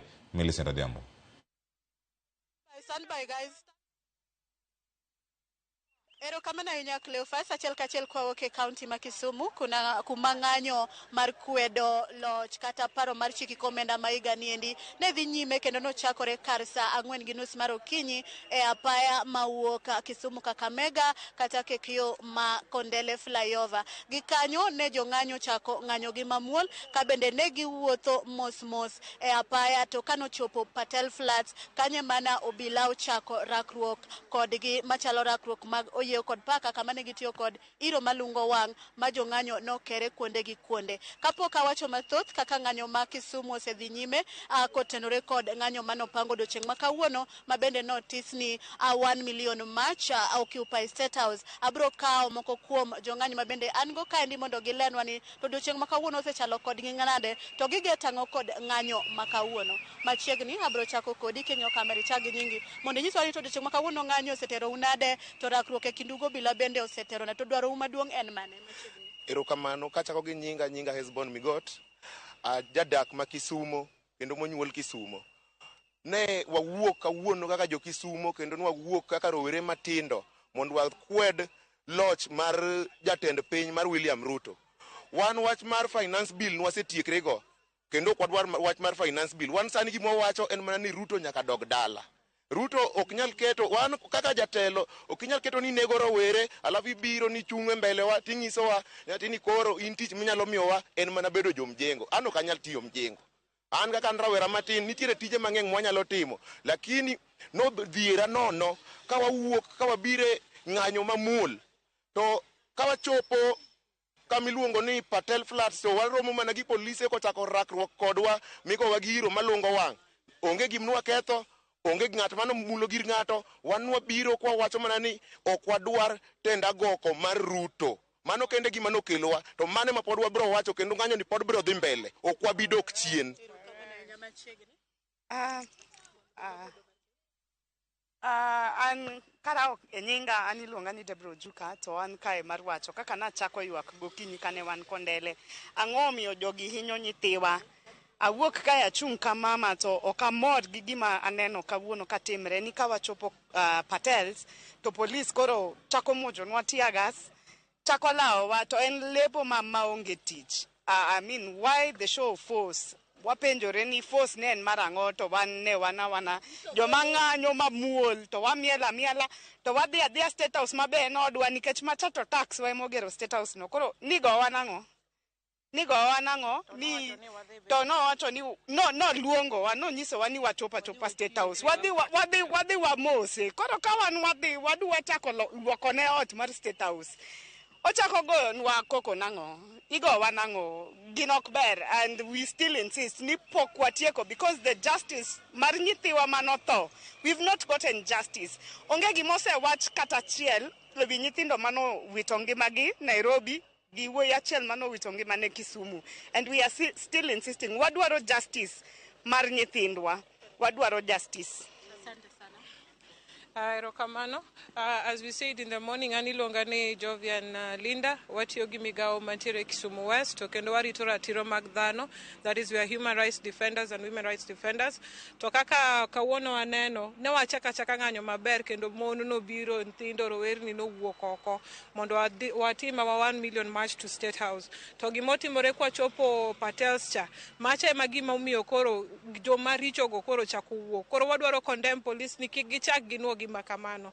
Giwuoth kodwa to gimiwa protection monego bedni gimiyowa. We did our notification early, we alerted them early, and we were here also early to just exercise our democratic right.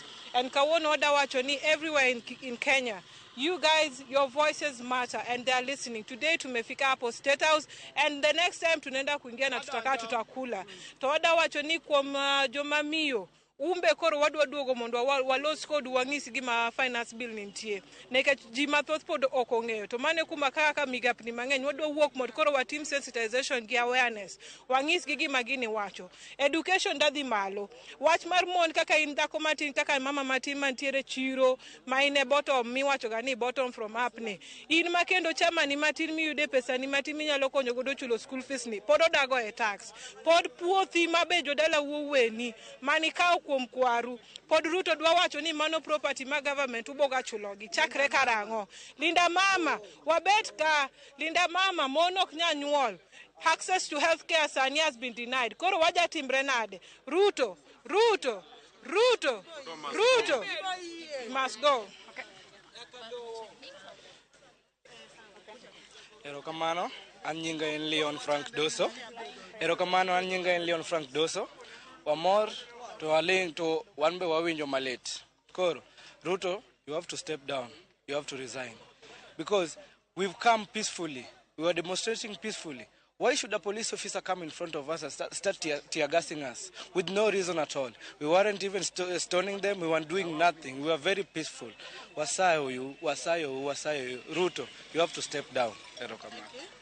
Okay. An nyinga ilungo ni Pam Nyargosito. An jakedore ratiro mar oganda e Kisumu, Winam Social Justice Center.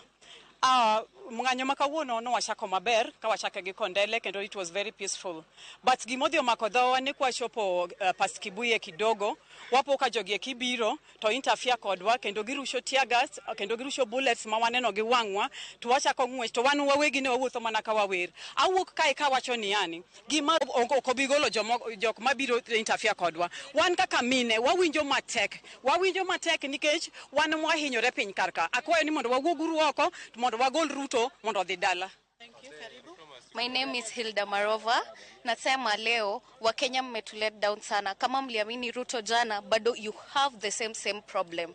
Bado mko na the same problem, mtapitia kwanza taxes zitaongezwa na the bill will still pass. You guys need to come out here and fight together with us. Kwanza leo tumekuwa very peaceful na wamekuwa kitumia live bullets. I want to tell you guys, mkuje pamoja. Kenya we've started a revolution yenye haitamalizwa hivi polepole. Yes. Nyinga pesho wina na achiel kuom jok mane andamana kawuono to wan kae nikech wadwaro ni Ruto owe bet president. Telo mar Ruto en telo mainyo oganda. Jitho to kata nyoro paramedics mane konyo jok mano inyore.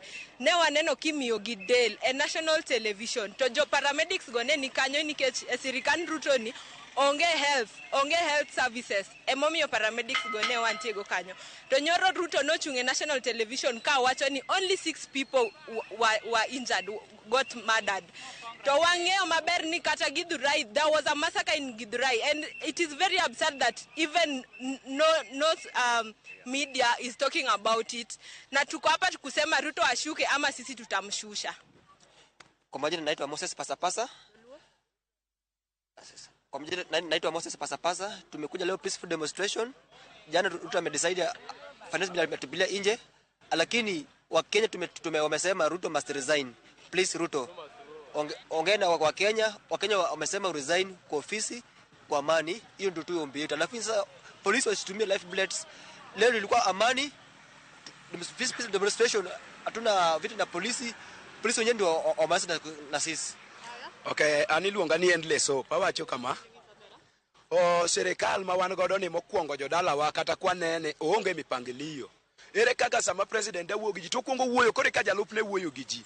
Ng'ama miyo ga chago authority mar wuoyo. Mane momiyo wacho serikal ne tich osetamo nyaka gilor piny ma gidog dala. Nikech wabunge nyosa liti wanyoro, kawuono president nyo wuondo wanyoro ni koro sani ose reject bill. To constitution wacho ni koro bill ko tamore sign bill. To bang' dala 14 bill no bedo bill kodwoke parliament. Tiende ni osemiyo joka bende ruzo man dalo 23 joka kadoke parliament dhido ka bill osebedo signed to wuondo wa ni ke kwanda mana. Mane momiyo nwa wuok kawuono ko wacho nyaka wamanda mana kendo nyaka wariwre kachiel kaka joma vijana mondo waked kod lweny ma Ruto keto waeni. Wasesomo to tich onge. Sani koro wamanyo tich to okodwa miyo watich. Otiyo gi tribalistic, omiyo jothur gi tich to we joma moko. Okong'i jomo somo, okong'i jomo bedo qualified. Mane momiyo serikal osefele tich. Koro serikal wacho ni giresign mondo gidog dala. Ero kama na enya. Mana kama no Cleophas mage moko kuom duond jopiny mawuok Kisumu mabende nochako ng'anyo gokinyi saa 4 onyango kama bende kane gichopo e yo alwora mar Patel Flats to ne obilo chakore rakore kod kuma bende ne okeyo gi kod iro malungo wang'. Kata kamano nitie kweth mabende ne omoko mach e apaya malwora ma Bus Park ato kane giwuotho kendo ma kweth moro no dwaro chopo e alwora mar Kajot matin ma Kisumu mar jatend piny to ne gichako wuotho gi chongi ka ginyiso bilo bende ne ochuog e alwora no mar rito kwe kanyo ni gin gibiro ng'anyo mar kwe omiyo bila kikrakre kodgi kachielo gi kod maginde kachiel kod keyo gi kod iro malungo wang'. Nyaka sani mago e chal mar ng'anyo e kaunti ma Kisumu kaendi ka bende pod gigoyo duond gi piny ka giwacho ni ok gibiol nyaka gine ni dwaro gi mar thicho oko jatend piny e kom mar jatend piny Kenya gineno ni ochopo kare mondo gine kaka Kenya inyalo ter nyime maonge mibadhi mora mora. Kionge penjo taduoko ni studio seche gi mabende wamedo dhi nyime kod weche manyen mamedo tuchono mesa mar kewech kotono kod ng'anyo makawuono bende notisi ni 1 million march to the State House. Kao kamano Cleophas Ankuomi inyalo dhi nyime.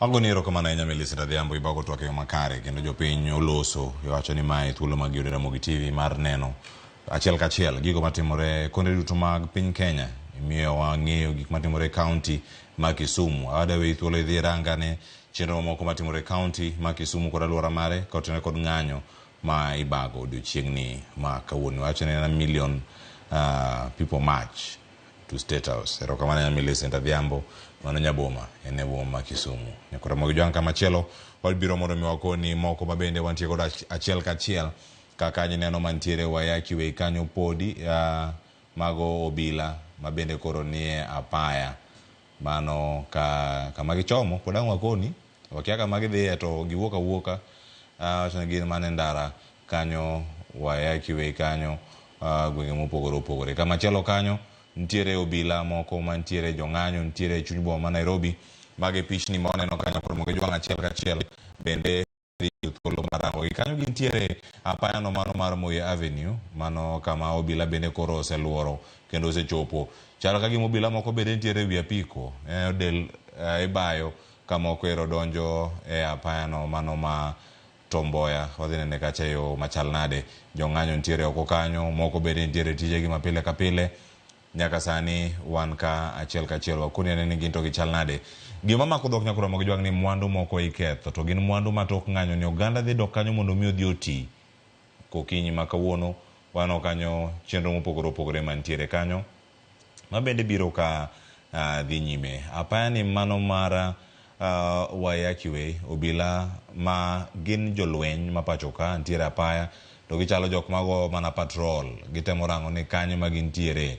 Magi koro donjo town mago ka giwuok apaya ma Waiyaki Way ka gintiere gi kweth machielo. Jofwambo ni kod kanyo waneno gi nyakura moge jwang tipo gi biro na achiel ka achiel ma kinde mwaneno ka jolweny ma pacho ka igolo oko kendo giwuok mar konyo obila e weche mag ng'anyo. Mana kaka pile ong'ere ni obila ema ntie kod tiegruok mano mar crowd management, mano mar rango ni oganda mang'anyo ere kaka inyalo rakruok kod yo makare. Jolweny ma pacho ka nyakoro mogi jwang oik gi kendo tiegruok margi en mar rakruok kod jonjore madamonjo piny Kenya ka wuok e pinje maoko. Kawuono gintiere oko ka kendo ntiere bura momak kod riwruok mago kinde pacho ka mar LSK manyaka sani bura no dhi nyime e doho ma pacho ka kendo jok moko se donjo kanya achiel ka achiel. Kinde nitie jo Kenya nitiere kar kanyo girito ng'eto mar doho yangore kar kae kaluwore gi sime mano bedo godo telo mokwongo kod jakom mano mar LSK bade ma Kisumu mano Dorcas Oluoch mabino loso go yor simu motelo kanyo kapok wadonjo e chenro masani. Olero kar kanyo ni en ng'eto midhi gol kanyo kar saa 9 koro oganda duto bet kanyo karito. Sani en mana thuolo mar winjo ni en bura mane ma LSK bende omako kar kae. Nyakora mogi jwang ang'oko ni mathoth kotenore koda weche duto mago pichni mabiro ni ka gintiere chuny boma ma Nairobi. Nitiere mantiere alwora mara od bura kaachiel koda kamago maga mantiere apano mano mar Waiyaki Way kama jolweny bende nitiere kanya achiel ka achiel gineno gigo mana patrol. Bang' ng'eto wabobedo gi thuolo mar ng'eyo ni oboke mane ogol koda jatend migawo mochung'ne jolweny pacho ka Aden Duale ne odhi ataro mar chik Kosoyo kanyo koro ka giwuok Uhuru Highway gidonjo apaya no kata e roundabout no mano mar University Way dhi kalo mbele mbalariany no ma University of Nairobi kaeto bang'e ka giridore piny wang'orange ni gichome kanye apaya ni kae ginyalo donjo e alwora mar Central Police Station kata gikawo apaya no mano mar Harithuku mano ka gidonjo achiel ka achiel kapok gidonjo Kijabe Street. Mana achiel kuomgi kaka machielo bende jo Kenya bago ng'anyo e konde mopogore opogore. Picha mineno ma Nairobi CBD ni jolweny gi yot mondo mi gidonje CBD ka gikalo piny koni e roundabout ni ma Globe mondo mi gidonje town. Penyo maduong' en ni gidhi donjo ka gikalo kanye to ka giyudo ka obila rakore kod jong'anyo e kinde ma wantiere ni gidhi donjo koso gidhi rito. Waseloso kod okini nyakoro mogi jwang ni wachak nyaka sani ok de gichak tiyo no ka do poko golo ng'eto margi koso ang'ene wanyayudo thuolo mar watudre kodgi achiel ka achiel mondo mi wago kodgi mbaka bende e kidieny ma wantiere nyakora moge jwang ka wantiere kodu ka uduto. Mano e gimomiyo wantiere kar ka nyakora moge jwang mondo mi wakoni chal mar wach mano ineno na oko mar University Way e oko mar mbalariany no mano ma Nairobi kaka machielo erokoni gi gidogi dogure gari uduto ka gisedok kanyo koro gino kama gichomo piny kata to jong'anyo dich nyakora moge jwang. Geche moneno gi gin geche moyiedhi mag jolweny nyakora moge jwang ok wathor neno gi ahinya pacho ka ni mar gin mitiyo godo kedo gi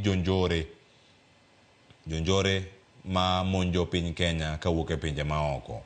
Obila mantiere piny kanyo e boma ma Nairobi to golo kite en tich matek nyakora moge jwang. Jofwambo wano bogo gi picha waboneno ka gintiere kanyo ka gidhi kod achiel ka achiel to jopiny mang'anyo oketo obila gi tich matek. Obila koro timo tich mar golo kite ndara mondo mi nyamburko kal kod gik mamoko, chenro mamoko dhi nyime. En ng'anyo mewacho ni en ng'anyo mamuol. E kinde mwaneno ka jong'anyo gi bende ntiere kar kae, odhi chalo nade Nyakwaro Moge Jwang' achiel kachiel wantie kanyo kod pichni mabiro ni nyaka sani.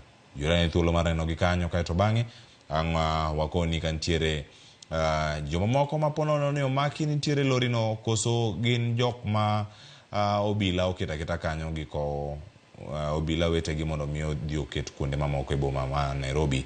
Mane kama wantiere kar ka ero lori okalo kopong' kodgi jolweny obila giduto gin e boma kawuono, nyaka jong'anyo nitie kanyo kod jofwambo. E kinde moro amora mang' chenro lokore wabedo gi thuolo mar koni. Kata kamano tuli kod achiel kachiel miwane pachi kotenre kod chenro masani mwakelo ni achiel kachiel Nyakwaro Moge Jwang' mara ng'anyo ma ibage konde mopogore opogore mapacho kae ka obila bende koro bayo iro malungo wang' ne jong'anyo ma ochopo e chuny boma ma Nairobi nyaka sani. Iwacho ni kethruok mag mwandu ma ineno oganda mantiere kar ka giduto gik magikwayo en mana kwe e kindegi. Jong'anyo ma Kisumu ma bende ne ochopo nyaka e rangach mano mar kar jot ma Dundo, mano mar jatend piny ma bende osegolo ywak margi. Ne ginok ahinya, ne ok githoth ahinya. Kasani wanyarango gi kachiel kachiel wadhi aner Jojo ma Nyakwaro Moge Jwang' kaunti ma Migori. Ne gichako ng'anyo sadi okinyi sa 12 ne wachako yudo pichni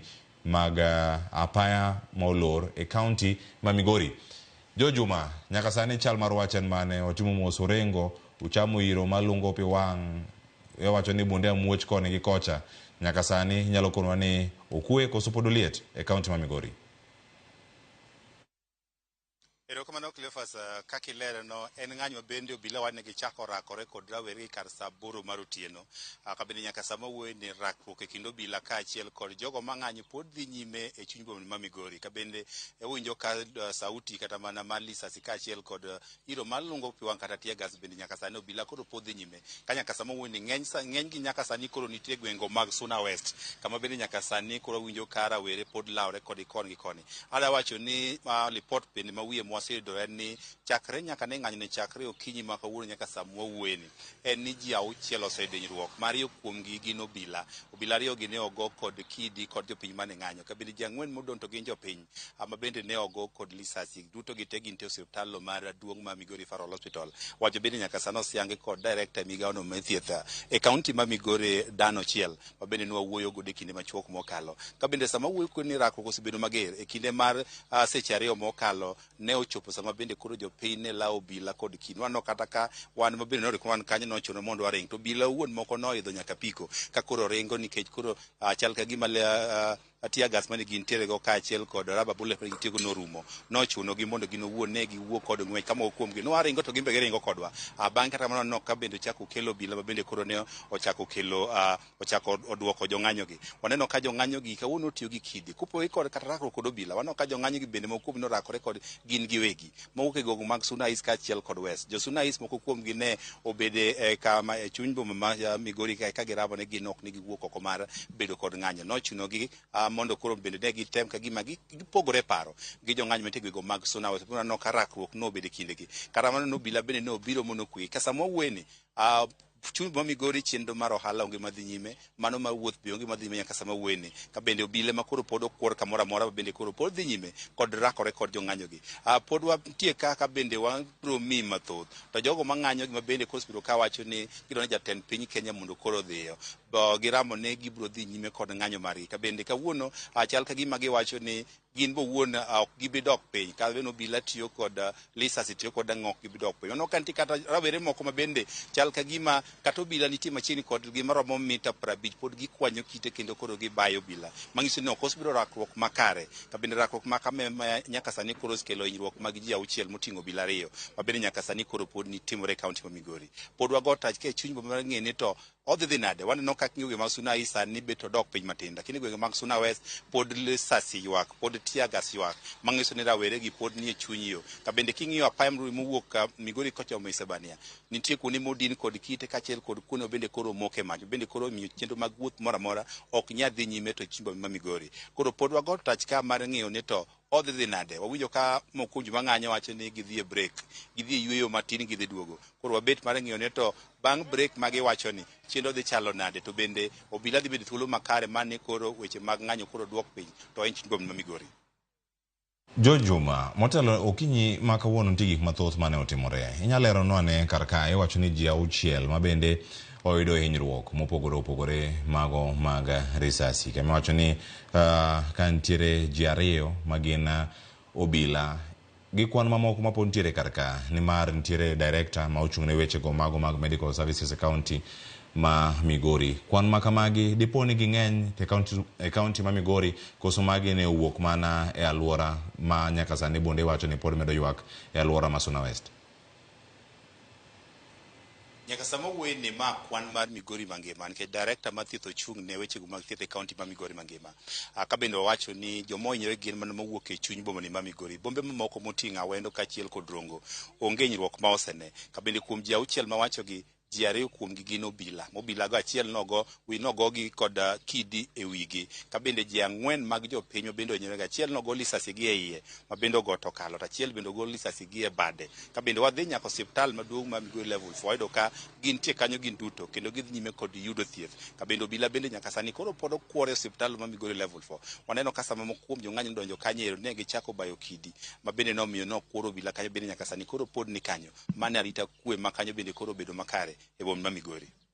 To George, nitiere apaya mano mantiere kod mano olalo kata daraja ni ma Migori. Okinyi ne olich ahinya, ne nitiere iro mano ne okadhuolore maduong' ahinya. Nyaka sani en gimoro minya wacho ni chenro moro amora bedo ka dhi nyime weche mag wuoth, nikech en apaya maduong' manya bedo ni tudo piny Kenya kod kata piny libamba mano ma Tanzania. Ochal nade daraja kata bridge kanyo yo lalo no ma Migori nyaka sani kama gintie. To johala mantie kanyo gin gi chal moro amora mar yepo koso en mana loro mochwere odiochieng' ni makawuono.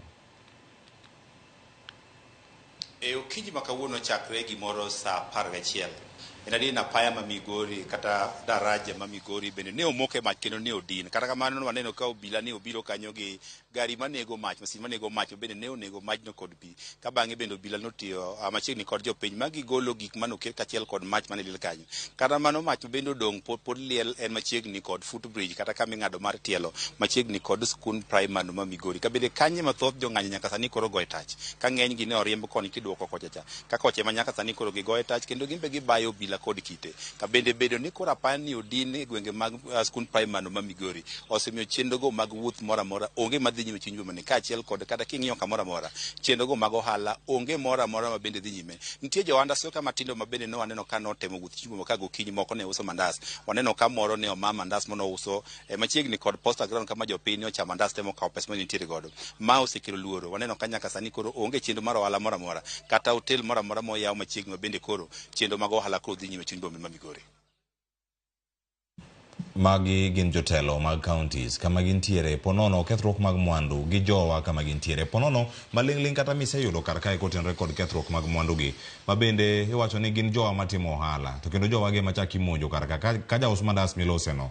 Telo wacho nade mano mar county koso girito nyaka odiochieng' ma kama rume koka media golo duondgi kotenre kod monj kod kethruok mag mwandu ma nenore county ma Migori yare okinyi nyaka sani.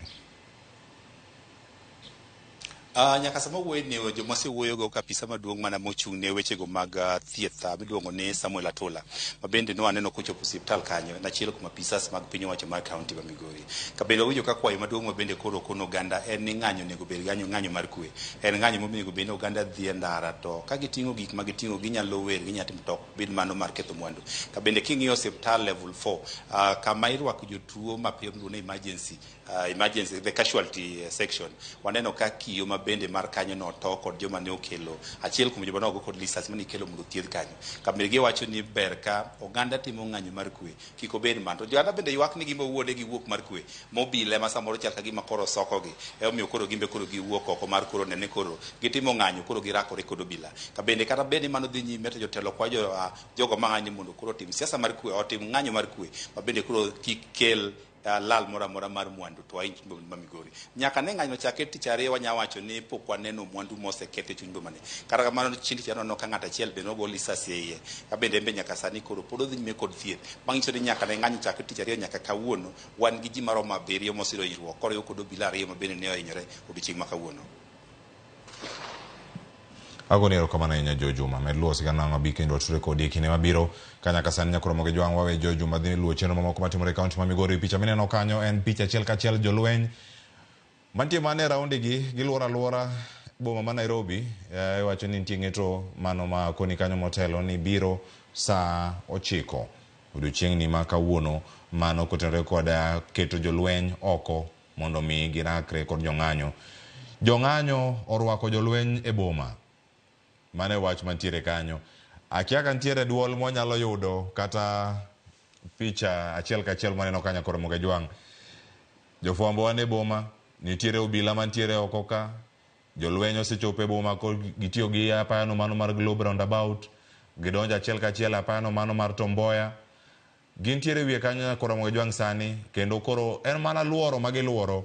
Ok ni oseketgi ni gichak tiyo, oyo podi. Wachno pod nie doho.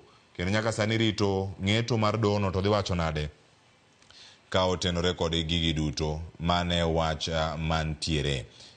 Mane gimoyo nyakoromo gi jwang' nyaka sani nitiere gik mopogore opogore ma sebedo kanyo ka walero ni are okinyi ma kawuono ng'eto mano mar bura mano ma kod LSK igolo kanyo saa 9 odiochieng'ni ma kawuono. Wanyawinja ne tipo ma bende waneno ka achiel kachiel ni ginto gidhi chalo nade e kinde ma koro jofwambo bende medo luwogi mano mantiere achiel kachiel e boma ma Nairobi.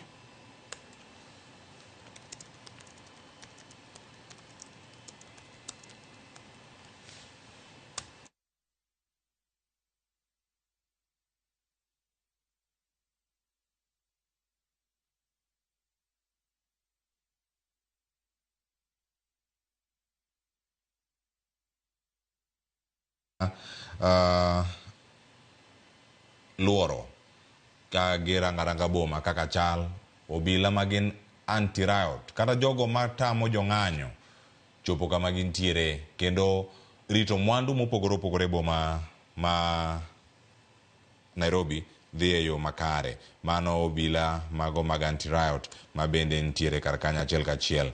Bende nyakoromo gi jwang' ok gin ng'anyo mantiere kaunti ma Nairobi kende, gin moko bende matimore oko ma Nairobi. Wasewinjo matimore kaunti ma Kisumu, kaunti ma Migori giwacho ni gidhi lunch.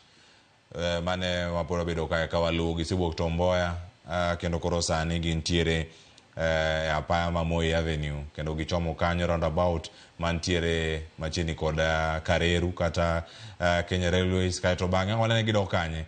Giwuok gidok Lang'ata Barracks koso gidwa donjo Eastlands. Mano ka gintiere kar kanya nyakoromo gi ajwang'. Ka bende warango counties mamoko mosebede ng'anyo. Kisumu, Migori, Nairobi ka waneno kache county ma Makueni bende achiel kachiel. Magi pichni mabiro ni bende county ma Nairobi achiel kachiel sani ka gintiere gidonjo apayano mano mar El Silasi.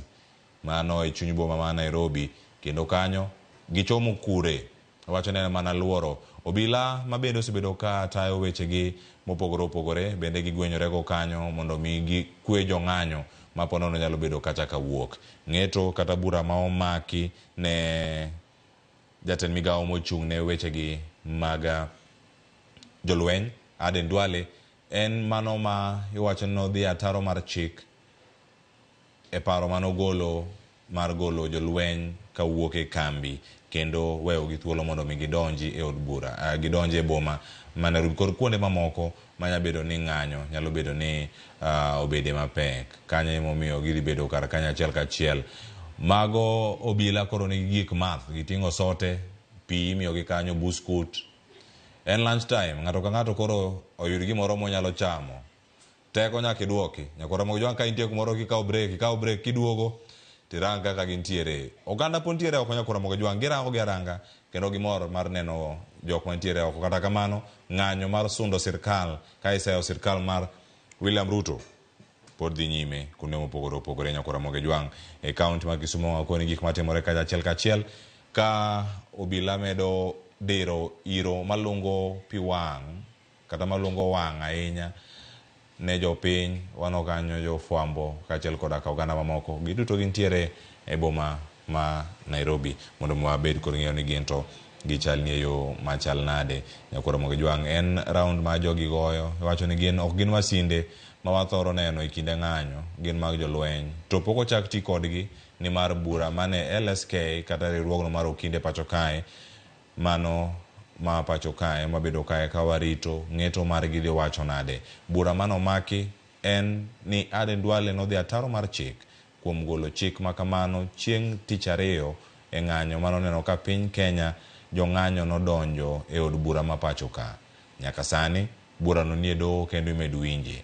Oganda mathoth ne omaki, nyoro moko kuomgi nowe thuolo, maromo 56 gi wiye nowe thuolo nyoro. Tainya jok mane omaki mane ondhi kendo ne oter e tesendo bila mopogore opogore ma Nairobi ka ne gintiere mano ma Kilimani kendo kotelni kod okindegi mopogore opogore no kanyo kane giwuok oko kendo ne owegi thuolo. Mago jong'anyo mar jogo mane ondhi ataro mar chik nowe thuolo duto kargi 50 kod auchiel mano nyoro e kind mamoko kuonde mamoko mane okane oganda gi. Wacho ni mano e ng'anyo ma oganda jo Kenya ne owuokie oko. Kendo nyaka sani Nyakoro Mogi Jwang' wakoni pod gintiere apaya no mano ma El Silasi ka sani apaya mineno mbele ni kanyo mano ma Moi Avenue ng'wech nitiere mbele kacha. Obila nitiere kokoni, jofwambo nitiere koro obila koni ka gitemo kelonwa pichni go achiel kachiel.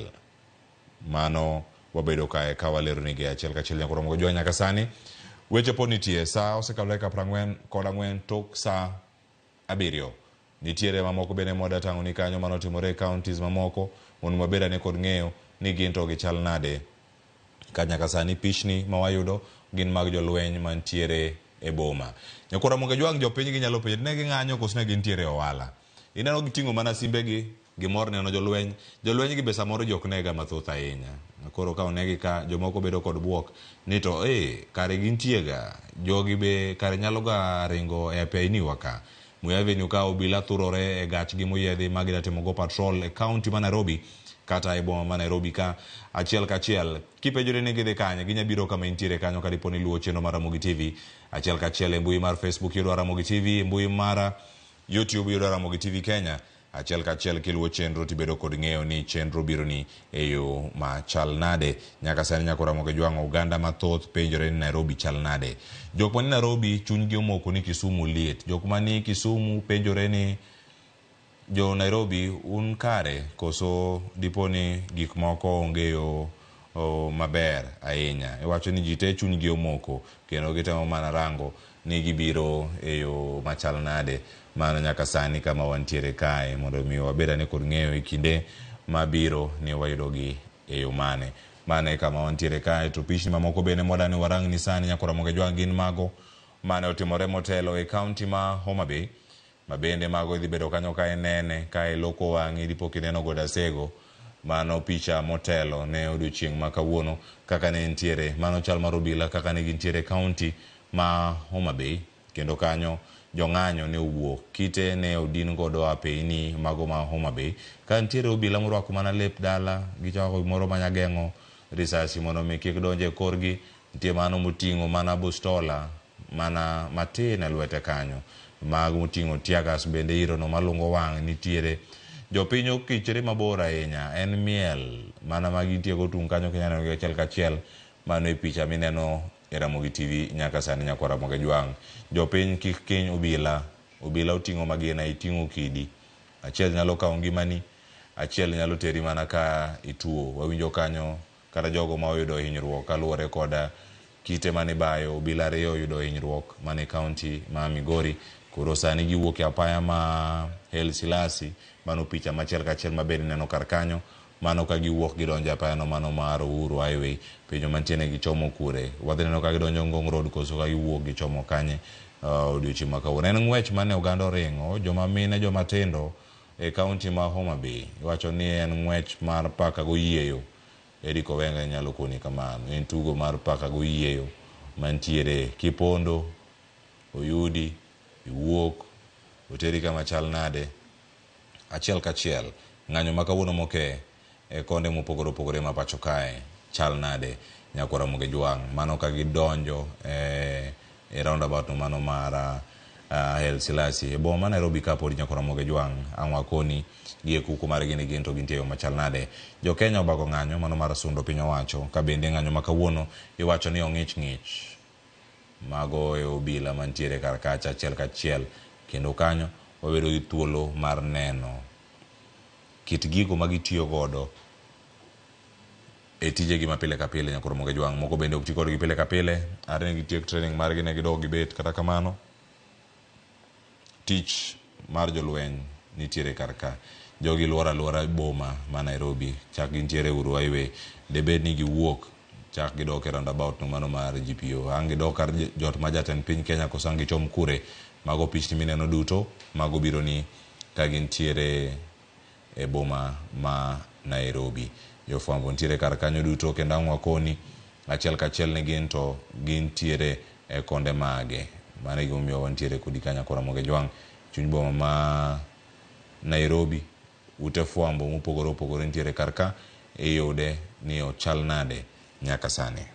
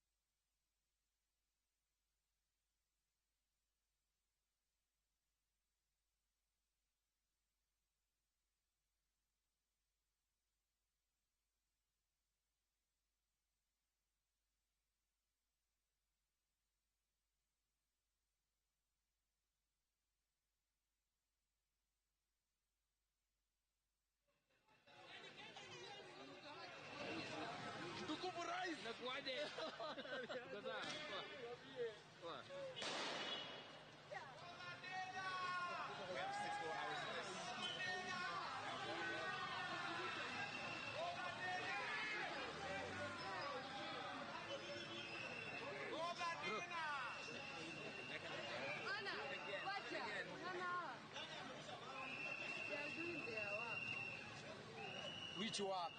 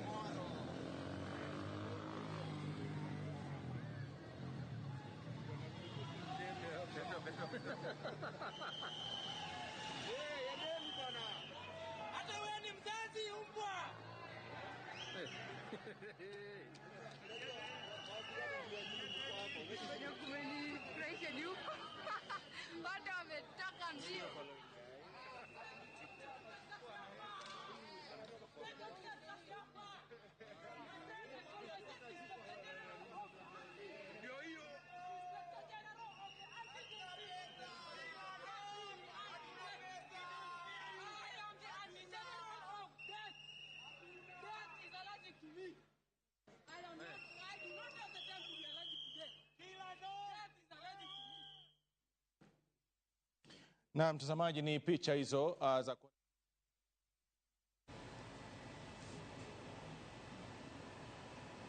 Aya, nyakora Moge Jwang' pichi nitie kar kanyo, koni kanyo gik matimore e konde mopogore opogore man chuny boma ma Nairobi. Oganda mathoth ma bende ne omaki odiochieng' manyoro nyaka sani pod imed konwa kama gintiere koda ogunde ma gindike ote ma gidani ji osom, mano ka gintie boma mano ma Nairobi. Mano ka warango gi ka achiel kachiel, mano ka wadarango bende nyakora Moge Jwang' ng'anyo ni kane ok time mane boma ma Nairobi, wakoni kanyo Makueni nitiere obila mano okeyo jong'anyo kaachiel koda ka kaunti ma Kisumu, oseneno kanyo kaunti ma Migori, konde mamoko gichal nade. Mano ka madhi bedo kae ka waluwe achiel kachiel. Mano ka mwadarangane ni counties mamoko mano bedo ng'anyo chieng' tich ariyo, to chal nade nyaka odiochieng' ni ma kawuono nyakora Moge Jwang' ka mwadarangane county ma Nyeri. Mineno kanyo mago ma Nairobi achiel kachiel nyakora Moge Jwang' mondo mi warangi ni ginto gichal nade nyaka sani giseluorre, kendo kanyo ka gintiere apaya no mano ma Monrovia gidhi yo machal nade. To sanya kuna mgojo ng'ajunya ne county Manyeri ochal nade nyaka sani. Ada tudra achiel kachiel koda jafombo wadwa mantiere kar kanyo kama Mwangi. Hali vipi katika kaunti ya Nyeri? Shughuli ya waandamanaji imeshuhudiwa au biashara inaendelea kama kawaida? Asante Cleophas, na hapa katika kaunti ya Nyeri kuanzia masaa ya asubuhi kama tulivyomweleza mtazamaji wa runinga ya Ramogi kwamba biashara imekuwa ikiendelea kwa kawaida, na ni kwa sababu leo wale ambao ni waandamanaji hawakutokea, na wale ambao walionekana ni kama tu wangetokea walikosa ile mutisha kwa sababu watu hawakuwa ni wengi. Biashara imekuwa ikiendelea, na hii hapa tuliko kwa sasa ni barabara ya Kanisa Road katika mji wa Nyeri, na ni mji ambao ni barabara ambayo inatumika sana na wale ambao ni wafanyakazi, haswa wale ambao wanatengeneza magari, wale ambao wako kwenye biashara tofauti tofauti. Na kwa sababu nao kati ya wafanyabiashara hawa na ambao ni wa kutoka upande wa Nyanza, nitakuwa nauliza swali kwa Kiswahili na wanajibu na lugha ya Ramogi. Kwa majina unaitwa nani? Hali ya biashara leo imekuwa vipi? Pengine mlitarajia kukuwa na waandamanaji, tueleze. Kwa majina naitwa Chadwick Onyango Pondo. Kawuon an iluonga ni Chadwick Onyango Pondo. Kawuono wan maber, Nyeri wan gi kwe kendo tijwa wadhi mbele. Kaka an mekanika, waendelea gi tich maber kabisa. Na hali ya biashara imekuwaje asubuhi ya leo, mkitazamia kwamba leo ilikuwa ni siku ya maandamano? Hali imekuwa vipi? Biashara dhi maber kaka kawaida. Onge ng'ata mowuok modhi maandamano kawuono. Biashara dhi mbele kaka kawaida. Na asante sana. Nizungumze na huyu mwingine ambaye ni wanafanya kazi kwa pamoja. Kwa majina unaitwa nani ndugu? Tueleze hali imekuwaje hapa katika kaunti ya Nyeri. Je, mlihofia kwamba maandamano yangekuwa na kutatiza biashara zenu kama tulivyoona Jumanne? Kundadhi siku ambayo ilipita. Aniluonga ni Felix Awimbo Pondo. Odiochieng' ma kawuono ne tok waneno shida mora mora, lakini kuom biashara pod wakia kodhi mbele nikech ing'eni wantie i garage, lakini seche mabiro wang'ne wane kaka weche dhi. Na maoni ambayo mko nayo katika mswada ule wa Finance Bill 2024-2025, hata kama hamkutokea kuandamana, nyinyi mngetaka vipi? Mna support kwamba ule mswada uachane nao kabisa kama rais alivyosema, ama msimamo wenu ni upi kama wakazi hapa Nyeri? Nyeri kae gima nyalo wacho ni telo to nyala dhi go mbele, lakini gik moko mondo oduoknwa bei piny wainyre aka joma jojua kali. Na mwisho kabisa, ujumbe wako kwa vijana wenzako ambao wametokea siku ya leo kwa shughuli ya kufika Ikulu, pengine ujumbe wao kwao ni upi ikitazamua ujumbe wa rais hiyo jana? Nasema ujumbe wako kwa vijana ni upi, haswa baada ya Rais William Ruto kusema ule mswada ameuondoa, lakini walitokea pia siku ya leo kuelekea kule Ikulu kusema kwamba hiyo haitoshi, wanataka rais kujiuzulu. Kuom mano aneno ni wach maandamano na to koro ginyalo were kode matin nikech kalure gi gima rais nyocho wacho oonge weche mang'eny. Naam, asante sana na nashukuru, na natumai Cleophas ujumbe umekuwa ni sawa na biashara hapa haijatatizika. Kumbuka siku ya Jumanne tuliweza kushuhudia kisa kimoja ambapo duka moja kuu la mbunge wa Kieni ambaye ni Njoroge Wainaina likivamiwa na waandamanaji ambao walikuwa wamekasirika sana, wakisema kwamba yeye alikuwa ni mmoja kati ya wabunge waliofanikisha mswada ule wa fedha kupita kwenye somo la pili kule bungeni. Na pia siku ya leo doria imekuwa ikipigwa mjini kote Nyeri, kwani kuna biashara za wabunge wengine hatutaweza kuzitaja kwa sasa, lakini kuna biashara nyingine za wabunge ambazo ziko katika mji wa Nyeri, na pia tuliweza kuona maafisa wa polisi wakipiga doria kwa kiasi kikubwa ili kuhakikisha zile biashara hazijaweza kuvamiwa, na pia wawe wanakadiria hasara kubwa, kwani siku ya leo ilikuwa ni siku kubwa ya maandamano kote nchini. Kwa hivyo taswira ndio hii hapa katika kaunti ya Nyeri, na tutaendelea kumjulisha mtazamaji wa Ramogi TV atakayokuwa yanajiri jinsi masaa yanavyokwenda. Kwako Cleophas. na Mwangi. Na siku ya Jumanne kulikuwa na hali ya mshike na kufikia sasa ni viongozi wamejitokeza kuongea na wananchi. Hao ni nini haswa kimefanyika kuhakikisha kwamba wananchi hawajajitokeza katika maandamano siku ya leo?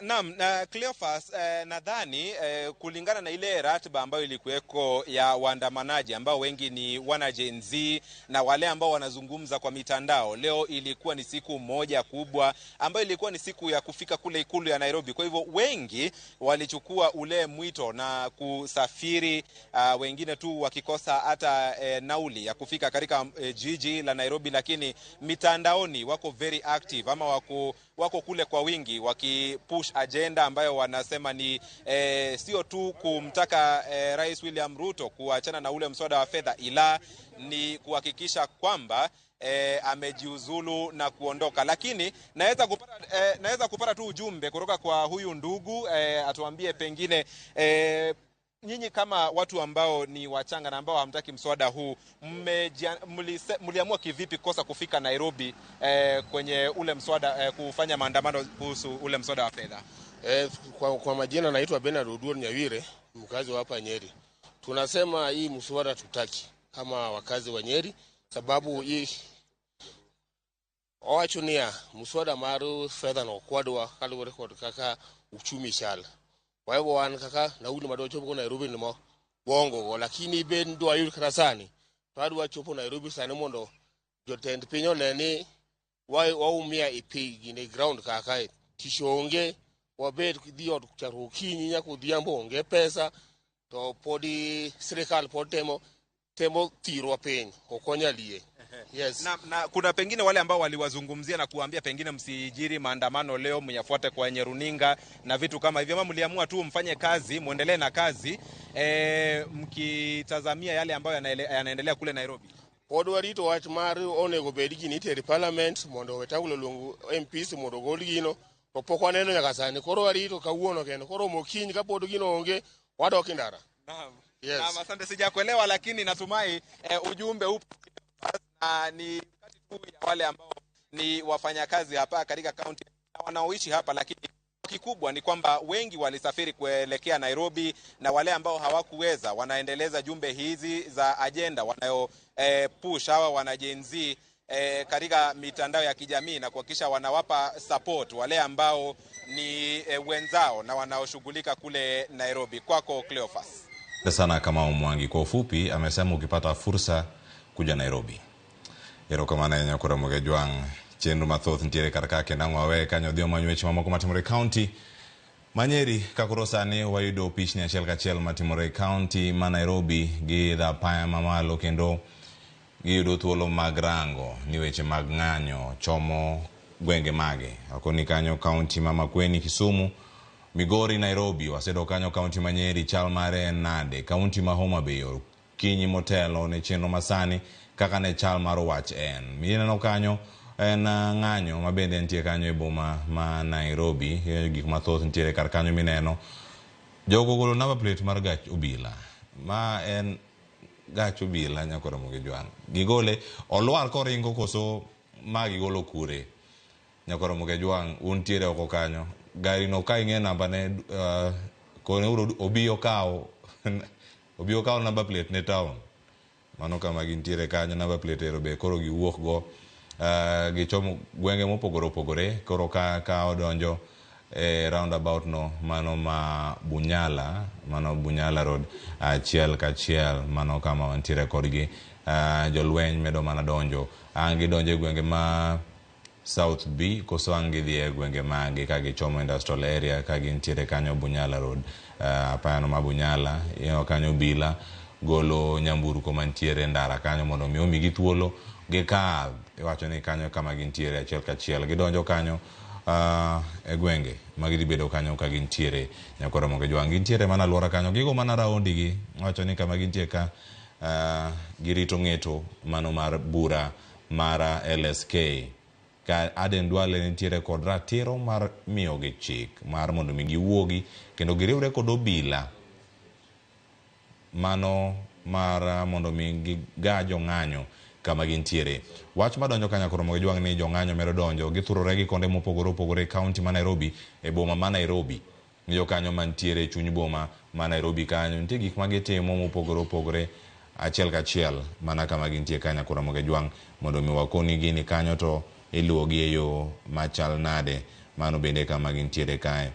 Ka bende oganda mamoko nyakora Mogi Jwang' penjre ni jolweny to luora girito saa 9 mondo chopi saa 8 oseromo. Wadong' gi dakika 58 mondo mi ng'eto makamano gol gido ma pacho kae. Kato bang'e ang' waweyi gi pichni gi kae med logi achiel kachiel ni ng'anyo to dhi chopo kanye. Kidienjo mopogore opogore be ntiere kar kae. Koro bang' ka tieko weche gi manyien mabende nyaka sani wachopo e giko mare. DJ Kolo Kol Instrumental kod Lin Ramogi Nyanyakach dhi bedo gi thuolo mar miyou ngolo ka untiere e ng'anyo. Apaya kik wang' ubed mana kae. Wachni koro ka wakao yweyo chenro mar mbak ndalo koro ka donjo. Koro en ng'anyo chal mar piny Kenya gi ngolo mantiere ka. Koro waluwe mana mos mos achiel kachiel nyakora Mogi Jwang'. Gikanyo weche tentie nyakora Mogi Jwang' sa osekalo saa 2 en saa 8 gi dakika 3. Mane mang miya thuolo mondo mi ang' akonu ni ng'ama donjo kar ka. Nikech koro kaluwore gi weche mang'anyo kama nitie ka apaya gi githoth kama gintie ka ginyapo ka giwuok Jogo Road. Ka giwuok ka boma to chal nade nyakwara Mogi Jwang' nyaka sani kama wantie ka jong'anyo medo kwan gi medore boma ma Nairobi. Nyaka sani nyakwara Mogi Jwang' wan gi gik mathoth ahinya ka nyakwara Mogi Jwang' kod chopo nyakwara Mogi Jwang' sano en saa 8 mos ok en saa 2. En saa 8 gi dakika 4 koro sani.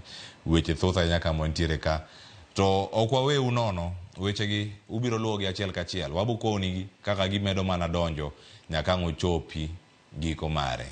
Jogo mantiere kar ka wacho ni yudo gi ka achiel kachiel. Jogo mamiyo wa ote magi bende konwa ni yudo wa e yo machal nade. E gwenge ma untiere go nyakwara Mogi Jwang' nyaka sani ni osechopo e yo machal nade. Weche manyien mabende wasebedo kae ka waluoni kendo wakeloni achiel kachiel. Nyaka sani oganda mathoth ndikonwa e mbui magwa mago mag Facebook mag Ramogi TV mana ote ma wamedo keloni kar ka. Nicholas Obiero oro ote mare kar ka wacho ni nool gi telo mar agoko. Telo ne jopiny otame mano wuoyi Ruto kanyo kaero. Nitiere Steven Onyango ote mar chopo kar ka. Nitiere Hibra Komala wacho ote mare bene ka. Muom Nyanam wacho ni apoche ka adala mar Kobala. Oganda otere mana mos. Kata mana jolweny go bende omor ka gin gi oganda gi. Ero ote mari ochopo. MC Bahati wacho ni yawa bonde titing'o ka ichamo soda gi buskut nade. Aya jolweny nyaka chiem gin kanyo gi buskut gi maragwe mar mkebe. Iwacho ni oganda mar okebe bende nitiere lunch jichamo. Migori no konwa ni gintiere break matin. Kata kamano mapod gintiere Nairobi jolweny go mana raundi. Pok gibedo deployed nyakwara Mogi Jwang' ng'ato kikuondi oko kanyo. Weche to thoth siasa ng'eny kata kwakelo kamera iri kanyo mondo mimiwa pachi idhi konwa kanyo ni jolweny osegol gintiere oko oyo podi. Macha mana oboke manochiw. Sani koro ntiere bura ma LSK riwruok mar okinde ma pacho ka nomako bura ka giseyo ne gidonjo kanyo ne jatend migawo mochung' ne jolweny Aden Duale kuom golo chik kendo kete gaset mano ma sirkal man the National Gazette mano ka chiwo kanyo teko ne jolweny mondo wuoge kambi gi kendo giriwre kod obila mamoko e kweyo jong'anyo. Burano ng'eto mare biro dakika 54 mabiro mana ka wantiere kar kae. Odiga Brighton wacho ni ma mana paro matin. Wacho ni jolweny gi wacho ni gitima na tijgi lakini Ruto koro ka nyathi ma jahigni 12 irito kod jalweny ma omanore ka gima gin mana Osama. Aya paro pod ni ka ngolo koro dadonyo ka nyakora Mogi Jwang' ka koro watieko weche gi manyien ka wacho ni gibiro Kolo Kol Instrumental ka kod jogi duto nginja ngia kaka penja ni ero itieko sadi mondo wadonji ng'anyo pod dhi nyime konde mopogore opogore hata kudonjo kero ngi mana thum ka ng'anyo dhi mana mbele konde mopogore opogore ma pacho ka wakelonu lendo gi achiel kachiel ubera ni kod ng'eyo ni kanyo to chal nade. Christina Dhiambo wote mare chopo kar ka. Joseph Dawa wacho ni openjo ni thuon ka ji dhi kendo thuon ka ji duogo ni kanye. Haya owinji oneno chendo sani kene ni Migori ko Senkure ang kono achiel kachiel ni en kanyo to utema ngo kama ntiere Chris Owino ntiere Pap Kang kono ane chal mar wach kama gintiere oganda moko chal ka gima oyudo hinyruok kanya kromo gi jwang kineno jofwambo ntiere kar kanyo gi jogo machwalo thieth mapiyo ne oganda bende ntiere kar kanyo. Obila no chiwo pi ne jogo mane ntiere kanyo mondo mi okonyrego kose ne mukawo pi omodho ero gintiere kar kanyo en jal machal ni ne oyudo hinyruok moro en nyadendi mabende konyo kanyo mondo mi obedi kata oket piny kanyo ketimone oyudo kony mokwongo no mano ma imiye kanyo en iro malongo pi wang' nogo koso nosetieke mathoth ng'eni jafwambo marwa Lydia Okeyo ntiere pap kanyo mana apayano mano mar Moi Avenue kama gintiere bur Nairobi ka machiegni kod odno mano mar Imenti House. Oganda mathoth ntiere kar kanyo gichopo karom gi jofwambo medo kolonwa kendo miyowa tipogo achiel kachiel mana kama wantiere kanyo Karamogi Jwang' e kinde ma wamedo luoni sigana gi bende sechopoga e ng'anyo to chal ganade Karamogi Jwang' kirango tipo mabiro mbele kanyo gichalo obila moriwore kod jong'anyo ka gichung' en mana penjo kanyo ni ng'ama dhi sudo mokwongo kama jopiny mamoko mabende luor ng'ado ndara karingo ng'wech tugo mara apuoyo kod oyieyo nitiere e boma ma Nairobi waseneno tipogo kendo e boma ma Kisumu ngi thuolo mar rango ni ginto ginango matimore kacha achiel kachiel. Biko Steve Kings wacho ni kwe kende ma Orlando wacho ni kwe kende ma Orlando. Sara Singa marwang neno West Kamkago wacho ni Ruto ero ticho tamo ka Frank Onderi wacho ni dwach jopiny nyaka miluor.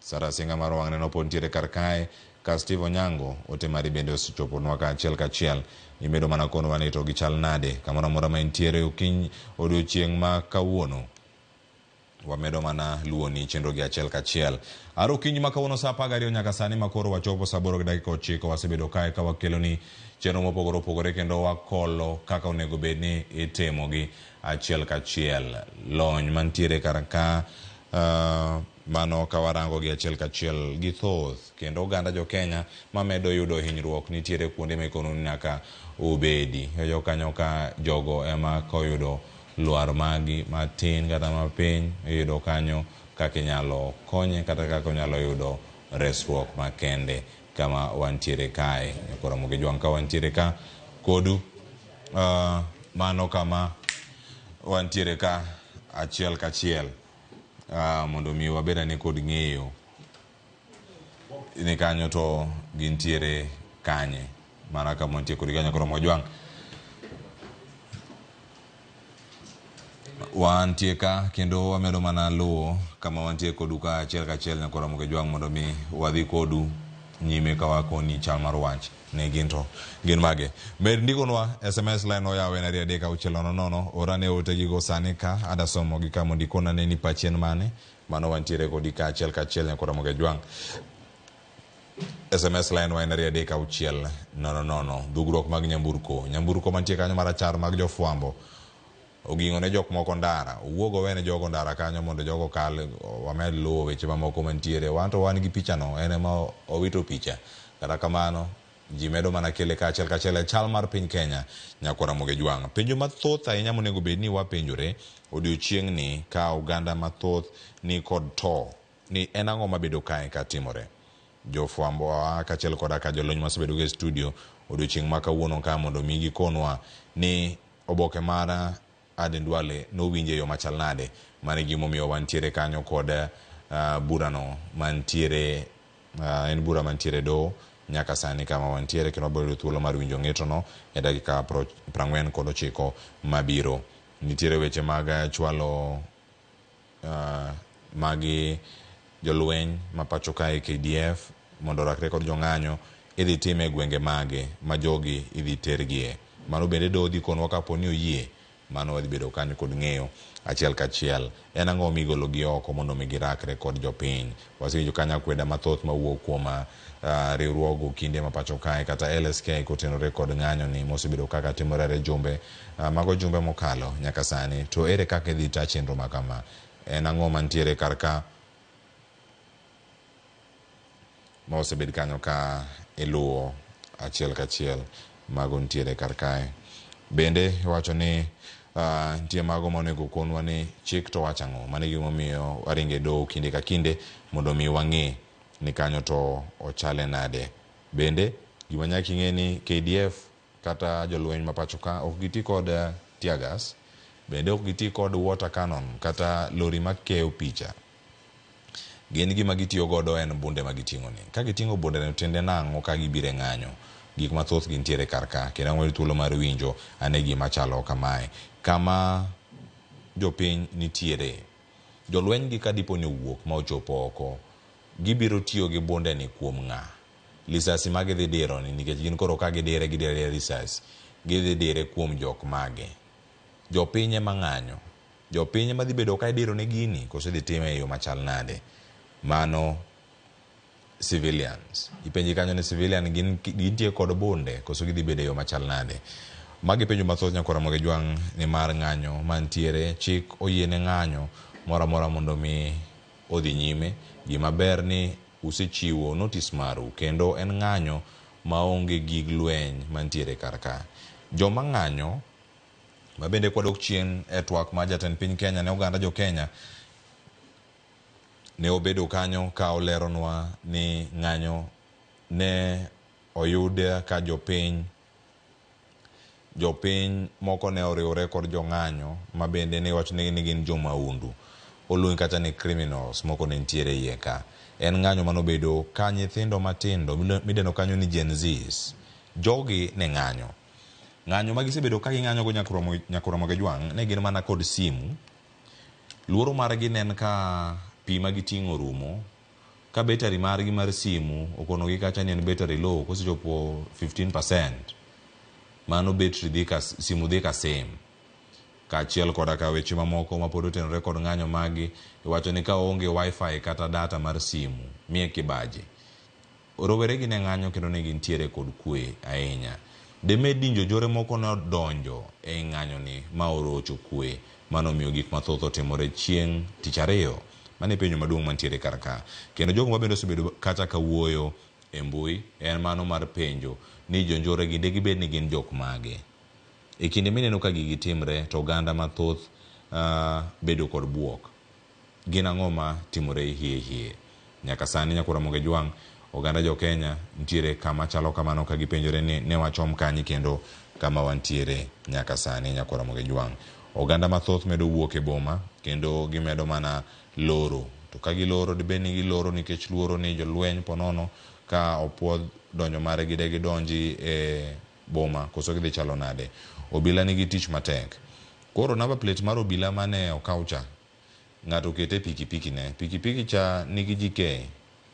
Ndiye pikipiki man gi GK to en ga pikipiki maduong' maga kachero ka. En jok mane biro nono penj samoro, biro nono jopuonj. Tipo machopo na nyaka sani number plate mar pikipiki no oseloki kendo en GK.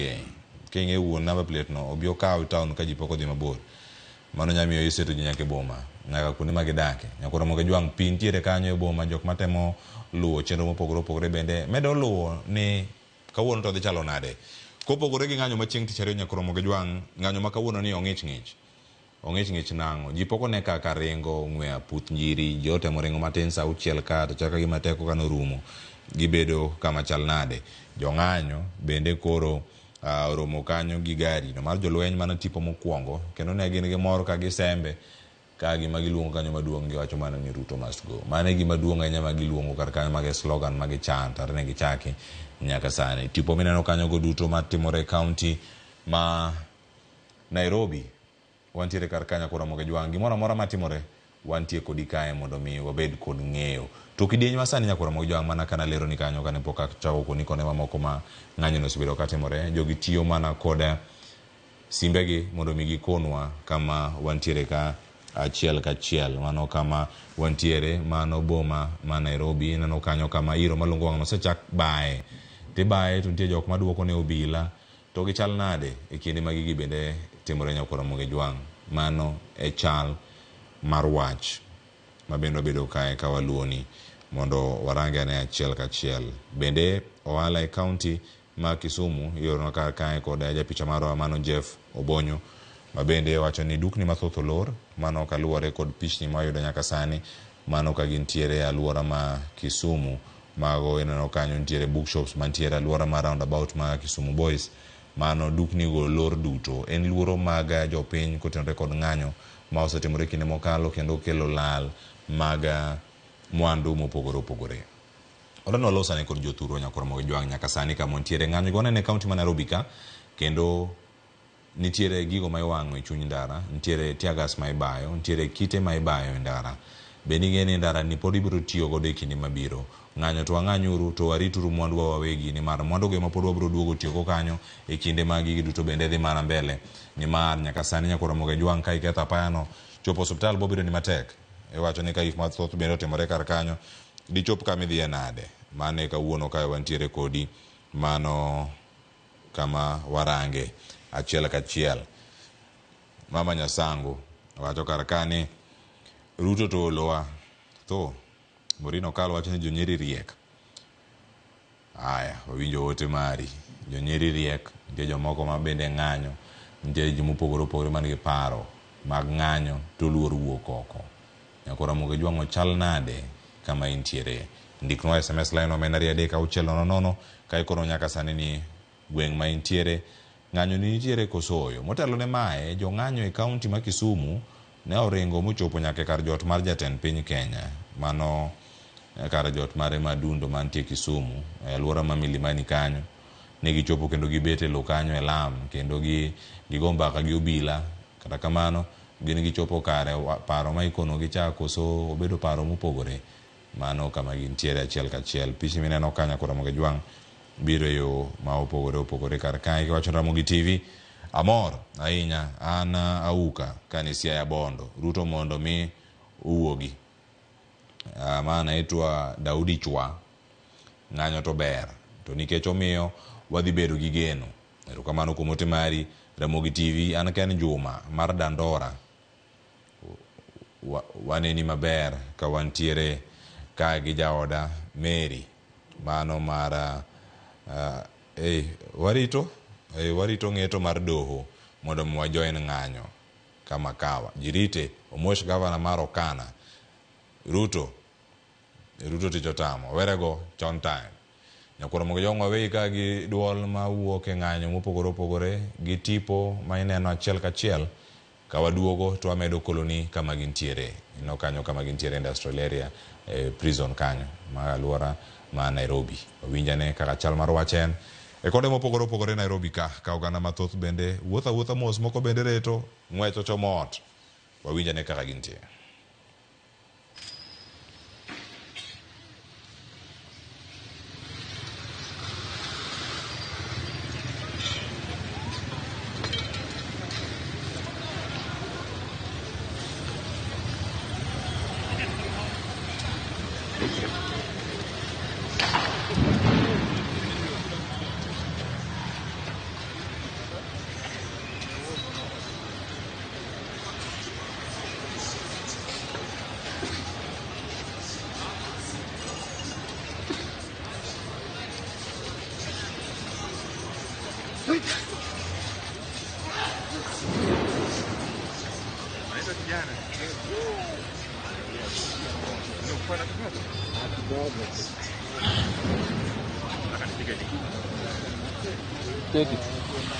Kwa simu nipige video.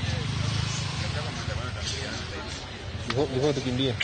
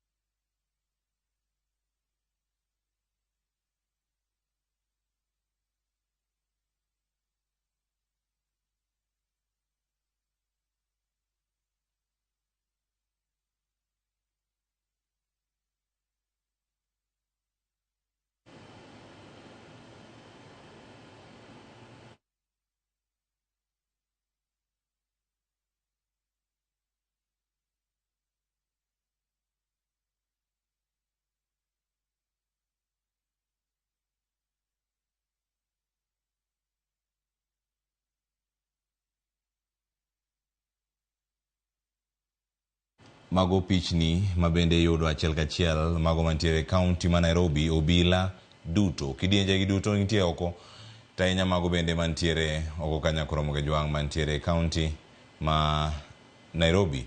Wacho ni sani jong'anyo nitie mane donjo e boma ma Nairobi, mano kama ne gintiere, mano kama oganda mathoth bende koro ochung'e, mano kama warange achiel kachiel, mano ka gintie boma ma Nairobi, kod obila ma bende opangore oko, mano kama oganda mathoth bende nitiere.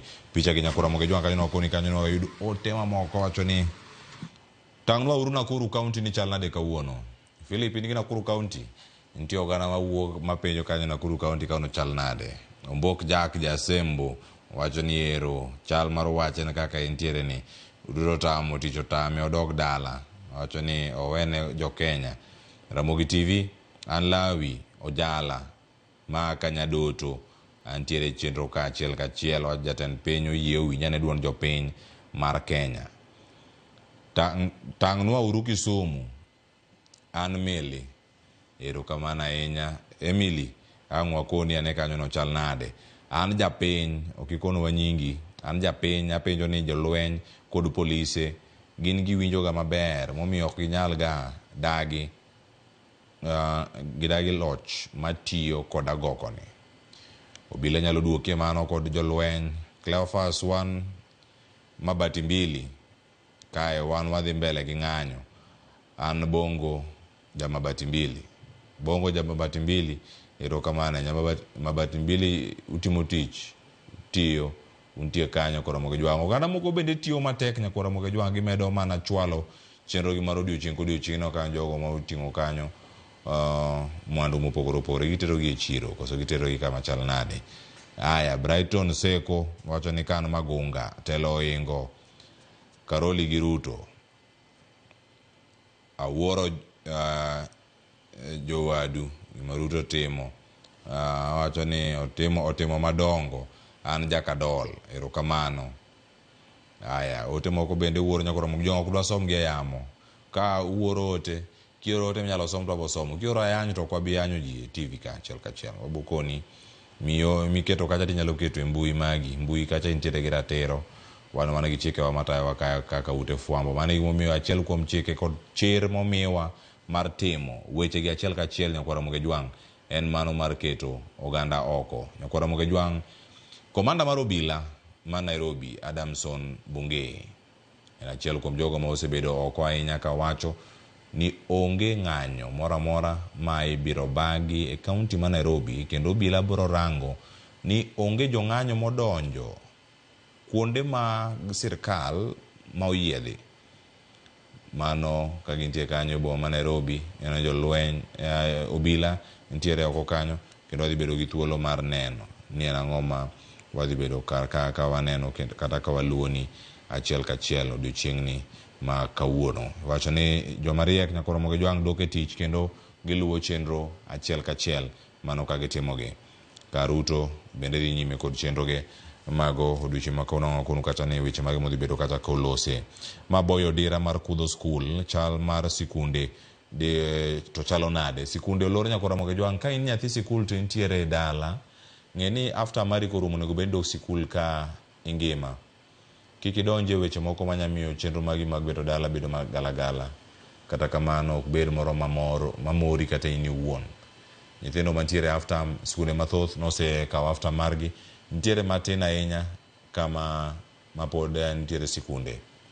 Kendo ng'abed gi thuolo mar koni ni to en ang'o momiyo jogi ogo mana tach mano kama gintiere kae. Wacho ni en kama oganda mathoth bende obete. Mano Nairobi region kanyo kama ineno kanyo ka jong'anyo obila mano mantie chuny boma Nairobi bende ikore ne jong'anyo. Ponono ka gichopo kata ka gidonjo to idhi kodgi e yo machal nade. Jong'anyo nitiere kanyo, jofuambo nitiere kar kanyo, picha igoyo, tipo imako, achiel kachiel wabukonigi mana kaka gintiere. Ber lony manyasani Nyakwara Mugejwang en ni onge gima obila nyalo timo mapandi ka tipo gi nitie. Onge gima jang'anyo nyalo timo ma wach ni otimo to kotimo ka tipo make. Mani gima omiyo kawuono wantiere kar ka, to gima nitiere maduong' ahinya en ni gin jok mage mantiere oko ka.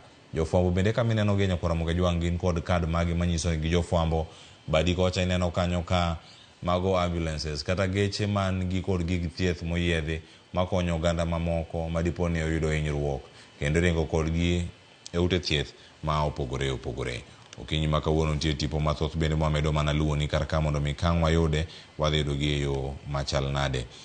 Pichni ma ntiere chuny boma ma Nairobi ok wayudgi sani, to nyaka sani yudore ni ntiere oganda mathoth mantiere kar kae ka wayudogi achiel kachiel.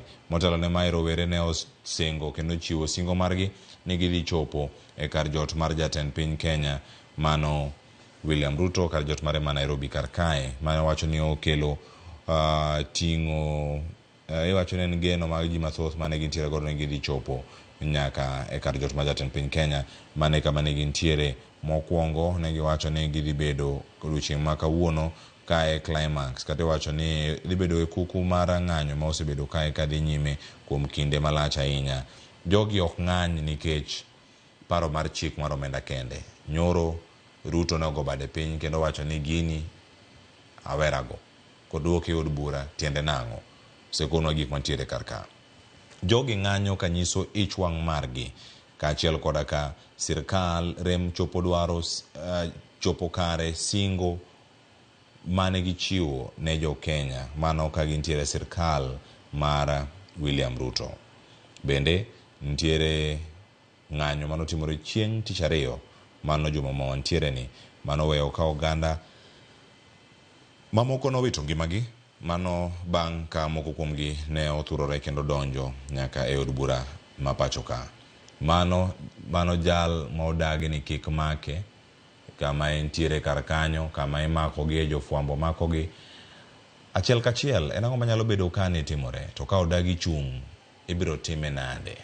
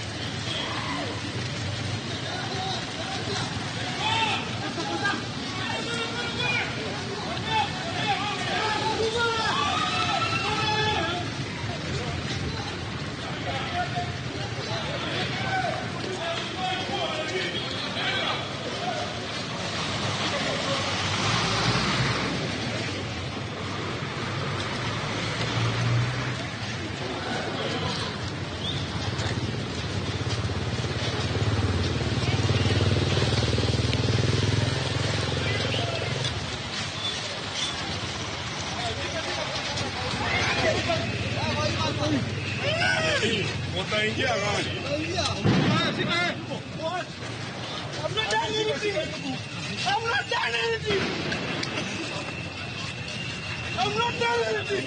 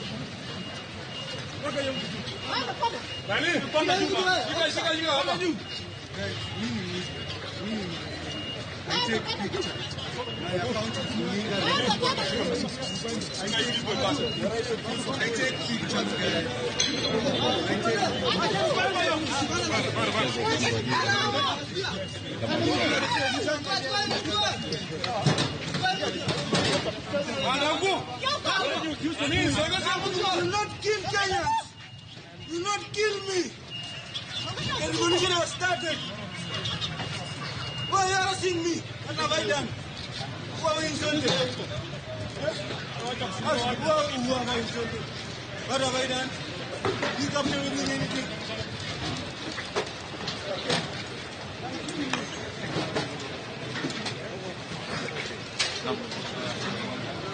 Napata kuwa napata hiyo moja kwa moja ya bwana. Kila mmoja ambaye anakamatwa anapelekwa kwenye Wakuja waingia hapa, nani? Wanawabadilisha.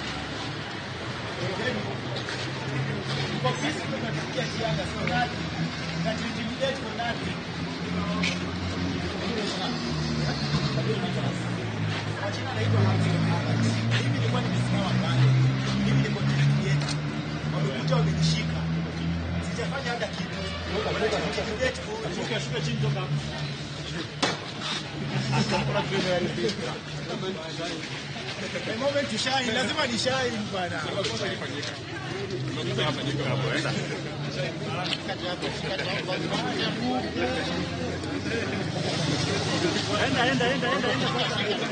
Mimi ni content creator. Hata nikiwa na hawa sina shida. Mimi ni content creator. Mimi sina shida na nyinyi. Mimi ni content creator. Basi siwezi enda hapa kuna content. Hapa kuna content. Mimi siwezi enda. Shine my bro.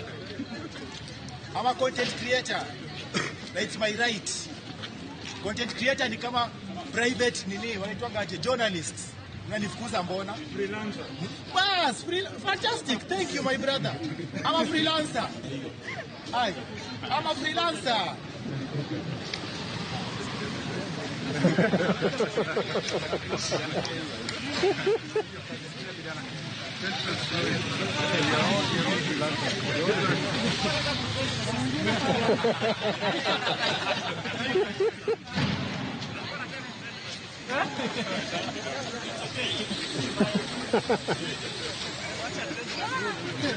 Amesha trend huyo.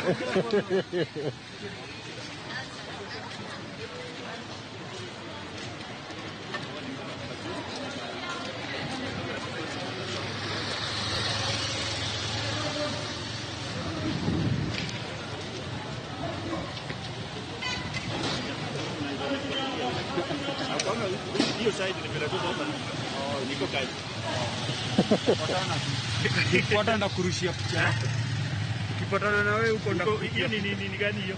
Hiyo. Creative television. Inaitwa Creative television. Creative television. Si mbaya. Ngangani bwana, ni mzuri. Ni mzuri kwa light vijana, lakini kama huyo anakuja kushoot content sasa unajua hiyo ni mbaya sana. Ni kutujaribu imani. Yeye anatafuta likes na followers kumbe na sisi tuko kati.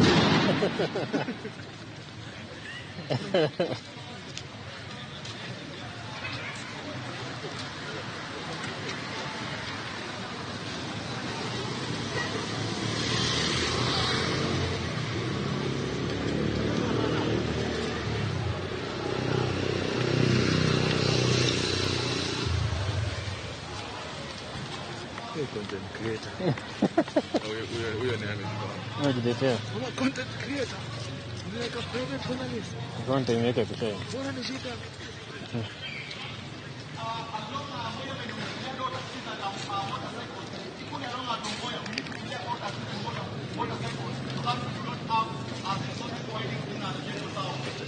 Yeah.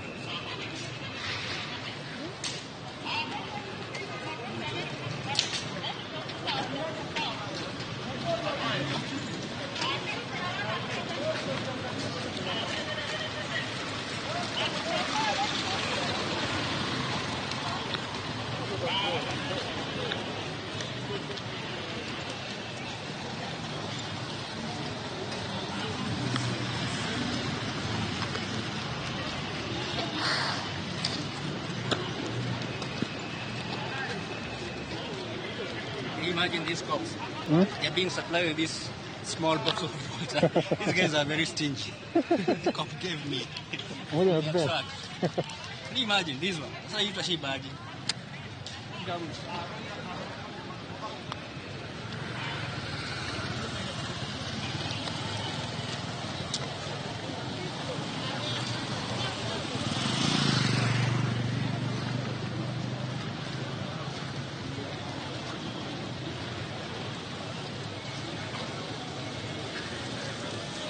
Kama penye kuna tear gas.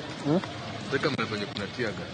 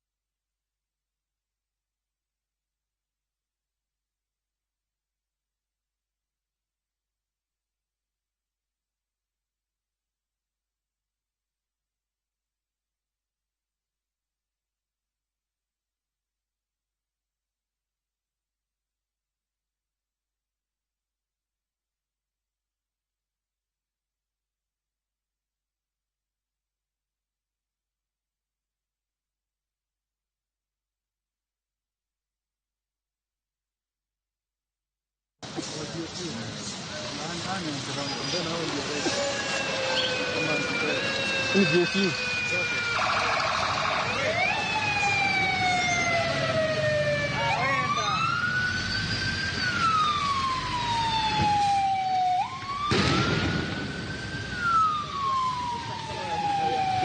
Mimi nimerusha hiyo sasa.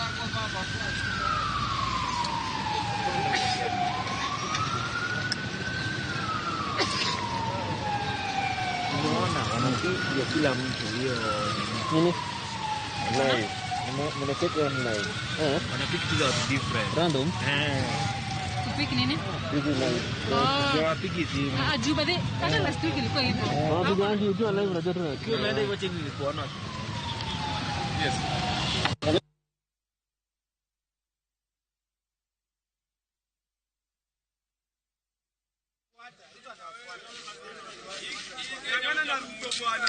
Ruto anawafuata. Uchumi ni mbaya na anatuletea kinyong'onyoro.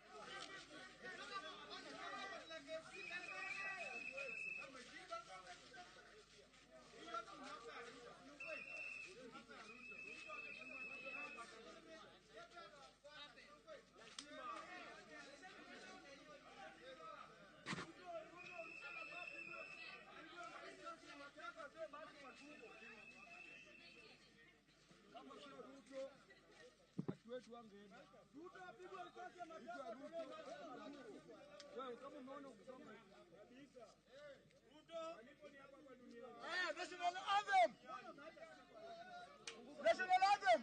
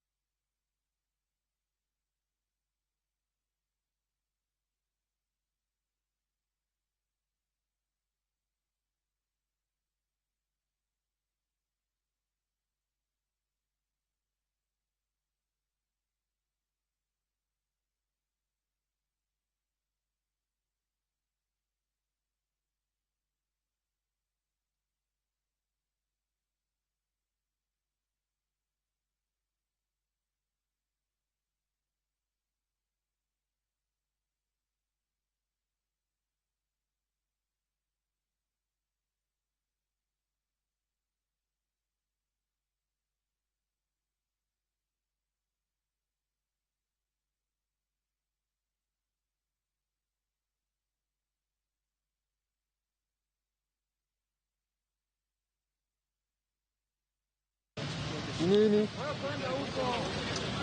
Nini bana?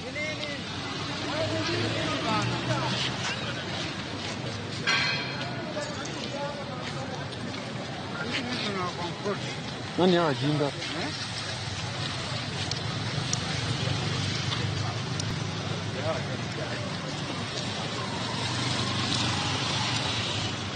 Nini bana?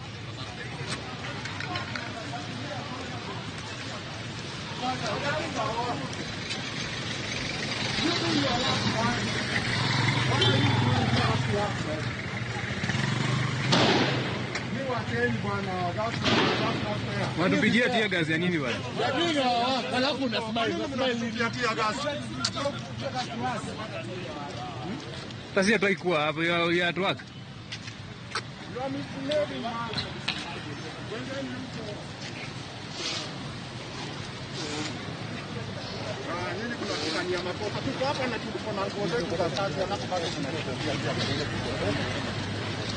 Tungekuwa tuko joba na tungekuwa home pia, tungekuwa hapa kwa street. Angalia ule Wasafalo ameanguka hapa. That was not fair. Niwe kwendeni huko. Kwanza nauliza jina yako hapa. Ni msienzi sana kama anafanya hivi.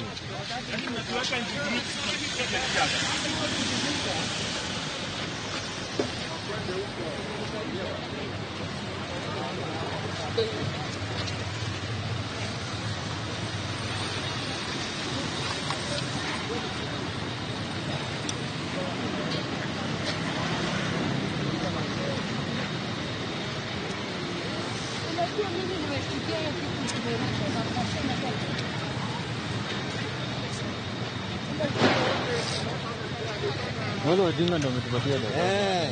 Kile hawa anataka huko hadi wanauliza. Hawa ni AP, hadi wanauliza. Kwani hawa AP wanatupatia dawa ya nini hivi?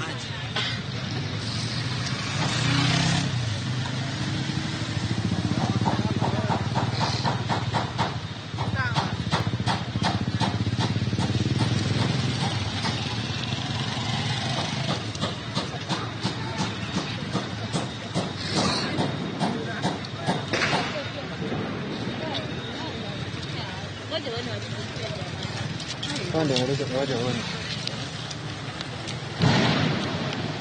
Gari ndio inaenda wapi? Ona. Hii ndio gani?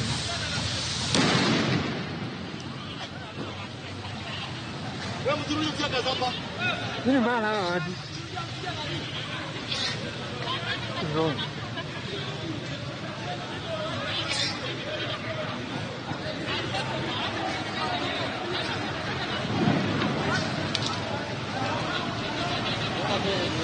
Nani wanarusha tia gas sasa? Mimi ndio nashangaa. Si hawa. Si hawa. Ni wenye wako gari. Kwani hawa watu shida yao ni nini? Ni wenye wako gari si hawa. Si kwa gari. Wenye gari imepita hivi ndio imerusha hapa.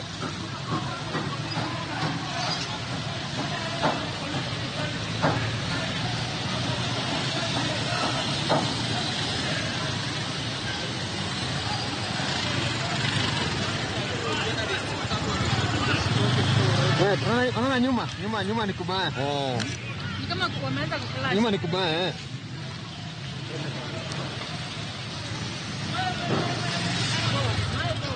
Handa watu nyorosha tia gas hapa wajinga.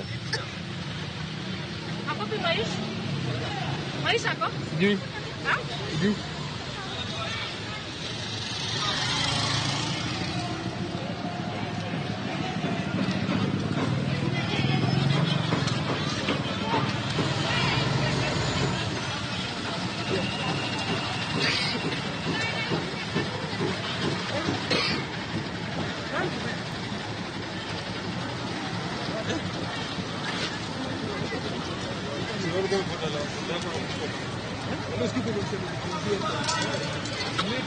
Kwa mimi nikawa na target bana. Nimegongwa na ini mbili. Wajinga hao. Mimi nimerudishia mbili.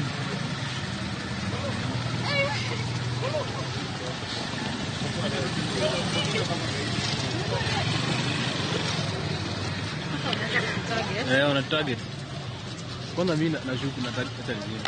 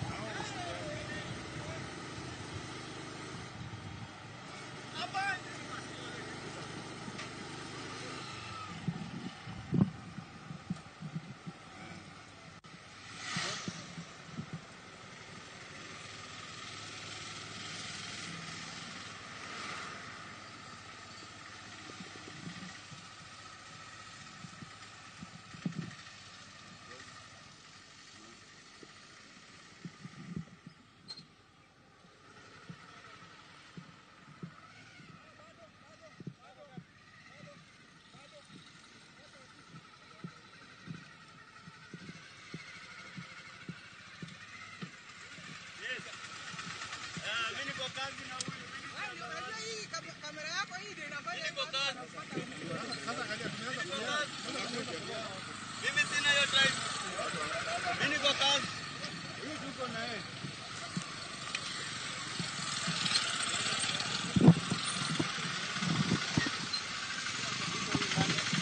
Yeye kabika nani huyu?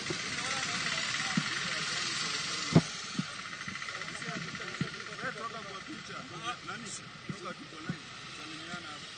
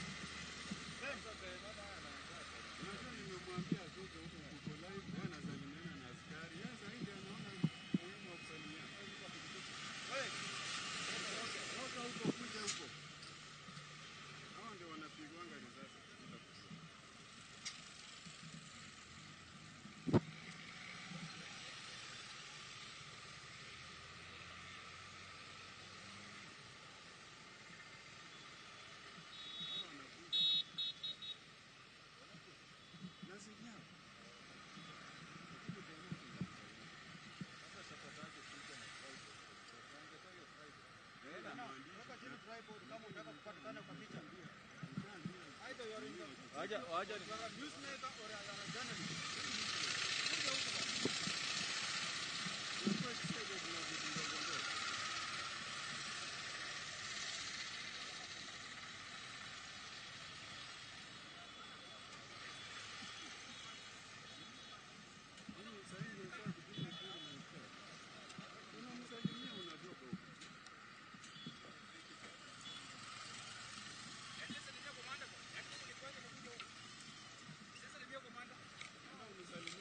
Ukiwa live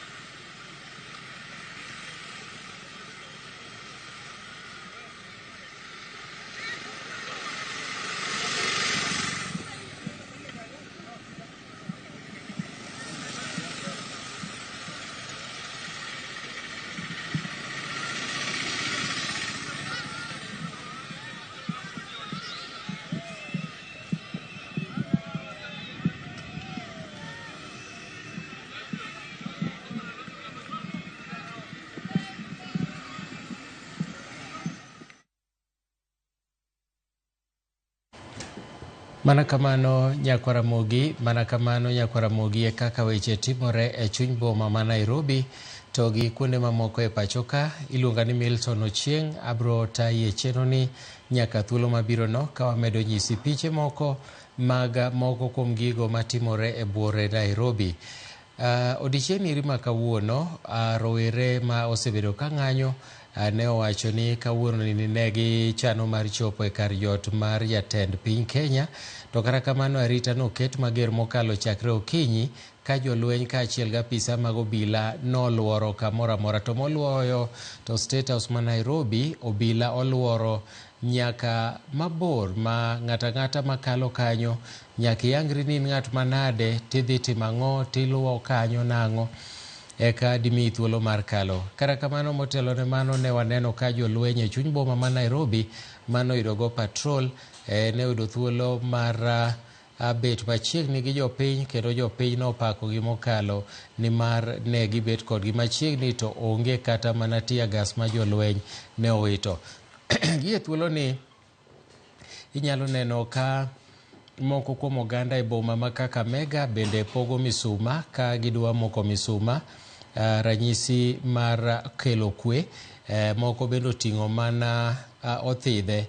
Ing'eyo ni ka Yesu ne donjo Jerusalem ne ifuayo ne othidhe ni ruodh kwe, mfalme wa amani, manyiso ni gin ging'anyo gi kwe, gitimo ng'anyo mamuol maonge koko. Odiochieng' ma kawuono bende ok waneno kit ng'anyo mapek maket gi mago manyiche notimore tich ariyo, ni mari nyalo paro ni chieng' tich ariyo moko kuom jong'anyo nomuomo modonjo nyaka e od bura mane giketho mwandu kuno kane gikwedo paro mar chik mar omenda mar higa 2024. Gino manyaka sani jatend piny owacho ni ogol oko, ka bende geno nitiere ni ibiro chwale kende od bura mondo gole oko gi od bura kanyo, ka jatend kweth mathoth Kimani Ichung'wa geno ni biro chwale kaeto ochaka owacho ni ogole oko. Mano ero biro chope giko mar twak mar omenda no ero, paro mar chikno mar omenda mar higa 2024 mosebedo ka kelo fuere e kind oganda. Kata kamano rowere go eko to wacho ni gin pod gibiro dhi nyime gi ng'anyo ka dwaro margi nyaka winji. Jotelo mopogore opogore mowuok e pinje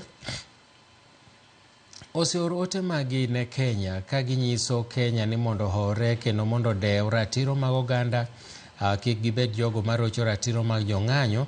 Kata mana riwruok pinje United Nations nyowacho ni jo Kenya ni obila owe tiyo gi teko mokalorego kane gioro ote ka giwacho ni gin kod Kenya e kuyo kaluwore gi jogo mosewito ngimagi, ka bende gikwayo sirikal ni mondo ng'i moloyo ratiro mar oganda.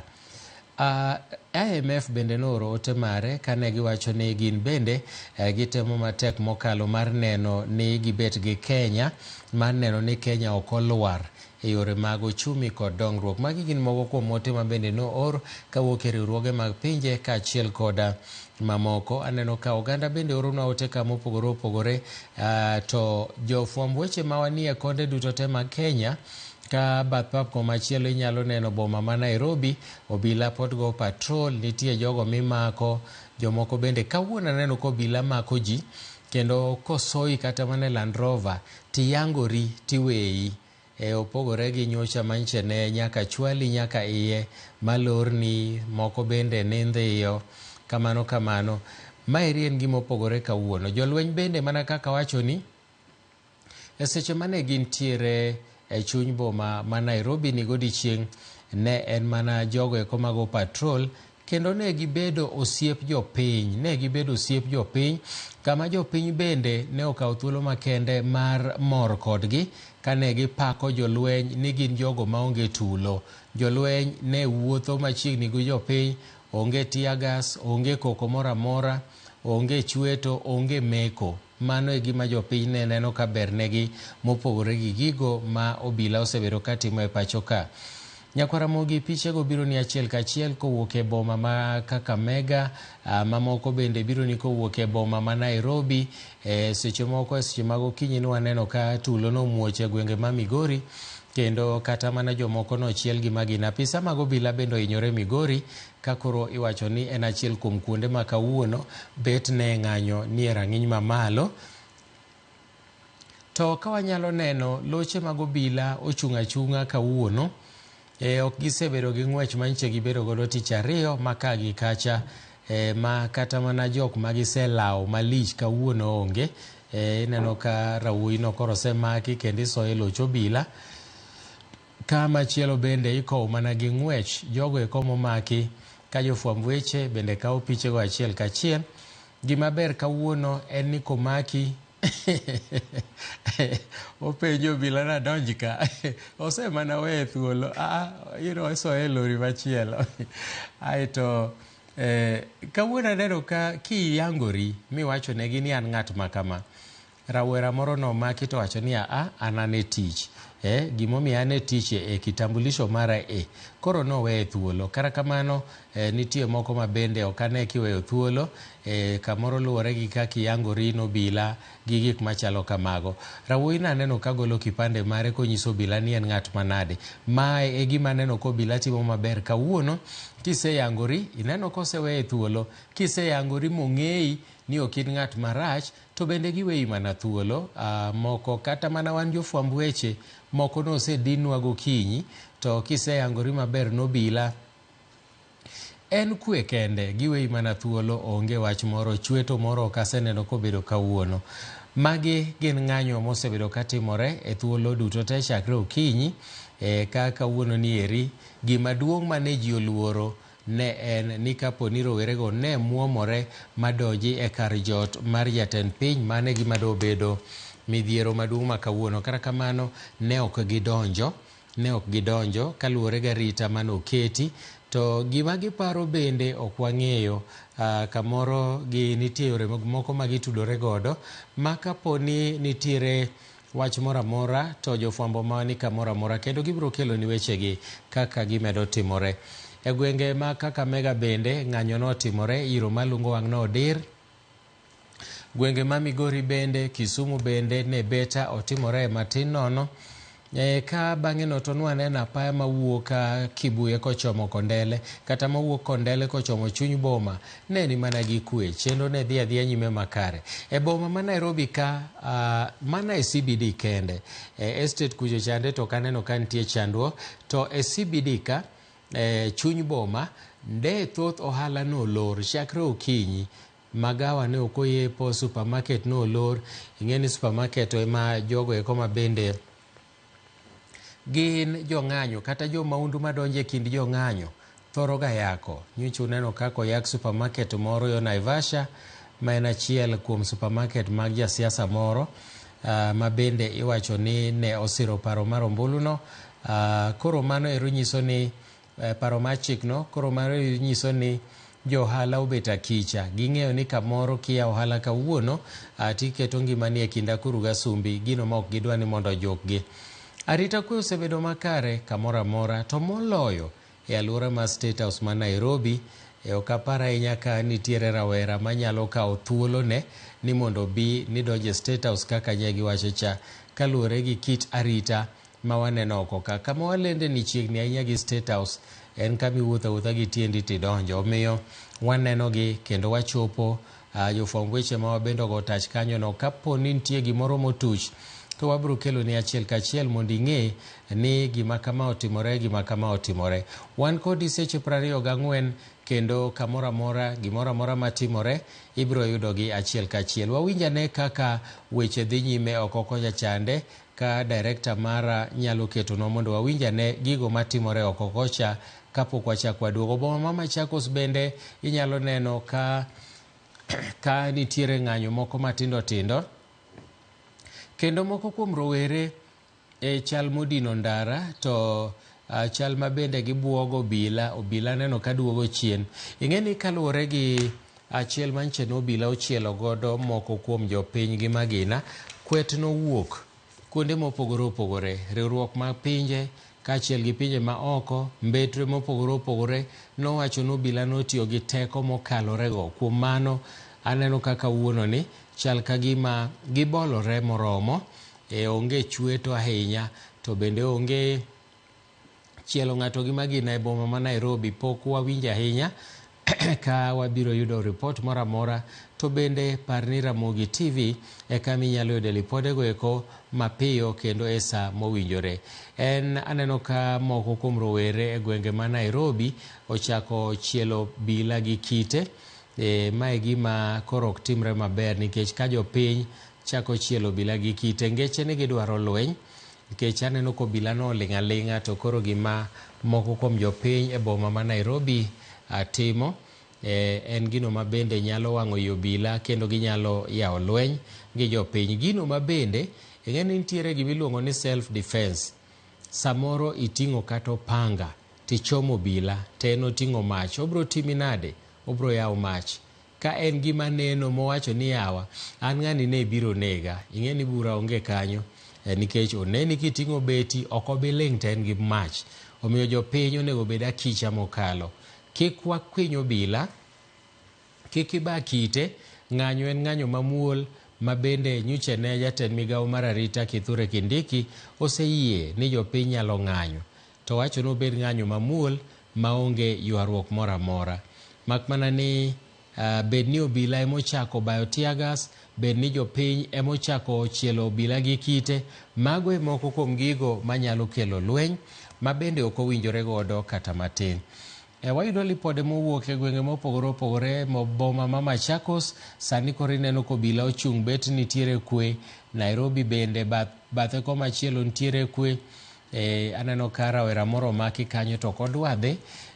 Nitiere kaka inyalo jitetea mbele obila, kendo kawuono kaka nawachonu, aneno ka giyie kapo ni omaki mi iulori kamiae, to ginyalo weyi. To kionge opande, ionge gimoro amora manyiso ni ng'ama nade, mano to ginyalo dhi kodi, kendo kamoro inyalo chwali e doho kuom dhi e ng'anyo ma ok opuodhi. Nikech anyalo paro ni jatend migawo ncho wacho ni ng'anyo ma tich ariyo noyie ni mondo timre e yor kwe. Ok ang'eyo ni moro ne nitie makawuono mano yie ni mondo ji otime e yor kwe. Kata kamano, mago e pichni munyalo neno koa Nairobi. Weg matatu bende ikonegi ni goluru matatu ka, goluru matatu ka. Ok wadwar ni mondo ji ochokre machiegni ka. Jogo eko ma nitiere e tije gi mopogore opogore ma wuok e chuny boma ma Nairobi, bende ikwayo mondo bed akicha, ging'e yore ma ginyalo luwo mondo mi gichopi e yo makare.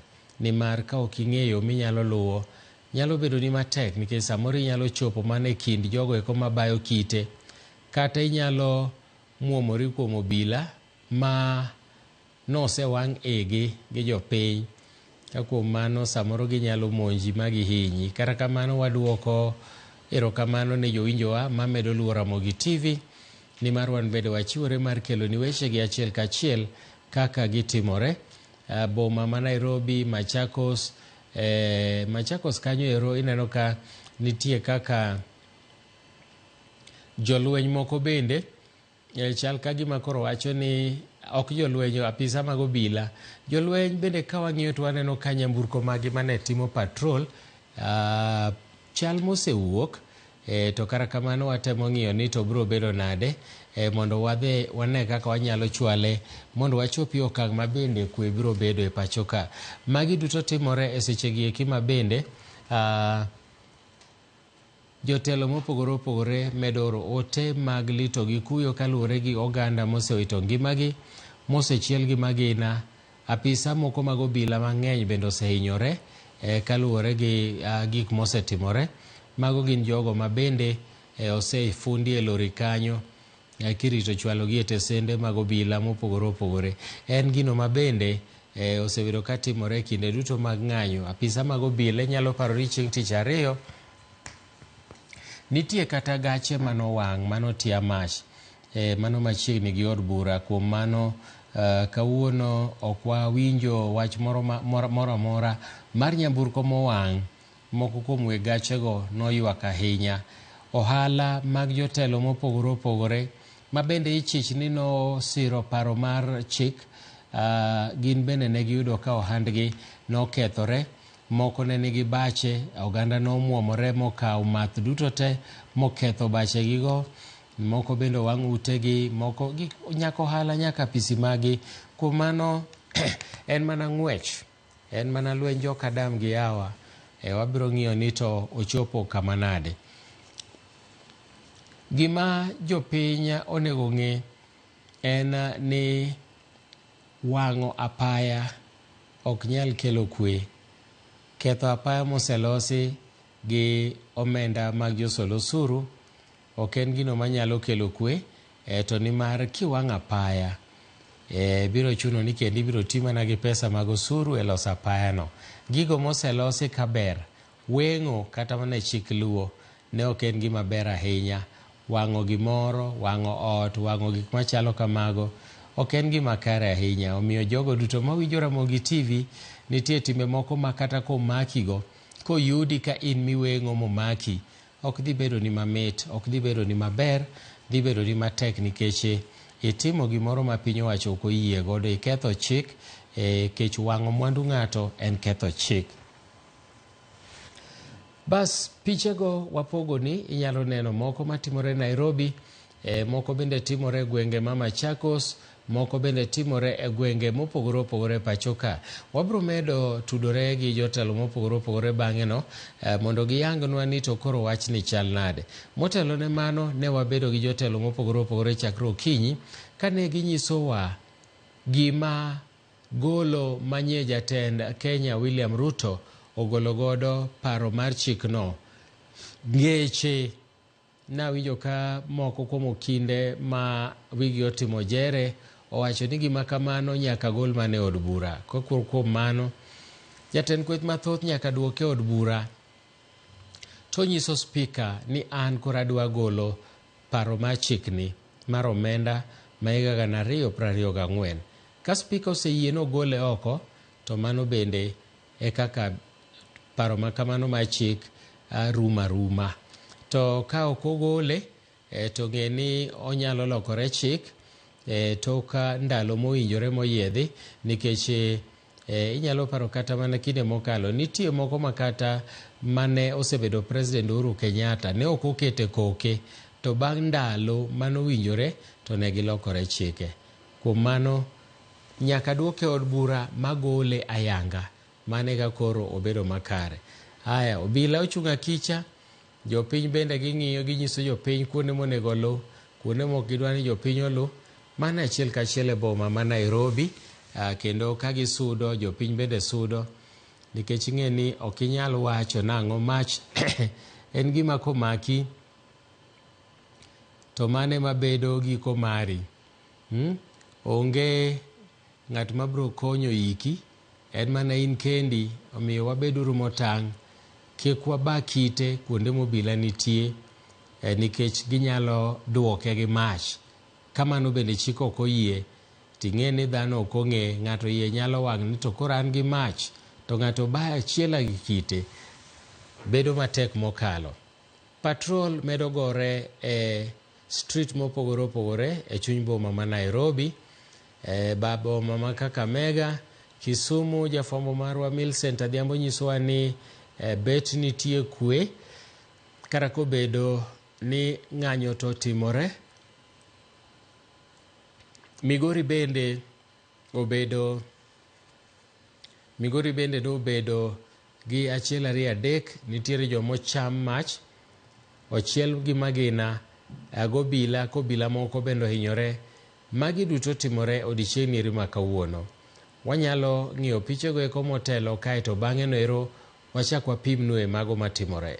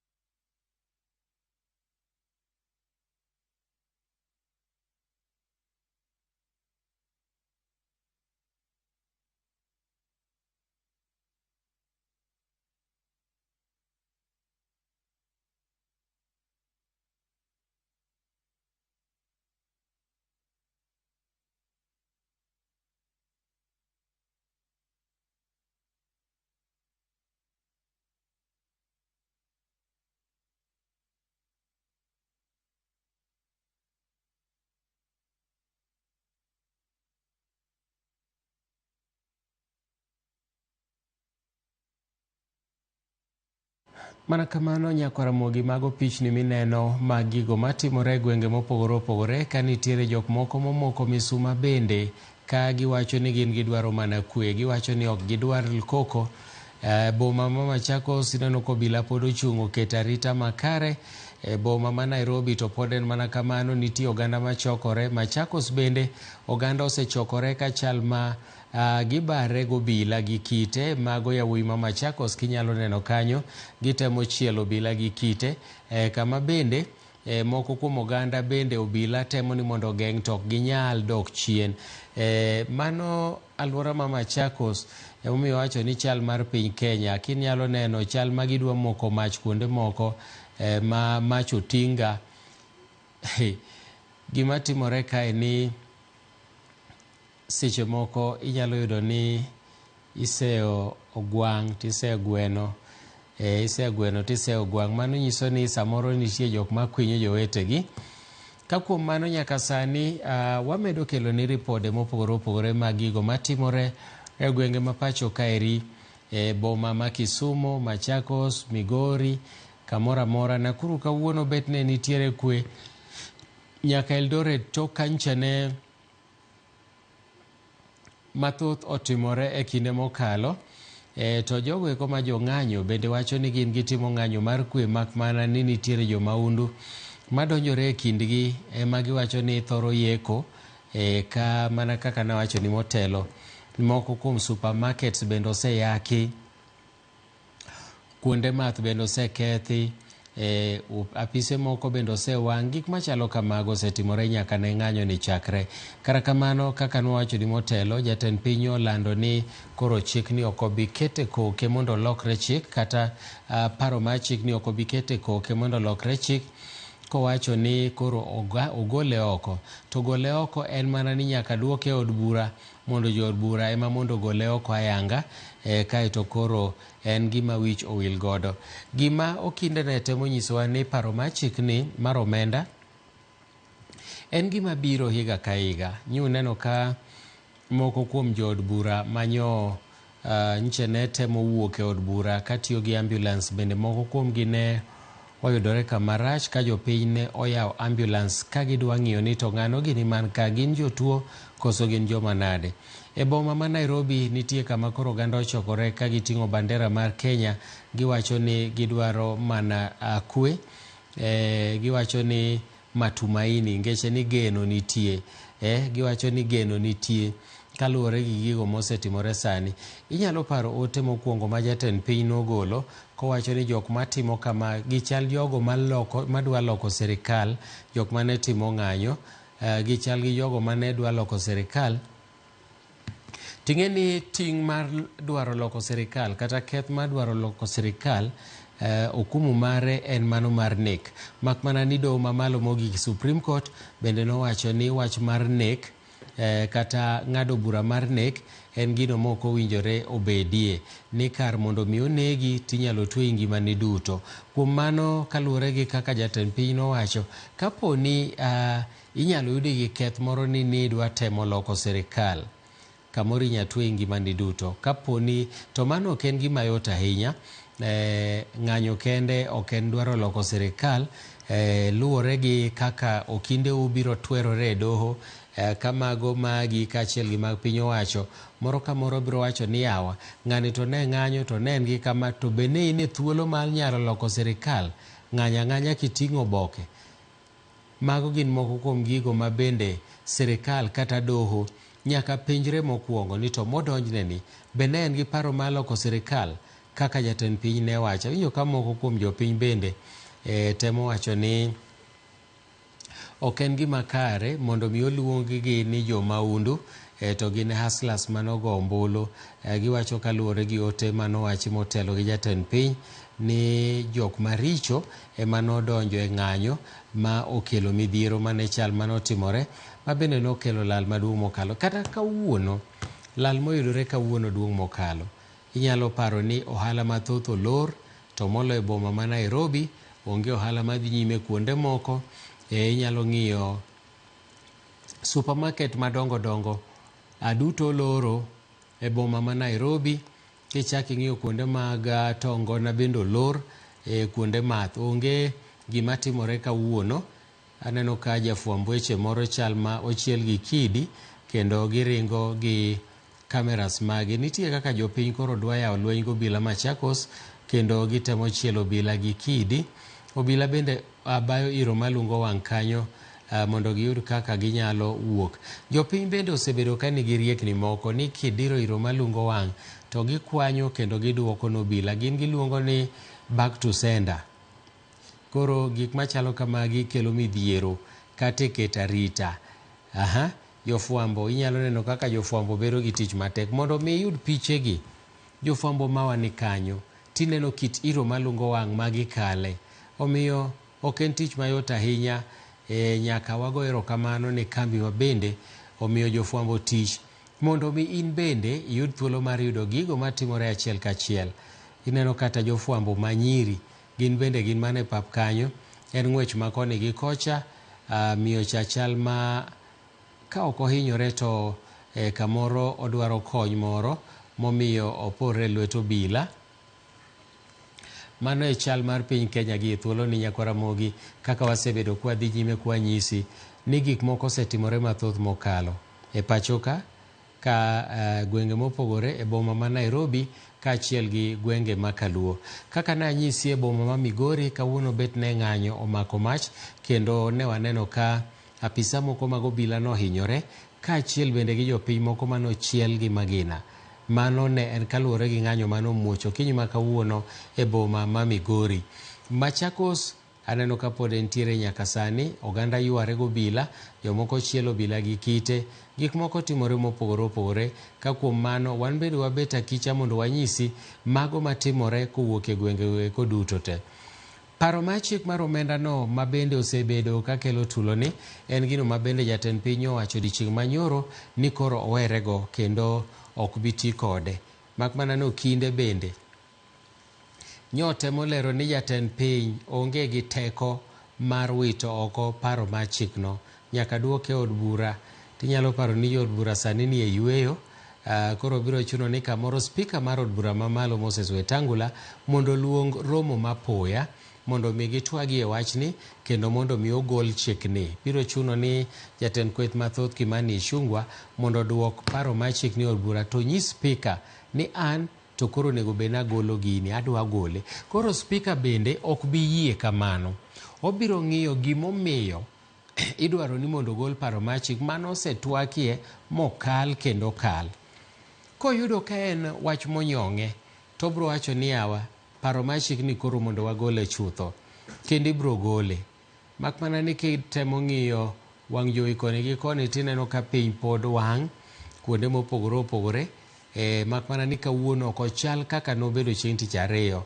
Asenyisi ni kwan jolweny mane ntiere e alwora ma Nairobi to moloyo mago morito alwora ma State House ne ni malo mokalo. Kalo kanyo kuonde ma kamago ne ok yot. Bende aneno jopiny makalo akalo obila ka gionge wach, gin bende ok chandruok kodgi. Owegi aweya mondo mi gikal maonge ywaruok moro amora. Mak mana jogo eko ma kamoro temo bayo obila gi kite kata gi gik moko mopogore, gin ema kamoro gibede midhiero mopogore opogore. Gache bende ringa ringa kionge wach kichung', kochungi tichung' achung'a, obila go peksen, kosego peksen to weyi thuolo idhi adhiya kumidhiye. Jofwambo winjo matek mokalo kinyalo nenogi gin jogo eko ma bende temo kagima wuotho to iro malungo wang' be ni kodgi, kite bende ichielo gigo. Sami chielo obila cha kidi nyalo mako jafwamb weche. Kuom mano en mana lamo ne kwe mar piny Kenya, dwaro mar rowere mondo winji. Sirikal bende nyaka chok osuru eka piny dongre. Koro kuom mano en ting'wa kaka jo Kenya kaachiel gi sirikal mondo wang'e kaka waketo gigi. Osuru inyalo yude e yo machalo nade ma ok odiyo japiny. Japiny bende mondo chul achula osuru. To kapo ni gin yore moko mag choko osuru manyalo hinyo jopiny kaka manyoni e paro mar chikni mar omenda ma higa 2024, jatend piny aparo ni otimo gima kare kowacho ni koro paro mar chikni ogole oko. Mane kaka weche timore Pichni minenogo biro ni achiel kachiel kowuok Machakos, gie sani wantiere Machakos, kendo ineno kobila obet akicha nikech nitiere kweth rowere moko matemo bayo obila gi kite. Ka jofwamb weche, ing'eyo ni kaka timorega chik mar timo kata mar kawo piche kuonde mag lweny en ni jofwamb weche nyaka bed koma obila nitie. Jofwamb weche nyaka bed koma obila nitie, to ok gibed gi jong'anyo, nikech sama gibet gi jong'anyo, kobila odiro tiagas kata iro malung'o wang', kogo dier wiyi kata kogo dhogi, to koro dhogi obam manyaka chien, makata igo ripot maler to ji neno ka gima ripot obam. Koro chuno ni nyaka ibed mana koro obila mondo ibed salama. Obila nigi ting' mar rito jofwamb weche. Kara kapo ni omonji gi jong'anyogo, gin gi ting' mar konyi kendo mar resi. Jogo ma bende pod ng'anyo nyaka sani, aneno ka jomoko bende kowo ote moko mopogore opogore mag nyiso ji ni chal rach ahinya. Anyalo nyisi Nyakaramogi ni ok ochal gi gima notimore chieng' tich ariyo mokalo. Ka tich ariyo mokalo ne en lweny mapek mokalo manomiyo oganda kata jopiny nodonjo nyaka e od bura. En gima nokobedo mayot, en gima nobedo matek, jo Kenya nokale matek, kendo oganda notho, moko nochiel gi magina, moko nohinyore. Ka thieth maduong' ma Kenyatta nyocha noyango ni ne githiedho ji maromo 160. Thothgi gin jogo manigi adhonde mag magina. Ne gin adhonde mag magina. Ma bende moko kuomgi notimnegi bero mogol maginago, nikech nitie seche moko ma bende chuno ni koro idaga kode kama entiere no ngimani duto. Moko bende ka laktache owacho ni nyalore to nyalore. Inyalo paro apisa mar obila manyocha kuom hawi marach ne tiagas omuoche lwete manohinye, ma lwetene duto te koro onge. Kanodhi osiptal nokone ni into onge kaka inyalo thiedhi mae, kata atimni bero ma onge kaka inyalo kony. Koro notimne atima thieth mokwongo kata first aid, mak mana niya lwetene manomuoch ka ok nyal chom kendo, ok nyal chom kendo.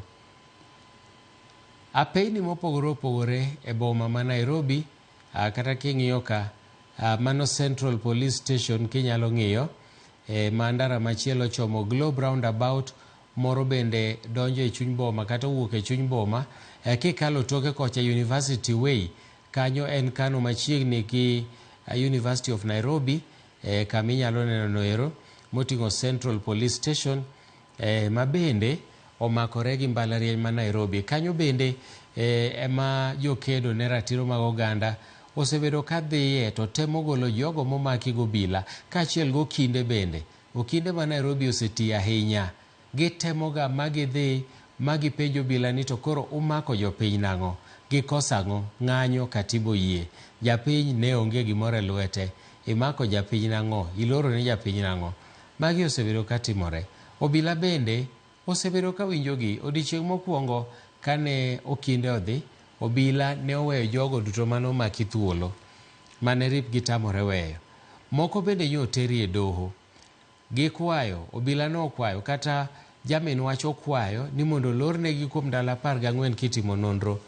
Nye gin ji 16, kendo ne wayudo ripot ni jang'ad bura no odagi mowacho niya iloro negi nang'o, mano wegi thuolo.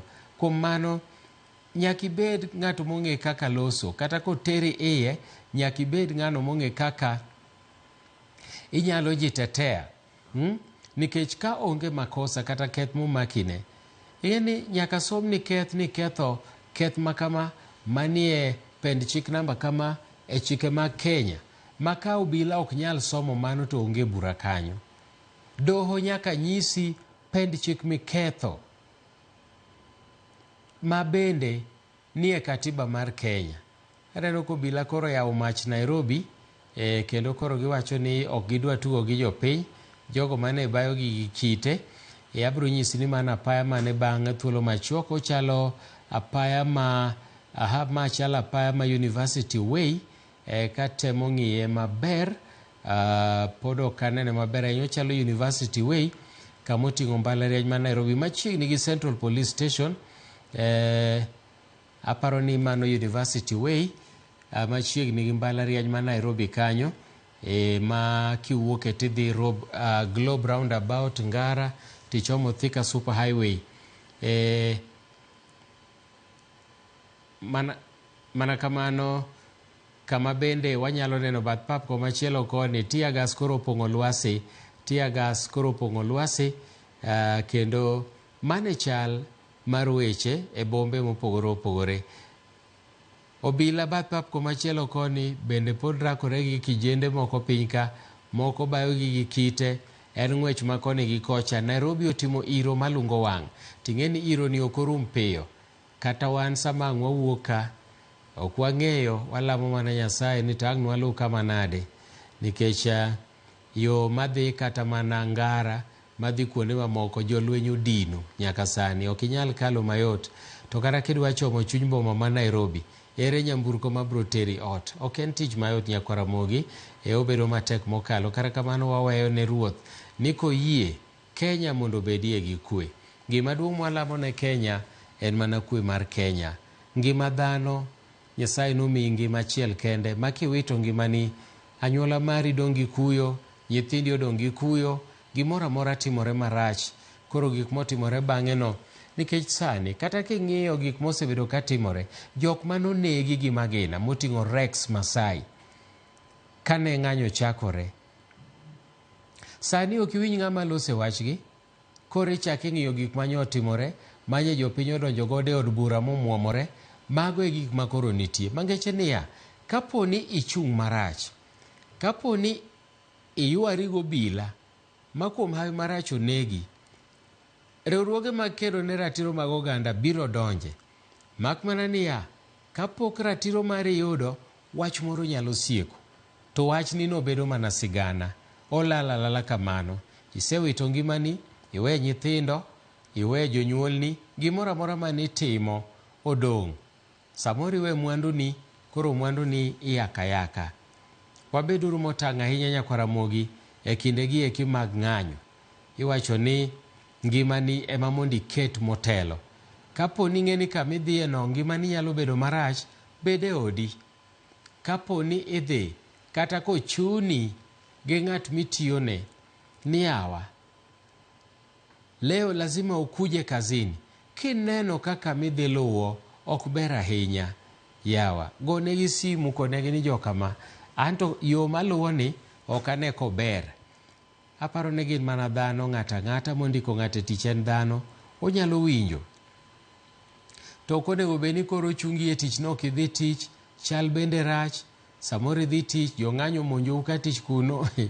Aparo ni nitie miyo moro mancho neno matek mokalo tich ariyo machiegni gi Yaya Center, kama en owuon ousoga chiemo, keto hema kamoro kanyo.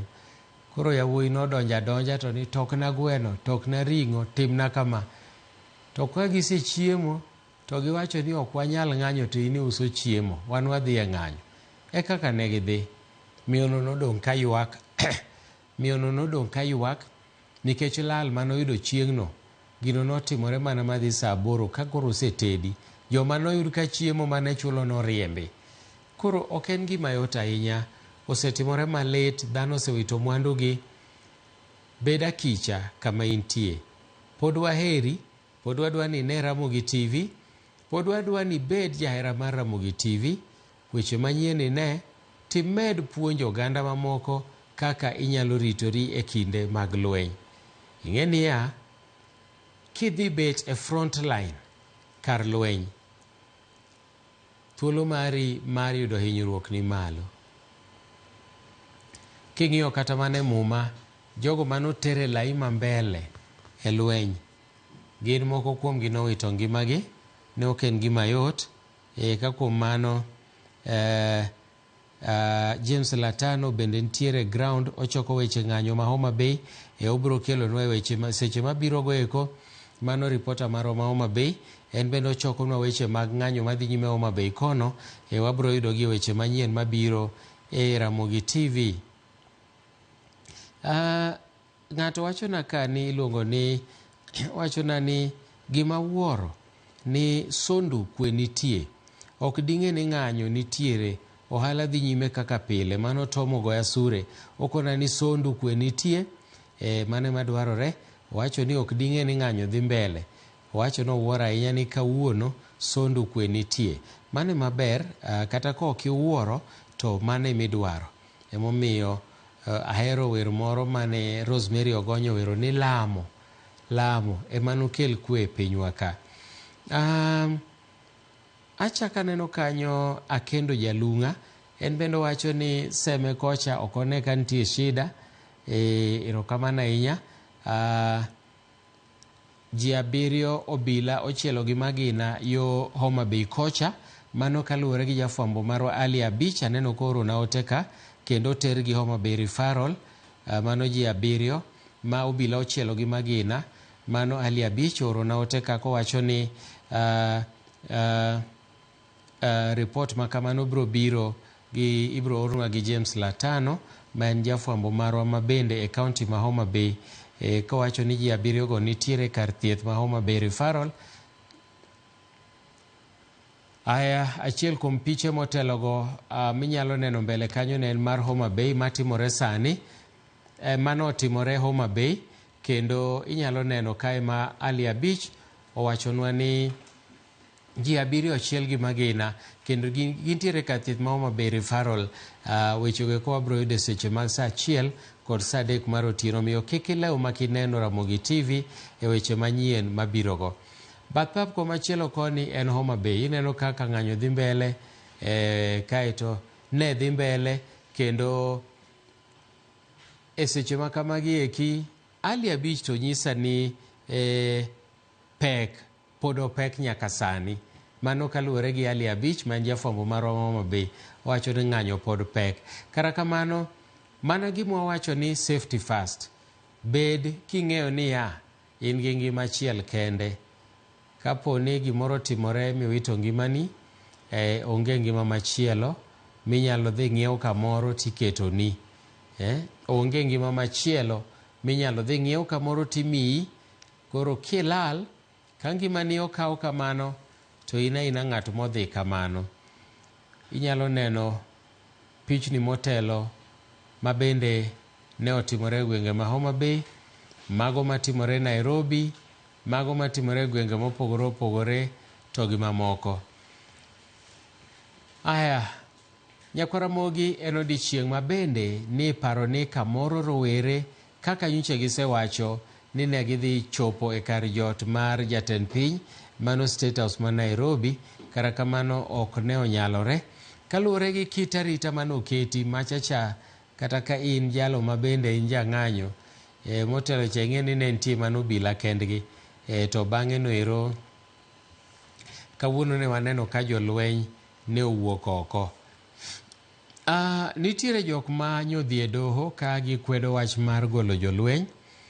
Ne gintie joma nyodhi e doho ka gikwedo wach mar kelo jolweny mondo mi obede moko, ket arita e moko kuom kuonde mag piny owacho. Ka giwacho ni chik ok oyiene jolweny donjore e weche machalo kamagi.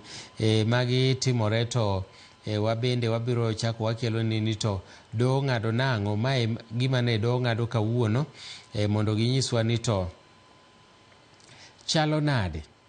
Bende jolweny ni thuolo, bende jolweny ni thuolo mar kaw thuolo mar timo arita e gwenge mopogore opogore pacho ka.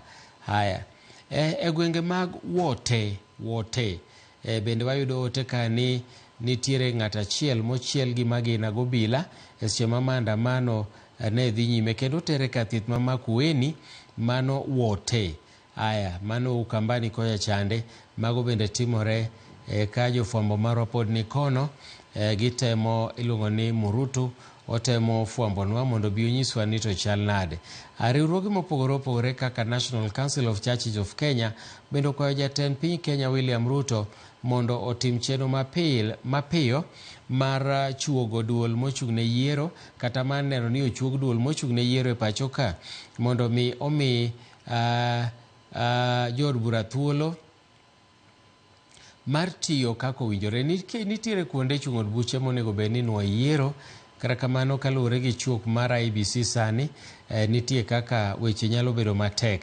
NCCA owacho ni gisiro Gen Z, riwruok mar ute mag lamo, gisiro Gen Z e ng'anyo margi mamuol. Gisiro Gen Z e ng'anyo margi mamuol, kaka sewacho ni kanyo ni ji 7 ring kode od thieth maduong' ma Homa Bay Referral bang' kane ochielgi gi magina e ng'anyo mane dhi nyime e dala mar Homa Bay. Mano wayudo kuom reporter marwa Ali Abich. Kaeto ji 7 bende ochiel gi magina, ji mamoko 2 bende ochiel gi magina kamoro ni Wote. Magi duto biro ni kowuok e Ramogi TV, kendo nitiere jok ma aneno kikonyo kacha Nairobi ma samoro iro malungo wang' osebembo, kendo moko gin nyithi skul. Aneno ka nitie nyathi skul migolo mondo ter kama inyalo konye yudo thieth mapiyo piyo, kaluwore gi samoro iro malungo wang' ma samoro obembogi. Aparo ni nitie joma bende poko encounter iro malungo wang'. Kapo ni iro malungo wang' ochomi maber aneno ka jomoko wicho wang'gi e gimoro, giwacho ni mano kit yath moro ma kiwicho to kata iro malungo wang' ok inyal yudo, ok inyal hinyi. Adieri mar mano bende ok ong'ere ahinya. Aneno ka ng'wech koro chakore e boma ma Nairobi, en ng'wech ma ka gi kacha, lawruok gobila kata jofwamb weche chuno noting' chumbegi giwuoga ng'wech, nikech ok ing'eyo ng'ama okwinyo obila to okwinye rang'iny machalo nade, to obila nyalo chweto koso nyalo weyo aweya. Emomiyo ineno ka pichni bagni koni gi kocha, to chuo bende osechung'. En ringo matin tichung' ting'iyo obila ni to be gibiro koso giluorowa. Koro osetimore kamano nyaka ne rowere chak ng'anyo. Ka rowere nyaka sani gima pod giwacho ni Zakayo lazima ashuke. Mano e gima pod rowere wacho. Koro kang'eyo ni ne gidwaro ni mondo chike ma mondo ogol, paro ma chik cha, koso ni mondo Zakayo lor, mano kaka giluonge ni Zakayo ashuke.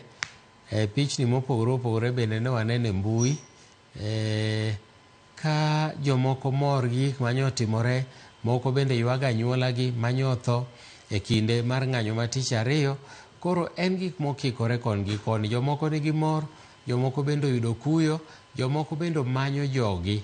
To moloyo alwora ma Githurai, nitie familia moko mawacho ni pod ok giyudo jogi nyaka sani, chakre tich 2 gotieno. Koro ok ong'ere maber ahinya ni to jogi go ni kanye, nikech wachore ni nitie kaka jopiny ne okelo midhiero kane gichako ketho gach obila. Koro obila bende nobedo gi ich wang' mano chako timo gima ne gitimo. Koro mane kaka kuom mana nyisi ni ok onego bed ni kwinyo obila. Watemane uru wuotho chieng' moro Nairobi ka ng'anyo nitie, tiwuotho mos tikalo kata but obila. Ok apar ahinya ko obila nigi paro marach, nobukoro chwadi maonge gimitimo, mak mana ni seche ma koro usechachogi to koro kati wach na afande si mimi, mano to koro bedo matek, nikech osebedo gasira ma ng'amo chwadi ok oyudo, tin moyudi no emotieko mirima kuomi. Koro kuom mano wadembre uru, walam ne Kenya, moloyo to jokristo. Wan jokristo, bise lamo ne kwe mar Kenya. Alam mara to gimari koriwore nyalo miyo Nyasaye kelo kwe piny Kenya, kendo Kenya dagadaga gi kwe. Parni kata mana jo ohala, samoro ng'ato en ng'at ma ja ohand rech, oharo rech osekel ni rech manumu, ok inyal chopo kama rech nitie, kata no obedie baraf, chopo kama baraf bro duono, rech bro kethore, ten rech mar 1000 mang'eny. Koro wabedur motang', okang' moro amora mwakawo waneni gin mago motudore kod chike, mondo mi kik sirikal yudie bath chiko marach manyalo miyo ibed gi midhiero. Adwani mondo wadog adoga achiel kachiel e pichnigo mondo wane kaka gitimore e bombe mopogore e pacho ka.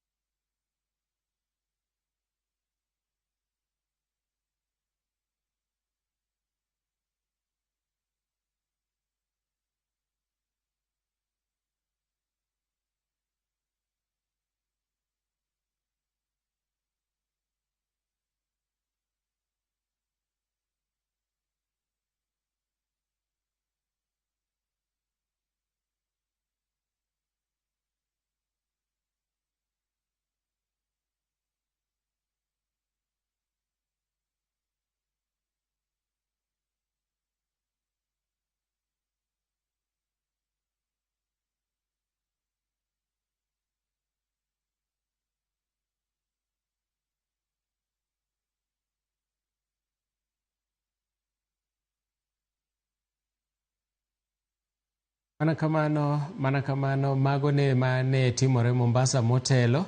Inyalo neno ka ji noting'o nyako thidhe ka gitimo ng'anyo mamuol. Kara kamano Mombasa bende wayudo ripode mopogore opogore maduto wachokonu kendo koromo saa 1 wabro kelonigi weche manyien mag ang'ich welo to gi saa 3 weche mag oimore ka oganda mathoth bende nomoko misuma ka giting'o nyaka maua manyiso kwe kendo nyiso hera ne piny Kenya. Mano en ranyisi makare ni jogi dwaro kwe. Motelo ne mano bende waneno kweth mar rowere ma osebedo ka ng'anyo midendo ni Gen Z kata Generation Z.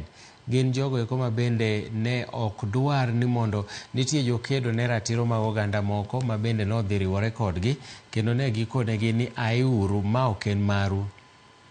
Ma en marwa mar rowere mwaloso mwadwa ni wayud ratiro e piny Kenya. Iyudo ni moko kuom rowere gi gin jogo mosomo kendo manigi obok mabeyo mag skunde to kata kamano gionge tije manosingnegi pod ok gineno. Mago e moko kuom gigo mag ywak ni piny owacho mar Kenya Kwanza pod ok ochopo singo duto manosingnegi e kinde kampen. Manomiyo moko kuom gi bende nogoyo ombulu kasiro kweth mar Kenya Kwanza. Kuom mano pichni minyalo nenogo gin mago manotimore Mombasa motelo kama ne en ng'wech koni gi kocha gobila ka jopiny bende ne temo bago ng'anyo mamuol ma bende bathe seche moko nolokore tama kinde ma obila bende notemo diro iro malungo wang' mar keyo jong'anyogo. Boma ma Nairobi pod chalen mana macha. Aneno ka Nairobi sani bet nitiere kaka rowere pod rakore gobila. Kitemo ng'iyo Nairobi to Mombasa bende ne gimoko mach manodino wang' apaya.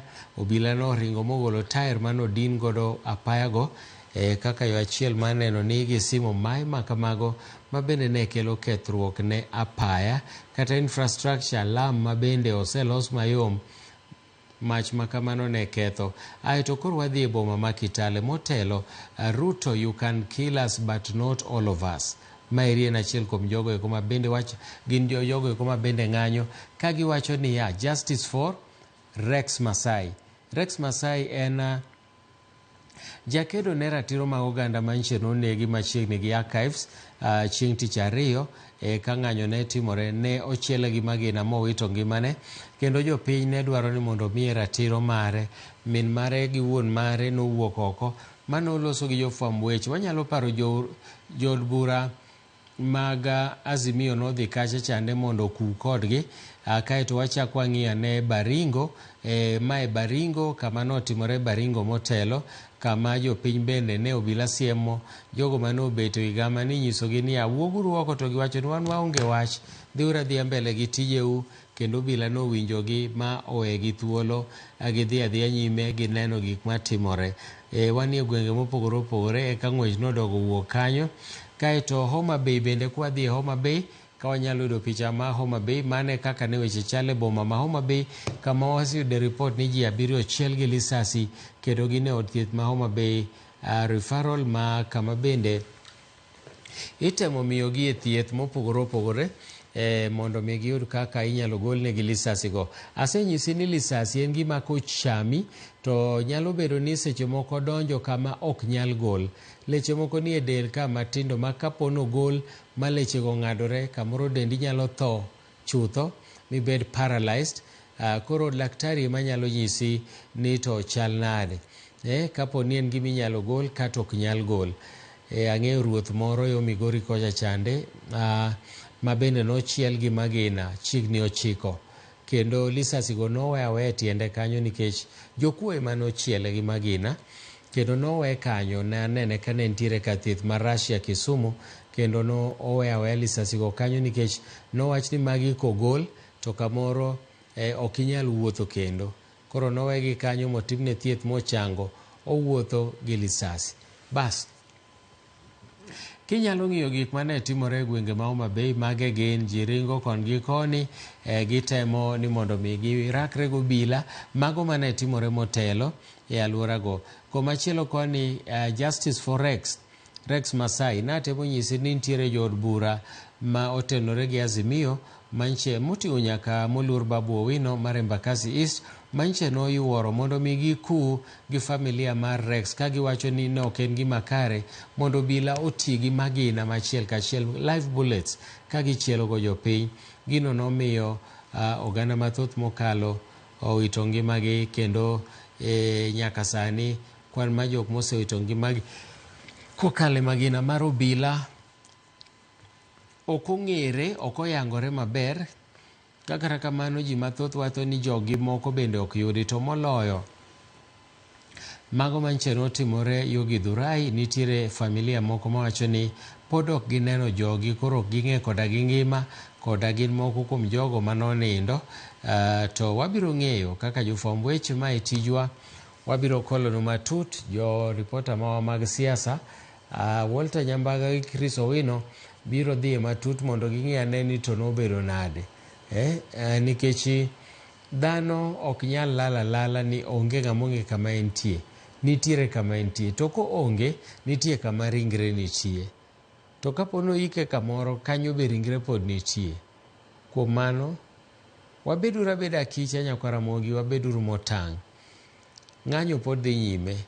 Awinjo ka duol moro nitie jok ma bende ke mbui kawuono otemo miyo ji luoro ni jolweny owacho ni gibiro biro. Mago gik manotimore tich ariyo, mago gin duol manobedo tich ariyo, ok en ma kawuono. Koro nyalo miyo jomoko luoro, gikeyo ni jolweny owacho ni gibiro e town. Mago ne tich ariyo, koro kik ng'ato bed gi buok moro ahinya. Aneno ko opisa mag obila gi bende kikala kala mamuol tongi onge wach. Kitale ji obet piny giwacho ni Ruto, you can kill us but not all of us. Ni Ruto inyalo negowa to kinyal negowa waduto. Kama gin moko kuom gigo eko ma bende koro inyalo neno ka timore mopogore opogore. Nitiere ka aneno ka jaod bura moro wacho ni kwan mar omenda mowito kaluwore gi monj mar supermarket mare, kogo kwan to wacho ni en $550,000. Jaod bura moro mancho monj supermarket mare owacho ni kaponi ogo kwan mar mwandu mowito $550,000. Nikech nitie kaka ne jopiny omonjo supermarket mare kane wacho ni en achiel kuom jogo manogo yes. Eldoret dhano ne wuotho mana gi ludhe ka giwacho ni wan to kwadwar wach mang'eny. Ting'e ni sama iwuotho gi gima chalo gir lweny makama, ka ng'ato biro monji gi lweny ok ibi weye. Kaponi ng'ato monji gi kidi ibe in gi luth, nyaka wang' ni chwali e lwedi mondo inda wiye matin, to magi e gik ma koro kelo hinyruok ma ok ber. Ing'e ni self defense nigatie, kata ka ng'ato biro gweyi to in ja ngum, isoma ngum. Wang' ni wach ni kata ngum ni nasome ni mondo ati kode to mane piem kaka sport, koro wang' na chul kuor. Koro ok ang'e ni obila timo nang'o e wi wach mar ting'o silaha. Ok en gima kare ting'o gir lweny kiwuotho go de lela, to mano obila nyalo ng'eyo, nikech kata kiwuotho gi gini kichomo obila to ung'eny kama, ng'eni ginyalo paro ni jogi biro lweny, kendo samoro ginyalo yawo dho mach nono ma samoro mach nyalo chamou. Koro kuom mano kata kiwuotho gik machalo kamago, go lipot kobila ni wan to wawuotho watimo wuoth mar kwe. Kokigo lipodno to biro bedo ni matek, nikech wuodhi mar kwe no nyalo kelo ni kata mana tho, kata mana hinyruok, nikech obila biro wacho ni magi jok moting'onwa silaha. Ok ang'e gimomiyo ne giting'o ludhego, kara kamano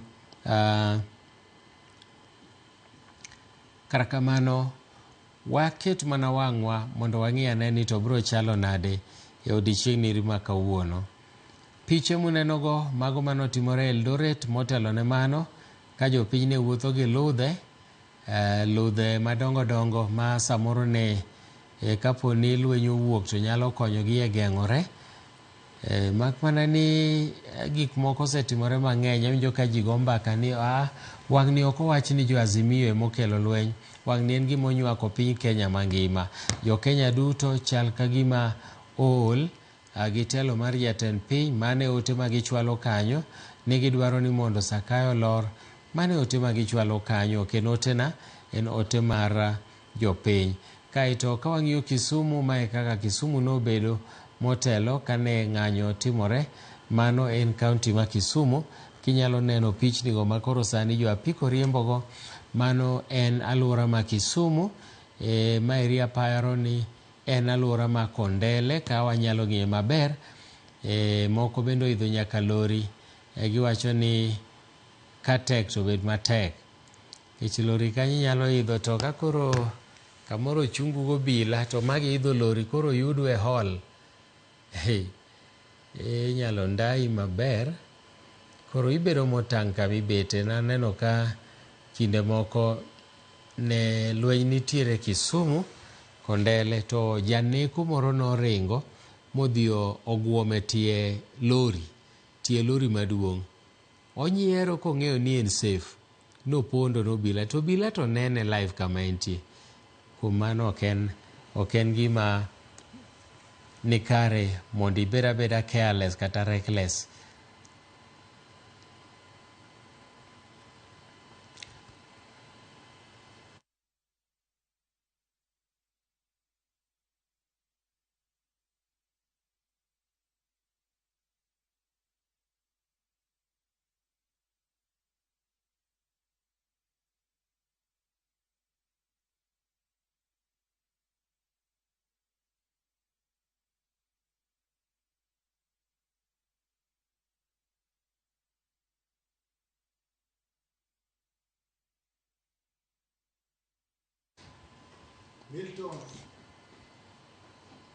En mana kaka nawacho nino ni pod wakelo ni lipode mag gigo matimore kon gi koni ka nyaka sani. Bang' thuolo machok ahinya, aneno ka director mara biro keto ni picha kaka nye jatend piny William Ruto nyoloso nyoro kanyo wacho nogolo oko wach mar twak kata paro mar chikno, mabende osekelo fuere mosemiyo oganda osebedo gi midhiero mang'eny mokalo. Bang' thuolo machok ahinya wabro nuoyo mondo uwinj ane ni to jatend piny nyowacho ang'o ewi wachno. Nyokwongo chako kowacho weche mag pek mar chulo osuru kaka nitie, gope magin go kaka gisetimo. Koro wawinj ane kaka nyoloso nyoro.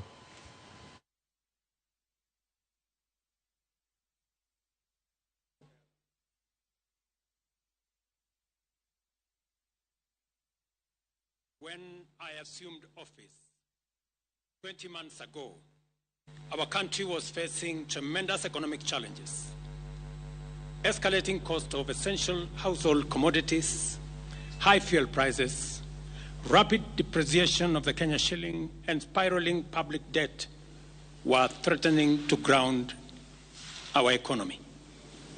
My administration has worked hard and consistently so that today the prices of essential commodities like unga have dropped from 240 shillings for a 2-kilogram packet to Kenya shillings 100, majorly attributed to our fertilizer subsidy program, the resilience of our farmers, and good rains that were given to us by God. During the period, we reduced the price of fertilizer also from 7,500 to 2,500. Petrol prices have come down from a high of 217 to now 187 a litre.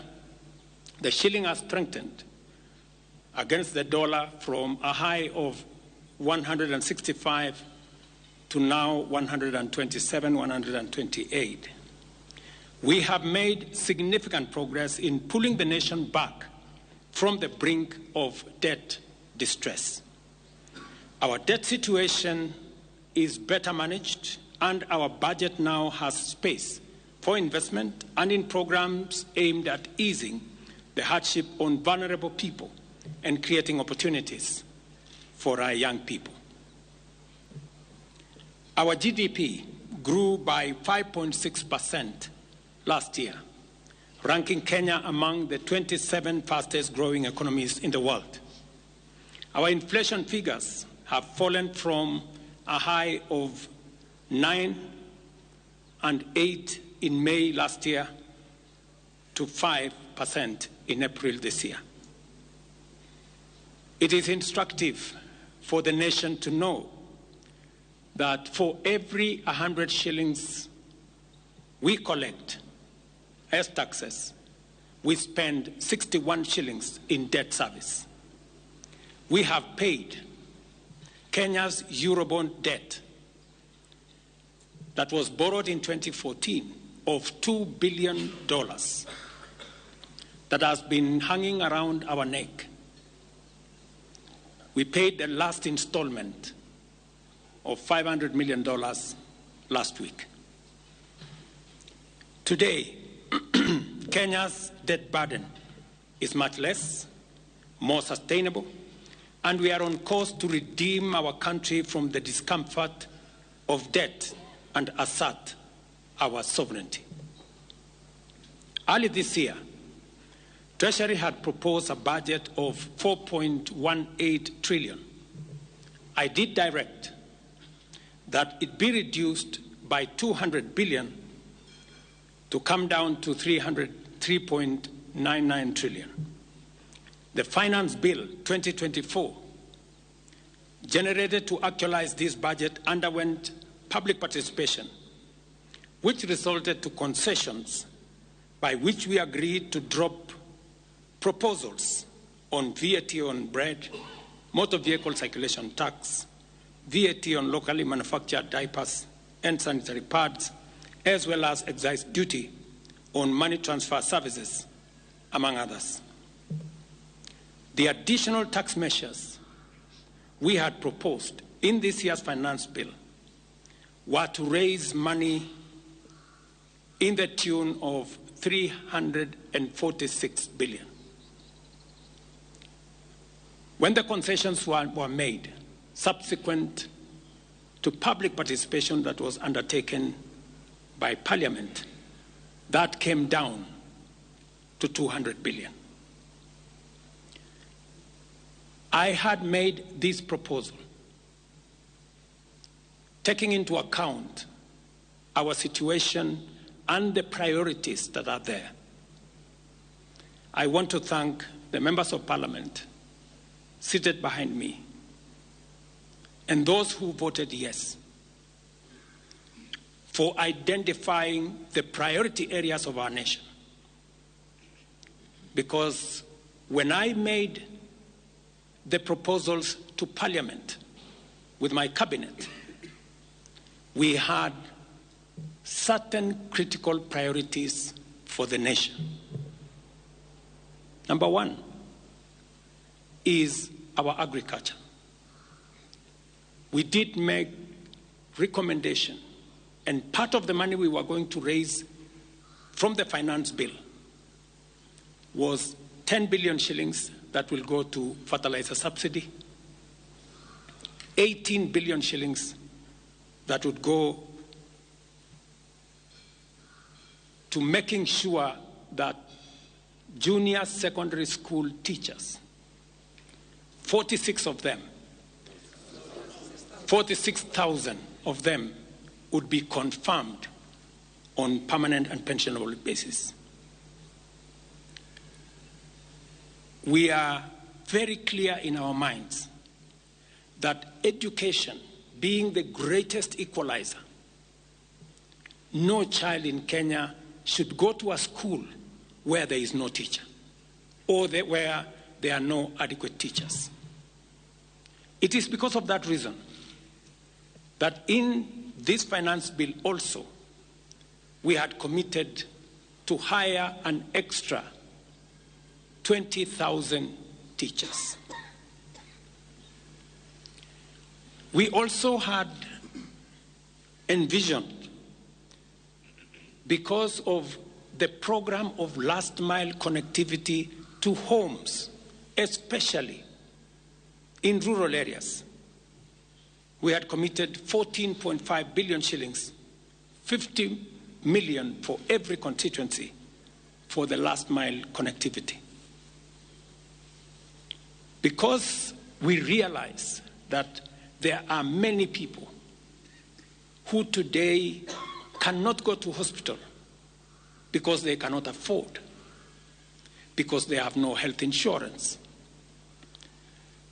We had committed 6 billion shillings to operationalize our universal health coverage plan that would make it possible for every citizen to have a health insurance, those who cannot afford to be paid for by the government of Kenya, and to also operationalize the chronic illness fund that would make it possible for those who suffer from cancer, diabetes, hypertension, to be able to go to hospital, be treated, and go home without being asked for any money.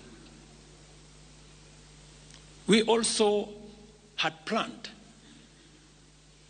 to put in money for our coffee farmers to retire the heavy debts that are bedeviling our coffee farmers. We also had allocated money for our sugarcane farmers to make sure that our sugarcane farmers get out of the debts that they're in. We had also committed to our milk farmers 2 billion shillings to make sure that every farmer is paid a minimum of 50 shillings per litre, to make sure that these farmers, very hard-working citizens of our nation, get a fair return for their hard work and for feeding our nation. And that is why I commend these members of parliament for agreeing with us that all the priority areas I have mentioned were the right priorities to be funded. And by so doing, they supported the proposal to incorporate also the views of the people. These members of parliament came back to us after they went to listen to the people of Kenya. And they came back and reduced the budget on their own by 146 billion shillings. Notwithstanding all these concessions, it has become evident that members of the public still insist on the need for us to make more concessions. And because I run a government, but I also lead people, and the people have spoken, I am grateful to all the members of the National Assembly who voted yesterday affirmatively for the Finance Bill 2024 as amended on the floor of the House to incorporate the views generated through public participation. And following the passage of the bill, the country witnessed widespread expression of dissatisfaction with the bill as passed, regrettably resulting in the loss of life, destruction of property, and disintegration of constitutional institutions. On my own behalf, and on behalf of these members and many other Kenyans, I send my condolences to the families of those who lost their loved ones in this very unfortunate manner. Consequently, having reflected on the continuing conversation around the content of the Finance Bill 2024, and listening keenly to the people of Kenya who have said loudly that they want nothing to do with this Finance Bill 2024, I concede, and therefore I will not sign the 2024 Finance Bill, and it shall subsequently be withdrawn, and I have agreed with these members that that becomes our collective position.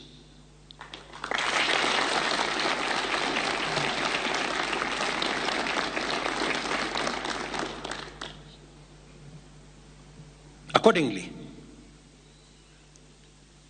there is need for us as a nation to pick up from here and go into the future. And I am therefore proposing that because we have gotten rid of the Finance Bill 2024, it is necessary for us to have a conversation as a nation going forward. How do we manage the affairs of the country together? How do we manage our debt situation together? How do we work on the budget with the deficits that now exist together? And as I committed last Sunday, I will be proposing an engagement with the young people of our nation, our sons and daughters, for us to listen to them. As I said on Sunday, listen to their views, listen to their proposals, their ideas, their concerns, and what they think we should do better as we go forward. I am also recommending a multi-sectoral, bipartisan, multi-stakeholder engagement from civil society, religious organizations, professional bodies, for us as a nation to speak to the future of our country, again, together. And this will be on matters that are contained in the bill and matters that the people of Kenya have canvassed in the conversation that has been going on. In this regard as well, I am directing for immediate further austerity measures to reduce expenditure, starting with the Office of the President, the entire presidency, and extending to the entire executive arm of government. Operational expenditure in the presidency be reduced to remove allocations for the confidential fort, reduce travel, hospitality, purchase of motor vehicles, renovations, and other expenditures. This will cover the entire presidency and also the executive arm of government. I also propose that equally, Parliament, the judiciary, and county governments, working with the National Treasury, also undertake budget cuts and austerity to ensure that we do live within our means, respecting the very loud message that is coming from the people of Kenya.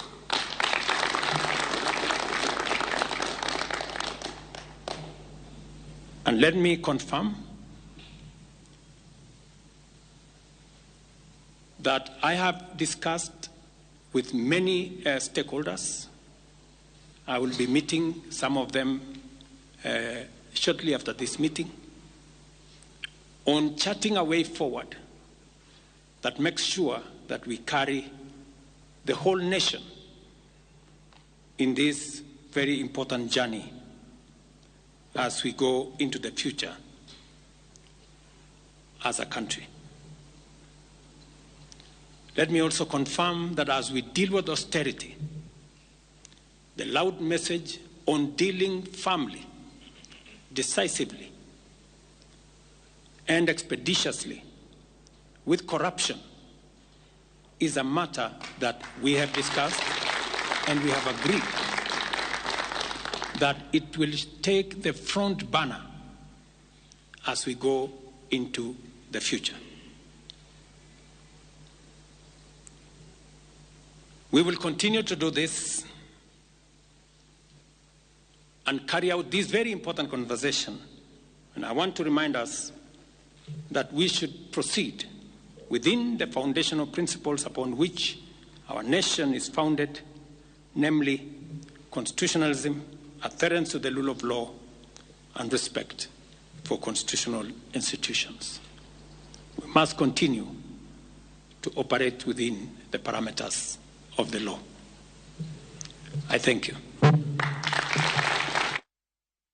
Mano ne jatend piny Kenya William Ruto odiochieng' manyoro kanyo loso achiel kachiel gi Kenya kowuok e kar jot mar jatend piny e bore Nairobi, kama bende nyogolo oko wach twak mar paro mar chik mar omenda mar higa 2024 mosebedo kakelo fuere e pacho ka.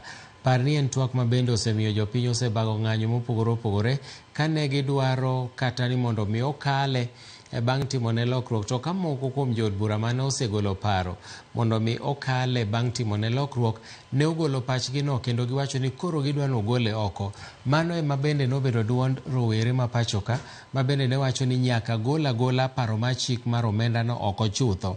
Gino ma bende jatend piny Kenya William Ruto gikone to nyoyie godo ma ogole oko, ka koro nitie mana paro mamoko gi yore mamoko mibiro tiyo godo. Owacho ni koro jo Kenya obed gi twak ni to koro wabiro tayo piny nade, gigo madino kelo suru koro jo piny odagi. Kuom mano aneno ka en gino ero ma bende nyaka bed ni chal ni biro chuno kendo sirikal mondo ng'iyane kaka inyalo chul gope moko mane giholo, kaachiel gi chopo budget kata yudo pesa minyalo tagodo budget manche no landi machiegni ni ma bende biro bedo mari komenda 2024 2025. Mano e kaka weche chalo ka, kendo nyaka sani ng'anyo pod dhi mbele e gwenge mopogore opogore. Nitiere kaka gwenge moko nyoko timo ng'anyo mapek chieng' tich ariyo, kendo kawuono ni koro ne gikawo okang' mar chako neno makamano kata ng'anyo makamano, mana kaka nwanyiso gwenge mopogore opogore. Migori nwayudo lipot ni ji 2 ochiel gi magina, kaeto Homa Bay bende ji 7 bende ochiel gi magina. Mago lipode milosonwa gi James Latano kowuok e kaunti ma Homa Bay, kendo wabiro bedo gi lipode go e weche manyien ma saa achiel mar odhiambo, kaluwore gi bedo ni nyaka wang'e gimoro amora matimore e gwengego. Ka kamano to bende pod wan ka, pod wamedo miyi mathoth. Piche minenogo gin machiel kachiel mano otimore motelo e boma ma Kisumo. Mano notimore motelo e boma ma Kisumo. Kinyalo neno piche machiel kachiel go ma bende kaka ne jopiny ong'anyo e boma ma Kisumo. Ne ok obedo mano man gi lweny ahinya kaka notimore e bombe mamoko chieng' tich ariyo. Tich ariyo Nairobi ne en iluongo ni no-go zone. Ne ok inyal kalo kata mana chuny boma, ne en lweny ma koni gi kocha, piny nobedo matek. Kata kamano kawuono ni eri piny bet nokwe Homa Bay, Migori ema bet ne ng'anyo nitie nyaka Kisumu, ma bende ne ok otimore chieng' tich ariyo mapek machalo gi makawuono. To Nairobi kawuono bet nokwe, nok oger ahinya kaka notimore chieng' tich ariyo mokalo. Alwora mar State House ma Nairobi, kichaki dhi e doho mar Supreme, kichaki dhi e kuonde duto man ga apise mag piny owacho, kawuono ni rito gi jolweny. En arita manyaka ne chungi kata riembo nyamburko tipenyi ni dhi kama nade, idhi timo ang'o, to in ng'ama nade. Ka oyud ka ok in ng'at mowinjore kalo kanyo, to nidok adoka chien. Kosenyisi ni dog chien tidok. Ing'e ni jalweny kama wuothe en ok owuoth koliero bunde, owuotho kochiko bunde tayari maonge tugo. Koro ing'e ni gipogore go bila nyayudo ka wuotho koliero bunde. Jalweny wuotho kochiko, en oikore ne gimoro amora. Aneno ka jomoko ndiko mabango moko wacho ni hatufanani. Koro kang'e ni ok gifanana nang'o. To ok ang'eyo. Kara kamano jomoko bende oketo apiko dino godo ndara. Mago timore kuonde duto te e pacho ka.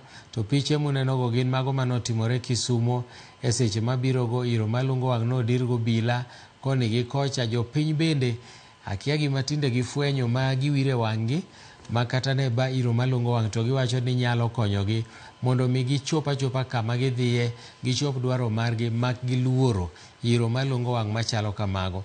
Mago giko gin gik ma Ogai mar jomin buche bende nyiche nowacho ni mano Martha Koome nyiche nowacho ni odwaro ni mondo IPOA otim nonro kaluwore gi nek moko manche notimore moko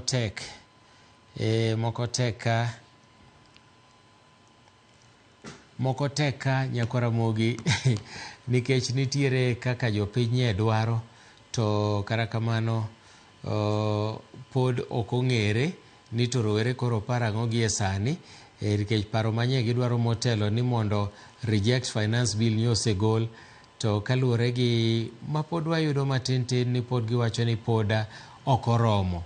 Koro moko oromo ni emomiyo kawuono neno ka pod giwuok e chuny boma moko bende okikore ok gin kata rowere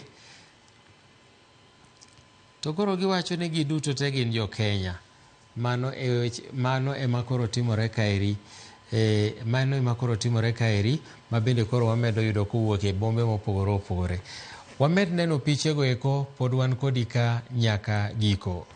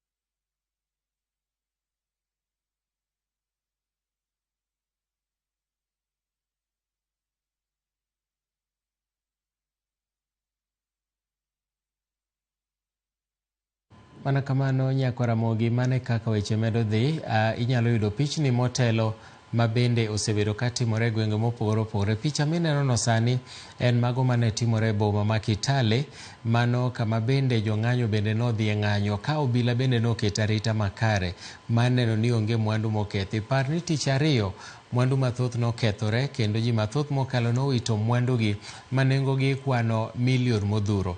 Inyalo paro ni jaod bura moro nogolo ote mare kowacho ni supermarket mare manokwal owito maromo milion 550. Mano en achiel kuom gigo eko manokethore. To bende kawachako wang'iyo weche mopogore opogore mosetimore kawuono, kitemo pimo gigo ma bende osetimore kawuono gi mano opimore tich ariyo, tiyudo ni tich ariyo ng'anyo ne pek mokalo. Kawuono arita kwe ni kamoro amora moloyo e boma ma Nairobi ka. Kamoro amora midonje tiyudo koket arita, to moluoyo e alwora ma State House kaluwore gi bedo ni rowerego nyogolo ote gi milome ni gibro donjo e State House kawuono timo mos mondo gine kaka jatend piny ne dhi chuo lwete e paro ma chik ma kamano mondo obed chik. Kata kamano kanyo oselando odiechieng' manyoro ni koro ok bi timore. Rowerego pod noramo ni gibiro biro e State House. Ma emomiyo inyalo neno arita mager moluoro State House ma Nairobi kamoro amora, kata kama walende ni wachiegni ahinya gi State House. Obila ni kamoro amora, jolweny ni kamoro amora, ng'ata makalo kanyo nyaka ler gimodhi timo gi gima kata kama odhiye nyaki yangri. E chuny boma ma Nairobi obila pod nitiere nyaka sani. Motelo e seche mag odiechieng' jolweny ne nitie kendo ne gigo patrol gi gache gi mag lweny. Kata kamano ne ok obedo mayot ahinya ne jogo mane otemo go koko n'obila, nikech obila koro nochako bayo tear gas. Jolweny ne onge wach kendo jopiny ne tugo machiegni kodgi ka gipako jolweny kuom discipline mane gin godo. Giwacho ni jolweny bet winjogi, miyogi arita, to obila ne bayo gi giro malungo wang'. Moko kuom jogo mane imako odiechieng' ma kawuono, inyalo paro ni Donje nochiwo thuolo mar seche mondo mi owe thuolo jogo duto manche nomaki e kinde ng'anyo. Kara kamano pod ok wang'e ahinya kosewegi thuolo duto te, ni mar kamoro biro luwore gi lipode mwaseyudo. Jofwambo mawa ni oko kamoro amora e chuny boma, e alwora ma State House, kuonde duto mirito gi sirikal, mondo wang'e ni to chal obedo nade kawuono. Bende obila okawo thuolo mar winjo kendo luwo chik mar doho manche nogol ni mondo we thuolo jogo duto manomaki ni wach ng'anyo. Mak mana ni odiechieng' ma kawuono bende ne wayudo ripot ni doho moro nong'ado ni onge tiende loro ne jogi. Ji 16 ne onge tiende loro negi, ka jamin wach ne dwaro ni mondo, kata jamin buche ne dwaro ni mondo mi olor negi kuom ndalo 14 kapod itimo nonro. To jang'ad bura nowacho ni ok oneno gimomiyo dilor negi, nikech kata bura mondony negigo onge gi pek moro amora. Gimoro mobila otelo manyiso ni yawa jogi otimo keth, gitimo keth mane? Ne ging'anyo. Ng'anyo chiko yie? To koro iloro negi nang'o? Nowegi thuolo. Kata kamano Nyakwaramogi e boma ma Homa Bay, mana kaka nowacho ni motelo, ji 7 ni ute mag thieth, ni e od thieth ma Homa Bay Referral, tok kanochiel gi magina gobila kawuono. Kama eri bende otimore e kaunti ma Migori, kama oyudo ripot ni nitie ji 2 moko bende mano ochiel gi magina mohinyore marach mokalo, kendo gin bende otergi e ute mag thieth. Obila moko 2 bende ohinyore e rakruok manotimore Migori okinyi ma kawuono. Kamago eko gin mago matimore e gwenge mopogore opogore. Inyalo neno Homa Bay, picha ma koro ineno ne en gik manotimore Homa Bay motelo e seche mag okinyi, kama jomoko nochiel gi magina. To obila bende nohinyore kanyo, ka wang'iyo ni kwan no ni malo, ji 7 ka niga dhonde mag lisasi. Nyoro eka riwruoge ma bende kedo ne ratiro mag oganda nyowuok tung' mosuo, kata riwruok pinje UN nyowacho ni ok en gima kare mondo obila oti gi magina ma ching' cha, live bullet mar chielo jong'anyo. No ginyiso obila ni mondo hore, to koro kendo kawuono waneno kochiel ji gi magina. Koro kang'eyo ni nyalo bedo ni jopiny emane obago obila kaluwore gi timbegi ok anyal ng'eyo, samoro obila biro wacho ni ne gitimo gimiluongo ni self defense, nikech ka in gi silaha, ka in gi ligangla mar lweny, to obila nigi bunde, nyalo chopo kama koro obila achiela gi magina mondo kik ihinye. Kech ka koro leg to in gi bunde to ng'ato bo hinyi. Omiyo jopiny bende onego wapuonjre horruok, kata ka sirikal kata kaponi riwruok pinje gi riwruoge makedo ne ratiro mag oganda bende nyiso obila no hore, wan bende kaka nyaka wahore. Picha ma koro ineno go gin mago mane timore Baringo. Ne omok mach wang' apaya, ne giting'o boke malo ka giwacho ni wan to wang'anyo mana gi kwe. Inyalo neno kaka girwakore, en ng'anyo mar kwe. Kara kamano ne gidhi gidino ndara ma gimoko mach apaya, tair mag nyamburko ne wang'. Nochuno obila mondo ringi mondo gol tair go kaka yo mar simo mach mondo mi ndara kata apaya kik kethre. Magi e gik mwasebedo kwa wacho niya, kiwang'o ndara, ing'eni iwang'o mana ndara ma e gweng'u, kiny ndara rach, sirikal. Nitie gik moko ma kata kwa ng'anyo to konego watim. Wang'o ndara no ok bi duokonwa ngima kata pek mar ngima piny. Nitiere gik manyalo duokonwa pek mar ngima piny. Timo ng'anyo mamuol, kaka laktache nchi neno kotimo ng'anyo mamuol ka gidwaro winjruok gi sirikal. Laktache noko wang'o gik moko e ndara, kata kobedo ni moko kuomgi to nogo, gin ne ok gi timo gimoro marach, ne ging'anya ka ginyiso ratiro gik ma gidwaro, ka giting'o gik ma giting'o. Nochopo kama sirikal nowinjogi. Wan bende aparo ni ng'anyo maber en ng'anyo mamuol. Ok igo ng'ato, ok ichielo obila gi kidi, to gin bende aparo ni kok ichielo gi kidi, gima digitimi bende marach bende nyalo bedo maonge. Onego wapuonjre kuom gik mosekalo. Nitie joma osebedo e laini ma mbele ka dwa kedo go obila, to gin ma gikone ni gidong' ka gionge. Inyalo yudo ka picha ma koro ineno no, mago manotimore Kisumu, motelo e seche mag odiochieng'. Kama Kisumu bet kawuono no ok en mano mager ahinya, kaka wagega Kondele jabedo ga gi ng'anyo moro mapek ahinya. Kar kamano kawuono ne en mamodere. To kwa nyal pime gi mano timore Nairobi chieng' tich ariyo, nikech Nairobi nobede mapek mokalo ma oganda no muomo nyaka e parliament kata od bura, magidhi giketho mwandu kucho gichamo chiemb jood bura. Ma jood bura nochuno ni mondo pondi kendo wuog e tunnel manie buoye. Jood bura moko bende noyudi ka temo pondo wuok e od bura, ne ok giwinjo maber ahinya. Noyud gi ambulance moro kanyo, kendo jopiny ne oto mirima kuomgi ka giwacho ni magi e jok makalo chike machalo kamagi. Magi gin gik matimore kinde ka kinde, kendo wamedo mana wacho ni kwe, walamo mana Nyasaye ni koyie to kwe oduogi e Kenya. Nyasaye ema chiwo telo, en wuon piny, chike gi duto te en mong'eyo ng'ama koso gi ng'ama ok kosi.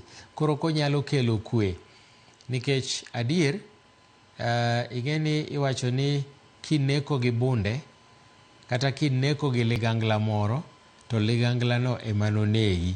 Koro in bende kaw kidi ni koro idwa rakori go obila, samoro ihinyo obila gi kidi, mano ligangla mar lweny, en bende ohinyi gi mach. To kata mano obila bende, ka chik owacho ni kik wati gi live bullet, kane ginyalo winjowa, adieri ng'at minego no nyalo bedo kata mna watni.